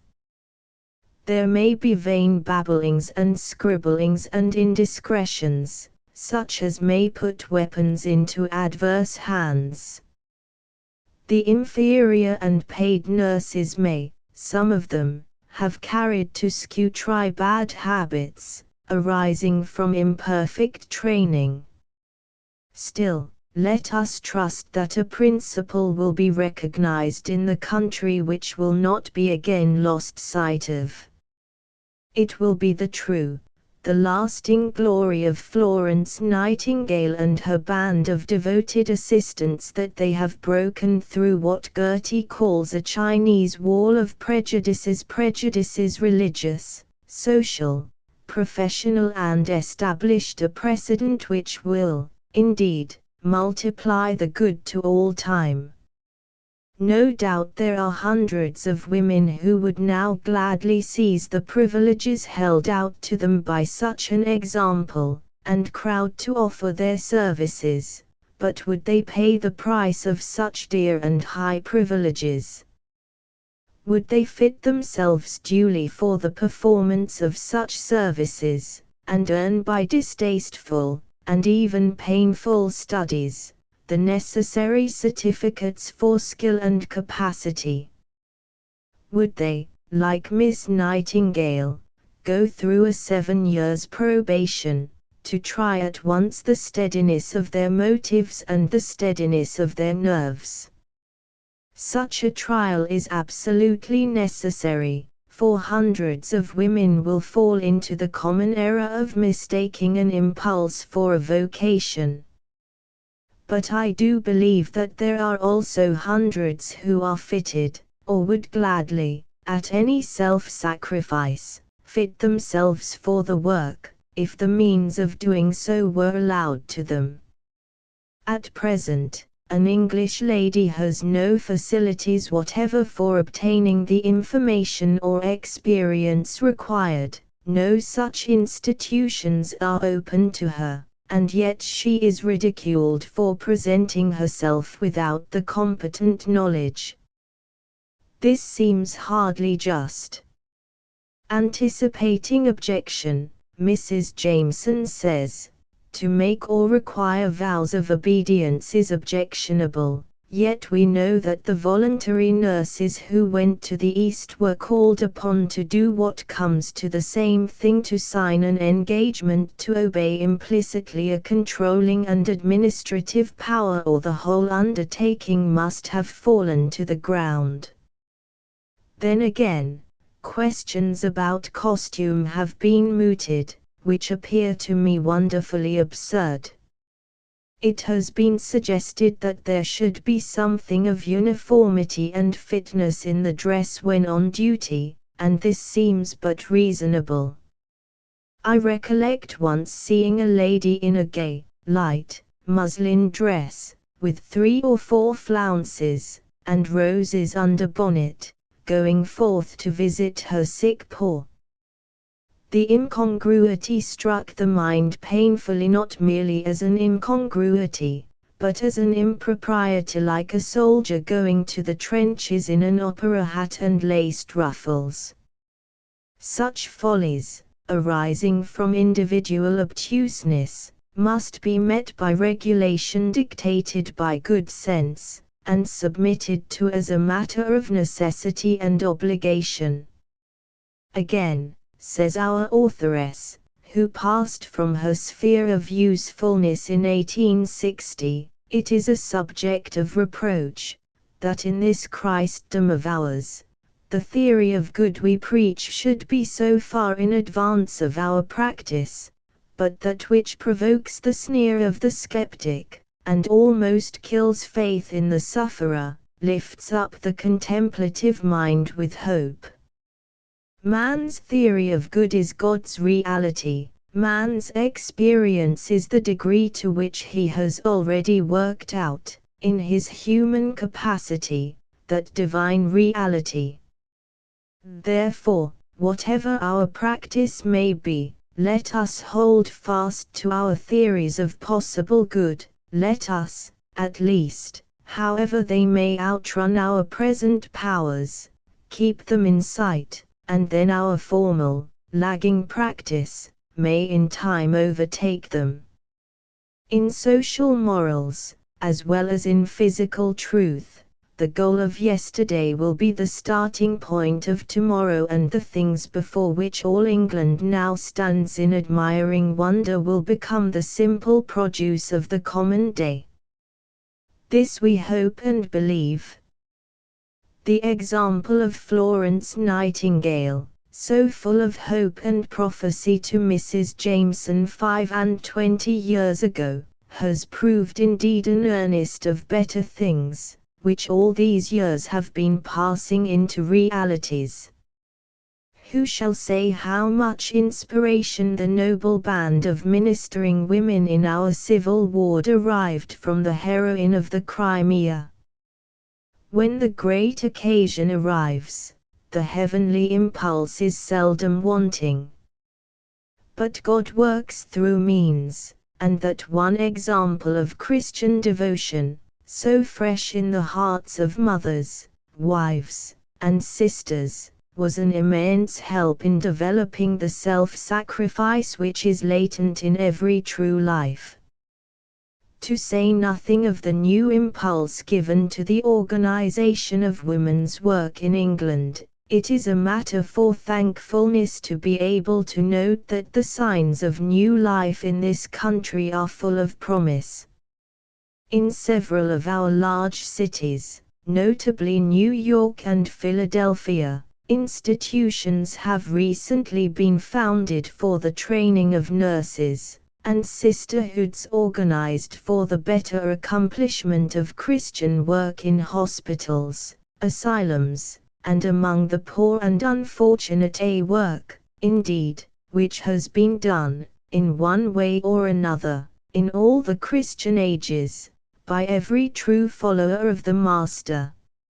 And here, in conclusion, the thought suggests itself that differences of organization, whether ecclesiastical or otherwise, should not conceal from our eyes the true notes of the communion of the saints, or shut from our hearts the conditions of inheriting the kingdom prepared from the foundation of the world. I was an hungered, and ye gave me meat, I was thirsty, and ye gave me drink, I was a stranger, and ye took me in, naked, and ye clothed me, I was sick, and ye visited me, I was in prison, and ye came unto me.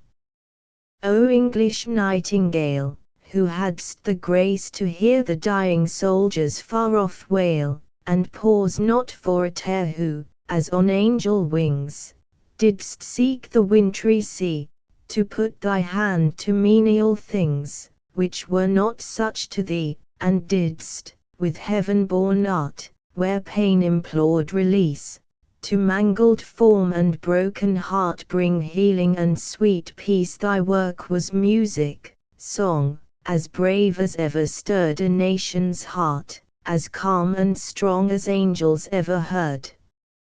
Gazing on the modest, unassuming countenance shown in the illustration which accompanies this sketch, one can imagine the surprised question to which the king answers in the last day, "Inasmuch as ye have done it unto one of the least of these my brethren, ye have done it unto me." Xxae Shy People Hawthorne, Washington, Irving, and others. Madame Recamia.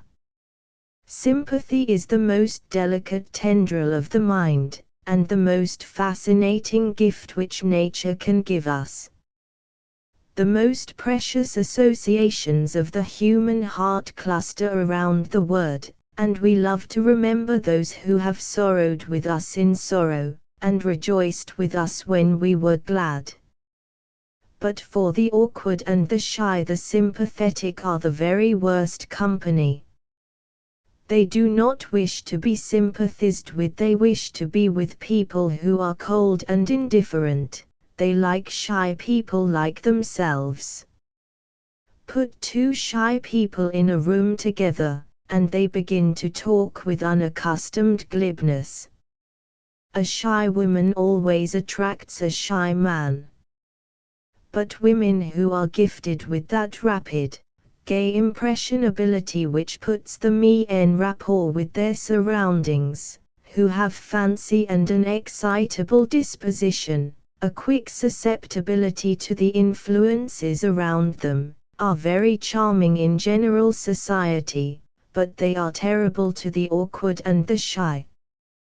They sympathize too much, they are too aware of that burning shame which the sufferer desires to conceal.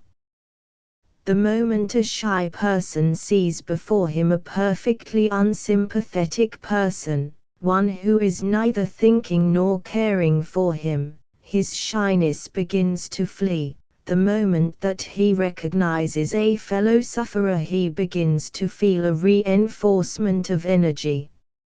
If he be a lover, especially, the almost certain embarrassment of the lady inspires him with hope and renewed courage.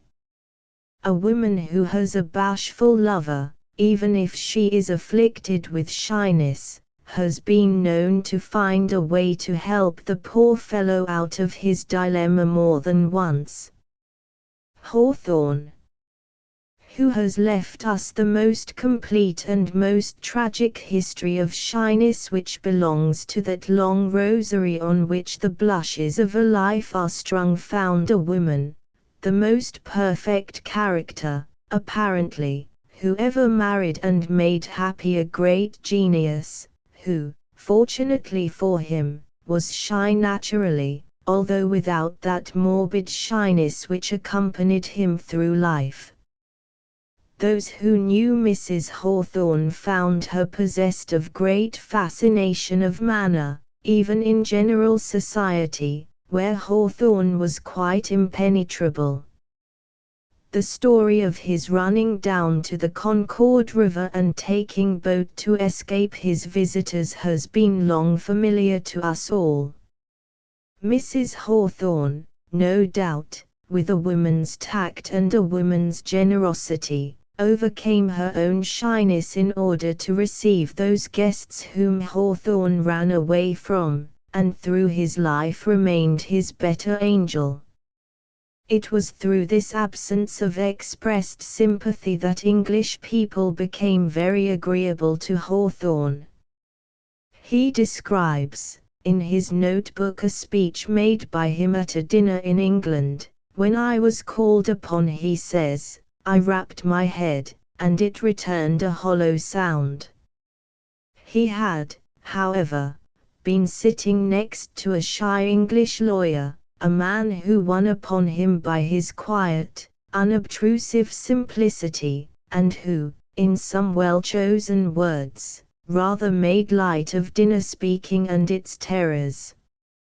When Hawthorne finally got up and made his speech, his voice, meantime, having a far-off and remote echo, and when, as we learn from others, a burst of applause greeted a few well-chosen words drawn from that full well of thought, that pellucid rill of English undefiled, the unobtrusive gentleman by his side applauded and said to him, "It was handsomely done."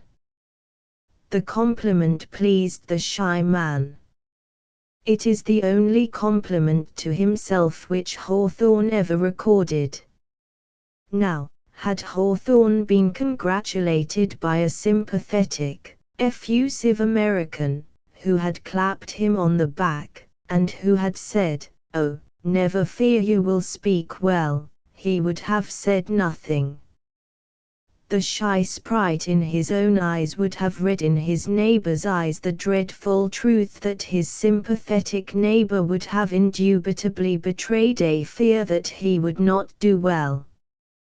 The phlegmatic and stony Englishman neither felt nor cared whether Hawthorne spoke well or ill, and, although pleased that he did speak well, invested no particular sympathy in the matter, either for or against, and so spared Hawthorne's shyness the last bitter drop in the cup, which would have been a recognition of his own moral dread. Hawthorne bitterly records his own sufferings. He says, in one of his books, "At this time I acquired this accursed habit of solitude." It has been said that the Hawthorne family were, in the earlier generation, afflicted with shyness almost as a disease, certainly a curious freak of nature in a family descended from robust sea captains. It only goes to prove how far away are the influences which control our natures and our actions. Whether, if Hawthorne had not been a shy man, afflicted with a sort of horror of his species at times, always averse to letting himself go, miserable and morbid, we should have been the inheritors of the great fortune which he has left us, is not for us to decide.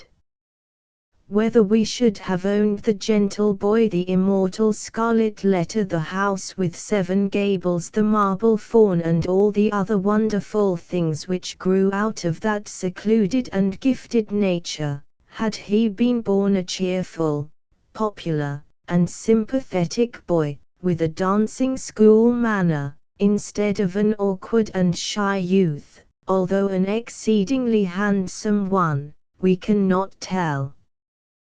That is the great secret behind the veil. The answer is not yet made, the oracle has not spoken, and we must not invade the penumbra of genius. Washington and Irving. It has always been a comfort to the awkward and the shy that Washington could not make an after-dinner speech, and the well-known anecdote "Sit down, Mr. Washington, your modesty is even greater than your valor" must have consoled many a voiceless hero. Washington Irving tried to welcome Dickens, but failed in the attempt, while Dickens was as voluble as he was gifted. Probably the very surroundings of sympathetic admirers unnerved both Washington and Irving, although there are some men who can never speak on their legs, as the saying goes, in any society. Other shy men who fear general society, and show embarrassment in the everyday surroundings, are eloquent when they get on their feet. Many a shy boy at college has astonished his friends by his ability in an after-dinner speech. Many a voluble, glib boy, who has been appointed the orator of the occasion, fails utterly, disappoints public expectation, and sits down with an uncomfortable mantle of failure upon his shoulders. Therefore, the ways of shyness are inscrutable. Many a woman who has never known what it is to be bashful or shy has, when called upon to read a copy of verses, even to a circle of intimate friends, lost her voice, and has utterly broken down, to her own and her friends' great astonishment. The voice is a treacherous servant, it deserts us, trembles, makes a failure of it, is not present or accounted for often when we need its help. It is not alone in the shriek of the hysterical that we learn of its lawlessness, it is in its complete retirement. A bride often, even when she felt no other embarrassment, has found that she had no voice with which to make her responses. It simply was not there. A lady who was presented at court, and who felt as she described herself wonderfully at her ease, began talking, and, without wishing to speak loud, discovered that she was shouting like a trumpeter. The somewhat unusual strain which she had put upon herself during the ordeal of being presented at the English court revenged itself by an outpouring of voice which she could not control. Many shy people have recognized in themselves this curious and unconscious elevation of voice. It is not so common as a loss of voice, but it is quite as uncontrollable. The bronchial tubes play us another trick when we are frightened. The voice is the voice of somebody else, it has no resemblance to our own. Ventriloquism might well study the phenomena of shyness, for the voice becomes bass that was treble, and soprano that which was contralto. "I dislike to have Wiltshire come to see me," said a very shy woman. "I know my voice will squeak so." With her Wiltshire, who for some reason drove her into an agony of shyness, had the effect of making her talk in a high, unnatural strain, excessively fatiguing. The presence of one's own family, who are naturally painfully sympathetic, has always had upon the bashful and the shy a most evil effect. "I can never plead a case before my father nor I before my son," said two distinguished lawyers. "If Mamma is in the room, I shall never be able to get through my part," said a young amateur actor. But here we must pause to note another exception in the laws of shyness. In the false perspective of the stage, shyness often disappears. The shy man, speaking the words and assuming the character of another, often loses his shyness. It is himself of whom he is afraid, not of Tony Lumpkin or of Charles Surface, of Hamlet or of Claude Melnotte. Behind their masks he can speak well, but if he at his own dinner table essays to speak, and Mamma watches him with sympathetic eyes, and his brothers and sisters are all listening, he fails. Lord Percy sees me fall. Yet it is with our own people that we must stand or fall, live or die. It is in our own circle that we must conquer our shyness.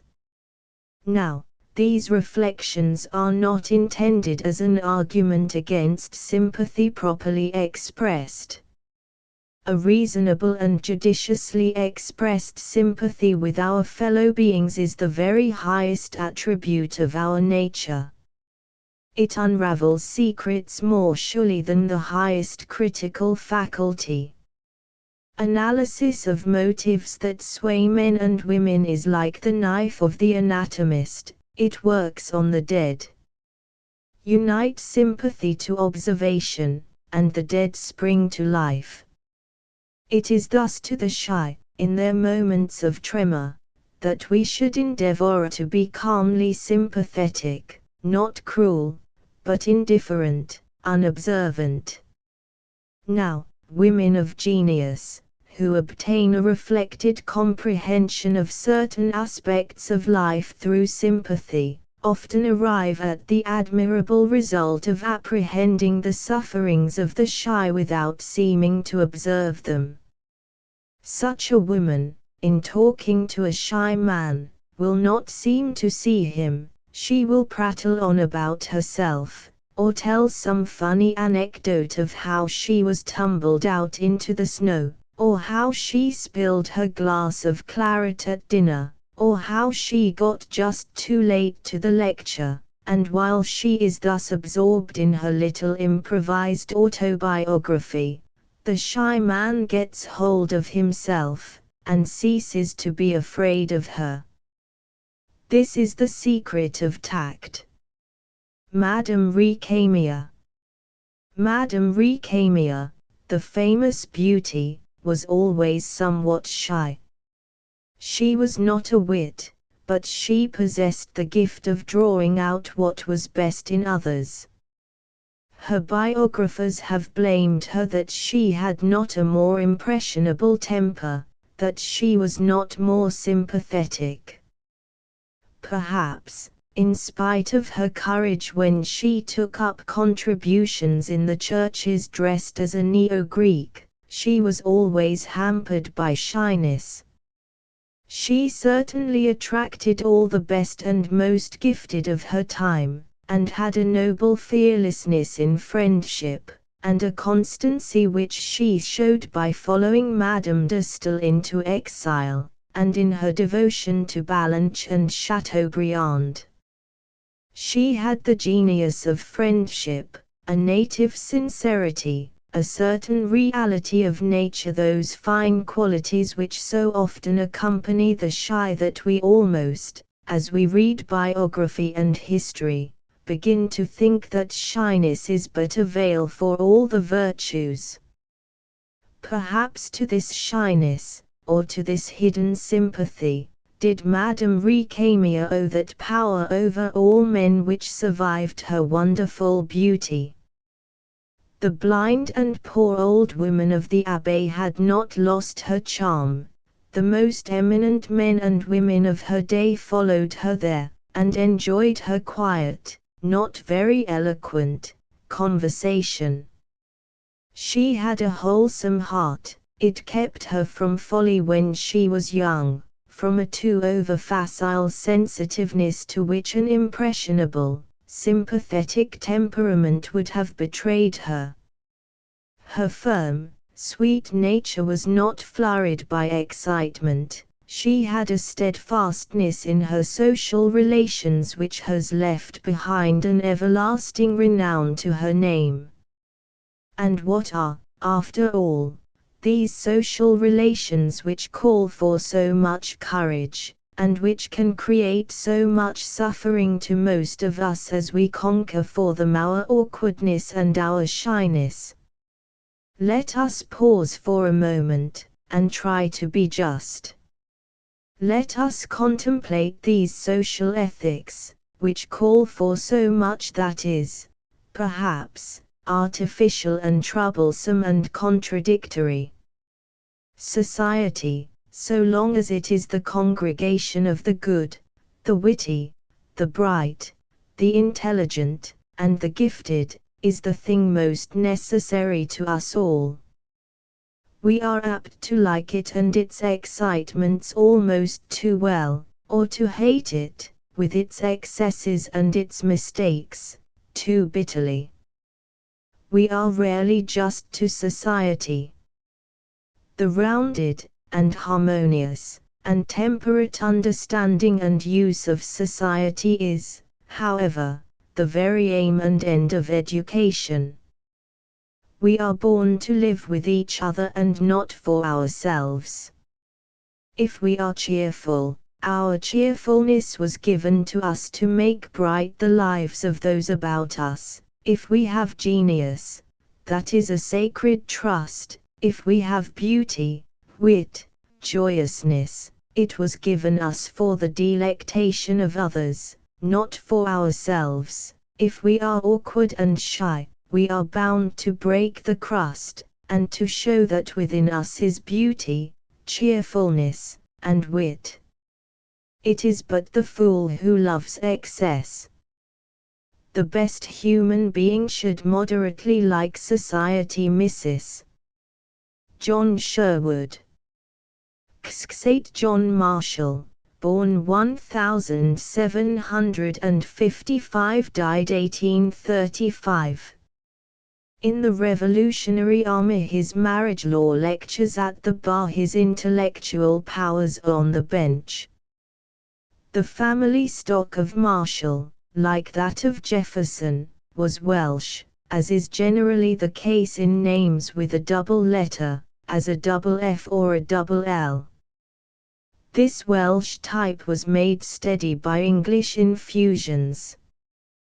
The first Marshall came from Wales in 1730, and settled in the same county where Washington, Monroe, and the Lees were born.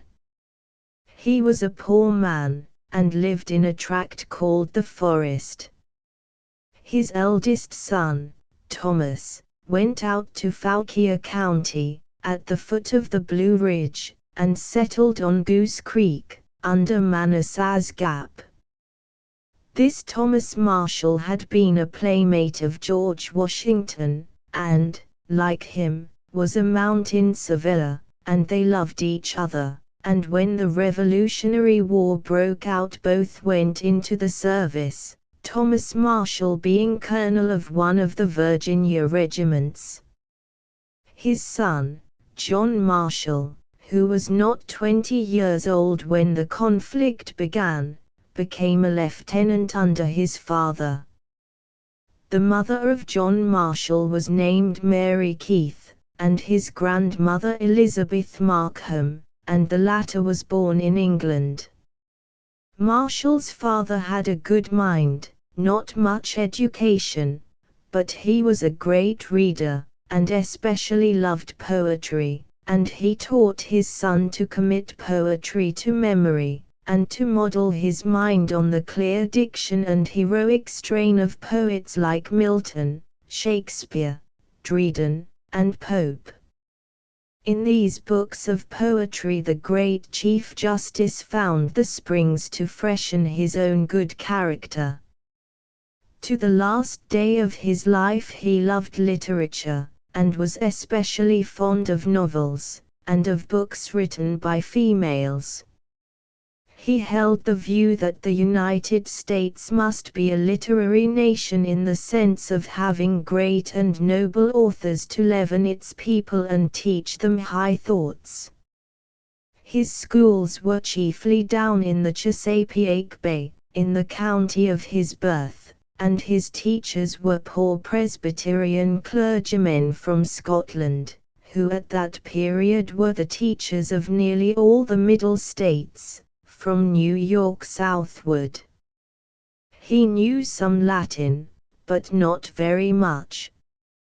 One of his teachers was his own father, who, with a large family, took delight in training this boy. Our judge on drill.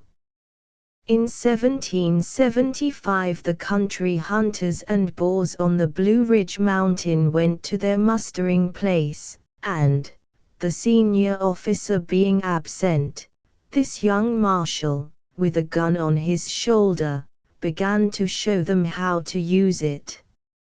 Like them, he wore a blue hunting shirt and trousers of some stuff fringed with white, and in his round hat was a bucktail for a cockade.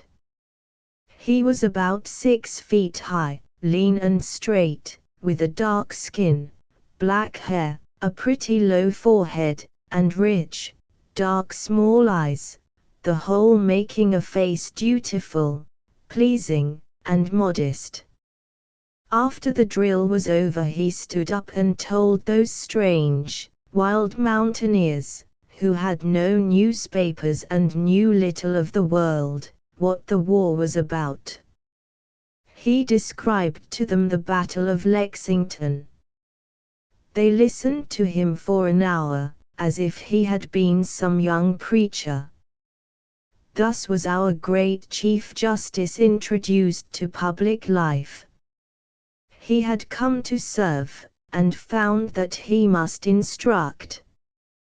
When he marched with the regiment of these mountaineers, who carried tomahawks and scalping knives, the people of Williamsburg trembled for their lives. At that time, the country near Harper's Ferry was the far west. In a very little while, these mountaineers, by mingled stratagem and system, defeated Lord Dunmore, very much as Andrew Jackson defeated the British at New Orleans 35 years later. Marshall then went with the army to the vicinity of Philadelphia, was in the battles of Brandywine and Germantown, and in the long winter of Valley Forge. Almost naked at that place, he showed an abounding good nature, that kept the whole camp content. If he had to eat meat without bread, he did it with a jest. Among his men he had the influence of a father, though a boy.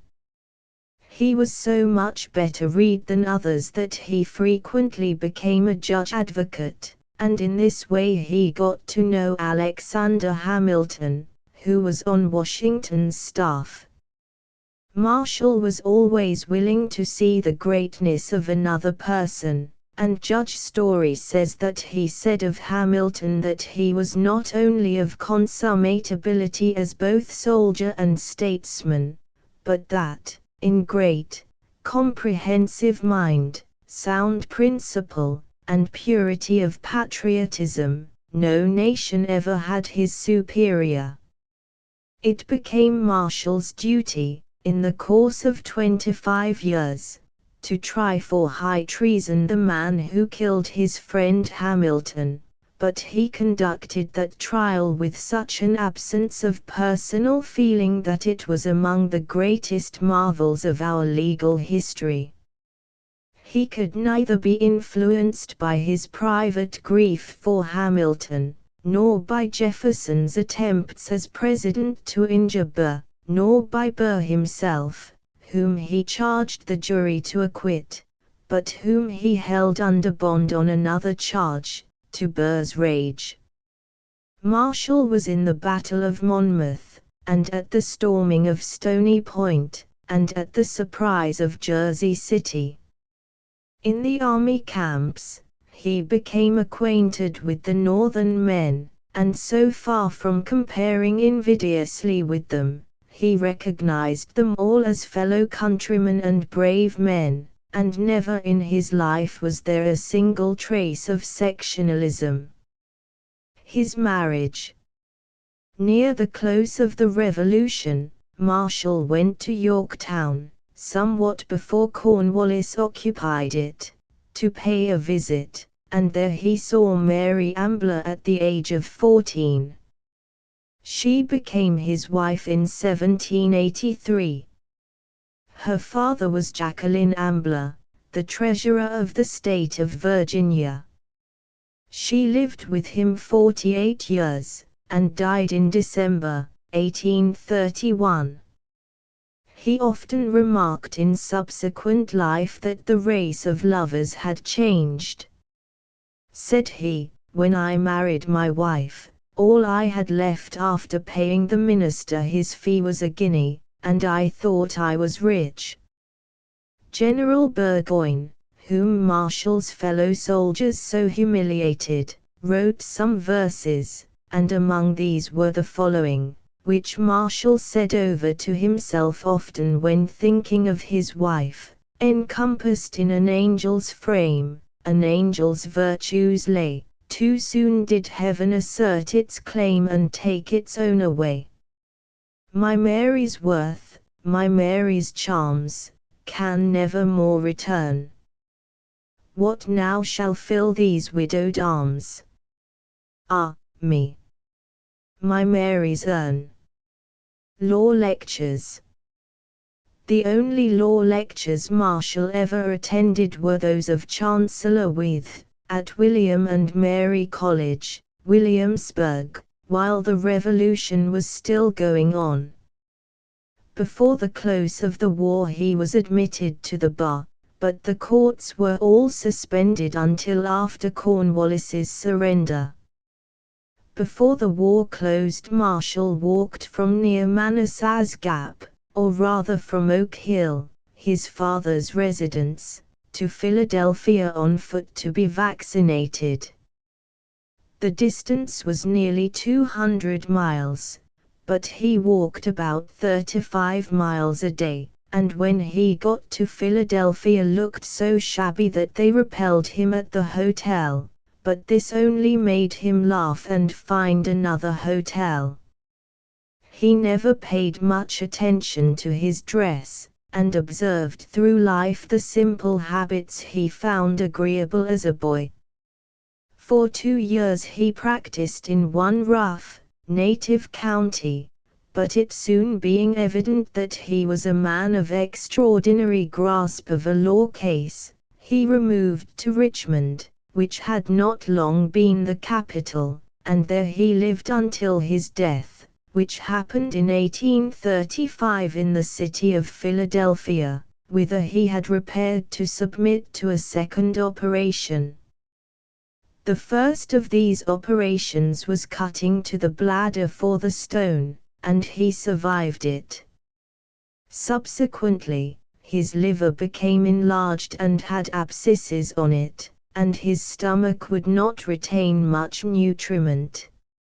Marshall was a social man, and at times convivial, and I should think it probable that, though he lived to a good old age, these complaints were, to some extent, engendered by the fried food they insist upon in Virginia, and addiction to Madeira wine instead of lighter French or German wines.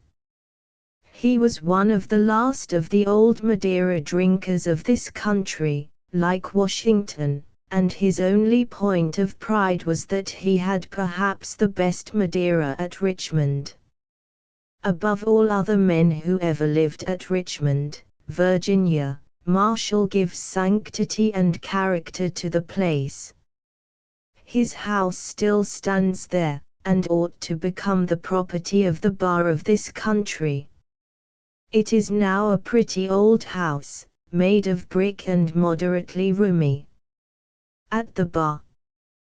The basis of Marshall's ability at the bar was his understanding. Not highly read, he had one of those clear understandings which was equal to a millpond of book learning. His first practice was among his old companions in arms, who felt that he was a soldier by nature, and one of those who loved the fellowship of the camp better than military or political ambition.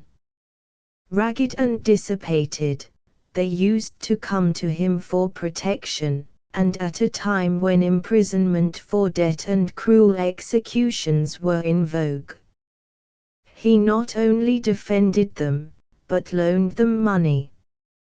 He lost some good clients by not paying more attention to his clothing, but these outward circumstances could not long keep back recognition of the fact that he was the finest arguer of a case at the Richmond bar, which then contained such men as Edmund Randolph, Patrick Henry, and later, William Wirt. He was not an orator, did not cultivate his voice, did not labor hard, but he had the power to penetrate to the very center of the subject, discover the chief point, and rally all his forces there. If he was defending a case, he would turn his attention to some other than the main point, in order to let the prosecution assemble its powers at the wrong place. With a military eye he saw the strong and weak positions, and, like Rembrandt painting, he threw all his light on the right spot. The character of his argument was a perspicuous, easy, onward, a cumulative, reasoning statement.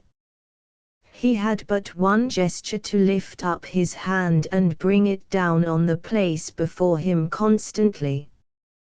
He discarded fancy or poetry in his arguments.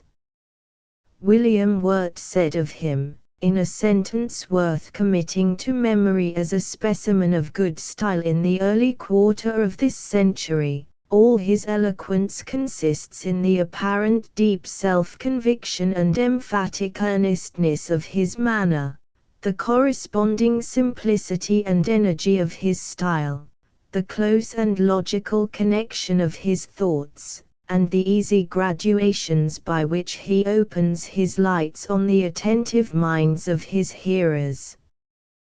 The audience are never permitted to pause for a moment. There is no stopping to weave garlands of flowers to hang in festoons around a favorite argument. On the contrary, every sentence is progressive, every idea sheds new light on the subject. The listener is kept perpetually in that sweetly pleasurable vibration with which the mind of man always receives new truths. The dawn advances with easy but unremitting pace. The subject opens gradually on the view, until, rising in high relief in all its native colors and proportions, the argument is consummated by the conviction of the delighted hearer. Immediately after the Revolutionary War, the state courts were crowded with business, because of the numerous bankruptcies arising from war habits, the changes in the condition of families, repudiation of debts, false currency, etc.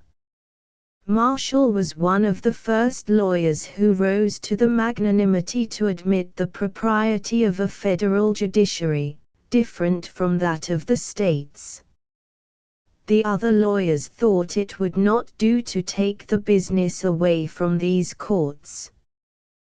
They preferred to see the people hanging around Richmond, with their cases undecided and unheard on account of the pressure of business, rather than to concede a national judiciary. All sorts of novel questions were arising at that time, cases which had no precedents, which the English law books did not reach, and where the man of native powers, pushing out like Columbus on the unknown, soon developed a sturdy strength and self-reliance the mere popinjay and student of the law could never get. Among the cases he argued was the British debt case, tried in 1793. The United States now had its circuit court, and Chief Justice Jay presided at Richmond.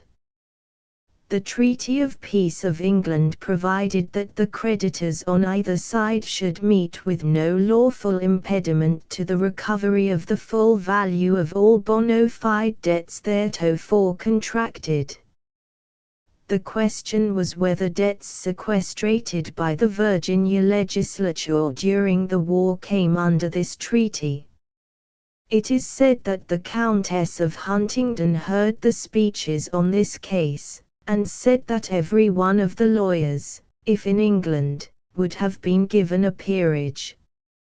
Patrick Henry broke his voice down in this case, and never again could speak with his old force.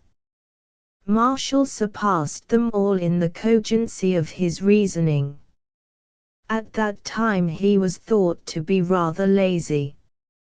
He went into the state legislature in 1782, just before he married. His personal influence was such in Richmond that, although he was constantly in the minority, he was always elected. His principal amusement was pitching the quoit, which he did to the end of his days, and could ring the meg, it is said, at a distance of 60 feet frequently. He arose early in the morning and went to market without a servant, and brought back his chickens in one hand and his market basket on the other arm. He never took offense, and once when a dude stopped him on the street and asked him where there was a fellow to take home his marketing, Marshall inquired where he lived, and said, "I will take it for you." After he got home with the other man's marketing, the dude was much distressed to find that Mr. Marshall had been his supposed servant. Intellectual power. Nevertheless, the intellectual existence of the man was decided. From the beginning of his life he took the view that while Virginia was the state of his birth, his country was America, that all he and his neighbors could accomplish on this planet would be under the great government which comprehends all, and, true to this one idea, he never wavered in his life. Mr. Jefferson, who was much his senior, he distrusted profoundly, regarding him as a man of cunning, lacking in large faith, and constitutionally biased in mind.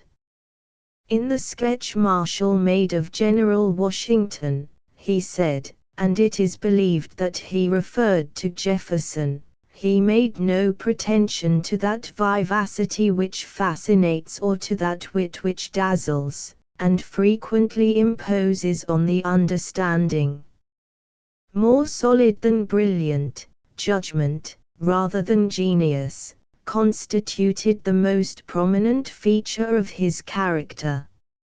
No man has ever appeared upon the theatre of public action whose integrity was more incorruptible, or whose principles were more perfectly free from the contamination of those selfish and unworthy passions which find their nourishment in the conflicts of party.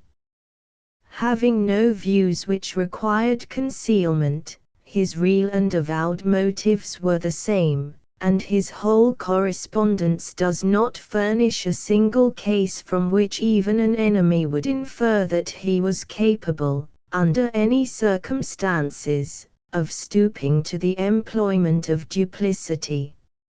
No truth can be uttered with more confidence than that his ends were always upright and his means always pure.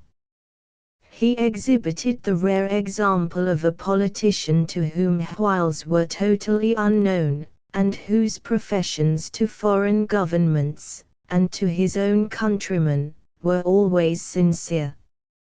In him was fully exemplified the real distinction which found existence between wisdom and cunning, and the importance, as well as the truth of the maxim, that honesty is the best policy.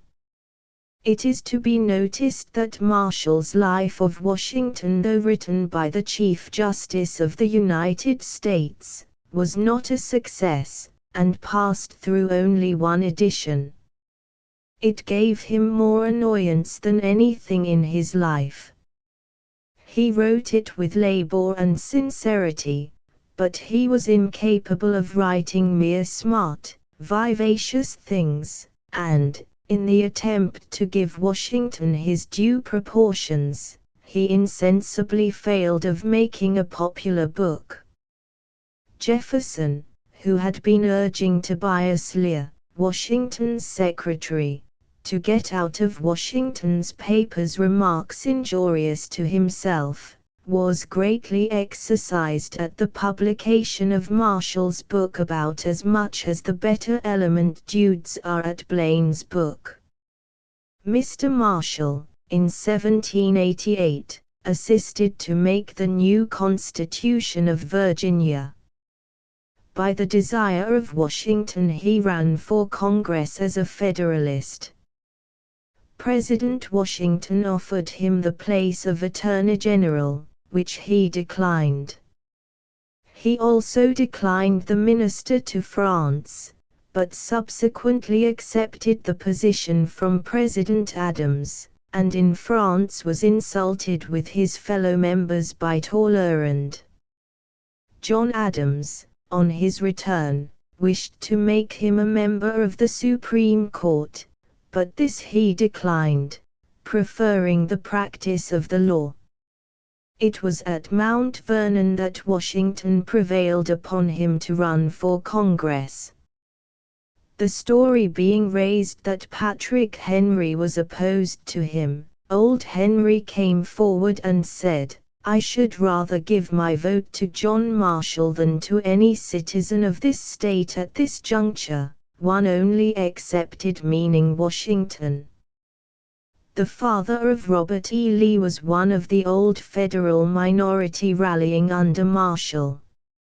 Marshall had scarcely taken his seat in Congress, in 1799, when Washington died, and he officially announced the death at Philadelphia, and followed his remarks by introducing the resolutions drafted by General Lee, which contained the words, "First in war, first in peace, and first in the hearts of his countrymen." On the bench, John Marshall was next Secretary of State of John Adams, succeeding Timothy Pickering. Adams was defeated for re-election, but before he went out of office he appointed Marshall Chief Justice, at the age of 45. At the head of that great bench sat Marshall more than 1/3 of a century. Before him pleaded all the great lawyers of the country, like William Pinckney, Hugh Legarrette, Daniel Webster, Horace Binney, Luther Martin, and Walter Jones. John Marshall left as his great legacy to the United States his interpretation of the Constitution.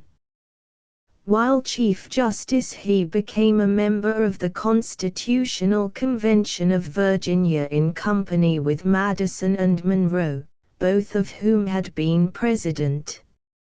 He gave the federal Constitution its liberal interpretation, that it was not merely a bone thrown to the general government, which must be watched with suspicion while it ate, but that it was a document with something of the elasticity of our population and climate, and that it was designed to convey to the general state powers noble enough to give us respect.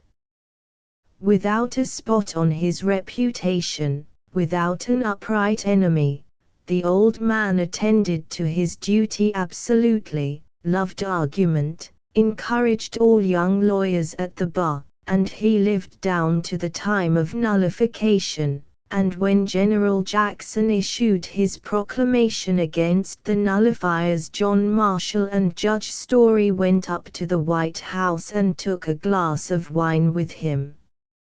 And thus those two old men silently appreciated each other near the end of their days, when the suspicions of Jefferson had resulted in incipient rebellion that was to break out in less than 30 years, and which Marshall predicted unless there was a more general assent to the fact that we were one country, and not a parcel of political chicken coops. George Alfred Townsend. Six, a noble mother. How she trained herself, and educated her boys. Harrietta Rea, in the Christian Union, some time ago, drew a picture of home life in the West, which ought to be framed and hung up in every household of the land. In one of the prairie towns of northern Iowa, where the Illinois Central Railroad now passes from Dubuque to Sioux City, lived a woman whose experience repeats the truth that inherent forces, ready to be developed, are waiting for the emergencies that life may bring. She was born and brought up in New England. With the advantages of a country school, and a few terms in a neighboring city, she became a fair scholar, not at all remarkable. She was married at 21 to a young farmer, poor, but intelligent and ambitious. In 10 years, after the death of their parents, they emigrated to Iowa, and invested their money in land that bade fair to increase in value, but far away from neighbors. Here they lived, a happy family, for 5 years, when he died, leaving her, at the age of 35, with 4 boys, the eldest nearly 14, the youngest 9. The blow came suddenly, and at first was overwhelming. Alone, in what seemed almost a wilderness, she had no thought of giving up the farm. It was home. There they must stay and do the best they could. The prospect of a railroad passing near them, in time, was good, then some of the land might be sold. A little money had been laid by, nothing that she ought to touch for the present. Daniel, the hired man, who had come out with them, and who was a devoted friend and servant, she determined to keep. His judgment was excellent in farm matters. Hitherto the boys had gone regularly to school, a mile or 2 away, for a settlement in Iowa was never without its schoolhouse. They were bright and quick to learn. Their father had been eager to help and encourage them. Newspapers, magazines, and now and then a good book, had found their way into this household. Though very fond of reading herself, with the care of her house she had drifted along, as so many women do, until the discipline of study, or any special application, had been almost forgotten.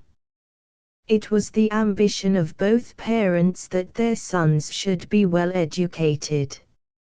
Now Jerry and Theod, the 2 oldest, must be kept at home during the summer to work. Nate and Johnny could help at night and in the morning. The boys had all been trained to habits of obedience. They were affectionate, and she knew that she could depend upon their love. One evening, alone in her bedroom, she overheard some part of a conversation as the children were sitting together around the open fireplace. "I don't mind the work," said Theodore, "if I could only be learning, too. Father used to say he wanted me to be a civil engineer." "If Father was here," said 11-year-old Nate, "you could study evenings and recite to him." "I wish Mother could help, but, then I guess mothers help how?" she heard Jerry ask sharply, before Nate could finish his sentence, and she knew the boy was jealous at once for her. "Isn't she the best mother in the world?"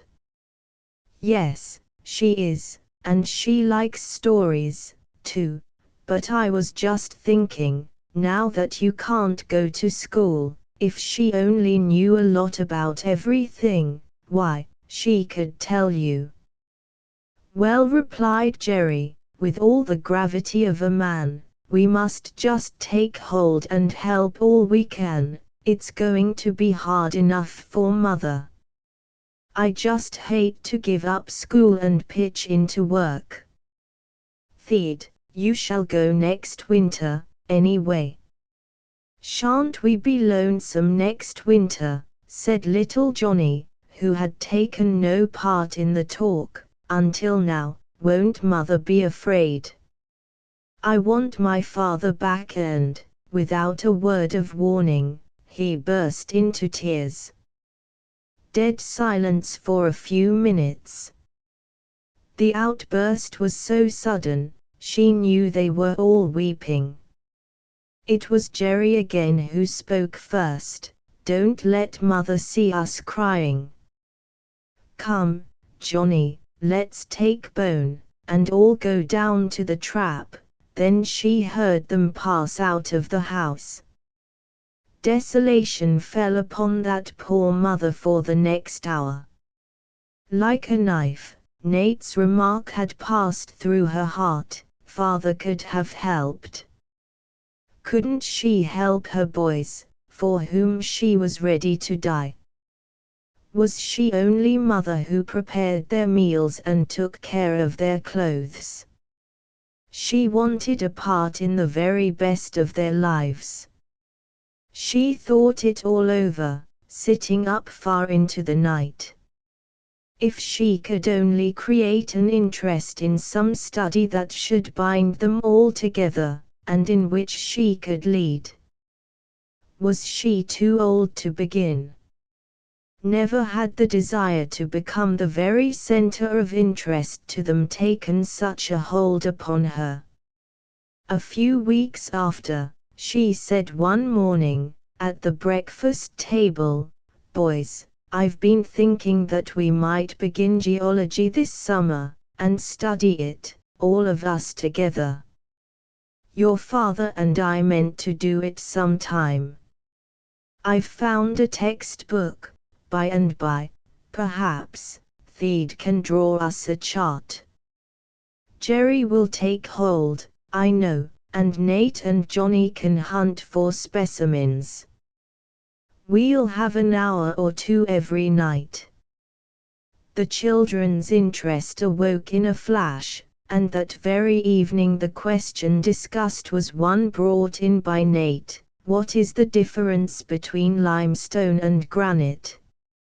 A simple one, but it opened the way for her, and their first meeting proved a success. She had to study each day to be ready and wide awake for her class. They lived in a limestone region. Different forms of coral abounded, and other fossils were plenty. An old cupboard in the shed was turned into a cabinet. One day Nate, who had wandered off 2 or 3 miles, brought home a piece of rock, where curious, long, finger-shaped creatures were embedded. Great was the delight of all to find them described as orthoceratites, and an expedition to the spot was planned for some half-holiday. Question after question led back to the origin of the Earth. She found the nebula hypothesis, and hardly slept one night trying to comprehend it clearly enough to put it before others in a simple fashion. Her book was always at hand. By and by they classified each specimen, and the best of their kind were taken to shelves in the sitting room. Her own enthusiasm in study was aroused, and, far from a hardship, it now became a delight. Her spirit was contagious. The boys, always fond of mother, wondered what new life possessed her, but they accepted the change all the same. She found that she could teach, and also could inspire her pupils. They heard of a gully, 5 or 6 miles away, where crystals had been found. Making a holiday, for which the boys worked like Trojans, they took their lunch in the farm wagon, and rode to the spot, and if their search was not altogether successful, it left them the memory of a happy time. In the meantime the farm prospered. She did all the work in the house and all the sewing, going out, too, in the garden, where she raised a few flowers, and helping to gather vegetables. Daniel and the boys were bitterly opposed to her helping them.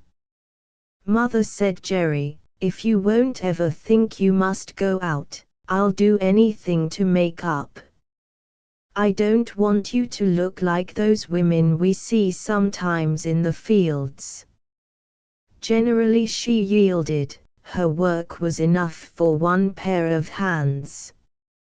Through it all now ran the thought that her children were growing up, they would become educated men, she would not let them get ahead, not so as to pass her entirely. Winter came. Now Daniel could see to the work, but these habits of study were not to be broken. "Boys, let us form a history club," was the proposition. "It shan't interfere with your lessons at school." They took the history of the United States, which the two younger children were studying. Beginning with the New England settlements, and being 6 in number, they called each other, for the time, after the 6 states, persuading old Daniel to take his native Rhode Island. "That woman beats all creation," he was heard to exclaim. "The way she works all day and goes on at night over her books." The mother used to say she hardly knew if she were any older than her boys when they were trying to trip each other with questions. The teacher of the district school came over one Saturday afternoon. "I never had such pupils," said he, "as your sons, in history, and indeed they want to look into everything." Afterward he heard with delight the story of their evening's work. The deep snows often shut them in, but the red light shone clearly and bright from that sitting-room window, and a merry group were gathered around the table. Every 2 weeks an evening was given to some journey. It was laid out in advance, and faithfully studied. Once, Theodore remembers, a shout of laughter was raised when 9 o'clock came by. Jerry's exclamation, "Oh, Mother, don't go home now, we are all having such a good time." 5 years they lived in this way, and almost entirely by themselves. They studied botany. She knew the name of every tree and shrub for miles around.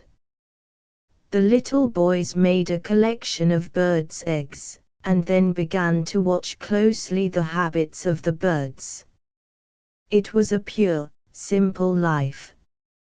It would have been too wild and lonely but for the charm of this devoted mother. Her hours of loneliness were hidden from them, but she learned in an unusual degree to throw every energy into the day's work of study, and create, as it were, a fresh enthusiasm for the present hour. Her loving sacrifice was rewarded. Each child made her his peculiar confidant.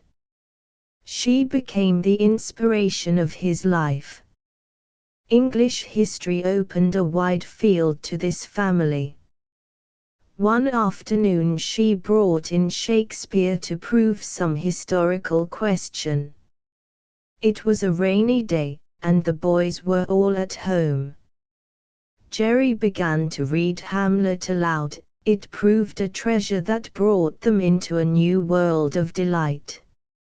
Sometimes they took different characters for representation, and the evening ended in a frolic, for good-natured mirth was never repressed.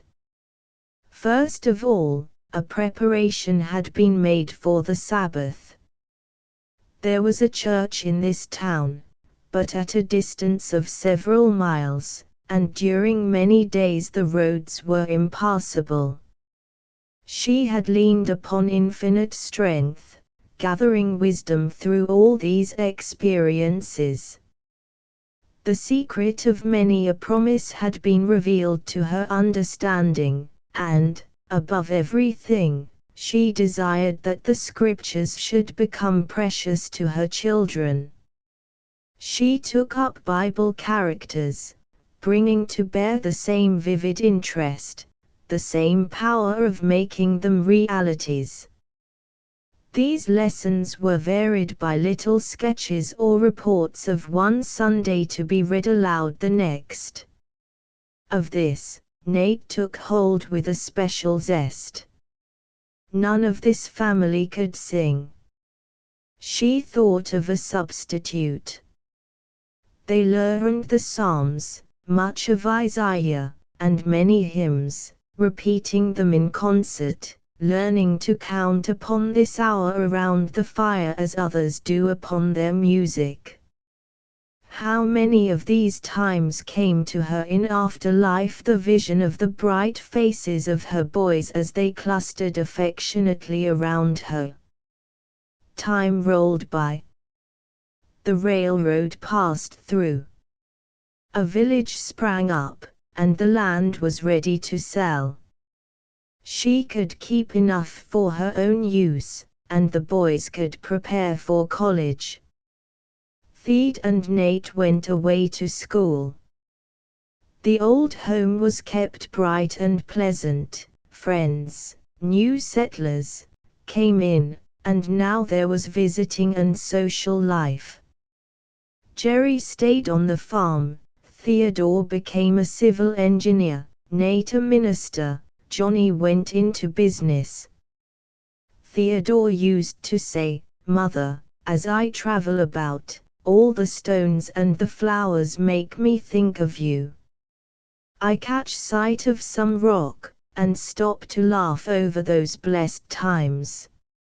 Nate said, "Mother, when I am reading a psalm in the pulpit, there always comes to me a picture of those old evenings, with you in the rocking chair by the firelight, and I hear all your voices again." Johnny wrote, "Mother, I think that everything I have has come to me through you." When Jerry, who remained faithful always, had listened to his brothers, he put his arm about her, saying tenderly, "There will never be anybody like Mother to me." She died at 65, very suddenly.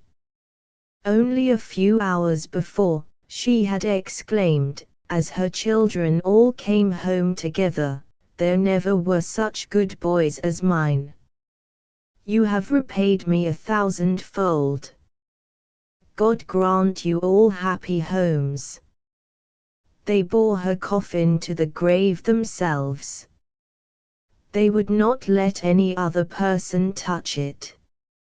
In the evening they gathered around the old hearthstone in the sitting room, and drew their chairs together.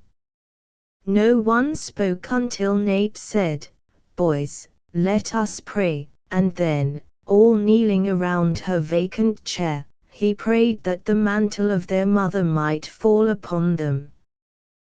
They could ask nothing beyond that. No longer my own. In serving the Master I love, in doing his bidding each day, the sweetness of bondage I prove, and sing, as I go on my way. I never such freedom have known as now I'm no longer my own. His burden is easy to bear, my own was a mountain of lead, his yoke it is gladness to wear. My own with my life blood was red. I never such gladness have known as now I'm no longer my own. Discharging the duties I owe to household and neighbor of mine, the beauty of bondage I know, and count it as beauty divine. I never such beauty have known as now I'm no longer my own. And everywhere, Master so dear, a dutiful bondman of thine, all things my possession appear, their glory so verily mine. I never such glory have known as now I'm no longer my own. My heart overflows with brave cheer, for where is the bondage to dread, as long as the Master is dear, and love that is selfish is dead. I never such safety have known as now I'm no longer my own. XXX The care of the body. What Dr. Sargent, of the Harvard Gymnasium, says about it points for parents, teachers, and pupils. The time is coming, indeed has come, when every writer will divide the subject of education into physical, moral, and intellectual. We recognize theoretically that physical education is the basis of all education. From the time of Plato down to the time of Horace Mann and Herbert Spencer, that has been the theory. It has also been the theory of German educators. The idea that the mind is a distinct entity, apart from the body, was a theological idea that grew out of the reaction against pagan animalism. The development of the body among the Greeks and Romans was followed by those brutal exhibitions of physical prowess in the gladiatorial contests where the physical only was cultivated and honored. With the dawn of Christianity, a reaction set in against this whole idea of developing the body. They thought no good could come from its supreme development, because they had seen so much evil. The priests represented the great danger which accompanied this physical training without moral culture, and there is no doubt that they were right to a certain degree. Give a man only supreme physical education, without any attention to the moral and intellectual, and he will go to pieces like our prize fighters and athletes. But the Christians went to the other extreme. They practiced the most absurd system of asceticism, depriving themselves of natural food and rest, and, of course, the results which followed on a grand scale were just what would follow in the individual. Let a person follow the course they did, denying himself necessary aliment and food, taking no exercise, and living in retirement, and nervous prostration will follow, and hysterical disturbances and troubles. This result in the individual was found on a large scale throughout Christendom. The idea that the Christians brought down from the very earliest dawn of Christianity, that the body and soul are distinct, and that whatever is done to mortify the flesh increases the spiritual life, has a grain of truth in it. There were men in our army who, half-starved, marched through the southern swamps in a state of exaltation.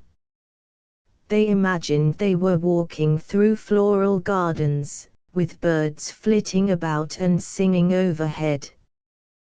But it was an unnatural, morbid state. So priests deprived themselves of food, and reduced themselves to the lowest extent physically, and then saw visions, and were in an exalted mental state. But it was morbid. If a man sit up till 12 o'clock to write on a certain theme, he may not have a single idea until that hour, but then his mind begins to work, and perhaps he can work better than under any other circumstances. But his condition is abnormal. It does not represent the man's true state of health. He is gaining that momentary advancement of power at terrible cost. This disregard of physical conditions is giving rise to national disturbance. It has thoroughly worked itself into our educational system. Though our schools profess to be purely secular, they still adhere to this old theological idea. You cannot get teachers to enter with zest into exercises for physical development, because they think that a man who trains the body must be inferior to the man who trains the mind. They do not see that the two are closely allied. They will tell you that the time is all apportioned, so many hours for each study, and that if you take half an hour out for exercise, the boy must lose so much Latin or Greek, or something else. The idea of the high school is to get the boy into college. They care nothing about the condition of the individual. The individual must be sacrificed to the reputation of the school, or of the master. The standard must be kept up. If the master cannot get just such a percentage of scholars into college, his own reputation and the reputation of the school are injured. If he can get this percentage into college, he does not care what becomes of the individual. Our schools treat a boy as professional trainers treat a man on the field. The only idea is to make the boy win a certain prize. They do not care anything about his health, that is nothing to them. Their reputation is made upon the success of the boy in his entrance to college. Here I have to step in and say to the father, this boy must not go any farther. His future prospects ought not to be sacrificed in this way. Your son's success in life does not depend upon his going through the Latin school. Let him step out and take another year. Do not attempt to crowd him. The result of this lack of attention to physical training, even looking at it from the intellectual standpoint, is fatal. The boy gets a disgust for study, as one does for any special kind of food when kept exclusively upon it. Many a fellow who stood high in school breaks away from books as soon as he enters college, and goes to the other extreme. That is nature's method of seeking relief. He has mental dyspepsia, and every opportunity that offers for physical play he accepts. He cannot help it, and he ought not to be blamed for it, because it is the natural law. The laws of assimilation govern the brain as well as the body. You can only store up just about so much matter, call it educational material if you will, in a given time. If you undertake to force the physical activity of the brain, you must supply it with more nourishment. If a boy takes no exercise to increase his appetite, if he does not invigorate and nourish his blood, which supplies brain substance, of course there is deterioration. If he has a good stock of reserve physical power, he will get on very well for a while, but all at once he will come to a stop. How many hundreds of those who stood well when they entered college get to a certain point and can get no farther, because they have not the physical basis? They are like athletes who can run a certain speed, but can never get beyond that. On the other hand, men who have had a more liberal physical training will go right by them, though not such good scholars, because they have more of a basis back in the physical. When these things are fully appreciated, the whole system of education will be revolutionized. To build the brain we must build the body. We must not sacrifice nerve tissue and nerve power in physical training, as there is danger of doing if gymnastics are not guided by professional men. But the proper training of the body should produce the highest intellectual results. Certain parts of the body bear certain relations to one another. The office of the stomach is to supply the body with nourishment. The office of the heart is to pump this nourishment over the body. The office of the lungs is to feed the heart and stomach with pure blood. All support one another, and all are dependent on each other. If a boy sits in a cramped position in school, that interferes with the circulation of the blood, and that with the nourishment of the brain. You could in this way trace the cause of many a schoolboy's headache. Speaking roughly, we might say that 1/2 of the school children have a hollow at the bottom of the breastbone from sitting in such positions, and this depression interferes with digestion. And the moment the stomach gives out, that affects the whole physical and mental condition. When nutrition is imperfect, the action of the heart and the distribution of the blood are interfered with. The only way to remedy these evils is by popular education. It is of no use to attempt to bring about at once any regular or prescribed system of exercise, requiring such exercises to be carried out in school, because our schools, like our theatres, are what the public make them. There is many a master who knows he is pursuing the wrong course, but he is kept to it by the anxious solicitations of parents who wish their children kept up to a certain rank. They are forced to follow the present system by the inordinate demands of parents. The parents must be educated. The father and mother must be converted to the necessity, the absolute necessity for success in life, of physical culture. There are plenty of men who stand as political and financial leaders who are not highly educated men.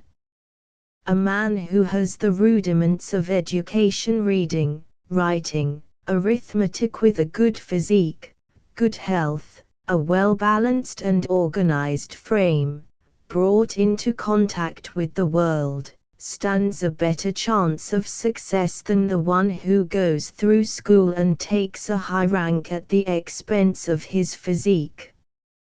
Let a gifted but weakly lawyer go into a courtroom and meet some bull-headed opponent with not half the keen insight or knowledge of the law, but one who has tenacity, ability to hold on, and 9 times out 10 the abler man of the two mentally goes home wearied and defeated, and the other man wins the case. Who are the men prominent in the pulpit? Are they weak, puny men, or men of physique? Who are the leaders in the churches? They are not leaders on account of their intellectual brilliancy, but by their wholeness as men. They find sympathy with the people because they are good specimens of manhood. There might be many more such had they been better trained. The best training school for the body is the gymnasium. That is the purpose of all its appliances and apparatus.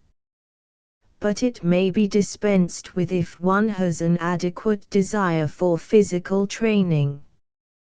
Give a boy to understand that his body is not impure and vile, but that it is as much worth consideration as his mind, and that if he does not take part of his body he cannot do anything with his mind, and ways of physical training will not be wanting.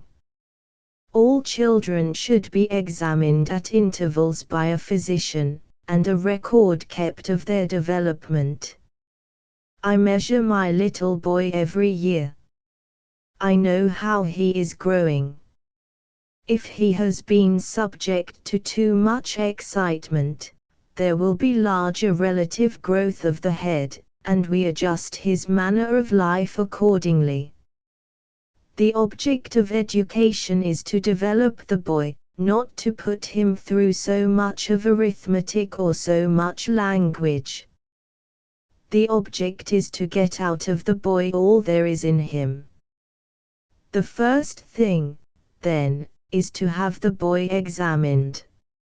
If, instead of calling a physician when the children are sick, he is called while they are well, it would be much better. Is he getting round-shouldered? Has he a crook in the back? Is he beginning to stoop? There are many things which can be stopped in a child which can never be changed after the habits are hardened. Too late the parent may find that his child is incapacitated for the highest education, because there is no room for the heart and lungs to play their parts. The boy is limited in his possibilities as a tree planted in unfavorable soil is limited. He is stunted. He will reach a certain limit, and no efforts on his part will carry him further. But if he has been taken in hand in time, and these suggestions acted upon, different results might have been produced. These efforts to develop the boy's body will awaken the interest of the boy himself. It does not awaken animalism. Let a man have pride in his body, and his morals will look out for themselves. If a boy is thus examined, and a record kept, he will take a pride in keeping up his record. It is not necessary, then, to have appliances. He can make trees and clothes, horses and gates and fences take their place. Teach him the value of such opportunities. Teach him to increase the capacity of his lungs and heart, and what relation they bear to the brain, and thus awaken his interest. He will soon learn to exercise in the best way. When the parent has to watch a boy to see that he exercises of little or no avail. But let the father and mother realize the full value and importance of the body, and the results will follow naturally. Everything depends primarily upon the parent.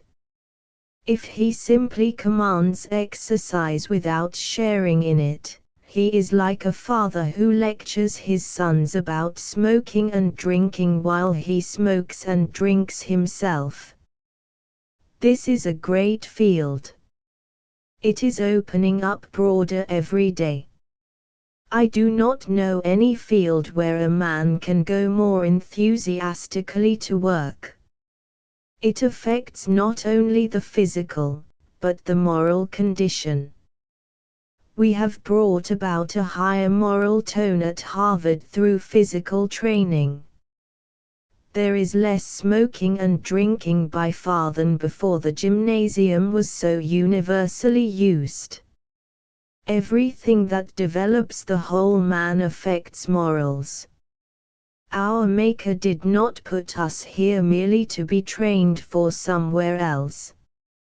No one can walk through the streets of Boston without feeling that there is need enough of work to do right here, in bringing about a better condition of affairs, something which shall be nearer an ideal heaven on earth, the Christian Union. Illustration: God's harmony is written all through, in shining bars, the soul his love has smitten, as heaven is writ with stars. God's harmony is written all through, in shining bars, the soul his love has smitten, as heaven is writ with stars. XXXI Saint Cecilia, the patroness of music. Myths concerning the origin of music, its relation to work and blessedness. Her legend relates that about the year 230, which would be in the time of the Emperor Alexander Severus, Cecilia, a Roman lady, born of a noble and rich family, who in early youth had been converted to Christianity, and had made a vow of perpetual virginity, was constrained by her parents to marry a certain Valerian, a pagan, whom she succeeded in converting to Christianity without infringing the vow she had made.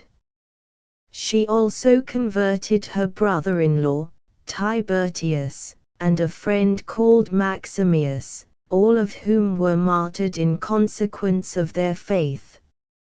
It is further related, among other circumstances purely legendary, that Cecilia often united instrumental music to that of her voice, in singing the praises of the Lord. On this all her fame has been founded, and she has become the special patroness of music and musicians all the world over.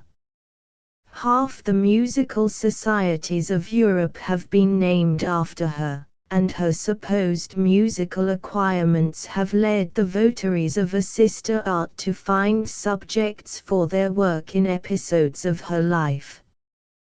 The grand painting by Domenichino, at Bologna, in which the saint is represented as wrapped in an ecstasy of devotion, with a small organ as it is called, an instrument resembling a large kind of Pandean pipes in her hand, is well known, as is also Dryden's beautiful ode.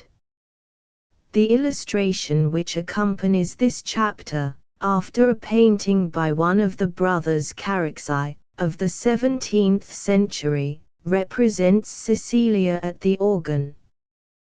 Borne heavenward on the tide of music, she sees a vision of the Holy Family, the child Jesus, Mary, and Joseph, with an angel near at hand in quiet gladness. God's harmony is written all through, in shining bars, the soul his love has smitten as heaven is writ with stars. Myths concerning the origin of music. Music is so delightfully innocent and charming an art, that we cannot wonder at finding it almost universally regarded as of divine origin.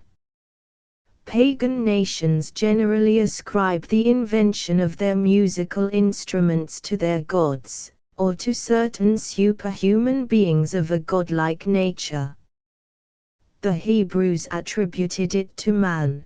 But as Jubal is mentioned as the father of all such as handle the harp and organ only, and as instruments of percussion were almost invariably in use long before people were led to construct stringed and wind instruments, we may suppose that, in the biblical records, Jubal is not intended to be represented as the original inventor of all the Hebrew instruments, but rather as a great promoter of the art of music. However, be this as it may, this much is certain: there are among Christians at the present day not a few sincere upholders of the literal meaning of these records, who maintain that instrumental music was already practiced in heaven before the creation of the world. Elaborate treatises have been written on the nature and effect of that heavenly music, and passages from the Bible have been cited by the learned authors which are supposed to confirm indisputably the opinions advanced in their treatises. It may, at a first glance, appear singular that nations have not, generally, such traditional records respecting the originator of their vocal music as they have respecting the invention of their musical instruments. The cause is, however, explicable. To sing is as natural to man as to speak, and uncivilized nations are not likely to speculate whether singing has ever been invented. There is no need to recount here the well-known mythological traditions of the ancient Greeks and Romans referring to the origin of their favorite musical instruments. Suffice it to remind the reader that Mercury and Apollo were believed to be the inventors of the lyre and cithara, guitar, that the invention of the flute was attributed to Minerva, and that Pan is said to have invented the syrinx. More worthy of our attention are some similar records of the Hindus, because they have hitherto scarcely been noticed in any work on music. In the mythology of the Hindus, the god Naida is the inventor of the veena, the principal musical instrument of Hindustan. Saraswati, the consort of Brahma, may be said to be considered as the Minerva of the Hindus. She is the goddess of music as well as of speech. To her is attributed the invention of the systematic arrangement of the sounds into a musical scale. She is represented seated on a peacock and playing a stringed instrument of the guitar kind. Brahma, himself, we find depicted as a vigorous man with 4 handsome heads, beating with his hands upon a small drum. Arid Vishnu, in his incarnation as Krishna, is represented as a beautiful youth playing upon a flute. The Hindus still possess a peculiar kind of flute which they consider as the favorite instrument of Krishna. Furthermore, they have the divinity of Ganesa, the god of wisdom, who is represented as a man with the head of an elephant holding in his hands a tambura, a kind of lute with a long neck. Among the Chinese, we meet with a tradition according to which they obtained their musical scale from a miraculous bird called Fanghuang, which appears to have been a sort of phoenix. As regards the invention of musical instruments, the Chinese have various traditions. In one of these we are told that the origin of some of their most popular instruments dates from the period when China was under the dominion of the heavenly spirits called Qi. Another assigns the invention of several of their stringed instruments to the great Fei, called the Son of Heaven, who was, it is said, the founder of the Chinese Empire, and who is stated to have lived about BC 3000, which was long after the dominion of the Qi, or spirits. Again, another tradition holds that the most important Chinese musical instruments, and the systematic arrangement of the tones, are an invention of Nuva, a supernatural female, who lived at the time of Fei, and who was a virgin mother. When Confucius, the great Chinese philosopher, happened to hear, on a certain occasion, some divine music, he became so greatly enraptured that he could not take any food for 3 months. The music which produced the miraculous effect was that of Kuya, the Orpheus of the Chinese, whose performance on the king, a kind of harmonicon constructed of slabs of sonorous stone, would draw wild animals around him and make them subservient to his will. The Japanese have a beautiful tradition, according to which the sun goddess, in resentment of the violence of an evil-disposed brother, retired into a cave, leaving the universe in darkness and anarchy, when the beneficent gods, in their concern for the welfare of mankind, devised music to lure her forth from her retreat, and their efforts soon proved successful.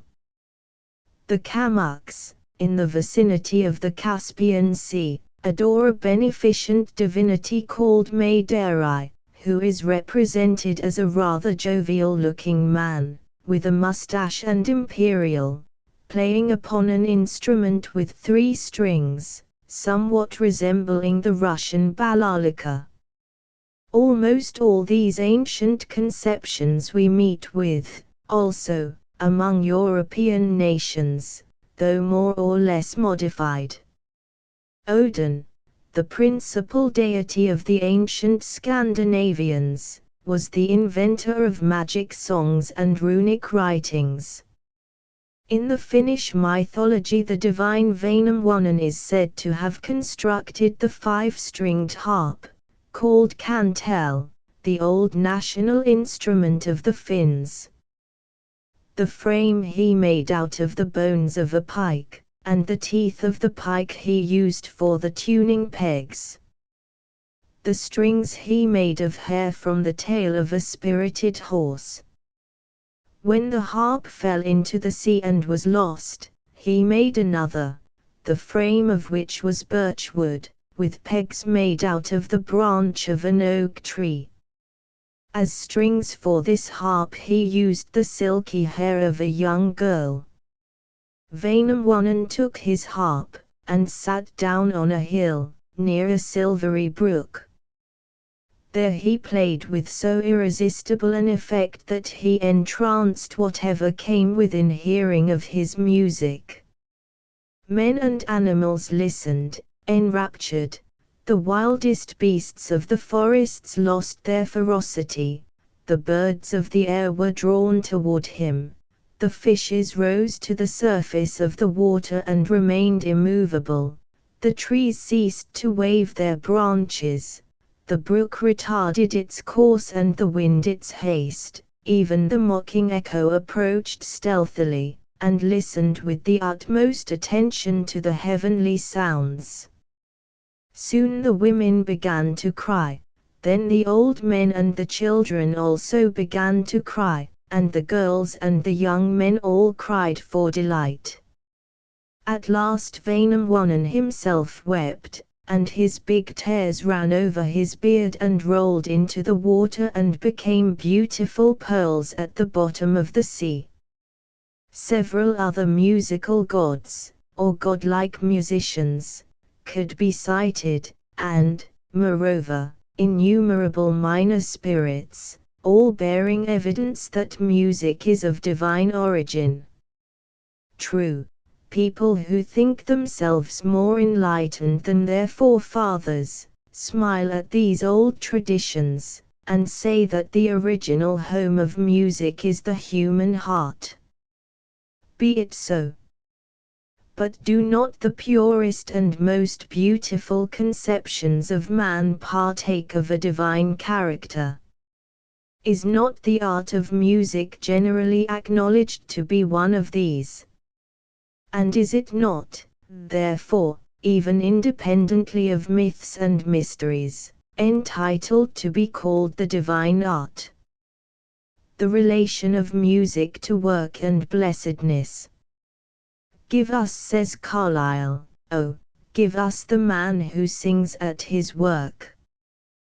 Be his occupation what it may, he is equal to any of those who follow the same pursuit in silent sullenness. He will do more in the same time, he will do it better, he will persevere longer. One is scarcely sensible of fatigue whilst he marches to music. The very stars are said to make harmony as they revolve in their spheres. Wondrous is the strength of cheerfulness, altogether past calculation its powers of endurance. Efforts, to be permanently useful, must be uniformly joyous, a spirit all sunshine, graceful from very gladness, beautiful because bright. Again, this author says, who had so much music in his heart, though not of the softest kind, rather of the epic sort, the meaning of song goes deep. Who is there that, in logical words, can express the effect music has on us? A kind of inarticulate, unfathomable speech, which leads to the edge of the infinite, and lets us for moments gaze into that. The late Canon Kingsley certainly conceived much of the height and depth, and length and breadth of song, when he wrote, "There is music in heaven, because in music there is no self-will." Music goes on certain rules and laws. Man did not make these laws of music, he has only found them out, and, if he be self-willed and break them, there is an end of his music instantly. All he brings out is discord and ugly sounds.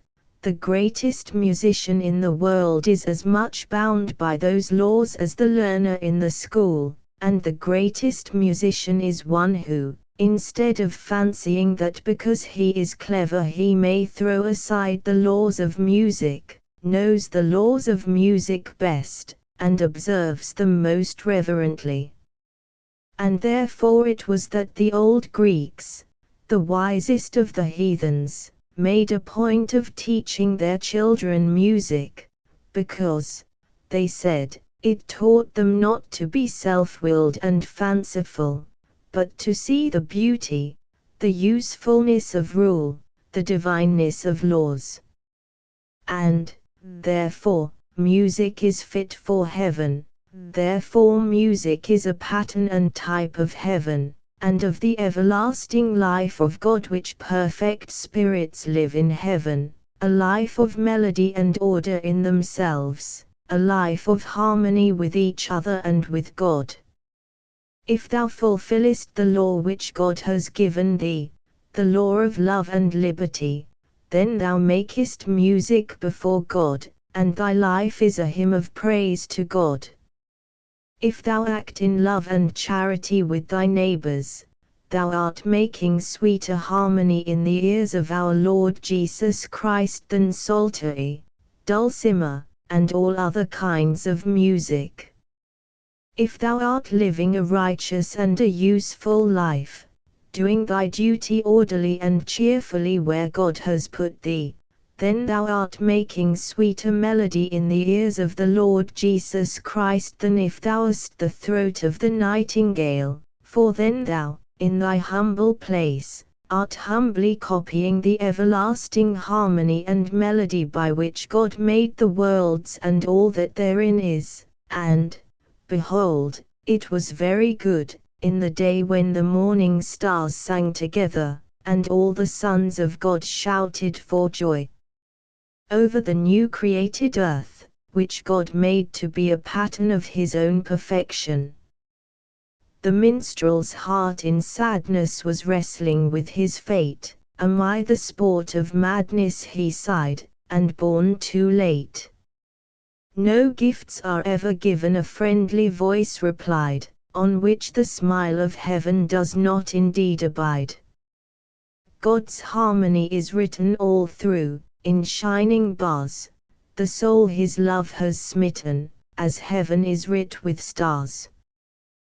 The major notes and minor are waiting for their wings, pray thou the great diviner to touch the secret springs. He may not give expression in any ocean tide, but music, like confession, will waft thee to his side, where thou, as on a river, the current deep and strong, shalt sail with him forever into the land of song. Xxi Thomas de Quincey, born 1786, died 1859. A life of wonder and warning. The English opium eater himself told publicly, throughout a period of between 30 and 40 years, whatever is known about him to anybody, and in sketching the events of his life, the recorder has little more to do than to indicate facts which may be found fully expanded in Mr. de Quincey's Confessions of an Opium Eater and Autobiographic Sketches. The business which he, in fact, left for others to do is that which, in spite of obvious impossibility, he was incessantly endeavoring to do himself, that of analyzing and forming a representation and judgment of his mind, and of his life as molded by his mind. The most intense metaphysician of a time remarkable for the predominance of metaphysical modes of thought, he was as completely unaware, as smaller men of his mental habits, that in his perpetual self-study and analysis he was never approaching the truth, for the simple reason that he was not even within ken of the necessary point of view. He says, whose disease it was to meditate too much and to observe too little. And the description was a true one, as far as it went. And the completion of the description was one which he could never have himself arrived at. It must, we think, be concluded of de Quincey that he was the most remarkable instance in his time of a more than abnormal, of an artificial condition of body and mind, a characterization which he must necessarily be the last man to conceive of. To understand this, it is necessary to glance at the events of his life. The briefest notice will suffice, as they are within the reach of all, as related in his own books. Thomas de Quincey was the son of a merchant engaged in foreign commerce, and was born at Manchester in 1786. He was one of 8 children, of whom no more than 6 were ever living at once, and several of whom died in infancy. The survivors were reared in a country home, the incidents of which, when of a kind to excite emotion, impressed themselves on this singular child's memory from a very early age. We have known only 2 instances, in a rather wide experience of life, of persons distinctly remembering so far back as a year and a half old. This was De Quincey's age when 3 deaths happened in the family, which he remembered, not by tradition, but by his own contemporary emotions. A sister of 3 and a half died, and he was perplexed by her disappearance, and terrified by the household whisper that she had been ill-used just before her death by a servant. A grandmother died about the same time, leaving little impression, because she had been little seen. The other death was of a beloved kingfisher, by a doleful accident. When the boy was 5, he lost his playfellow and, as he says, intellectual guide, his sister Elizabeth, 8 years old, dying of hydrocephalus, after manifesting an intellectual power which the forlorn brother recalled with admiration and wonder for life. The impression was undoubtedly genuine, but it is impossible to read the autobiographical sketch in which the death and funeral of the child are described without perceiving that the writer referred back to the period he was describing with emotions and reflex sensations which arose in him and fell from the pen at the moment. His father, meantime, was residing abroad, year after year, as a condition of his living at all, and he died of pulmonary consumption before Thomas was 7 years old. The elder brother, then 12, was obviously too eccentric for home management, if not for all control, and, looking no further than these constitutional cases, we are warranted in concluding that the opium eater entered life under peculiar and unfavorable conditions. He passed through a succession of schools, and was distinguished by his eminent knowledge of Greek. At 15 he was pointed out by his master, himself a ripe scholar, to a stranger in the remarkable words, "That boy could harangue an Athenian mob better than you or I could address an English one." And it was not only the Greek, we imagine, but the eloquence, too, was included in this praise. In this, as in the subtlety of the analytical power, so strangely mistaken for entire intellectual supremacy in our day, De Quincey must have strongly resembled Coleridge. Both were fine Grecians, charming discoursers, eminent opium takers, magnificent dreamers and seers, large in their promises, and helpless in their failure of performance. De Quincey set his heart upon going to college earlier than his guardians thought proper, and, on his being disappointed in this matter, he ran away from his tutor's house, and was lost for several months, first in Wales and afterward in London. He was then 16. His whole life presents no more remarkable evidence of his constant absorption in introspection than the fact that, while tortured with hunger in the streets of London, for many weeks, and sleeping, or rather lying awake with cold and hunger, on the floor of an empty house, it never once occurred to him to earn money. As a classical corrector of the press, and in other ways, he might no doubt have obtained employment, but it was not till afterward asked why he did not, that the idea ever entered his mind.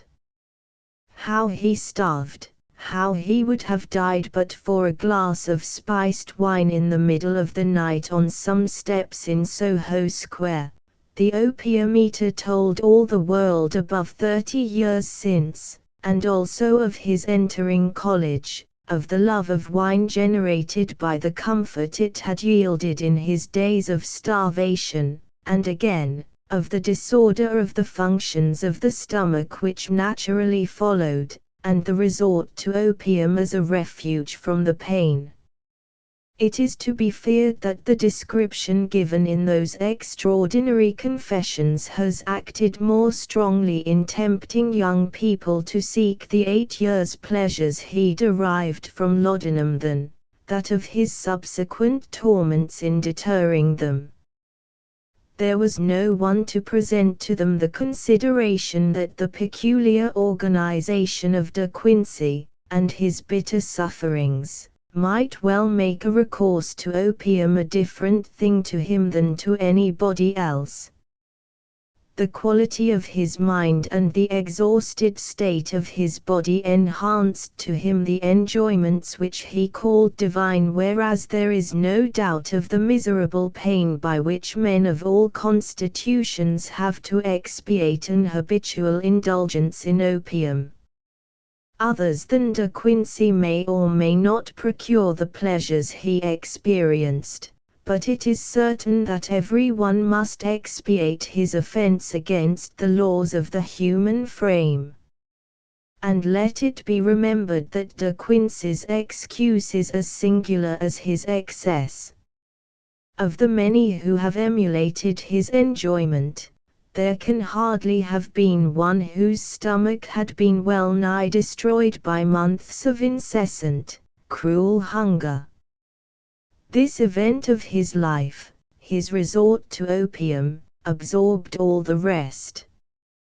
There is little more to tell in the way of incident.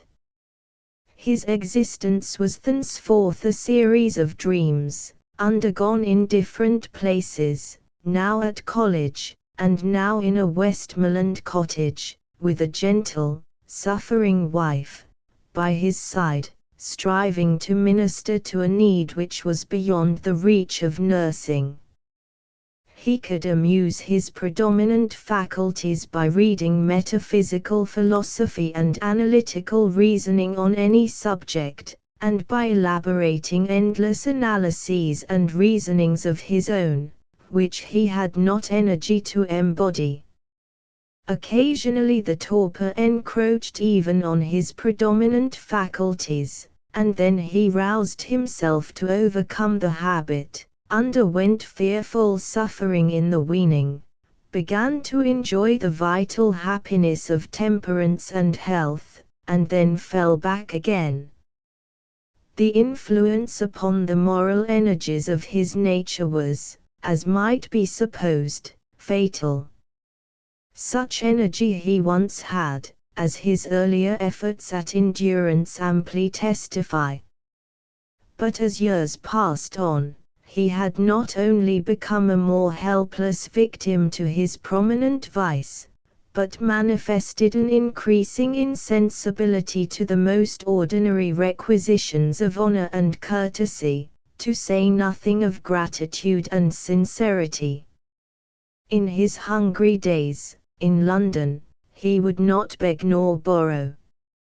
5 years later he wrote to Wordsworth, in admiration and sympathy, received an invitation to his Westmoreland Valley, went, more than once, within a few miles, and withdrew and returned to Oxford, unable to conquer his painful shyness, returned at last to live there, in the very cottage which had been Wordsworth's, received for himself, his wife, and a growing family of children, an unintermitting series of friendly and neighborly offices, was necessarily admitted to much household confidence, and favored with substantial aid, which was certainly not given through any strong liking for his manners, conversation, or character.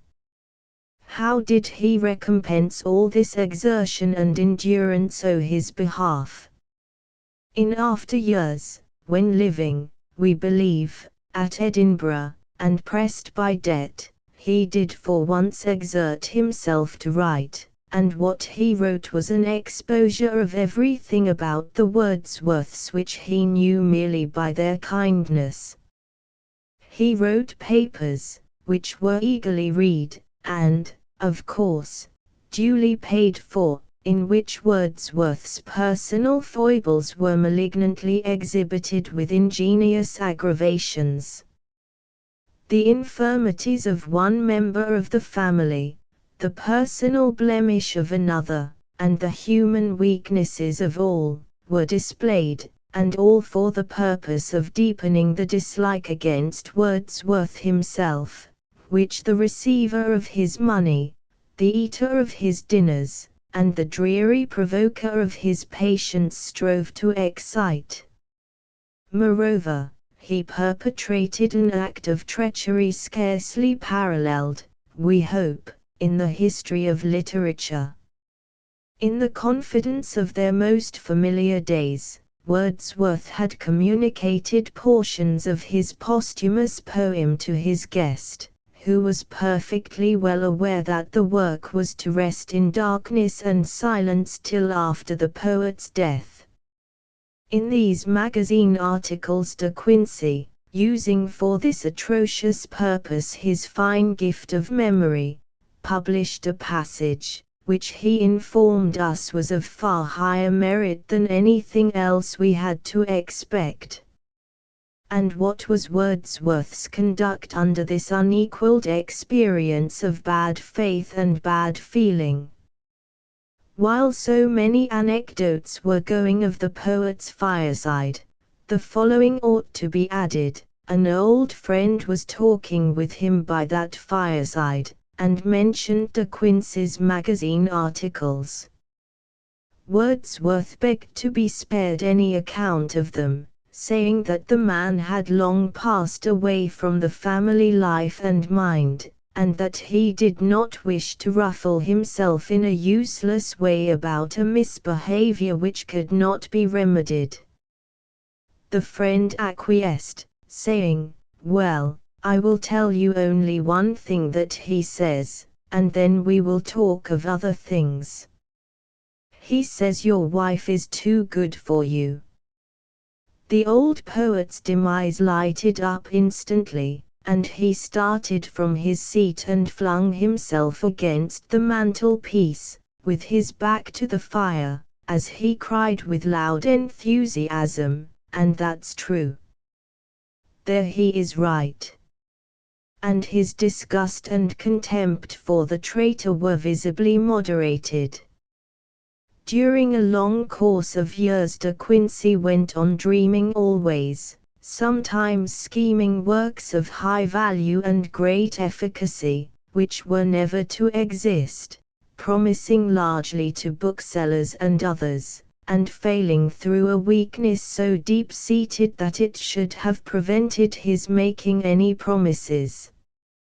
When his 3 daughters were grown up, and his wife was dead, he lived in a pleasant cottage at Lasward, near Edinburgh, well known by name to those who have never seen its beauties as the scene of Scott's early married life and first great achievements in literature. There, while the family fortunes were expressly made contingent on his abstinence from his drug, De Quincey did abstain, or observe moderation.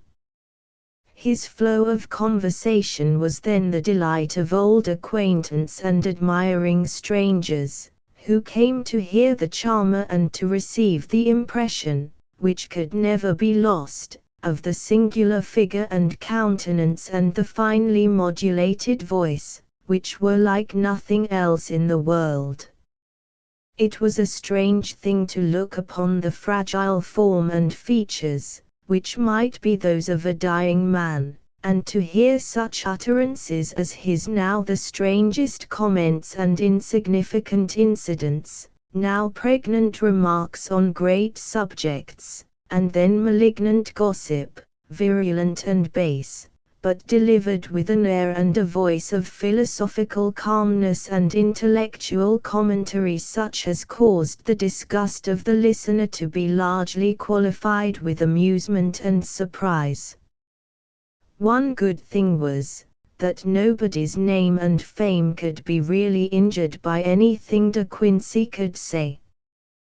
There was such a grotesque air about the mode of his evil speaking, and it was so gratuitous and excessive, that the hearer could not help regarding it as a singular sort of intellectual exercise, or an effort in the speaker to observe, for once, something outside of himself, rather than as any token of actual feeling towards the ostensible object. Let this strange commentator on individual character meet with more mercy and a wiser interpretation than he was himself capable of. He was not made like other men, and he did not live, think, or feel like them. A singular organization was singularly and fatally deranged in its action before it could show its best quality. Marvelous analytical faculty he had, but it all oozed out in barren words.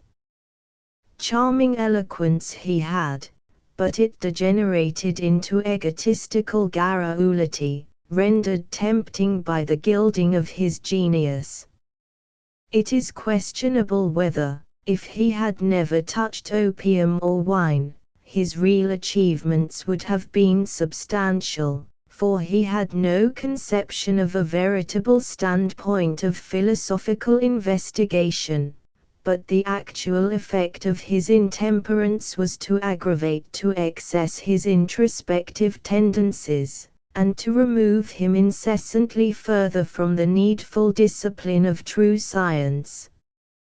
His conditions of body and mind were abnormal, and his study of the one thing he knew anything about the human mind was radically imperfect. His powers, noble and charming as they might have been, were at once wasted and weakened through their own partial excess.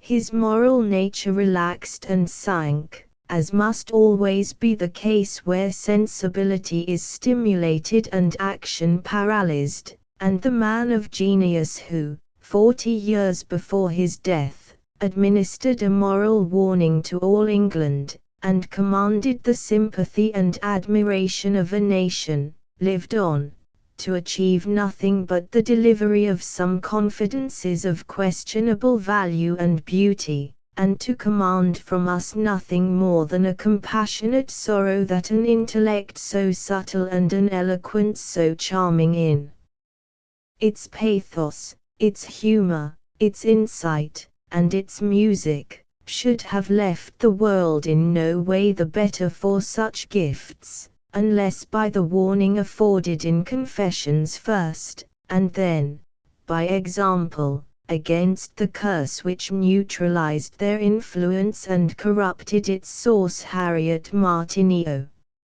XXXIII. A Vision of Time. New Year's Eve. Oh, did you not see him that over the snow came on with a pace so cautious and slow, that measured his step to a pendulum tick, arriving in town when the darkness was thick. In the midst of a vision of mind and heart, a drama above all human art, I saw him last night, with locks so grey, a long way off, as the light died away. And I knew him at once, so often before had he silently, mournfully passed at my door. He must be cold and weary, I said, coming so far, with that measured tread. I will urge him to linger a while with me till his withering chill and weariness flee. A story who knows, he may deign to rehearse, and when he is gone I will put it in verse. I turned to prepare for the coming guest, with curious, troublous thoughts oppressed. The window I cheered with the taper's glow which glimmered afar o'er the spectral snow. My anxious care the hearthstone knew, and the red flames leaped and beckoned anew. But chiefly myself, with singular care, did I for the hoary presence prepare. Yet with little success, as I paced the room, did I labor to banish a sense of gloom. My thoughts were going and coming like bees, with store from the year's wide-stretching lees, some laden with honey, some laden with gall, and into my heart they dropped it all. O miserable heart! At once overrun with the honey and gall thou canst not shun. O wretched heart! In sadness I cried, where is thy trust in the crucified? And in wrestling prayer did I labor long that the mighty one would make me strong. That prayer was more than a useless breath, it brought to my soul God's saving health. The hours went by on their drowsy flight, and came the middle watch of the night, in part unmanned in spite of my care. I beheld my guest in the taper's glare, a wall of darkness around him thick, as onward he came to a pendulum tick. Then quickly I opened wide the door, and bade him pass my threshold o'er, and linger a while away from the cold, and repeat some story or ballad old. His weary limbs to strengthen with rest, for his course to the ever-receding west. Through the vacant door in wonder I glanced, and stood was it long, as one entranced. Silence so awful did fill the room, that the tick of the clock was a cannon's boom. And my heart it sank to its lowest retreat, and in whelming awe did muffle its beat. For now I beheld, as never before, and heard to forget nevermore. For with outstretched hand, with scythe and glass, with naught of a pause did the traveller pass. And with upturned face he the silence broke, and thus, as he went, he measuredly spoke, my journey is long, but my limbs are strong, and I stay not for rest, for story, or song. It is only a dirge, that ever I sing. It is only of death, the tale that I bring, of death that is life, as it cometh to pass, of death that is death, alas! Alas! And these I chant, as I go on my way, as I go on my way forever and I. Call not thyself wretched, though bitter and sweet in thy cup at this hour intermingle and meet. Some cloud with the sunshine must ever appear, and darkness prevails till morning is near. But who doth remember the gloom and the night, when the sky is aglow with the beautiful light? O alas! If thou drinkest the bitter alone, nor heaven nor earth may stifle thy moan. Thy moan, and the echo died away thy moan. Thy moan forever and I. His measured voice I heard no more, but not till I stand on eternity's shore, and the things of time be forgotten all, shall I cease that traveller's words to recall. As onward he moved to a pendulum tick, the gloom and the darkness around him thick, I fell on my knees and breathed a prayer, and it rose, I ween, through the midnight air, to a God who knoweth the wants and all the evil and good of this earthly thrall, to one who suffered as on this day, and began our sins to purge away, to him who hath promised to heed our cry, and a troubled heart to purify. And I feel that the gall will ever grow less, till I see his face in righteousness. And now my soul is filled with cheer for the march of a bright and happy new year. As years roll on, whether sun doth shine or clouds overcast, I will never repine, for I know, when the race of time is run, I shall enter a realm of eternal Sunday-xiv. John Bunyan, born 1628, died 1688. From Darkness to Light. John Bunyan, the most popular religious writer in the English language, was born at Elstow, about a mile from Bedford, in the year 1628. He may be said to have been born a tinker. The tinkers then formed a hereditary caste, which was held in no high estimation. They were generally vagrants and pilferers, and were often confounded with the gypsies, whom, in truth, they nearly resembled. Bunyan's father was more respectable than most of the tribe. He had a fixed residence, and was able to send his son to a village school, where reading and writing were taught. The years of John's boyhood were those during which the Puritan spirit was in the highest vigor all over England, and nowhere had that spirit more influence than in Bedfordshire. It is not wonderful, therefore, that a lad to whom nature had given a powerful imagination, and sensibility which amounted to a disease, should have been early haunted by religious terrors. Before he was 10, his sports were interrupted by fits of remorse and despair, and his sleep was disturbed by dreams of fiends trying to fly away with him. As he grew older, his mental conflicts became still more violent. The strong language in which he described them has strangely misled all his biographers except Mr. Southey.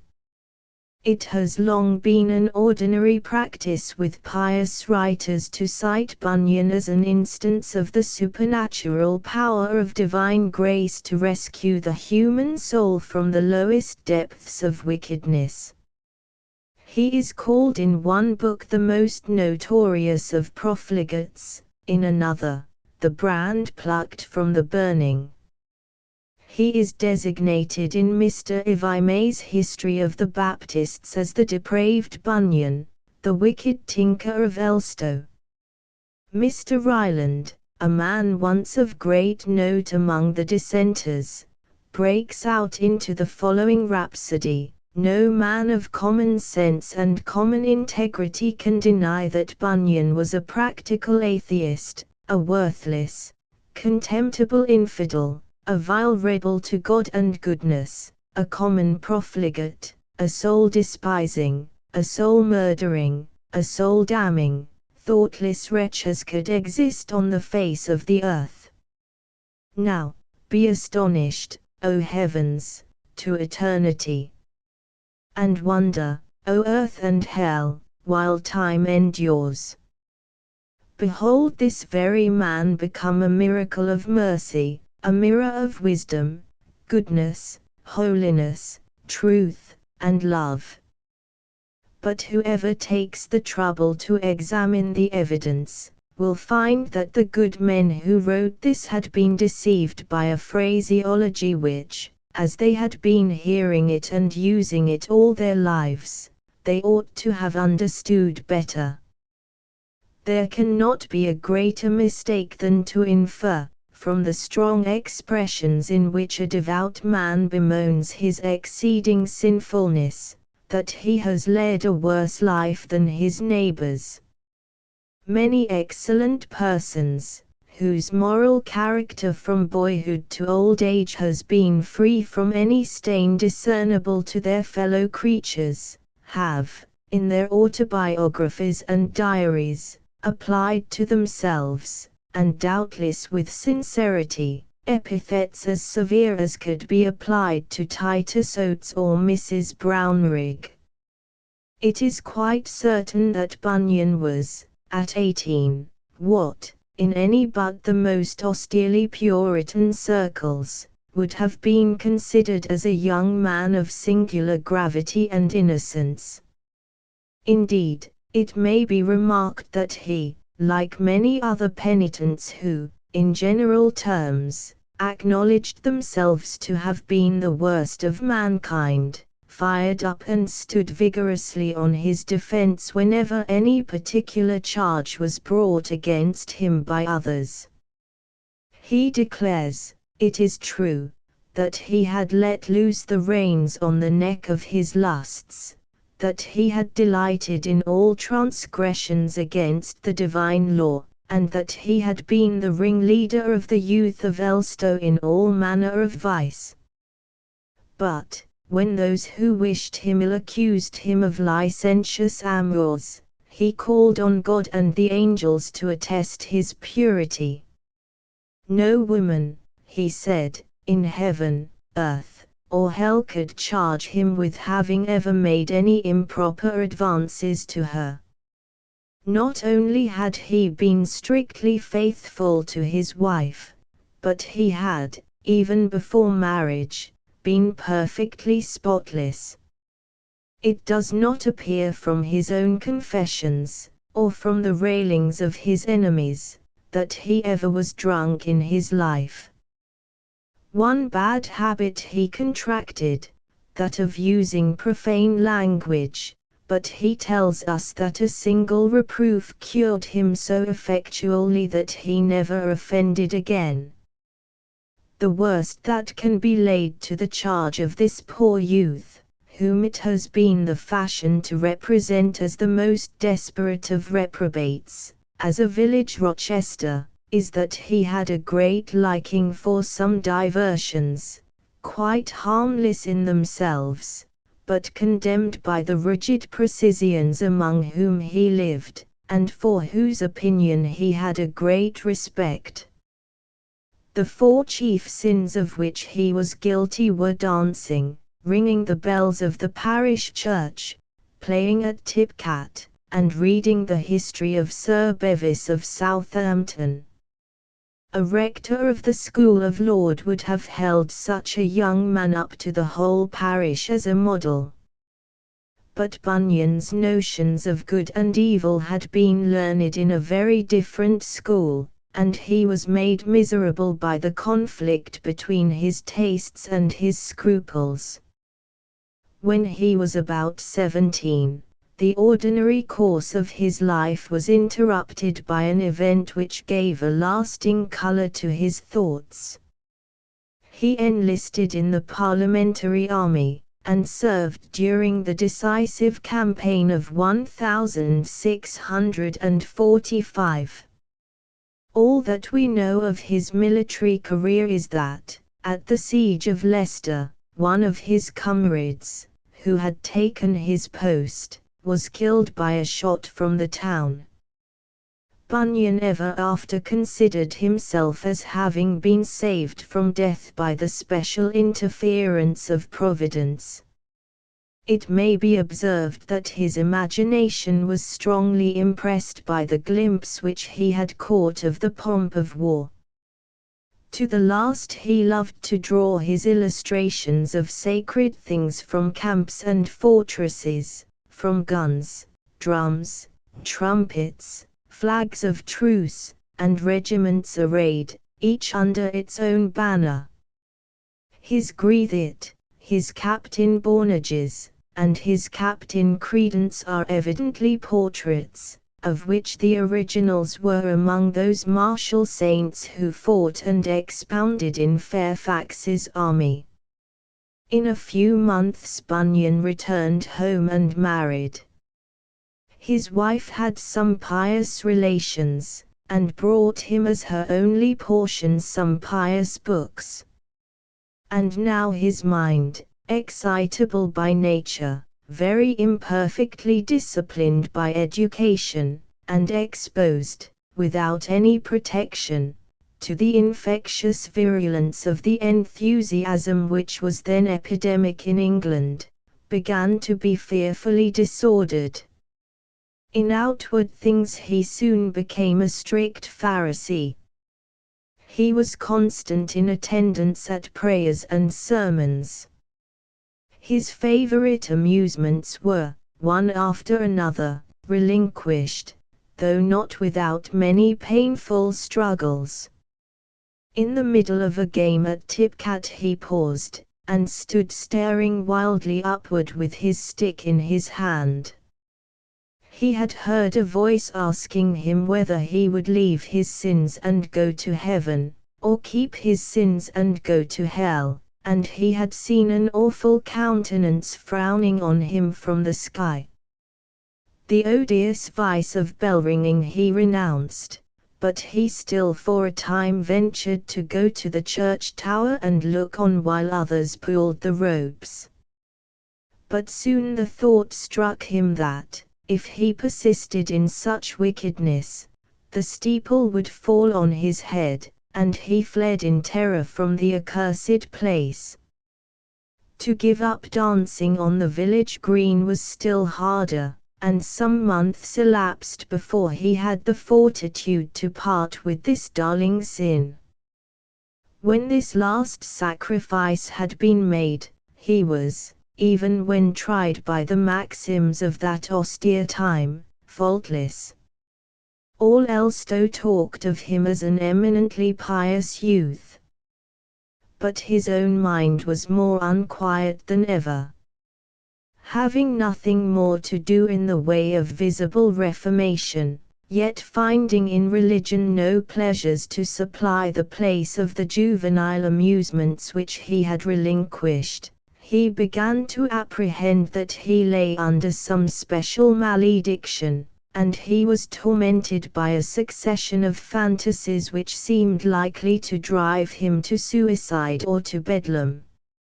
At one time he took it into his head that all persons of Israelite blood would be saved, and tried to make out that he partook of that blood, but his hopes were speedily destroyed by his father, who seems to have had no ambition to be regarded as a Jew. At another time, Bunyan was disturbed by a strange dilemma: if I have not faith, I am lost; if I have faith, I can work miracles. He was tempted to cry to the puddles between Elstow and Bedford, "Be ye dry," and to stake his eternal hopes on the event. Then he took up a notion that the day of grace for Bedford and the neighbouring villages was past, that all who were to be saved in that part of England were already converted, and that he had begun to pray and strive some months too late. Then he was harassed by doubts whether the Turks were not in the right, and the Christians in the wrong. Then he was troubled by a maniacal impulse which prompted him to pray to the trees, to a broomstick, to the parish bull. As yet, however, he was only entering the valley of the shadow of death. Soon the darkness grew thicker. Hideous forms floated before him. Sounds of cursing and wailing were in his ears. His way ran through stench and fire, close to the mouth of the bottomless pit. He began to be haunted by a strange curiosity about the unpardonable sin, and by a morbid longing to commit it. But the most frightful of all the forms which his disease took was a propensity to utter blasphemy, and especially to renounce his share in the benefits of the redemption. Night and day, in bed, at table, at work, evil spirits, as he imagined, were repeating close to his ear the words, "Sell him! Sell him!"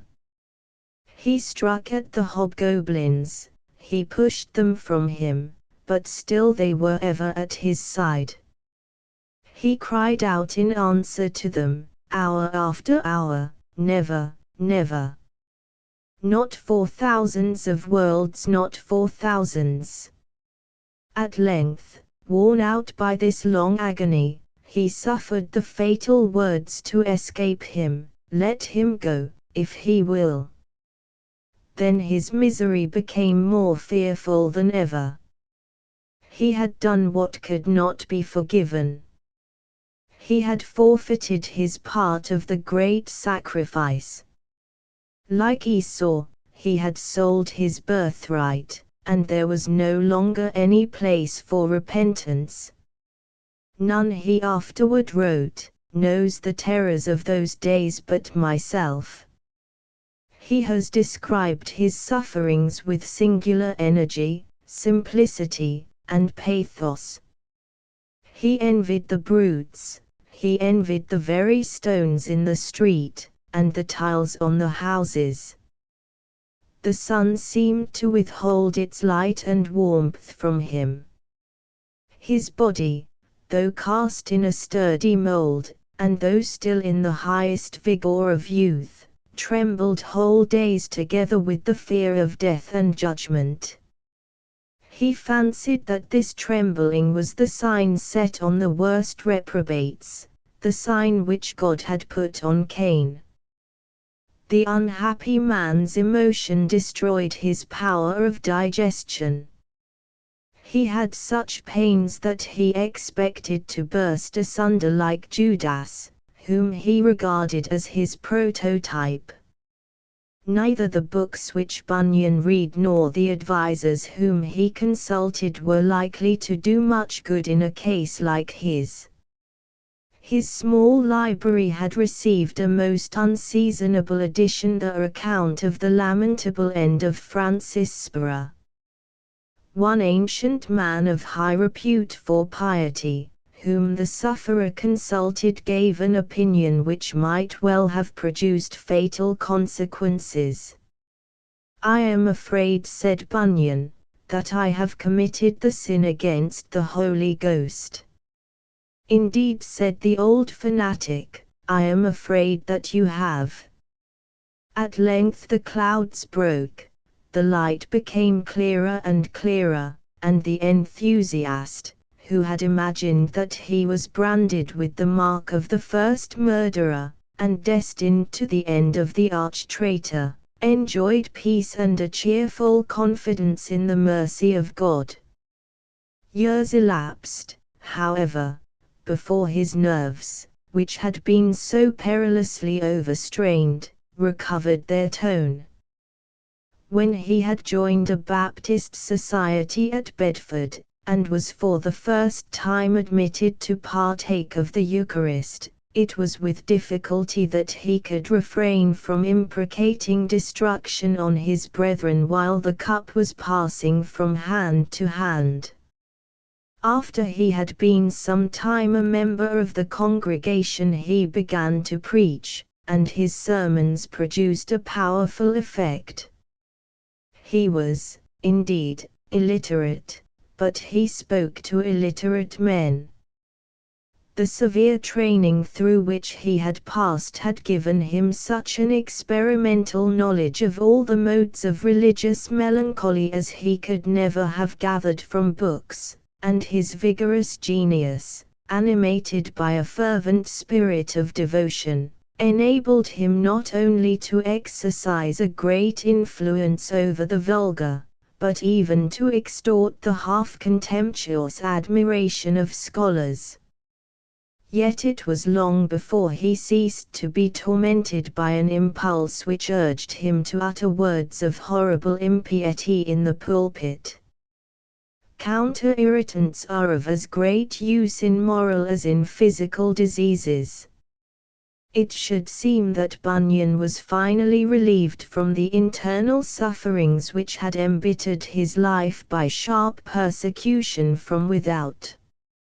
He had been 5 years a preacher when the Restoration put it in the power of the Cavalier gentlemen and clergymen all over the country to oppress the dissenters, and, of all the dissenters whose history is known to us, he was, perhaps, the most hardly treated.